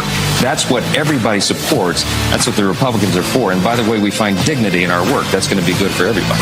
The email that came out wanting us to justify our jobs with 5 things we did last week was on Saturday night.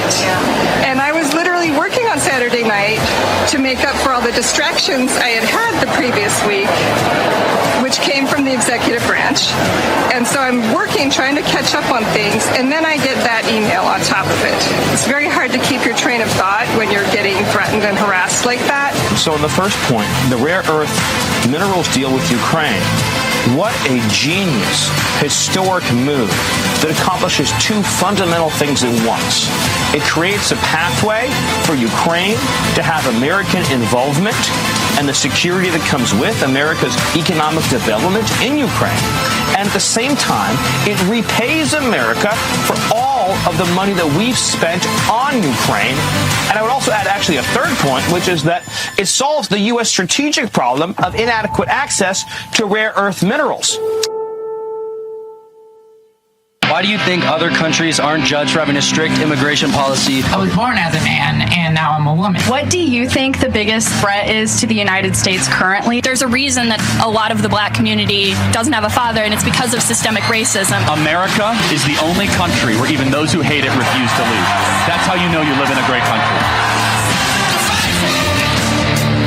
It's time that we start talking to the next generation, not talking down to the next generation. And that's what we're doing.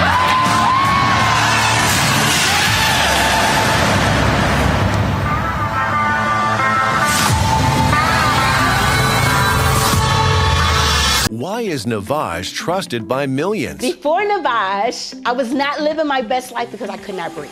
The huge difference is the fact that Navage pulls it out. It's very gentle in the sense of when that suction happens, it's literally grabbing that water and that mucus and it's bringing it out into this tank. It's worth every penny that you pay for it. This product changed my life. And for stuffy little noses, pick out the new Navage Baby Aspirator, now at Walmart in the baby department.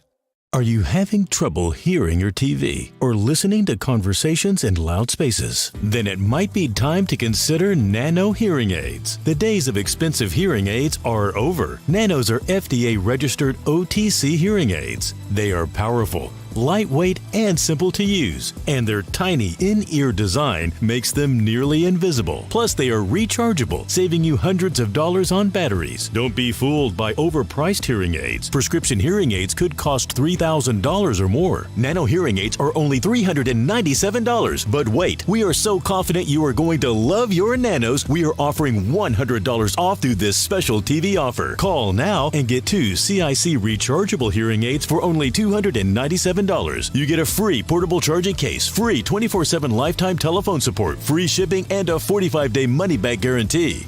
Call 800-226-2107. That's 800-226-2107. Every day is a battle for your mind raging. Information coming from every angle with the will to deceive. Fear not. You found the place for truth. The voice of a generation that still has the will to believe in the greatest country in the history of the world. This is the Charlie Kirk Show. Buckle up. Here we go. Okay, everybody, radio stations across the country, honored to be with you. It is a wonderful Friday, and we are broadcasting here from beautiful Palm Beach, Florida. And we are here having a great show, and then I will go back on campus. Yesterday, I was on campus at the University of Florida. We had an amazing turnout, a record turnout, actually. I have been at the University of Florida multiple times. In fact, Ryan could probably go back into the archives. Back in 2019, visited the University of Florida, and we were getting screamed at, and we had protesters. It was not an easy campus visit. I mean, it was typical at the time, a lot of opposition, a lot of activist spark on the left. Andrew went to the University of Florida with me. I actually went with Donald Trump Jr. 2 or 3 weeks previous to that, and there were protests everywhere. Well, we returned yesterday to the University of Florida, and we were met with over 2,000 friendly supporters, 2,000 students that were in support of us. In fact, it was so overwhelming at the end, there almost was a creation of a tunnel where I had to walk through to be able to exit, people asking for selfies and for signatures. It was very similar to like a college football team entering a stadium. There were a couple liberals, one interaction in particular that will probably go viral, of a young man who was not dumb. He was very passionate, well-read, and I asked him, I said, are you guys willing to move on from this idea that men can compete in women's sports? I said, it's not popular. Can we just end the chapter on this? And he said, absolutely not. He said that trans men should be able to compete, and trans women should be able to compete in women's sports. He was so married to it. And for any of you that think the Democrats are going to adjust from the grassroots, it's not going to happen. Now, there might be a candidate that comes in and declares war on the base of the Democrat Party, but the base of the Democrat Party is more on board for this nonsense than ever before. The base of the Democrat Party thinks that there's nothing wrong with men stealing medals and awards from women. They have made a deal with the trans zealots of the base of their party, and they are married to it. But more broadly, the biggest takeaway is how the Democrat base has never had to deal with losing a culture war battle. They can't psychologically accept it. They've never had to do this in their existence. They are outnumbered now on campus. No, not necessarily outnumbered. I think if you took a poll on campus, these campuses are still probably 5 to 10 points to the left. But there's a passivity to the Democrat activism on campus. There is none. And there is energy and there is vitality behind any one of us that are Trump-supporting conservatives. Everything they can remember as far as being Democrats and leftists has always been a one-way ratchet. There were professors. It's very interesting. I'm getting more and more teachers and professors that are coming up and asking me questions, which of course I'm this is not just a student prove me wrong. Anybody. There was a PhD professor of history, and one of those moments I wish that Blake would have been there. I wish Blake would have been there. This guy was a PhD of the interwar period between World War I and World War II. And look, I know a little bit about that. I know in the general population a fair amount, but a little bit compared to this guy he was like, well, Charlie, don't you see the similarities between the rise of Hitler and the rise of Donald Trump? I teach this professionally. I'm a PhD, and I think that everyone needs to know that the rise of Hitler and Donald Trump are very similar. It's such a sloppy, shallow analysis. It's total garbage. It's complete garbage. And this was his contention in front of the entire audience, him being the PhD. And Blake just made a great point in the chat, which is exactly right. I told them, I said, can you please get another reference point other than Nazi Germany? So Blake and I are on the same page. I said, can you read about any other country at any other time? There's a lot of other things that happen in history other than the evils of the 1930s and the 1940s. And he's just so focused on this, saying, nope, most important thing ever, Donald Trump's rise is very similar to the rise of Hitler. What is so important, everybody, is that we are living through a potential generational realignment that could become permanent. James Carville wrote a piece. If you guys can pull up this piece, I think it's very important. James Carville wrote a piece giving his recommendations for the Democrat Party. James Carville said, listen, we as Democrats don't have a leader. We don't have the energy on the ground. He suggested and recommended that Democrats roll over and play dead. That was James Carville's recommendation. Roll over and play dead. And that is a very dangerous and unusual political strategy. He said, quote, we need a strategic political retreat. A strategic political retreat. And I can tell you, in modern digital political warfare, I don't think that's going to work for them. Again, I could be wrong, because every day we are winning over new converts. Every day we are winning over new young fans.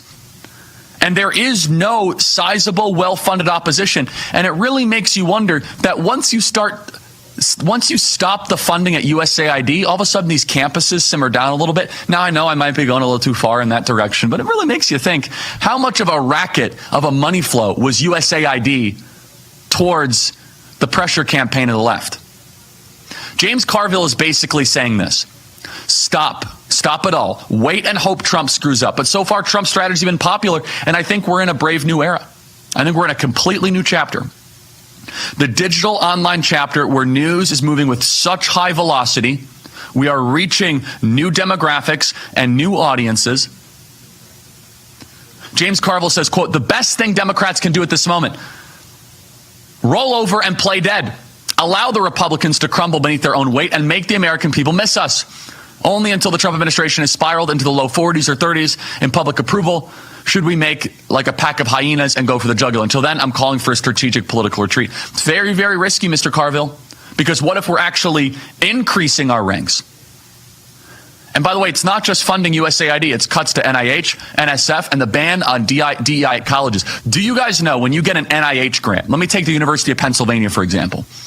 The University of Pennsylvania will do a lot of NIH research, and they'll apply for these grants. Do you know that they are able to mark up on top of the grant 10, 25, 40% for overhead? Donald Trump signed an executive order capping what is called a supplementation. It's a supplementation adage to any NIH grant to only be 10%. If that ends up being held up in court, which of course it should be, the University of Pennsylvania will lose $270 million a year. Let me say that again. The University of Pennsylvania will lose $270 million a year if they only get 10% for supplementation.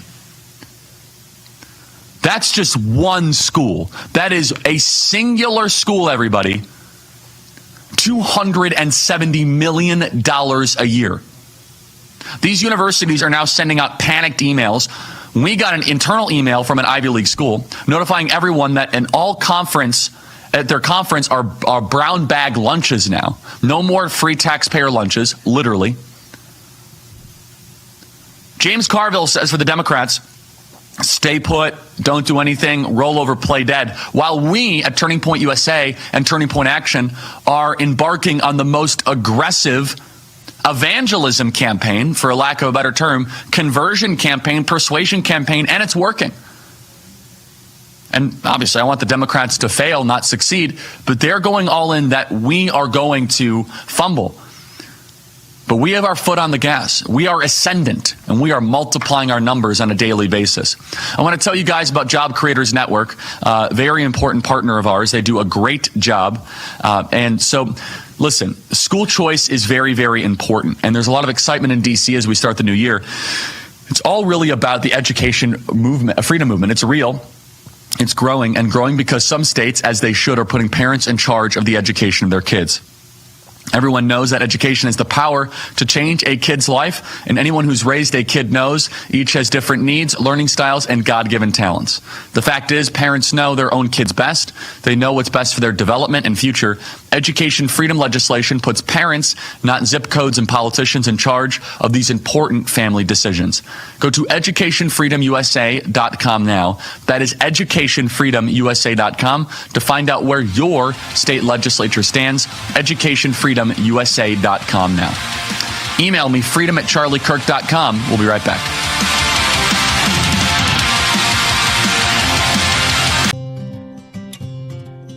My back got injured very bad. I was off work for about a year. I heard about Relief Factor from my wife. I took it every day, 3 times a day for 3 weeks. I'd look at her and I said, the pain is gone. And she said, I'm glad it helped. I said, no, you don't understand. It's gone. Relief Factor is a daily supplement that doesn't just mask pain, it helps eliminate it. Call or go online now for our 3-week quick start, just $19.95. Stay tuned to get an all-new Bell & Howell Bionic Floodlight for 50% off. Last year, over 100 million packages were stolen. Worse yet, over 500,000 homes were broken into. The party's over, porch pirates and prowlers. This is the Bionic Solar Floodlight from Bell & Howell. It showers a massive 1,000-foot area of ultra-bright light all the way from your house to the road or the whole backyard. Plus, it's solar-powered, so it's free to operate. When prowlers approach, the motion sensors activate and BAM! They go bye-bye. Plus, it expands your outdoor living space, making yards, patios, and walkways brighter. This next-generation solar-powered light features 120 high-intensity LED bulbs on 3 separate adjustable panels, delivering multi-directional light. It installs in seconds, anywhere. No wires, or stake it in the ground, and customize the panels anywhere you want light. Look, your lights are too weak, but watch. Bam! That's Bionic light power. Check out the difference before and after. Which home looks safer to you? The Bionic Floodlight is the ultimate security light standing guard up to 25 feet, keeping your family safer. And no more critters getting in your trash. Now there's plenty of light to scare them away. It'll light up your life when you pull into a bright driveway and enjoy more outdoor living space with bright, beautiful light. Folks, the Bionic Floodlight delivers safety and style. Look at this yard before and after. It's a night and day difference. Some outdoor solar lights sell for over $150, but you can get the Bionic Solar Floodlight from trusted Bell & Howell for just $29.99. And we'll even ship it to you free. Order right now and get a second Bionic Floodlight at 50% off. And it all comes with our Bell & Howell 5-year warranty. The demand has been huge, so don't wait or you can miss out. Order right now. To order, call 1-800-503-4179 or go to bionicfloodlight.com. So call 1-800-503-4179. That's 1-800-503-4179 or order online at bionicfloodlight.com. Did you know that thousands of authors across the country have written books and published them with Page Publishing? If you've written a book, Page can help you through the process. We cut through the confusion of the publishing world to make it easy for you. If we decide to publish your book, your work ends and ours begins. From copy editing and proofing to typesetting and book cover art, we get you printed, distributed, and sold on Amazon, Apple iTunes, and bookstores. We'll even promote your book. Call 1-800-319-0257. That's 1-800-319-0257. Democrats, America is a republic, not a democracy. Fact check. True. Okay, everybody, listen, this offer might not be available in all states, but as you guys know, we are really working with YRefi, and they're doing a great job. In many ways, they're supporting our entire campus tour, so that should get your attention. If you are a private student loan borrower, which, by the way, private student loan debt totals about $300 billion, you guys should take a look at it. You can finally take control of your student loan situation with a plan that works for your monthly budget. Because of private student loan debt, so many Americans feel stuck and they feel helpless, and they've even lost hope. If your private student loan debt is keeping you up at night and ruining your life, it doesn't have to. Just call YRefi. Can you imagine being debt-free and not living under this burden anymore? Be unburdened by what has been. Many clients aren't even able to make minimum monthly payments on their private student loans when they first contact YRefi. Go to YRefi.com. That is YREFY.com. YRefi can reduce your monthly payment and guarantees interest rates under 6%, ensuring affordability and financial relief. Go to YRefi.com. That is YREFY.com. That is YRefi.com. So take a look right now at YRefi.com. Wonderful people, available not in all states. So check it out, YRefi.com.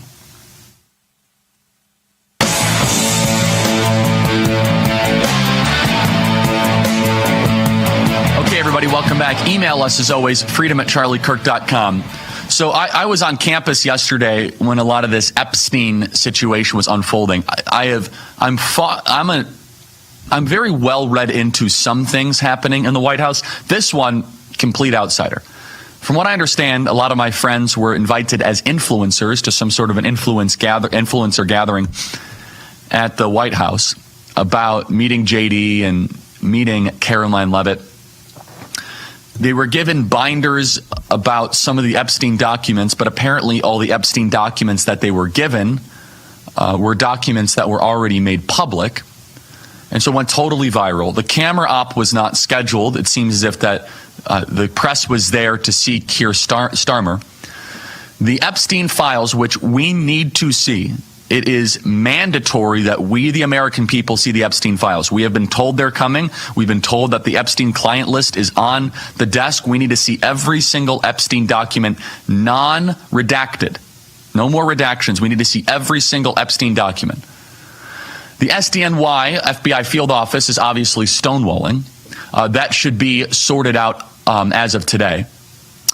And we'll look for Pam Bondi, who I really like and really respect, to give updates. But look, rather than being cynical, this is all proof that this administration wants to get the information out. But there are other open questions about what documents there even are on Epstein and what have been destroyed. And that's the other thing. I bet there's been a lot of destruction of documents.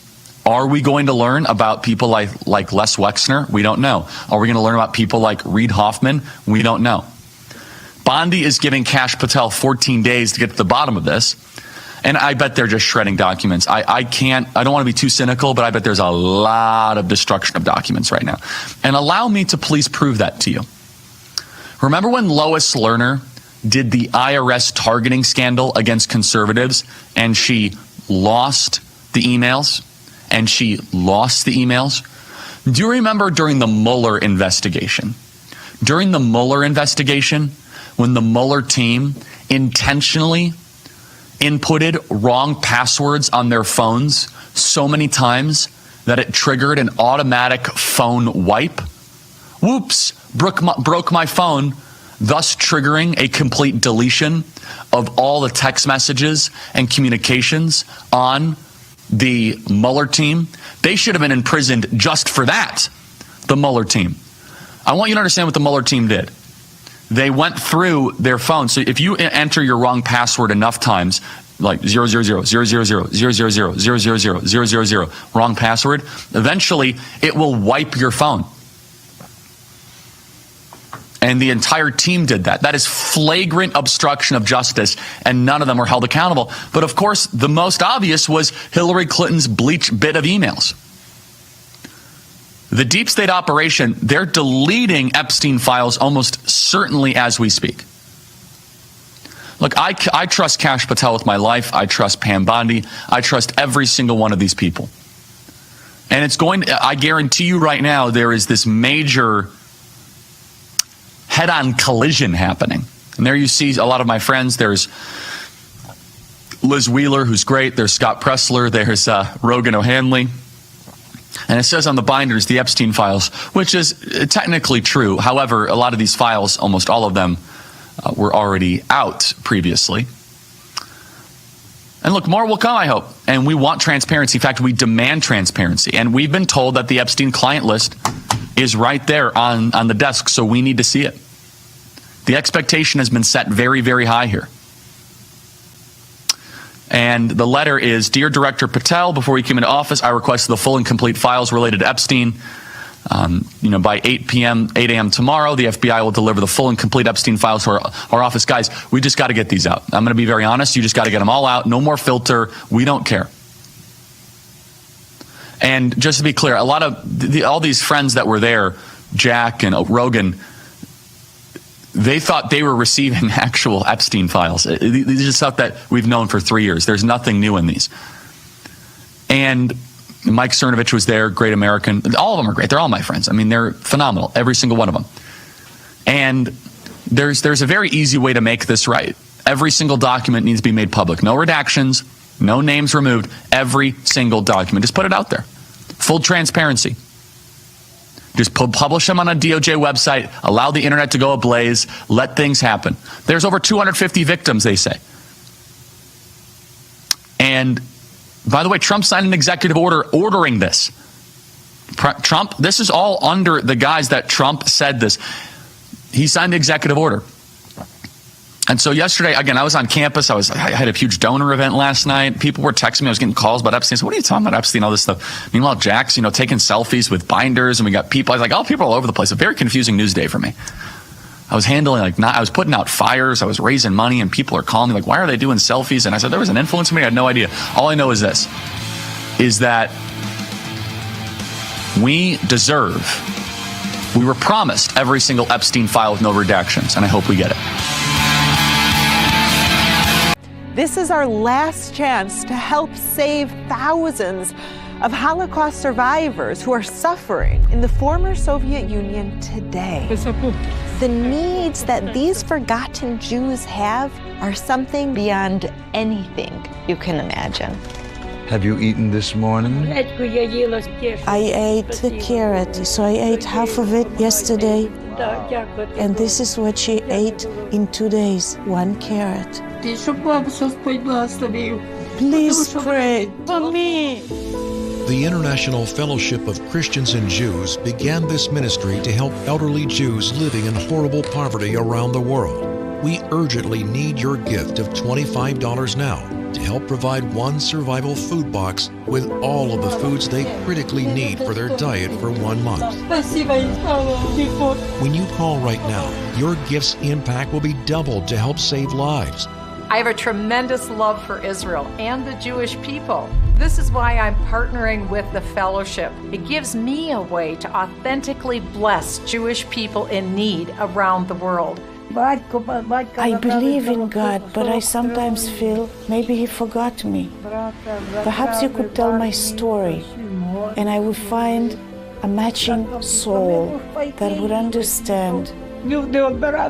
I face hunger again. Please don't delay. Call, scan, or go online now to help rush one survival food box to a Holocaust survivor.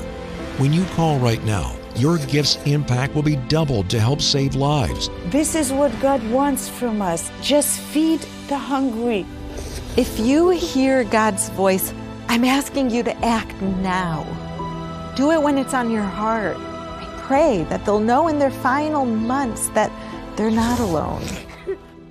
Who wants to drag out a bulky vacuum? Introducing Horsepower Duck, a super compact vac with ultra powerful suction. Clean up that mess in the kitchen, the spill on the sofa, even sawdust in the workshop. Just duck it up. The compact design can reach the tightest places, so store it in any drawer where it's always at your fingertips. You can even store it in your glove box for the ultimate car vac. The HEPA filter helps remove dust and allergens. Plus, it dumps out with ease, so it's ready to clean again. Get the Horsepower Duck hand vac for just $39.99. Order right now and we'll upgrade you to the Duck Pro package, a $30 value, yours free. You get the bendable tube, the crevice nozzle, and the soft brush nozzle, but supplies are limited, so there's a strict limit of 3 ducks per order. This may be your last chance to get yours at this low price, so don't delay. Duck it up today. Call 1-800-693-3440 or visit duckback.com. So call 1-800-693-3440 or visit duckback.com now. Welcome back to this Real America's Voice news break. I'm Terrence Bates. Ukrainian President Volodymyr Zelensky is meeting with President Trump at the White House right now. The two leaders are expected to sign an agreement sharing Ukraine's mineral resources. Zelensky, however, will reportedly ask for U.S. security guarantees to deter Russian aggression as part of today's talks. They're expected to hold a joint news conference here in short order. The moment that comes into our newsroom, we'll take you there and share it with you. In the meantime, today's meeting comes on the heels of Thursday's sit-down between President Trump and British Prime Minister Keir Starmer. That meeting also focused on the issue of the war between Russia and Ukraine, as well as Europe's role in securing Ukraine and, by extension, the rest of the continent. President Trump's counterpart from across the pond even going as far as to praise the U.S. Commander-in-Chief for his efforts to end the 3-year-long war and to broker a peace deal. Mr. President, I welcome your deep and personal commitment to bring peace and to stop the killing. You've created a moment of tremendous opportunity to reach a historic peace deal, a deal that I think would be celebrated in Ukraine and around the world. That is the prize. But we have to get it right. We agree history must be on the side of the peacemaker, not the invader. Again, President Trump and Ukrainian President Volodymyr Zelensky are meeting as we speak at the White House. We're expecting that the two will hold a joint news conference in short order, and we'll take you there. In the meantime, President Trump moving forward with 25% tariffs against Mexico and Canada. The tariffs for our North American neighbors will go into effect on Tuesday because drugs are still pouring into the United States from across the border. Responding to the upcoming taxes on goods, Mexico is handing over major drug cartel figures to the United States. A surprise extradition of nearly 30 jailed drug convicts and others accused of having ties to violent drug cartels began on Thursday. The rather uncommon move, while not unique, reportedly includes a cartel boss who was convicted of murdering an American anti-narcotics agent. There's no word if the extraditions will be enough to stop President Trump from moving forward with sanctions on Mexico. That's a quick check of your headlines. We'll have more coming up for you later on in the show.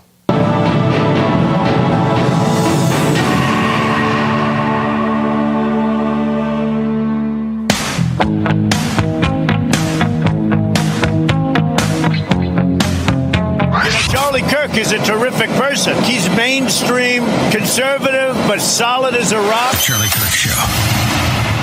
Okay, everybody, welcome back. I want to tell you about Conservatives for Lower Healthcare Costs. Very important organization.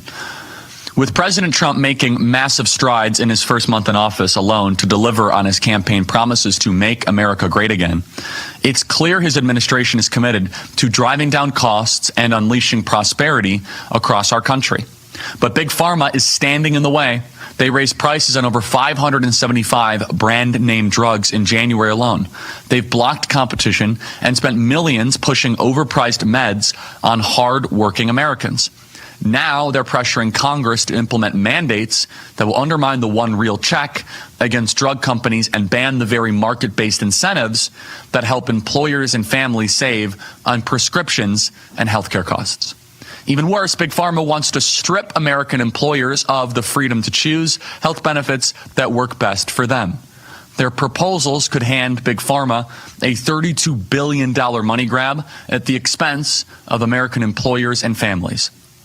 Conservatives for Lower Healthcare Costs warns Big Pharma is not on our side. They fought against solutions to lower drug prices during Trump's first term, opposed Bobby Kennedy's nomination to the HHS to make America healthy again, and now they want even more government control over the private healthcare market, interfering with President Trump's promise to cut prescription drug prices. Big Pharma is no friend of the American people. So right now, go to pharmawindfall.com to demand fair healthcare practices, protect the private market, and fight Big Pharma's greed. Congress can put a stop to this, and you can make a difference. Let's fight back. Visit pharmawindfall.com today. Portions of the Charlie Kirk Show are brought to you in part by Conservatives for Lower Healthcare Costs. Conservatives for Lower Healthcare Costs. Email us, as always, freedom@charliekirk.com. One of the most important things happening in the country politically right now is the Supreme Court special election in the wonderful state of Wisconsin. And joining us right now is the candidate for the Wisconsin Supreme Court, Brad Schimmel, a great Wisconsinite and American patriot. Brad, welcome to the program. Thank you, Charlie. Thanks for having me on, and thanks for all you're doing to get the truth to conservatives and to get them to the polls. This is the key here. We've got to get conservatives to wake up and get out and vote. It's the only way we're going to take our nation back, and we're going to take the state of Wisconsin back. We're interrupting this program for a special live report. We are interrupting your regularly scheduled programming and take you to the White House, where President Trump and Ukrainian President Volodymyr Zelensky are meeting right now. Let's listen in. All right, apparently we don't have that for you right now. We apologize, but I can tell you that the two leaders are meeting right now. They're going to sign a precious minerals deal. They'll also, of course, talk about President Trump's work and the behind-the-scenes work that's happening to end the war between Russia and Ukraine. We will take you here to the White House in short order to try to get you updated. Ukrainian President Volodymyr Zelensky arriving at the White House about 45 minutes ago or so. You can see that happening here. The two leaders meeting outside before going in and meeting privately. The two now are sitting down to talk before the press, and then there will be a news conference happening later on this morning as well between the two. Again, this is a critical meeting. President Trump and the Trump administration officials have spoken to both Ukrainian Prime Minister Volodymyr Zelensky as well as Russian President Putin, and now President Trump sitting down with Zelensky. Well, if I didn't align myself with both of them, you'd never have a deal. You want me to say really terrible things about Putin and then say, "Hi, Vladimir, how are we doing on the deal?" That doesn't work that way. I'm not aligned with Putin. I'm not aligned with anybody. I'm aligned with the United States of America and for the good of the world. I'm aligned with the world. And I want to get this thing over with. You see the hatred he's got for Putin. It's very tough for me to make a deal with that kind of hate. He's got tremendous hatred. And I understand that, but I can tell you the other side isn't exactly in love with, him either. So it's not a question of alignment. I'm aligned with the world. I want to get the thing set. I'm aligned with Europe. I want to see if we can get this thing done. You want me to be tough? I could be tougher than any human being you've ever seen. I'd be so tough. But you're never going to get a deal that way. So that's the way it goes. All right, one more question. Hey, I want to respond to this. So look, for 4 years in the United States of America, we had a president who stood up at press conferences and talked tough about Vladimir Putin, and then Putin invaded Ukraine and destroyed a significant chunk of the country. The path to peace and the path to prosperity is maybe engaging in diplomacy. We tried the pathway of Joe Biden of thumping our chest and pretending that the president of the United States' words mattered more than the president of the United States' actions. What makes America a good country is America engaging in diplomacy. That's what President Trump is doing. Can I ask you? Sure. Yeah? Yeah. Okay. So he occupied our parts, big parts of Ukraine, part of East and Crimea. So he occupied it on 2014. So during a lot of years, I'm not speaking about just Biden, but those time was Obama, then President Obama, then President Trump, then President Biden, now the President Trump, and God bless, now President Trump will stop him. But during 2014, nobody stopped him. He just occupied and took. He killed people. You know what the contact 2015. 2014. 2014 and 2014. 2014. Yeah. So I was not here. Yeah, but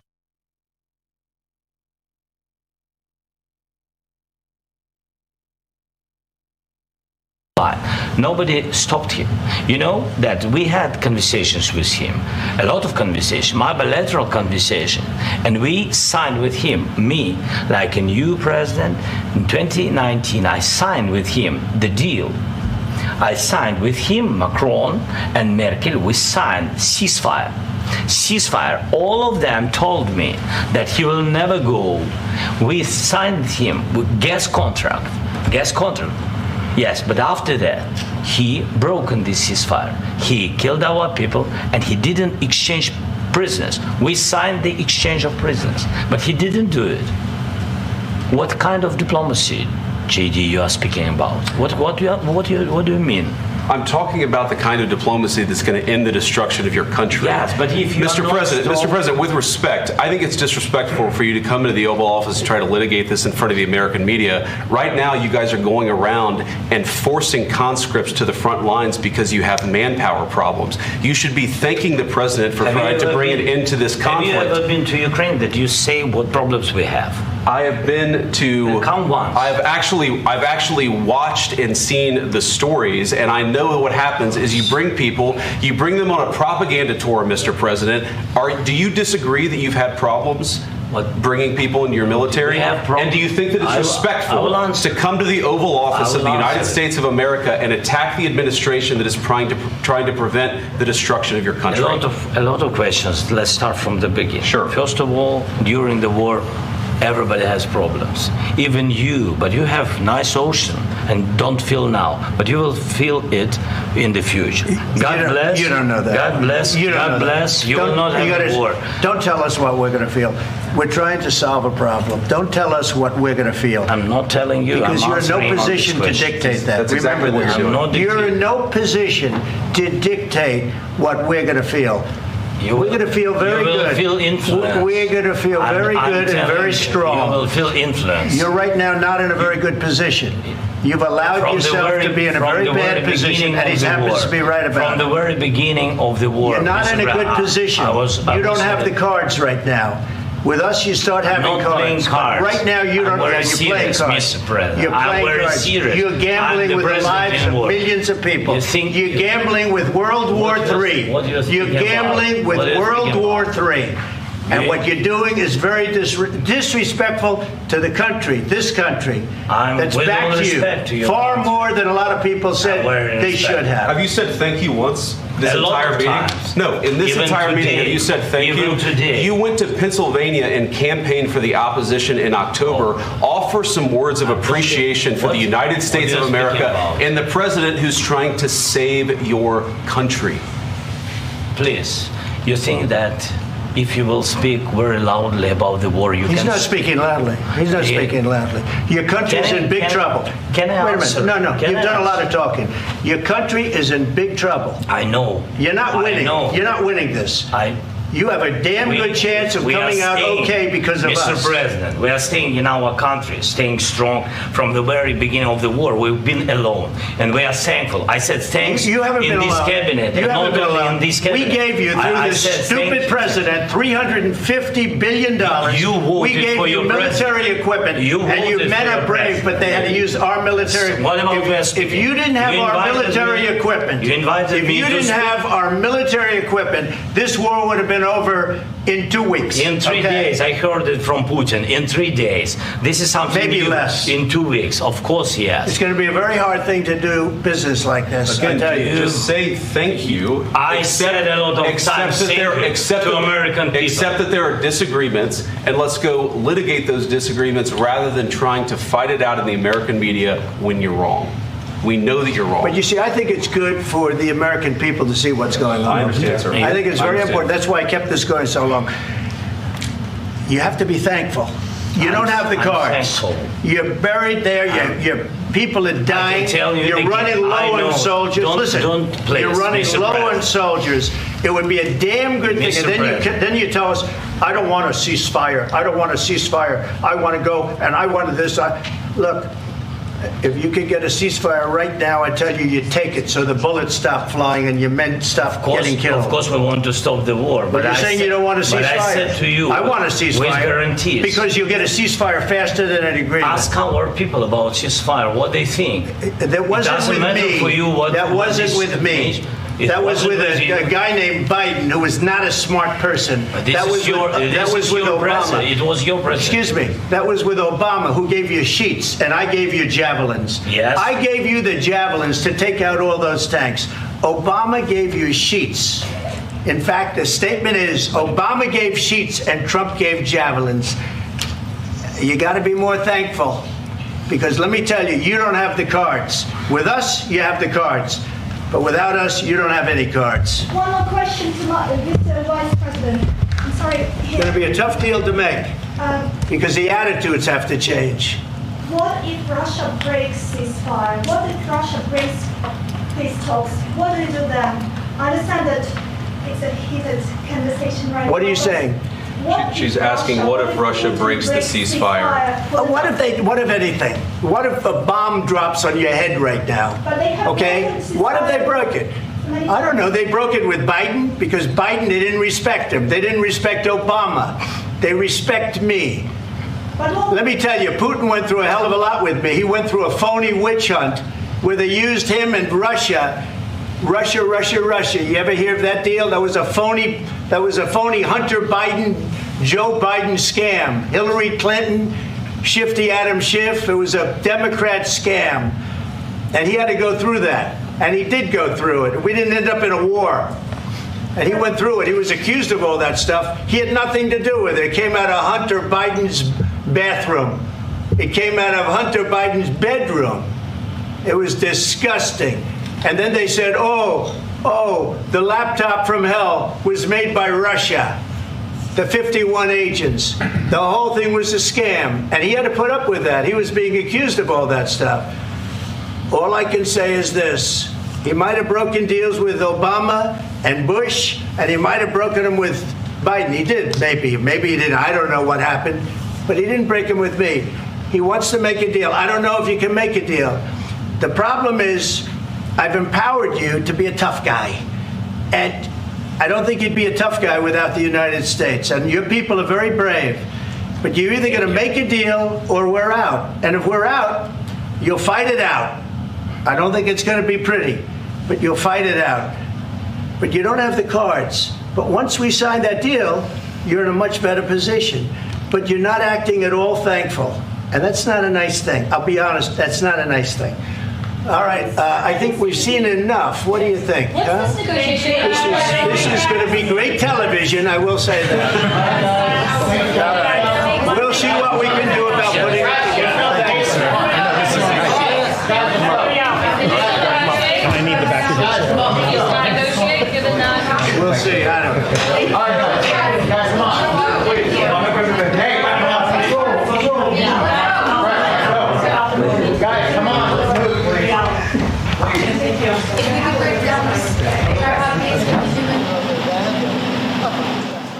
All right, ladies and gentlemen, so you were listening to the interaction between President Trump and Volodymyr Zelensky in the Oval Office. It was a spirited conversation. Tempers flared a little bit as Volodymyr Zelensky made some pretty inflammatory statements, and there was responses, as you heard, from President Trump himself and Vice President J.D. Vance.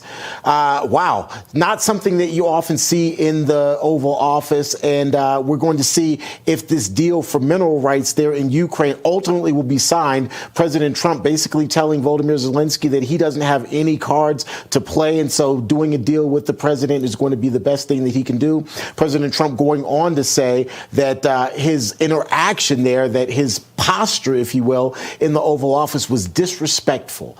Not something you see every day, a spirited conversation there in the Oval Office.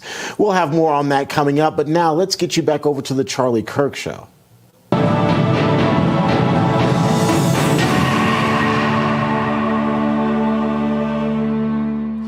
welcome back. In March 2020, with a vision for what American business owners were about to face, President Trump signed the CARES Act. This legislation helped many businesses through COVID. There's still a lot of money available for business owners. Business owners can qualify for up to $21,000 per W-2 employee paid in 2021. That's right. If you had 5 employees, you could receive over $100,000 from the U.S. Treasury. This is a loan. This is not a loan. It's a refund. There are no restrictions on how you can use it. But time is running out. Claims must be filed by April 15th. That's where Links comes in. They've already helped thousands of business owners take advantage of this program. Even if you were told before that you don't qualify, there's been updates to the guidelines, meaning you could be eligible now. You've worked hard to keep your employees paid during the pandemic. Now it's time to get some of that money back. Don't wait. Call Links today at 623-244-5197. That is 623-244-5197. So call today, 623-244-5197, and check it out today. Email us, freedom@charliekirk.com. We'll be right back.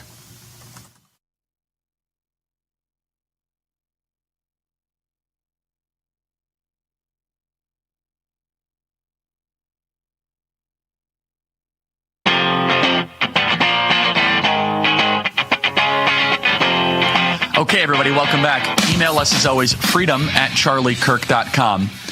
So we visit these campuses. I'll just be at the campus of Florida State University momentarily here. And I learn a lot in these dialogues. In fact, the dialogue at University of South Florida, I had a young man bring up something in regards to the trans debate that I should have known, but I didn't. And I did some research called the Swire syndrome. Yesterday at a campus at University of Florida, there were other little elements. There was a young man, you guys will get a kick out of this video, saying that we need to legalize LSD. Made a pretty compelling case. Wasn't able to counter it or counter or support it. Not exactly a subject matter that I care about. But almost like clockwork, I would say the number one question I receive with regularity is not even abortion. I did not get a single abortion question yesterday at the University of Florida. Pretty amazing when you think about it. I will get marijuana a lot, and there were some guys smoking marijuana the whole time yesterday. It smelled terrible. But I will always get a question on Israel. And of course, we are America first here on this program. We are not America only. Israel is an ally. I love Israel. I treasure Israel. It's a beautiful country, not a perfect government, and not everything they've ever done is admirable or good or defensible, nor is the American government. That's not the point. But Israel as a nation is a place worth defending. Israel as a place with sovereignty and borders. And Israel shines a lot brighter when you contrast it with the barbarism and the, how do I put this? I was going to say a word I shouldn't say on radio. The disgusting behavior, that's being very sweet, the butchery of its neighbors. For anyone that has eyes to see and ears to hear and actually reads the Hadith and reads parts of the Quran, you know that conquest is an Islamic value. To submit is literally what Islam means, to make those submit. It's very hard to get serious Muslims to admit to this, that they actually do want conquest, that they do want to take over. Gaddafi said something similar in the late 90s, saying that we're going to take over Europe without ever having to lift a sword. So there has definitely been enough intellectual cover that said this. We've had imams in England saying they want to mount the West like a woman to be mounted and subdued. This young man, I understand he's just a young man, I believe, though, is an embodiment of a lot of the Islamic world. Islamic has rules for how to distribute the spoils of war, including sex slaves. This is a mindset that is dominant, a worldview that is popularized in the Islamic Arab world. This video is going viral. It is worth listening to carefully. Play cut 245. If Israel laid down all of their weapons and said our military is no more, what would happen? At this point in time, I don't believe they would come to a two-state solution after everything that's gone on. No, that wasn't the question. If Israel disbanded its military, what would happen? The Palestinians would take over, but they would okay. Listen, not forcefully. This is how they operate. This is how Muslims operate Islamically. They let them live under them in jizya. They tax them and they let them live, and they take that tax and give it back to them. How do you think the Ottoman Empire worked and lasted 600 years? How do you think the Golden Age of Islam lasted and it lasted for 300 years? Because this is history. So, no, I just want to make sure I understand. So they would just take over mostly peacefully?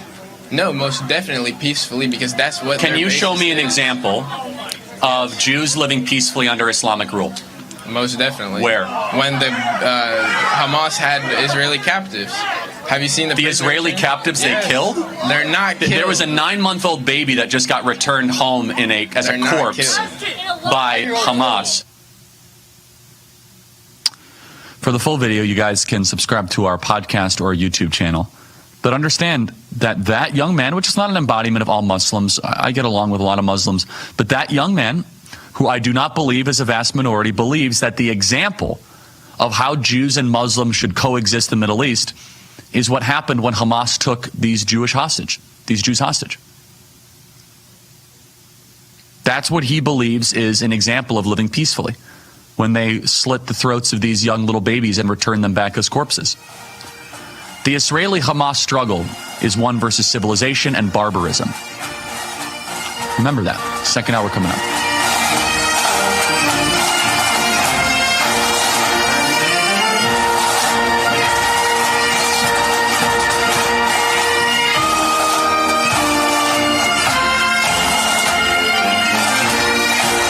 Stay tuned to get an all-new Bell & Howell Bionic Floodlight for 50% off. Last year, over 100 million packages were stolen. Worse yet, over 500,000 homes were broken into. The party's over, porch pirates and prowlers. This is the Bionic Solar Floodlight from Bell & Howell. It showers a massive 1,000-foot area of ultra-bright light all the way from your house to the road or the whole backyard. Plus, it's solar-powered, so it's free to operate. When prowlers approach, the motion sensors activate and BAM! They go bye-bye. Plus, it expands your outdoor living space, making yards, patios, and walkways brighter. This next-generation solar-powered light features 120 high-intensity LED bulbs on 3 separate adjustable panels, delivering multi-directional light.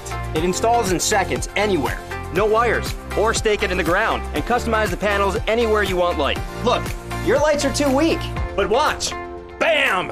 That's Bionic light power. Check out the difference before and after. Which home looks safer to you? The Bionic Floodlight is the ultimate security light standing guard up to 25 feet, keeping your family safer. And no more critters getting in your trash. Now there's plenty of light to scare them away. It'll light up your life when you pull into a bright driveway and enjoy more outdoor living space with bright, beautiful light. Folks, the Bionic Floodlight delivers safety and style. Look at this yard before and after. It's a night and day difference. Some outdoor solar lights sell for over $150, but you can get the Bionic Solar Floodlight from trusted Bell & Howell for just $29.99. And we'll even ship it to you free. Order right now and get a second Bionic Floodlight at 50% off. And it all comes with our Bell & Howell 5-year warranty. The demand has been huge, so don't wait or you can miss out. Order right now. To order, call 1-800-503-4179 or go to bionicfloodlight.com. So call 1-800-503-4179. That's 1-800-503-4179 or order online at bionicfloodlight.com.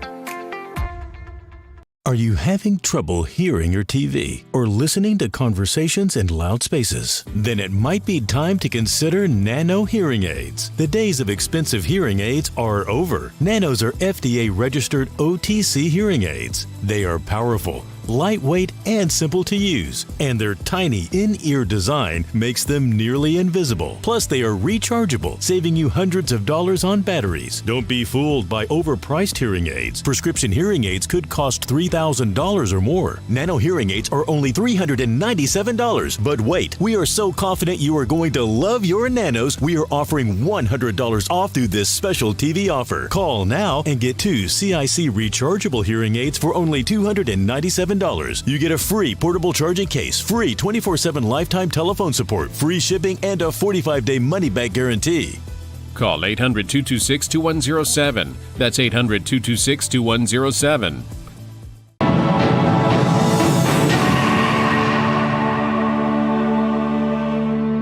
News break. Mr. President, I welcome your deep and making headlines this morning. Making headlines this morning, President Trump's meeting with Ukrainian President Volodymyr Zelensky. It was a spirited and at times angry conversation. Here it is. Zelensky of Ukraine, and we've been working very hard, very close. So we've actually known each other for a long time. We've been dealing with each other for a long time, and very well. We had a little negotiation spat, but that worked out great. I think for both countries, I think for the world, actually, beyond both countries. And we have something that is a very fair deal. And we look forward to getting in and digging and working and getting some of the rare earth. But it means we're going to be inside, and it's a big commitment from the United States, and we appreciate working with you very much. And we will continue to do that. We have had some very good discussions with Russia. I spoke with President Putin, and we're going to try and bring this to a close. It's something that you want and that he wants. We have to negotiate a deal, but we've started the confines of a deal, and I think something can happen. The big thing is the number of soldiers, mostly at this point, but soldiers being killed. You're losing thousands of soldiers. So on both sides, we're losing a lot of soldiers, and we want to see it stop. And we want to see the money get put to different kinds of use, like rebuilding. And we're going to be working very hard. But we've had a lot of very good conversations. I will say until we came along, the Biden administration didn't speak to Russia whatsoever. They didn't speak to anybody. They just allowed this to continue. And I will say that, I'll say in front of you, you've heard me say it 1,000 times, if I were president, this war would have never happened. We would have had a deal negotiated for you without having to go through what you've gone through. But your soldiers have been unbelievably brave. We've given them great equipment, but somebody has to use the equipment. They've been unbelievably brave, and we give them great credit. This was supposed to be over very quickly, and here we are 3 years later. So I give tremendous credit to your generals and your soldiers and yourself in the sense that it's been very hard fighting, very tough fighting. They're great fighters. And you have to be very proud of them from that standpoint. But now we want to get it over with. It's enough, right? We want to get it over with. So it's an honor to have you here. Thank you very much for coming. We're going to sign the agreement at the conference in the East Room in a little while, right after lunch. And we'll be having lunch together. We're also discussing some other things. And we appreciate everybody being here. It's somewhat of an exciting moment, but the really exciting moment is when we when they stop the shooting and we end up with a deal. And I think we're fairly close to getting that, and an honor to have you. And please, I'd like to say something. Yeah, thank you so much, Mr. President. Thank you for the invitation. And really, I hope that this first document, will be a first step to real security guarantees for Ukraine, our people, our children. I really count on it. And of course, we count that America will not stop support. Really, for us, it's very important to support and to continue it. I want to discuss it with details further during our conversation, and of course, the infrastructure or security guarantees. Because for today, I understand what Europe is ready to do, and of course, I want to discuss with you what the United States will be ready to do. And I really count on your strong position to stop Putin. And you said that enough with the war. I think that is very important, Ben, to say these words to Putin at the very beginning of war, because he is a killer and terrorist. But I hope that together we can stop him. But for us, it's very important to, to save our country, our values, our freedom, democracy, and of course, no compromises with the killer about our territories, but it will be later. And of course, what I wanted, we spoke about it by phone with you about the drones production. We have very good drones production. I think the best one in the world for today because of the war. Yes, and of course, we need very much the air defense. You have the best air defense in the world, and really you helped us under attacks of Russians, and I want to speak how we can exchange the licenses. We're open to share the licenses of all our drones with you, of course, with the United States, and we need licenses for quick production of air defense. Even after the war, we need our nation to be calm, that we are secure. So that's why we need this air shield. And of course, about this, I want to speak about the contingents. I think that France and UK already spoke to you, and we know that Europe is ready, but without the United States, they will not be ready to be as strong as we need. And the last point, last not least, about exchange, about our people and children.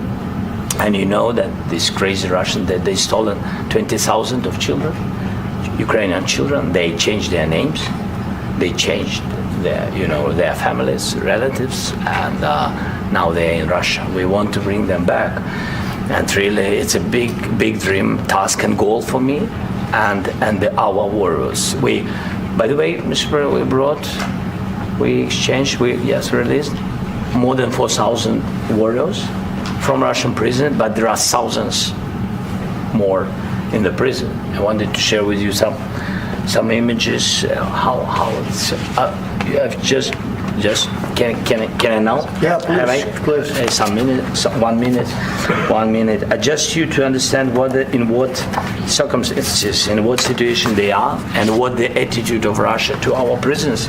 That guys, just you before and after. And you see before and after, just you to understand. Now thousands of such guys, ladies and men, there, and that, so they don't eat, they beat them, and they, they do a lot of bad things. So out of, even during the war, there are rules. Everybody knows there are rules during the war. So these guys, they don't have any rules. You see that. 50, 60 kilograms left, and a lot of such things. And I didn't want to show you what the changes with images of children, because I will share with you. And I mean, it's looking tragically. Yeah, that's tough stuff. I wanted very much to give you, and you see it. Yeah. This is pastor, by the way. They stolen pastors because it's not Russian church. They stolen pastors and moved pastors to the prison. We, at the end of last year, we brought 3 pastors, and we could exchange them. And this is pastor, you see. Yeah, it's tough. Yeah, so I mean, this I wanted to show you, and this. So thank you very much. We want to get that ended, right? Yeah, of course. We and will. I think we will. And we have to, of course. Do you have any questions, please? Mr. President. Thank you, Mr. President. With the, how much money is the U.S. going to put into the fund that is being created today, and how does this provide long-term security for Ukraine? Well, we don't know exactly how much, because we're going to be putting some money in a fund that we're going to get from the raw earth that we're going to be taking and sharing in terms of revenue. So it's going to be a lot of money will be made from the sale and from the use of raw earth. And as you know, our country doesn't have much raw earth. We have a lot of oil and gas, but we don't have a lot of the raw earth. And what we do have is protected by the environmentalists, but that can be unprotected, but still it's not very much.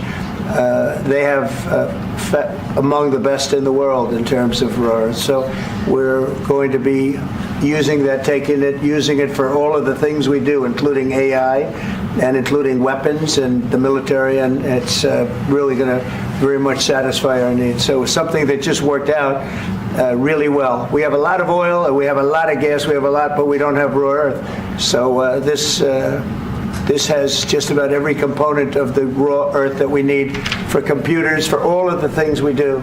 And this puts us in great shape. And on long-term security for Ukraine, how does this provide it? I think they're going to have great luck. I think once we make the agreement, that's going to be 95% of it. They're not going to go back to fighting. I've spoken with President Putin, and I feel very strong. I've known him for a long time, and I feel very strongly that they're very serious about it.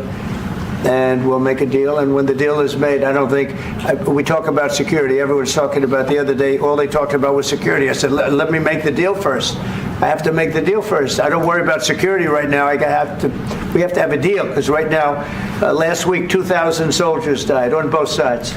2,000, and they're losing 1,000, 2,000, 3,000 a week. So as we sit here and we talk, people are getting shot and dying on the battlefield. And, they're not American soldiers, but they're Russian soldiers and they're Ukrainian soldiers, and we want to be able to stop it. And we want to be able also to spend money on other things. We don't want to, this is a tremendous amount of money, and what the Biden administration did was terrible. They were giving money, but he had no security on the money. Europe, as you know, gave much less money, but they had security. It was in the form of a loan. They get their money back, and we didn't. And now, at least we're protected because the American taxpayer has to be protected too. But this is an incredible agreement for you because we have a big investment in their country now, and what they have, very few people have. And we're able to really go forward with very, very high-tech things and many other things, including weaponry that we're going to use in many locations, but that we need for our country. This allows us to do that. Will you continue? Military aid. Yes, go ahead, please. If I can just, yes.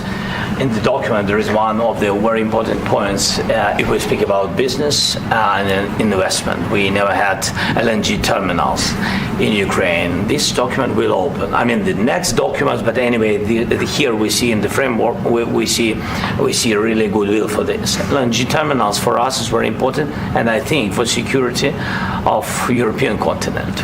We have the biggest storage, gas storage. We have the biggest in Europe. Yes, yes, and we can use it. Use it for LNG. Use it for LNG, and we will do it. And really, we can help Europe because Europe really helped. President Trump said that they made less support, but they are our friends and they are our very supportive partners. They really gave a lot, Mr. President. They did. They gave a lot, but they gave much less. No. Much less. No. No. Don't argue with it. No.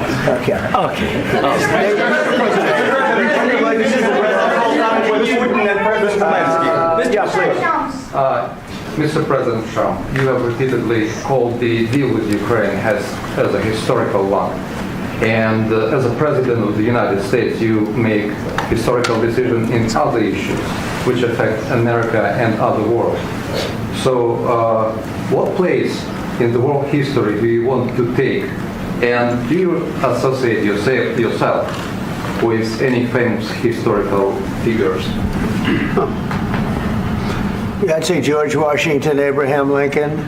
I would say I'm far superior to George Washington and Abraham Lincoln. Now, you know I'm only kidding, right?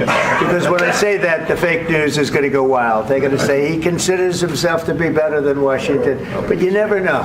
You never know. I don't compare myself to anybody. I'm here to do a job. We've had a great 35 days or whatever it might be, a month, a little more than a month. We've accomplished tremendous amounts. Not only this would be a very great achievement if we could get the war stopped and get them back to normalization. I think that's going to happen. We've had very good talks on both sides, as you know. But I think we've done a very good job, just generally. If you look at all of the things we've done in 30 days, they're saying there's never been a opening for a president. The first month, there's never been a first month like we've had. And this is one of the very important things. This, to me, is one of the most important things because we have tremendous death taking place as we speak. And I don't want to have that. Think of the parents. Think of whether they're in Russia or Ukraine. Think of the parents of all these people being killed needlessly. They came to our territory. Should have never started. This would have, if I were president, this would have never started. Mr. President, will you continue sending military aid to Ukraine after the U.S. signs this agreement with Ukraine? Yeah, we're going to be continuing. President Zelensky, do you feel like the U.S. is on your side? That President Trump is on your side at this moment? What do you think? He wants to know, do you think that, sort of a stupid question. I guess we wouldn't be here if I wasn't. But, I think that the United States on our side from the very beginning of occupation, and I think that President Trump on our side, and of course, I'm sure that the United States President will not stop support. This is crucial for us. It's important for us. Yes. And Putin, the president speaks about the people and the soldiers which are dying, but they came to our territory, they came to our land. They began this war, and they have to stop. And I think this is the question, with really the most important question. Can President Trump, I hope yes, with some other allies, to stop Putin, withdraw these enemies, our enemy, withdraw these troops from our land? And I think that you asked about the history, I think that if President or when he will stop Putin, if President Trump will bring peace to our country, I think he will be on this wall. We've had very, very good talks. Mr. President, to Ukraine. President Zelensky just said that there'll be no compromises with Vladimir Putin. I just wanted to ask both of you. Firstly, are there compromises that you think that President Zelensky is going to have to make? And President Zelensky, is there anything that you might be thinking that you may be able to offer or bring to the table, for example, elections? Thank you. I think you're going to have to always make compromises. You can't do any deals without compromises. So certainly he's going to have to make some compromises, but hopefully they won't be as big as some people think you're going to have to make. That's all. That's all we can do. I'm here as an arbitrator, as a mediator to a certain extent between two parties that have been very hostile. To put it mildly, they've been very hostile. There's been a vicious war. There's been a vicious war. It's a very level battlefield, and those bullets go out, and as I've said many times, we were talking about it with Pete, many times the only thing stopping those bullets is a human body. And in the case we're talking about, generally young human bodies are stopping a lot of bullets.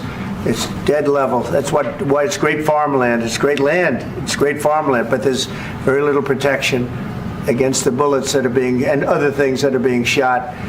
So all I can do is see if I can get everybody at the table and get an agreement. And I think we're going to end up with an agreement. Otherwise, I wouldn't probably be even here today. Mr. President, I've got two questions for you. You think ultimately your legacy will be the peacemaker and not the president that led this country into another war and ended foreign wars? And I've got a question. I hope it will. I mean, I hope I'm going to be remembered as a peacemaker. This would be a great thing if we could do this. I'm doing this to save lives more than anything else. Second is to save a lot of money, but I consider that to be far less important. So I hope I'm going to thank you, Brian, for that question. It was a nice question. I hope I'll be known and recognized as a peacemaker. This would be a great thing to solve. This is a very dangerous situation. This could lead to a third world war. This was headed in the wrong direction. If this election were lost, if we didn't win this election, and we won it by a lot, that was a mandate. We won every swing state. We won the popular vote by millions and millions of votes. We won everything. The districts, you look at the areas of red, take a look at a map. This was a big mandate, and this was one of the things I said, we're going to get this thing settled.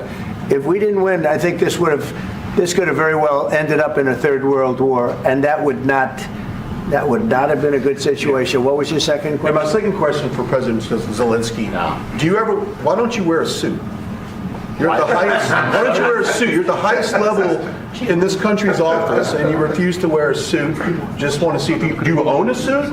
Yeah, problems. A lot of Americans have problems with you not Really? respecting I the don't have dignity of this such- office. I will wear a costume after this war will finish. Okay. Yes, maybe one. Maybe something like this. something like Yes, yours. sir. Yes. That'd be great. Maybe something better. I don't know. Yeah. We will see. Maybe something cheaper than. Yeah. Thank you. Thank you. President Trump. Thank you, President Trump. You said yesterday that you have. Are you going to send more arms to Ukraine in case there's no peace? Yeah, we're going to have arms to Ukraine, yeah, sure. Hopefully I won't have to send very much because hopefully we're going to have it finished. We're looking forward to finishing this quickly. We're not looking forward to sending a lot of arms. We're looking forward to getting the war finished so we can do other things. But we very much appreciate the agreement because we needed what they had, and we're treating, our country is now treated fairly. Biden didn't do that. He didn't know what the hell he was doing. This should have never happened. This should have never started. But, sure, the answer is yes, but hopefully we won't have to send much because I'm looking forward to getting it done quickly, very quickly. Does that mean you'll provide security guarantees, Mr. President? I don't want to talk about security yet because I want to get the deal done. You fall into the same trap like everybody else. A million times you say it over and over. I want to get the deal done. Security is so easy. That's about 2% of the problem. I'm not worried about security. I'm worried about getting the deal done. The security is the easy part. Security is very nice. Everybody stopped shooting. And now will Europe put people there? I know France is going to. I know the UK is going to. I know other countries are going to, and they happen to be right next door. We haven't committed, but we could conceivably. We have security in a different form. We'll have workers there digging, taking the raw earth so that we can create a lot of great product in this country. So in that sense, you have something, but we haven't determined that yet. I will say, in speaking to France and in speaking to, and they were here, as you know, last week and just the other day, they have committed to a lot of security. I don't think you're going to need much security. I think once this deal gets done, it's over. Russia's not going to want to go back, and nobody's going to want to go back. When this deal ends, I really believe this deal is going to be over. Question? Yeah, please go ahead. Go ahead. Mr. President, thank you. You hosted Macron and Keir Starmer at the White House this past week, both of whom praised your courage and conviction to lead the pathway towards peace. Yes. Part of that involved, though, re-engaging Russia in diplomatic relations, something that previous leaders lacked the conviction to do so. What gave you the moral courage and conviction to step forward and lead that? Well, I love this guy. Who are you with? One American News, sir. Well, that's why I like him. One American News does a great job. I like the question. I think it's a very good question. It's a pathway to peace. It's a pathway to getting something solved. And I feel that as the head of this country, I have an obligation to do that. Plus, we're very much involved. We got involved. It's too bad we got involved because there should have been no involvement because there should have been no war. And there shouldn't have been October 7th. That would have never happened. As you know, Iran was broke. They had no money to give to Hezbollah. They had no money to give to Hamas. They were stone cold broke. And then under Biden, they became rich as hell. They went from no money to $300 billion in a period of 4 years. And they gave a lot of that money away, and you see what happened. And that's a real mess also that we hope to be able to solve. But no, I appreciate your question very much. It's just, I feel I have an obligation to try and do something to stop the death. If I can answer, yes, if I can answer, Please, sorry, go ahead. please. And I do like your clothing, by the way. Yeah, really? Even though I think he's a great guy, by the way. But I don't know if you two like each other. But you know what? I think he's dressed. I like this guy. I think he's dressed beautiful. So I have more serious things than answer on such Yes, question. sure, I will answer on more serious that's a good question if I can. Yes. Yeah. So please, about security guarantees. And about just ceasefire. We can't just speak about ceasefire and speak. It will not work. Just ceasefire will never work because I'm like a president. I have this experience, and not only me. Ukraine before my presidency, from the 2014, Putin broken 25 times. 25 times he broken his own signature. 25 times he broken ceasefire. But he never broke to me. He never broke to me. No, you were the president.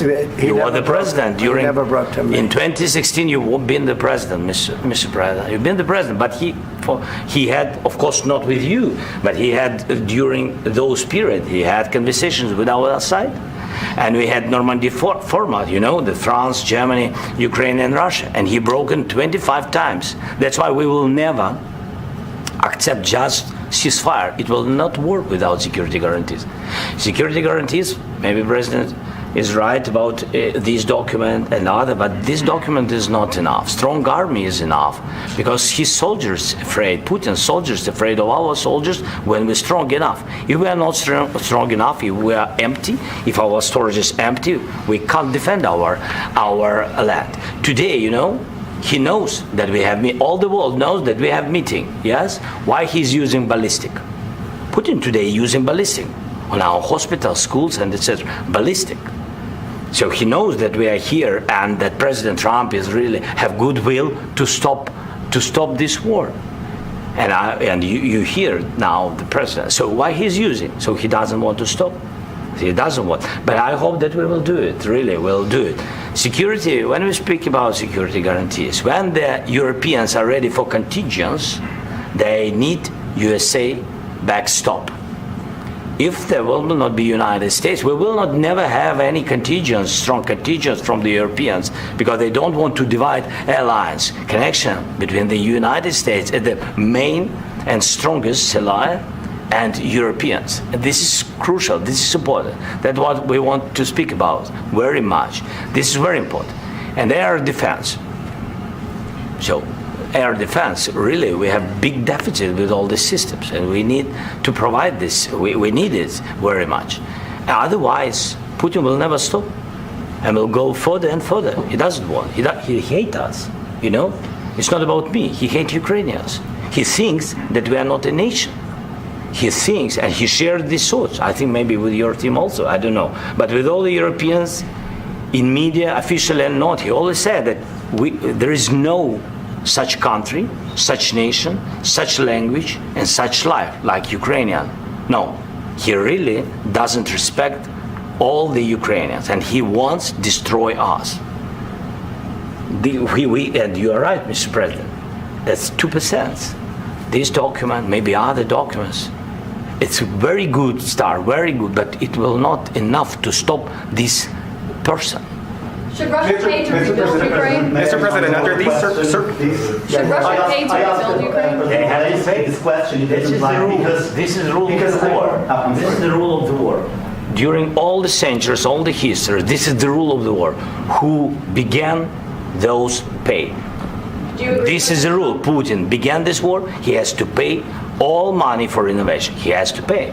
Of course, some Russian assets, what we have in Europe, about 300 billion, we can use them. We can use for innovation and buy military support from the United States also. We can do it, but it's not enough. It's not enough. Do you envision a trilateral summit with Putin and President Zelensky? Wait 1 second. I asked this question that you didn't like because I wanted to know if you want to position yourself in the middle between Russia and Ukraine or on the Ukraine side. No, I'm in the middle. I want to solve this thing. I'm for both. I want to get it solved. And it's wonderful to speak badly about somebody else, but I want to get it solved. If we can solve it, great. If we can't solve it, they're going to have to fight it out, and who knows what's going to happen. But I want to see it get solved. May I follow up? One more question about U.S. troops in Europe. After Russian invasion of Ukraine, your predecessor sent additional troops to Eastern Europe, including Poland, my country. Yeah. Are you committed to keeping these troops on the eastern flank of NATO in the future? I'm very committed to Poland. I think Poland has really stepped up and done a great job for NATO. As you know, they paid more than they had to. They are one of the finest groups of people I've ever known. I'm very committed to Poland. What about Baltics? Poland's in a tough neighborhood, you know. What about the Baltics? The Baltics, they got a lot of it's a tough neighborhood too, but we're committed. We're going to be very committed, and we're committed to NATO. But NATO has to step up, and the Europeans have to step up more than they have. And I want to see them equalize, because they are in for far less than we're in, and they should be at least equal. You understand that? Why is the United States, we have an ocean in between, why is the United States in for so much more money and other things as Europe? With that being said, and as you said, they've also been obviously very helpful, but we have put in far more than they have, and I think they should equalize. Mr. President, yeah, please, go ahead. Ask you about the agreement again today. What changed between the first time that Secretary Bessent gave President Zelensky the agreement and today for the signing? We made a deal. So what was the deciding factor? I'm a business person. We made a deal. That's what changed. I didn't think we were going to make a deal, and we ended up making the deal, so that changed. Mr. President, what and how do you envision a trilateral summit with President Zelensky and Putin? I don't know, but well, they don't like each other, I can tell you that. Okay? They do not like each other. This is not a love match, and it's unfortunate. That's why you're in this situation. The United States should not have allowed this to happen, okay? The United States, run by a man that didn't know much, I'm going to be very nice, run by an incompetent person, very incompetent person, should never have allowed this to happen. I've stopped wars. I've stopped many wars. My people will tell you, I stopped wars that nobody ever heard about. I stopped wars before they ever started.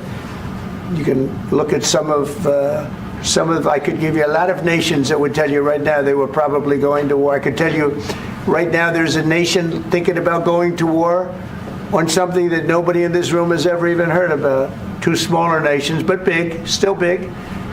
And I think I've stopped it. But this should have never happened. Mr. President. About sorry, just a second. About any negotiations.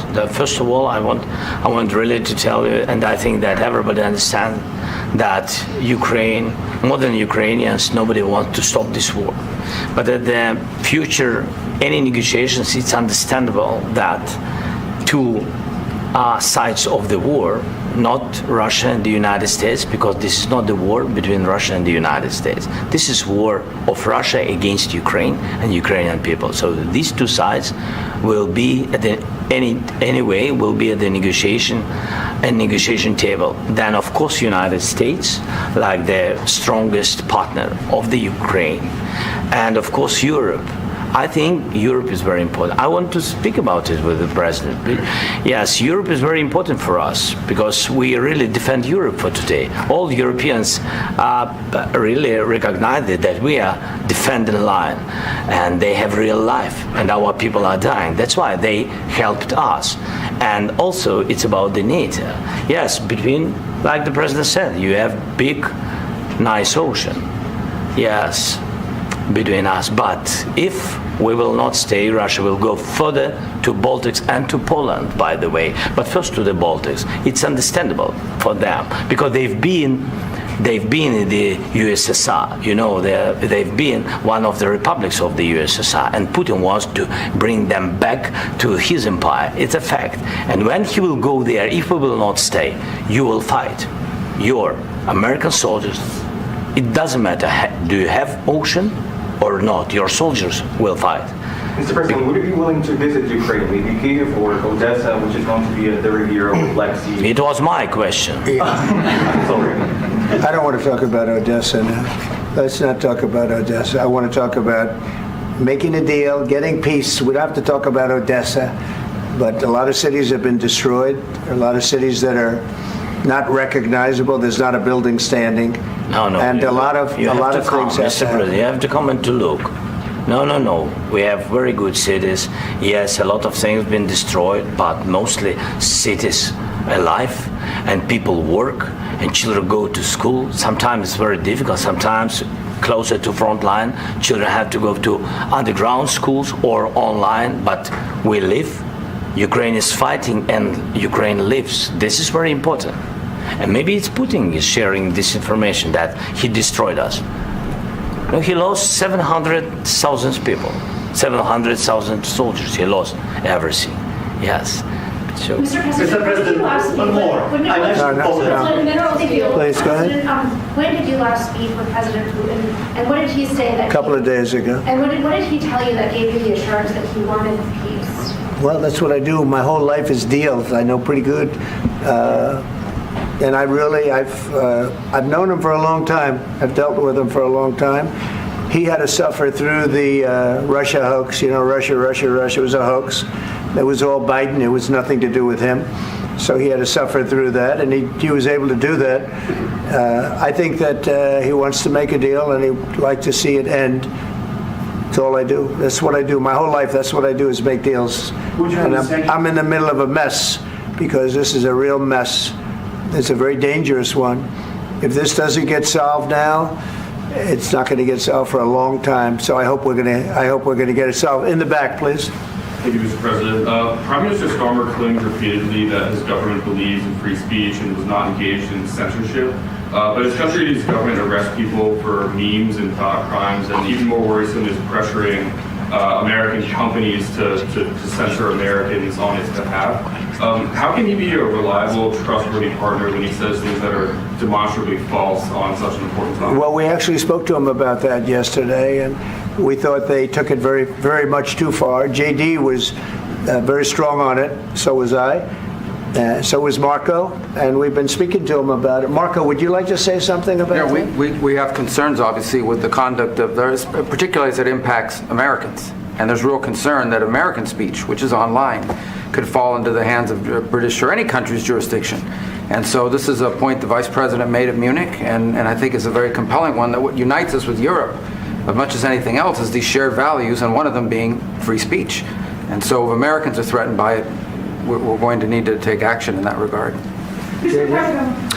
It's actually a very important question. We spoke about this in detail with the Prime Minister, the Foreign Secretary, and others at lunch yesterday. And I know that Secretary of Commerce Lutnick followed up in private meetings last night. This is really important. We believe Americans have the right to speak their mind, even if we in this room disagree with them. They have the right to speak their mind in the public square, which is often online these days. And we're going to defend that right as it pertains to American companies and American citizens vigorously if we have to. I do think that under the President's leadership, we're going to find common ground with our friends in the UK on this question, but it remains to be seen. The principle that will guide us is we believe in free speech in this country, and we'll fight for it for American citizens. Mr. President, on the deal, is there any other oil and gas component to the deal? Is it all critical? A little bit. We'll see. On LNG? But we're not really looking for that so much. We got a lot. We have more than anybody in the world, by far. So no, we're not talking about it too much, but a little bit. I think it affects also, but for the most part, no. And sir, is there any agreement from Ukraine to purchase U.S. LNG as part of the deal, or is that on the table at all? No, we don't need that. Mr. President, I just wanted to ask you about, you just mentioned that you'd spoken to Vladimir Putin a couple of days ago. Just to be clear, that's a new call, not the one that you... I've spoken to him on numerous occasions. Okay. How was the latest call? What did you discuss? How did it go? Are you serious with that question? I am. I'd love to know. It went well. I think we're going to have a deal. On the minerals deal, Mr. President, some of those minerals are in the east of Ukraine, not far from the front lines and in areas that Russia has occupied. Will you direct President Putin to withdraw his forces from those areas if there's U.S. interest? Well, we'll take a look at the time. We have a lot of area. It's a very big area we're talking about, so we'll take a look. I'll study that and I'll see. And who would protect those minerals if they are U.S. interests? Would that be Ukrainian forces? They'll be protected. The agreement will protect them. U.S. The agreement, yeah, we're signing an agreement. Right, but what if Russia tries to invade or there's Russian aggression in their spots? I just told you I don't think that's going to happen. And if that were going to happen, I wouldn't make a deal. If I thought that was going to happen, I wouldn't make a deal. Some people may wonder why. You know, they ought to focus on CNN on survival, not asking me these ridiculous questions. Focus on surviving, because CNN's got such low ratings. I don't think they're going to survive.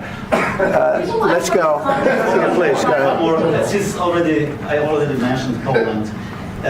Poland was under Russian control for decades after the Second World War. When I was a kid, I looked at the United States not only as a most powerful country, richest country in the world, the country that has great music, great movies, great muscle cars, but also as a force for good. Do you, and now I'm talking with my friends in Poland, and they are worried that you align yourself too much with Putin. What's your message for them? Well, if I didn't align myself with both of them, you'd never have a deal. You want me to say really terrible things about Putin and then say, "Hi, Vladimir, how are we doing on the deal?" That doesn't work that way. I'm not aligned with Putin. I'm not aligned with anybody. I'm aligned with the United States of America. And for the good of the world, I'm aligned with the world. And I want to get this thing over with. You see the hatred he's got for Putin. It's very tough for me to make a deal with that kind of hate. He's got tremendous hatred. And I understand that, but I can tell you the other side isn't exactly in love with, him either. So it's not a question of alignment. I'm aligned with the world. I want to get the thing set. I'm aligned with Europe. I want to see if we can get this thing done. You want me to be tough? I could be tougher than any human being you've ever seen. I'd be so tough.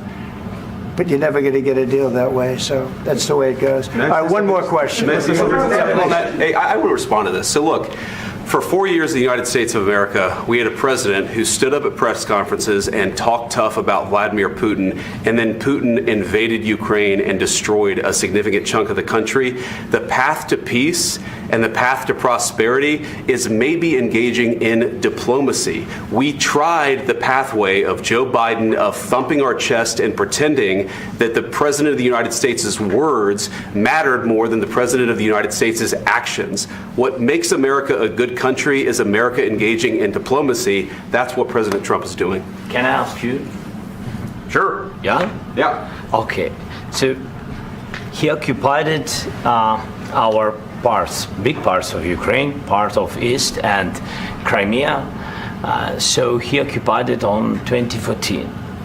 So during a lot of years, so I'm not speaking about just Biden, but those time was Obama, then President Obama, then President Trump, then President Biden, now the President Trump, and God bless, now President Trump will stop him. But during 2014, nobody stopped him. He just occupied and took. He killed people. You know what the contact 2015. 2014 and 2014. 2014. Yeah. So I was not here. Yeah, but that's exactly right. Yes, but during 2014 till 2022, the situation the same. The people are been dying on the contact line. Nobody stopped him.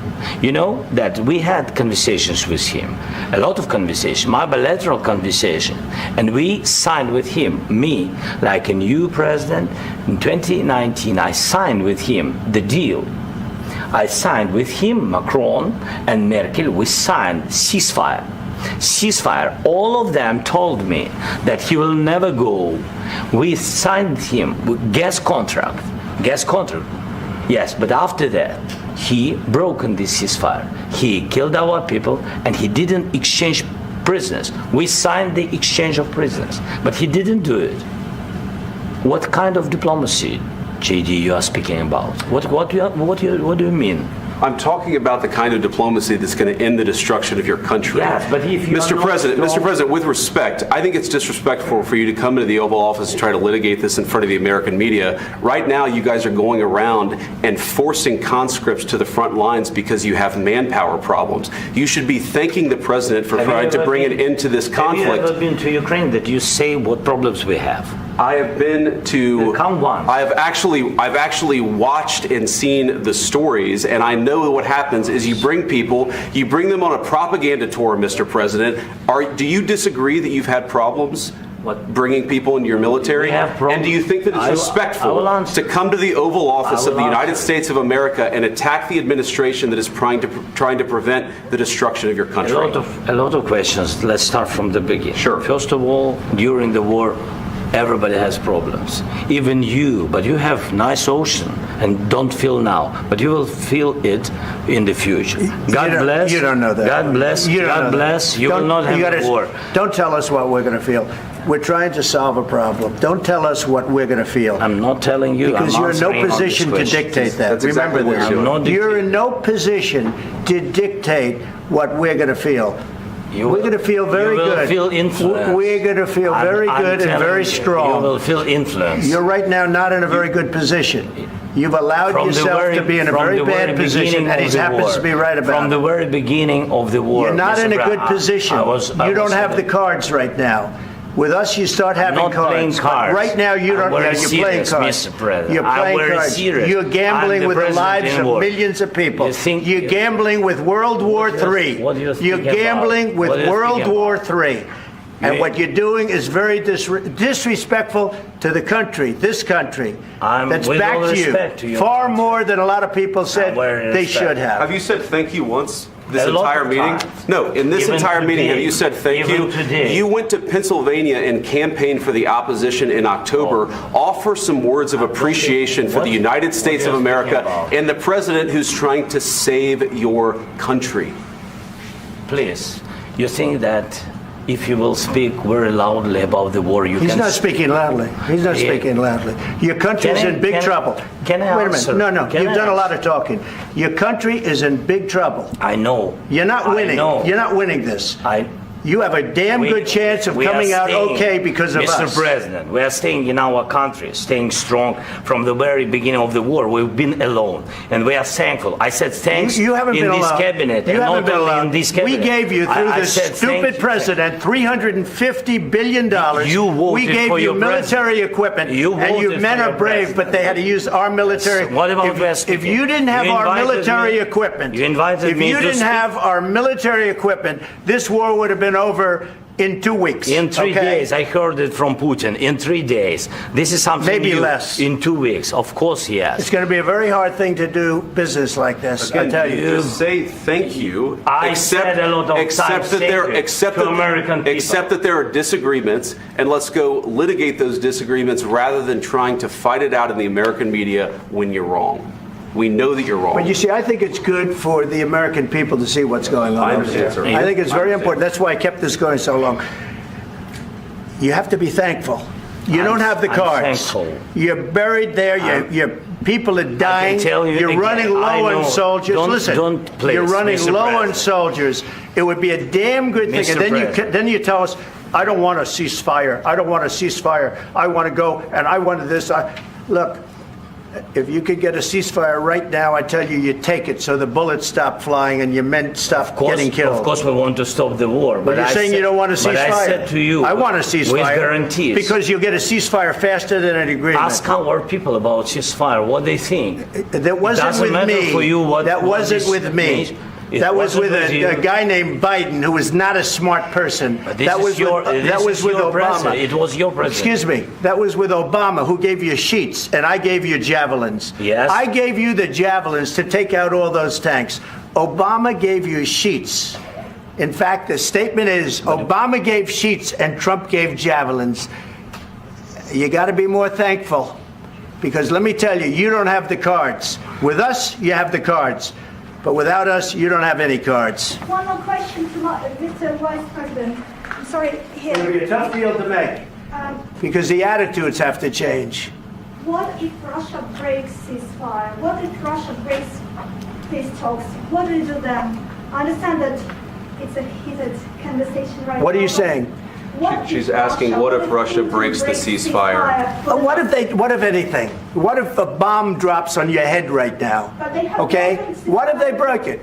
I don't know. They broke it with Biden, because Biden, they didn't respect him. They didn't respect Obama. They respect me. Let me tell you, Putin went through a hell of a lot with me. He went through a phony witch hunt where they used him and Russia. Russia. You ever hear of that deal? That was a phony Hunter Biden, Joe Biden scam. Hillary Clinton, Shifty Adam Schiff. It was a Democrat scam. And he had to go through that. And he did go through it. We didn't end up in a war. And he went through it. He was accused of all that stuff. He had nothing to do with it. It came out of Hunter Biden's bathroom. It came out of Hunter Biden's bedroom. It was disgusting. And then they said, oh, the laptop from hell was made by Russia. The 51 agents. The whole thing was a scam. And he had to put up with that. He was being accused of all that stuff. All I can say is this. He might have broken deals with Obama and Bush, and he might have broken them with Biden. He did, maybe. Maybe he didn't. I don't know what happened. But he didn't break them with me. He wants to make a deal. I don't know if you can make a deal. The problem is I've empowered you to be a tough guy. And I don't think you'd be a tough guy without the United States. And your people are very brave. But you're either going to make a deal or we're out. And if we're out, you'll fight it out. I don't think it's going to be pretty, but you'll fight it out. But you don't have the cards. But once we sign that deal, you're in a much better position. But you're not acting at all thankful. And that's not a nice thing. I'll be honest, that's not a nice thing. All right, I think we've seen enough. What do you think? Huh? This is going to be great television, I will say that. All right, we'll see what we can do about putting it together. Thanks. Guys, let's go. Guys, come on, let's go. We'll see, I don't know. All right, guys, come on. Please. Hey, come on. Guys, come on, let's move, please.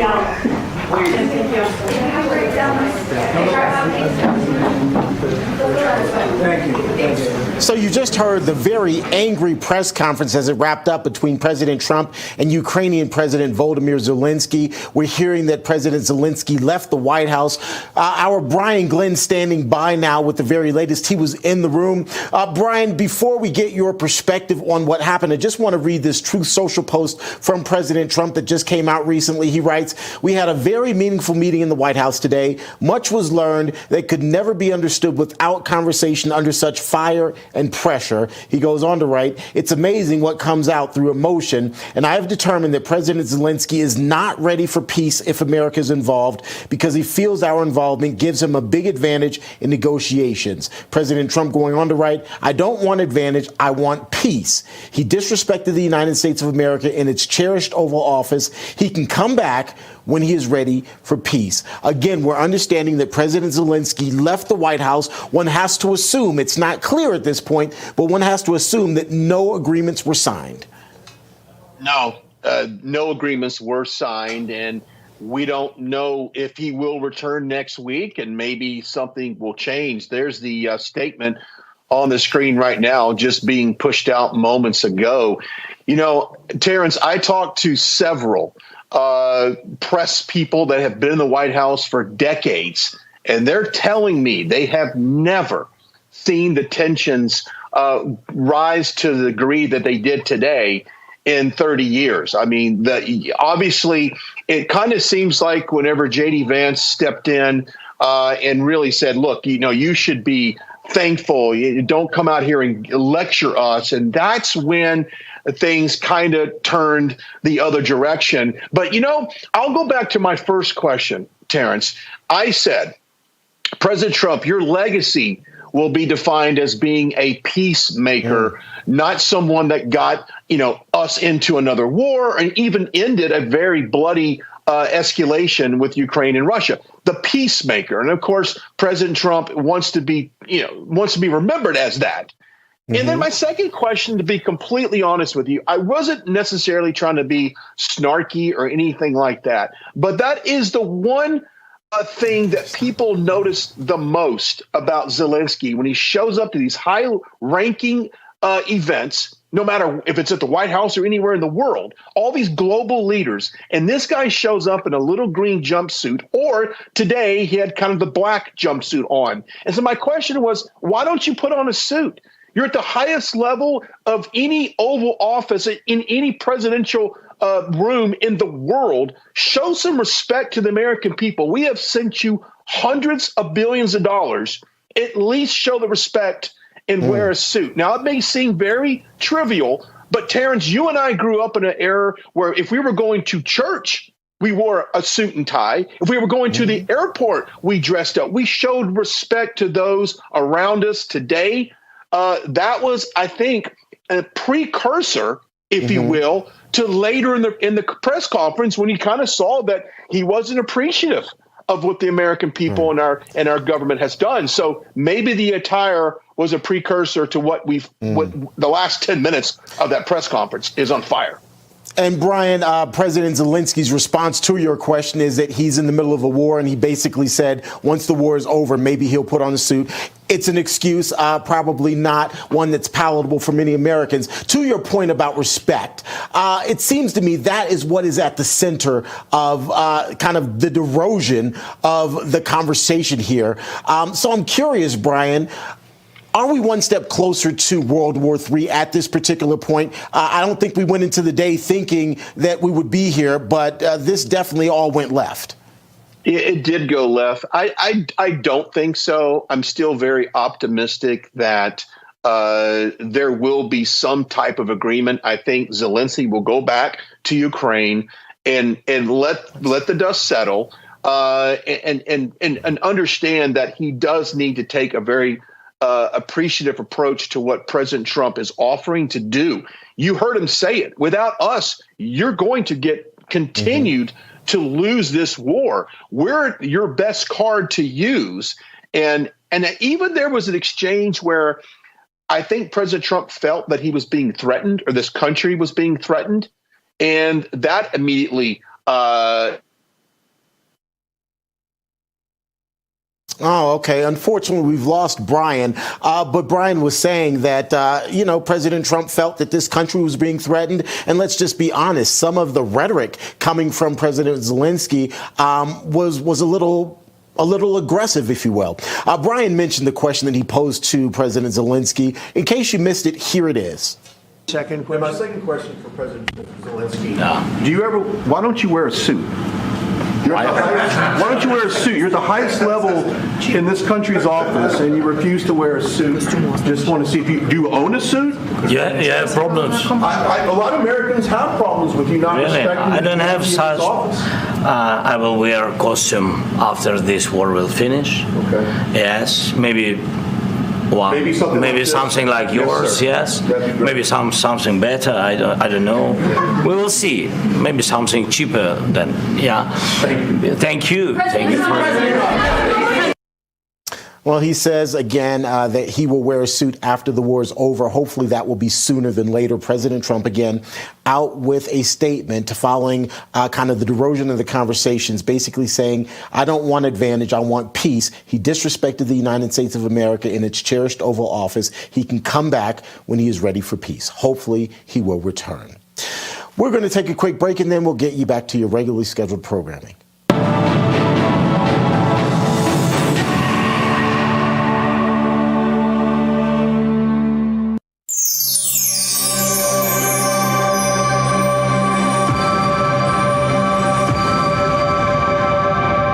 Wallet is always in danger. Criminals can scan and hack your information without you even knowing. Worse yet, it's bulky and so disorganized. But not anymore, because Slim is in. Introducing Slim Mint, an ultra-thin RFID blocking wallet that keeps your cards and cash truly protected. And now may be your last chance to get it for a low price. Slim Mint uses the latest RFID blocking technology to prevent thieves from scanning your wallet and stealing your info. Having your information stolen is a nightmare. But with Slim Mint, I know I'm protected. With money clips, cash can easily fall out. But with the auto-locking Slim Mint, your cards and money stay securely in place. Then just press the button to release the lock. Slim Mint is ergonomically designed to optimize space and keep your belongings organized. It has a built-in cash clip and a flexible outer band to securely fit your additional cards and your extra cash. Even with everything you see here in the Slim Mint, it's still ultra-thin. Bulky wallets are uncomfortable, but the Slim Mint is so compact it fits in any size pocket. Plus, it keeps everything easy to access. Slim Mint holds everything from pictures to credit cards, my driver's license. Yeah, it's still so thin. Say bye-bye to bent cards and damaged magnetic strips. Slim Mint keeps them protected. It's crush resistant and can really take a beating. Similar wallets sell for over $100. But call or click now and get Slim Mint for just $29.99. Order in the next 5 minutes and you'll get an instant $10 discount. So it's only $19.99. But wait, due to rising costs and supply chain shortages, this may be your last chance to get Slim Mint at this low price. There's a strict limit of 3 Slim Mint wallets while supplies last. You still have time to get your very own Slim Mint wallets, but you must act fast. Don't wait. Order now. Call 1-800-608-6630. That's 1-800-608-6630. Call or visit slimmintwallet.com. So call 1-800-608-6630 now. Are you having trouble hearing your TV or listening to conversations in loud spaces? Then it might be time to consider Nano hearing aids. The days of expensive hearing aids are over. Nanos are FDA-registered OTC hearing aids. They are powerful, lightweight, and simple to use, and their tiny in-ear design makes them nearly invisible. Plus, they are rechargeable, saving you hundreds of dollars on batteries. Don't be fooled by overpriced hearing aids. Prescription hearing aids could cost $3,000 or more. Nano hearing aids are only $397. But wait, we are so confident you are going to love your Nanos, we are offering $100 off through this special TV offer. Call now and get 2 CIC rechargeable hearing aids for only $297.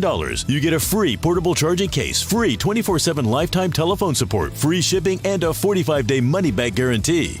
Call 800-226-2107. That's 800-226-2107.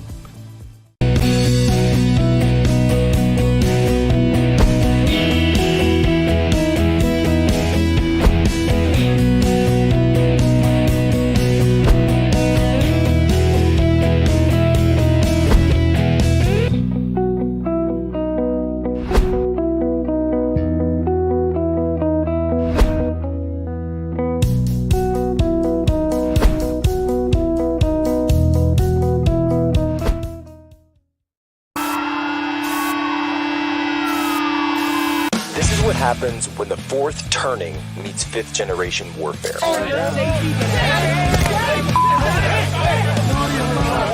A commentator, international social media sensation, and former Navy intelligence veteran. This is Human Events with your host, Jack Posobiec.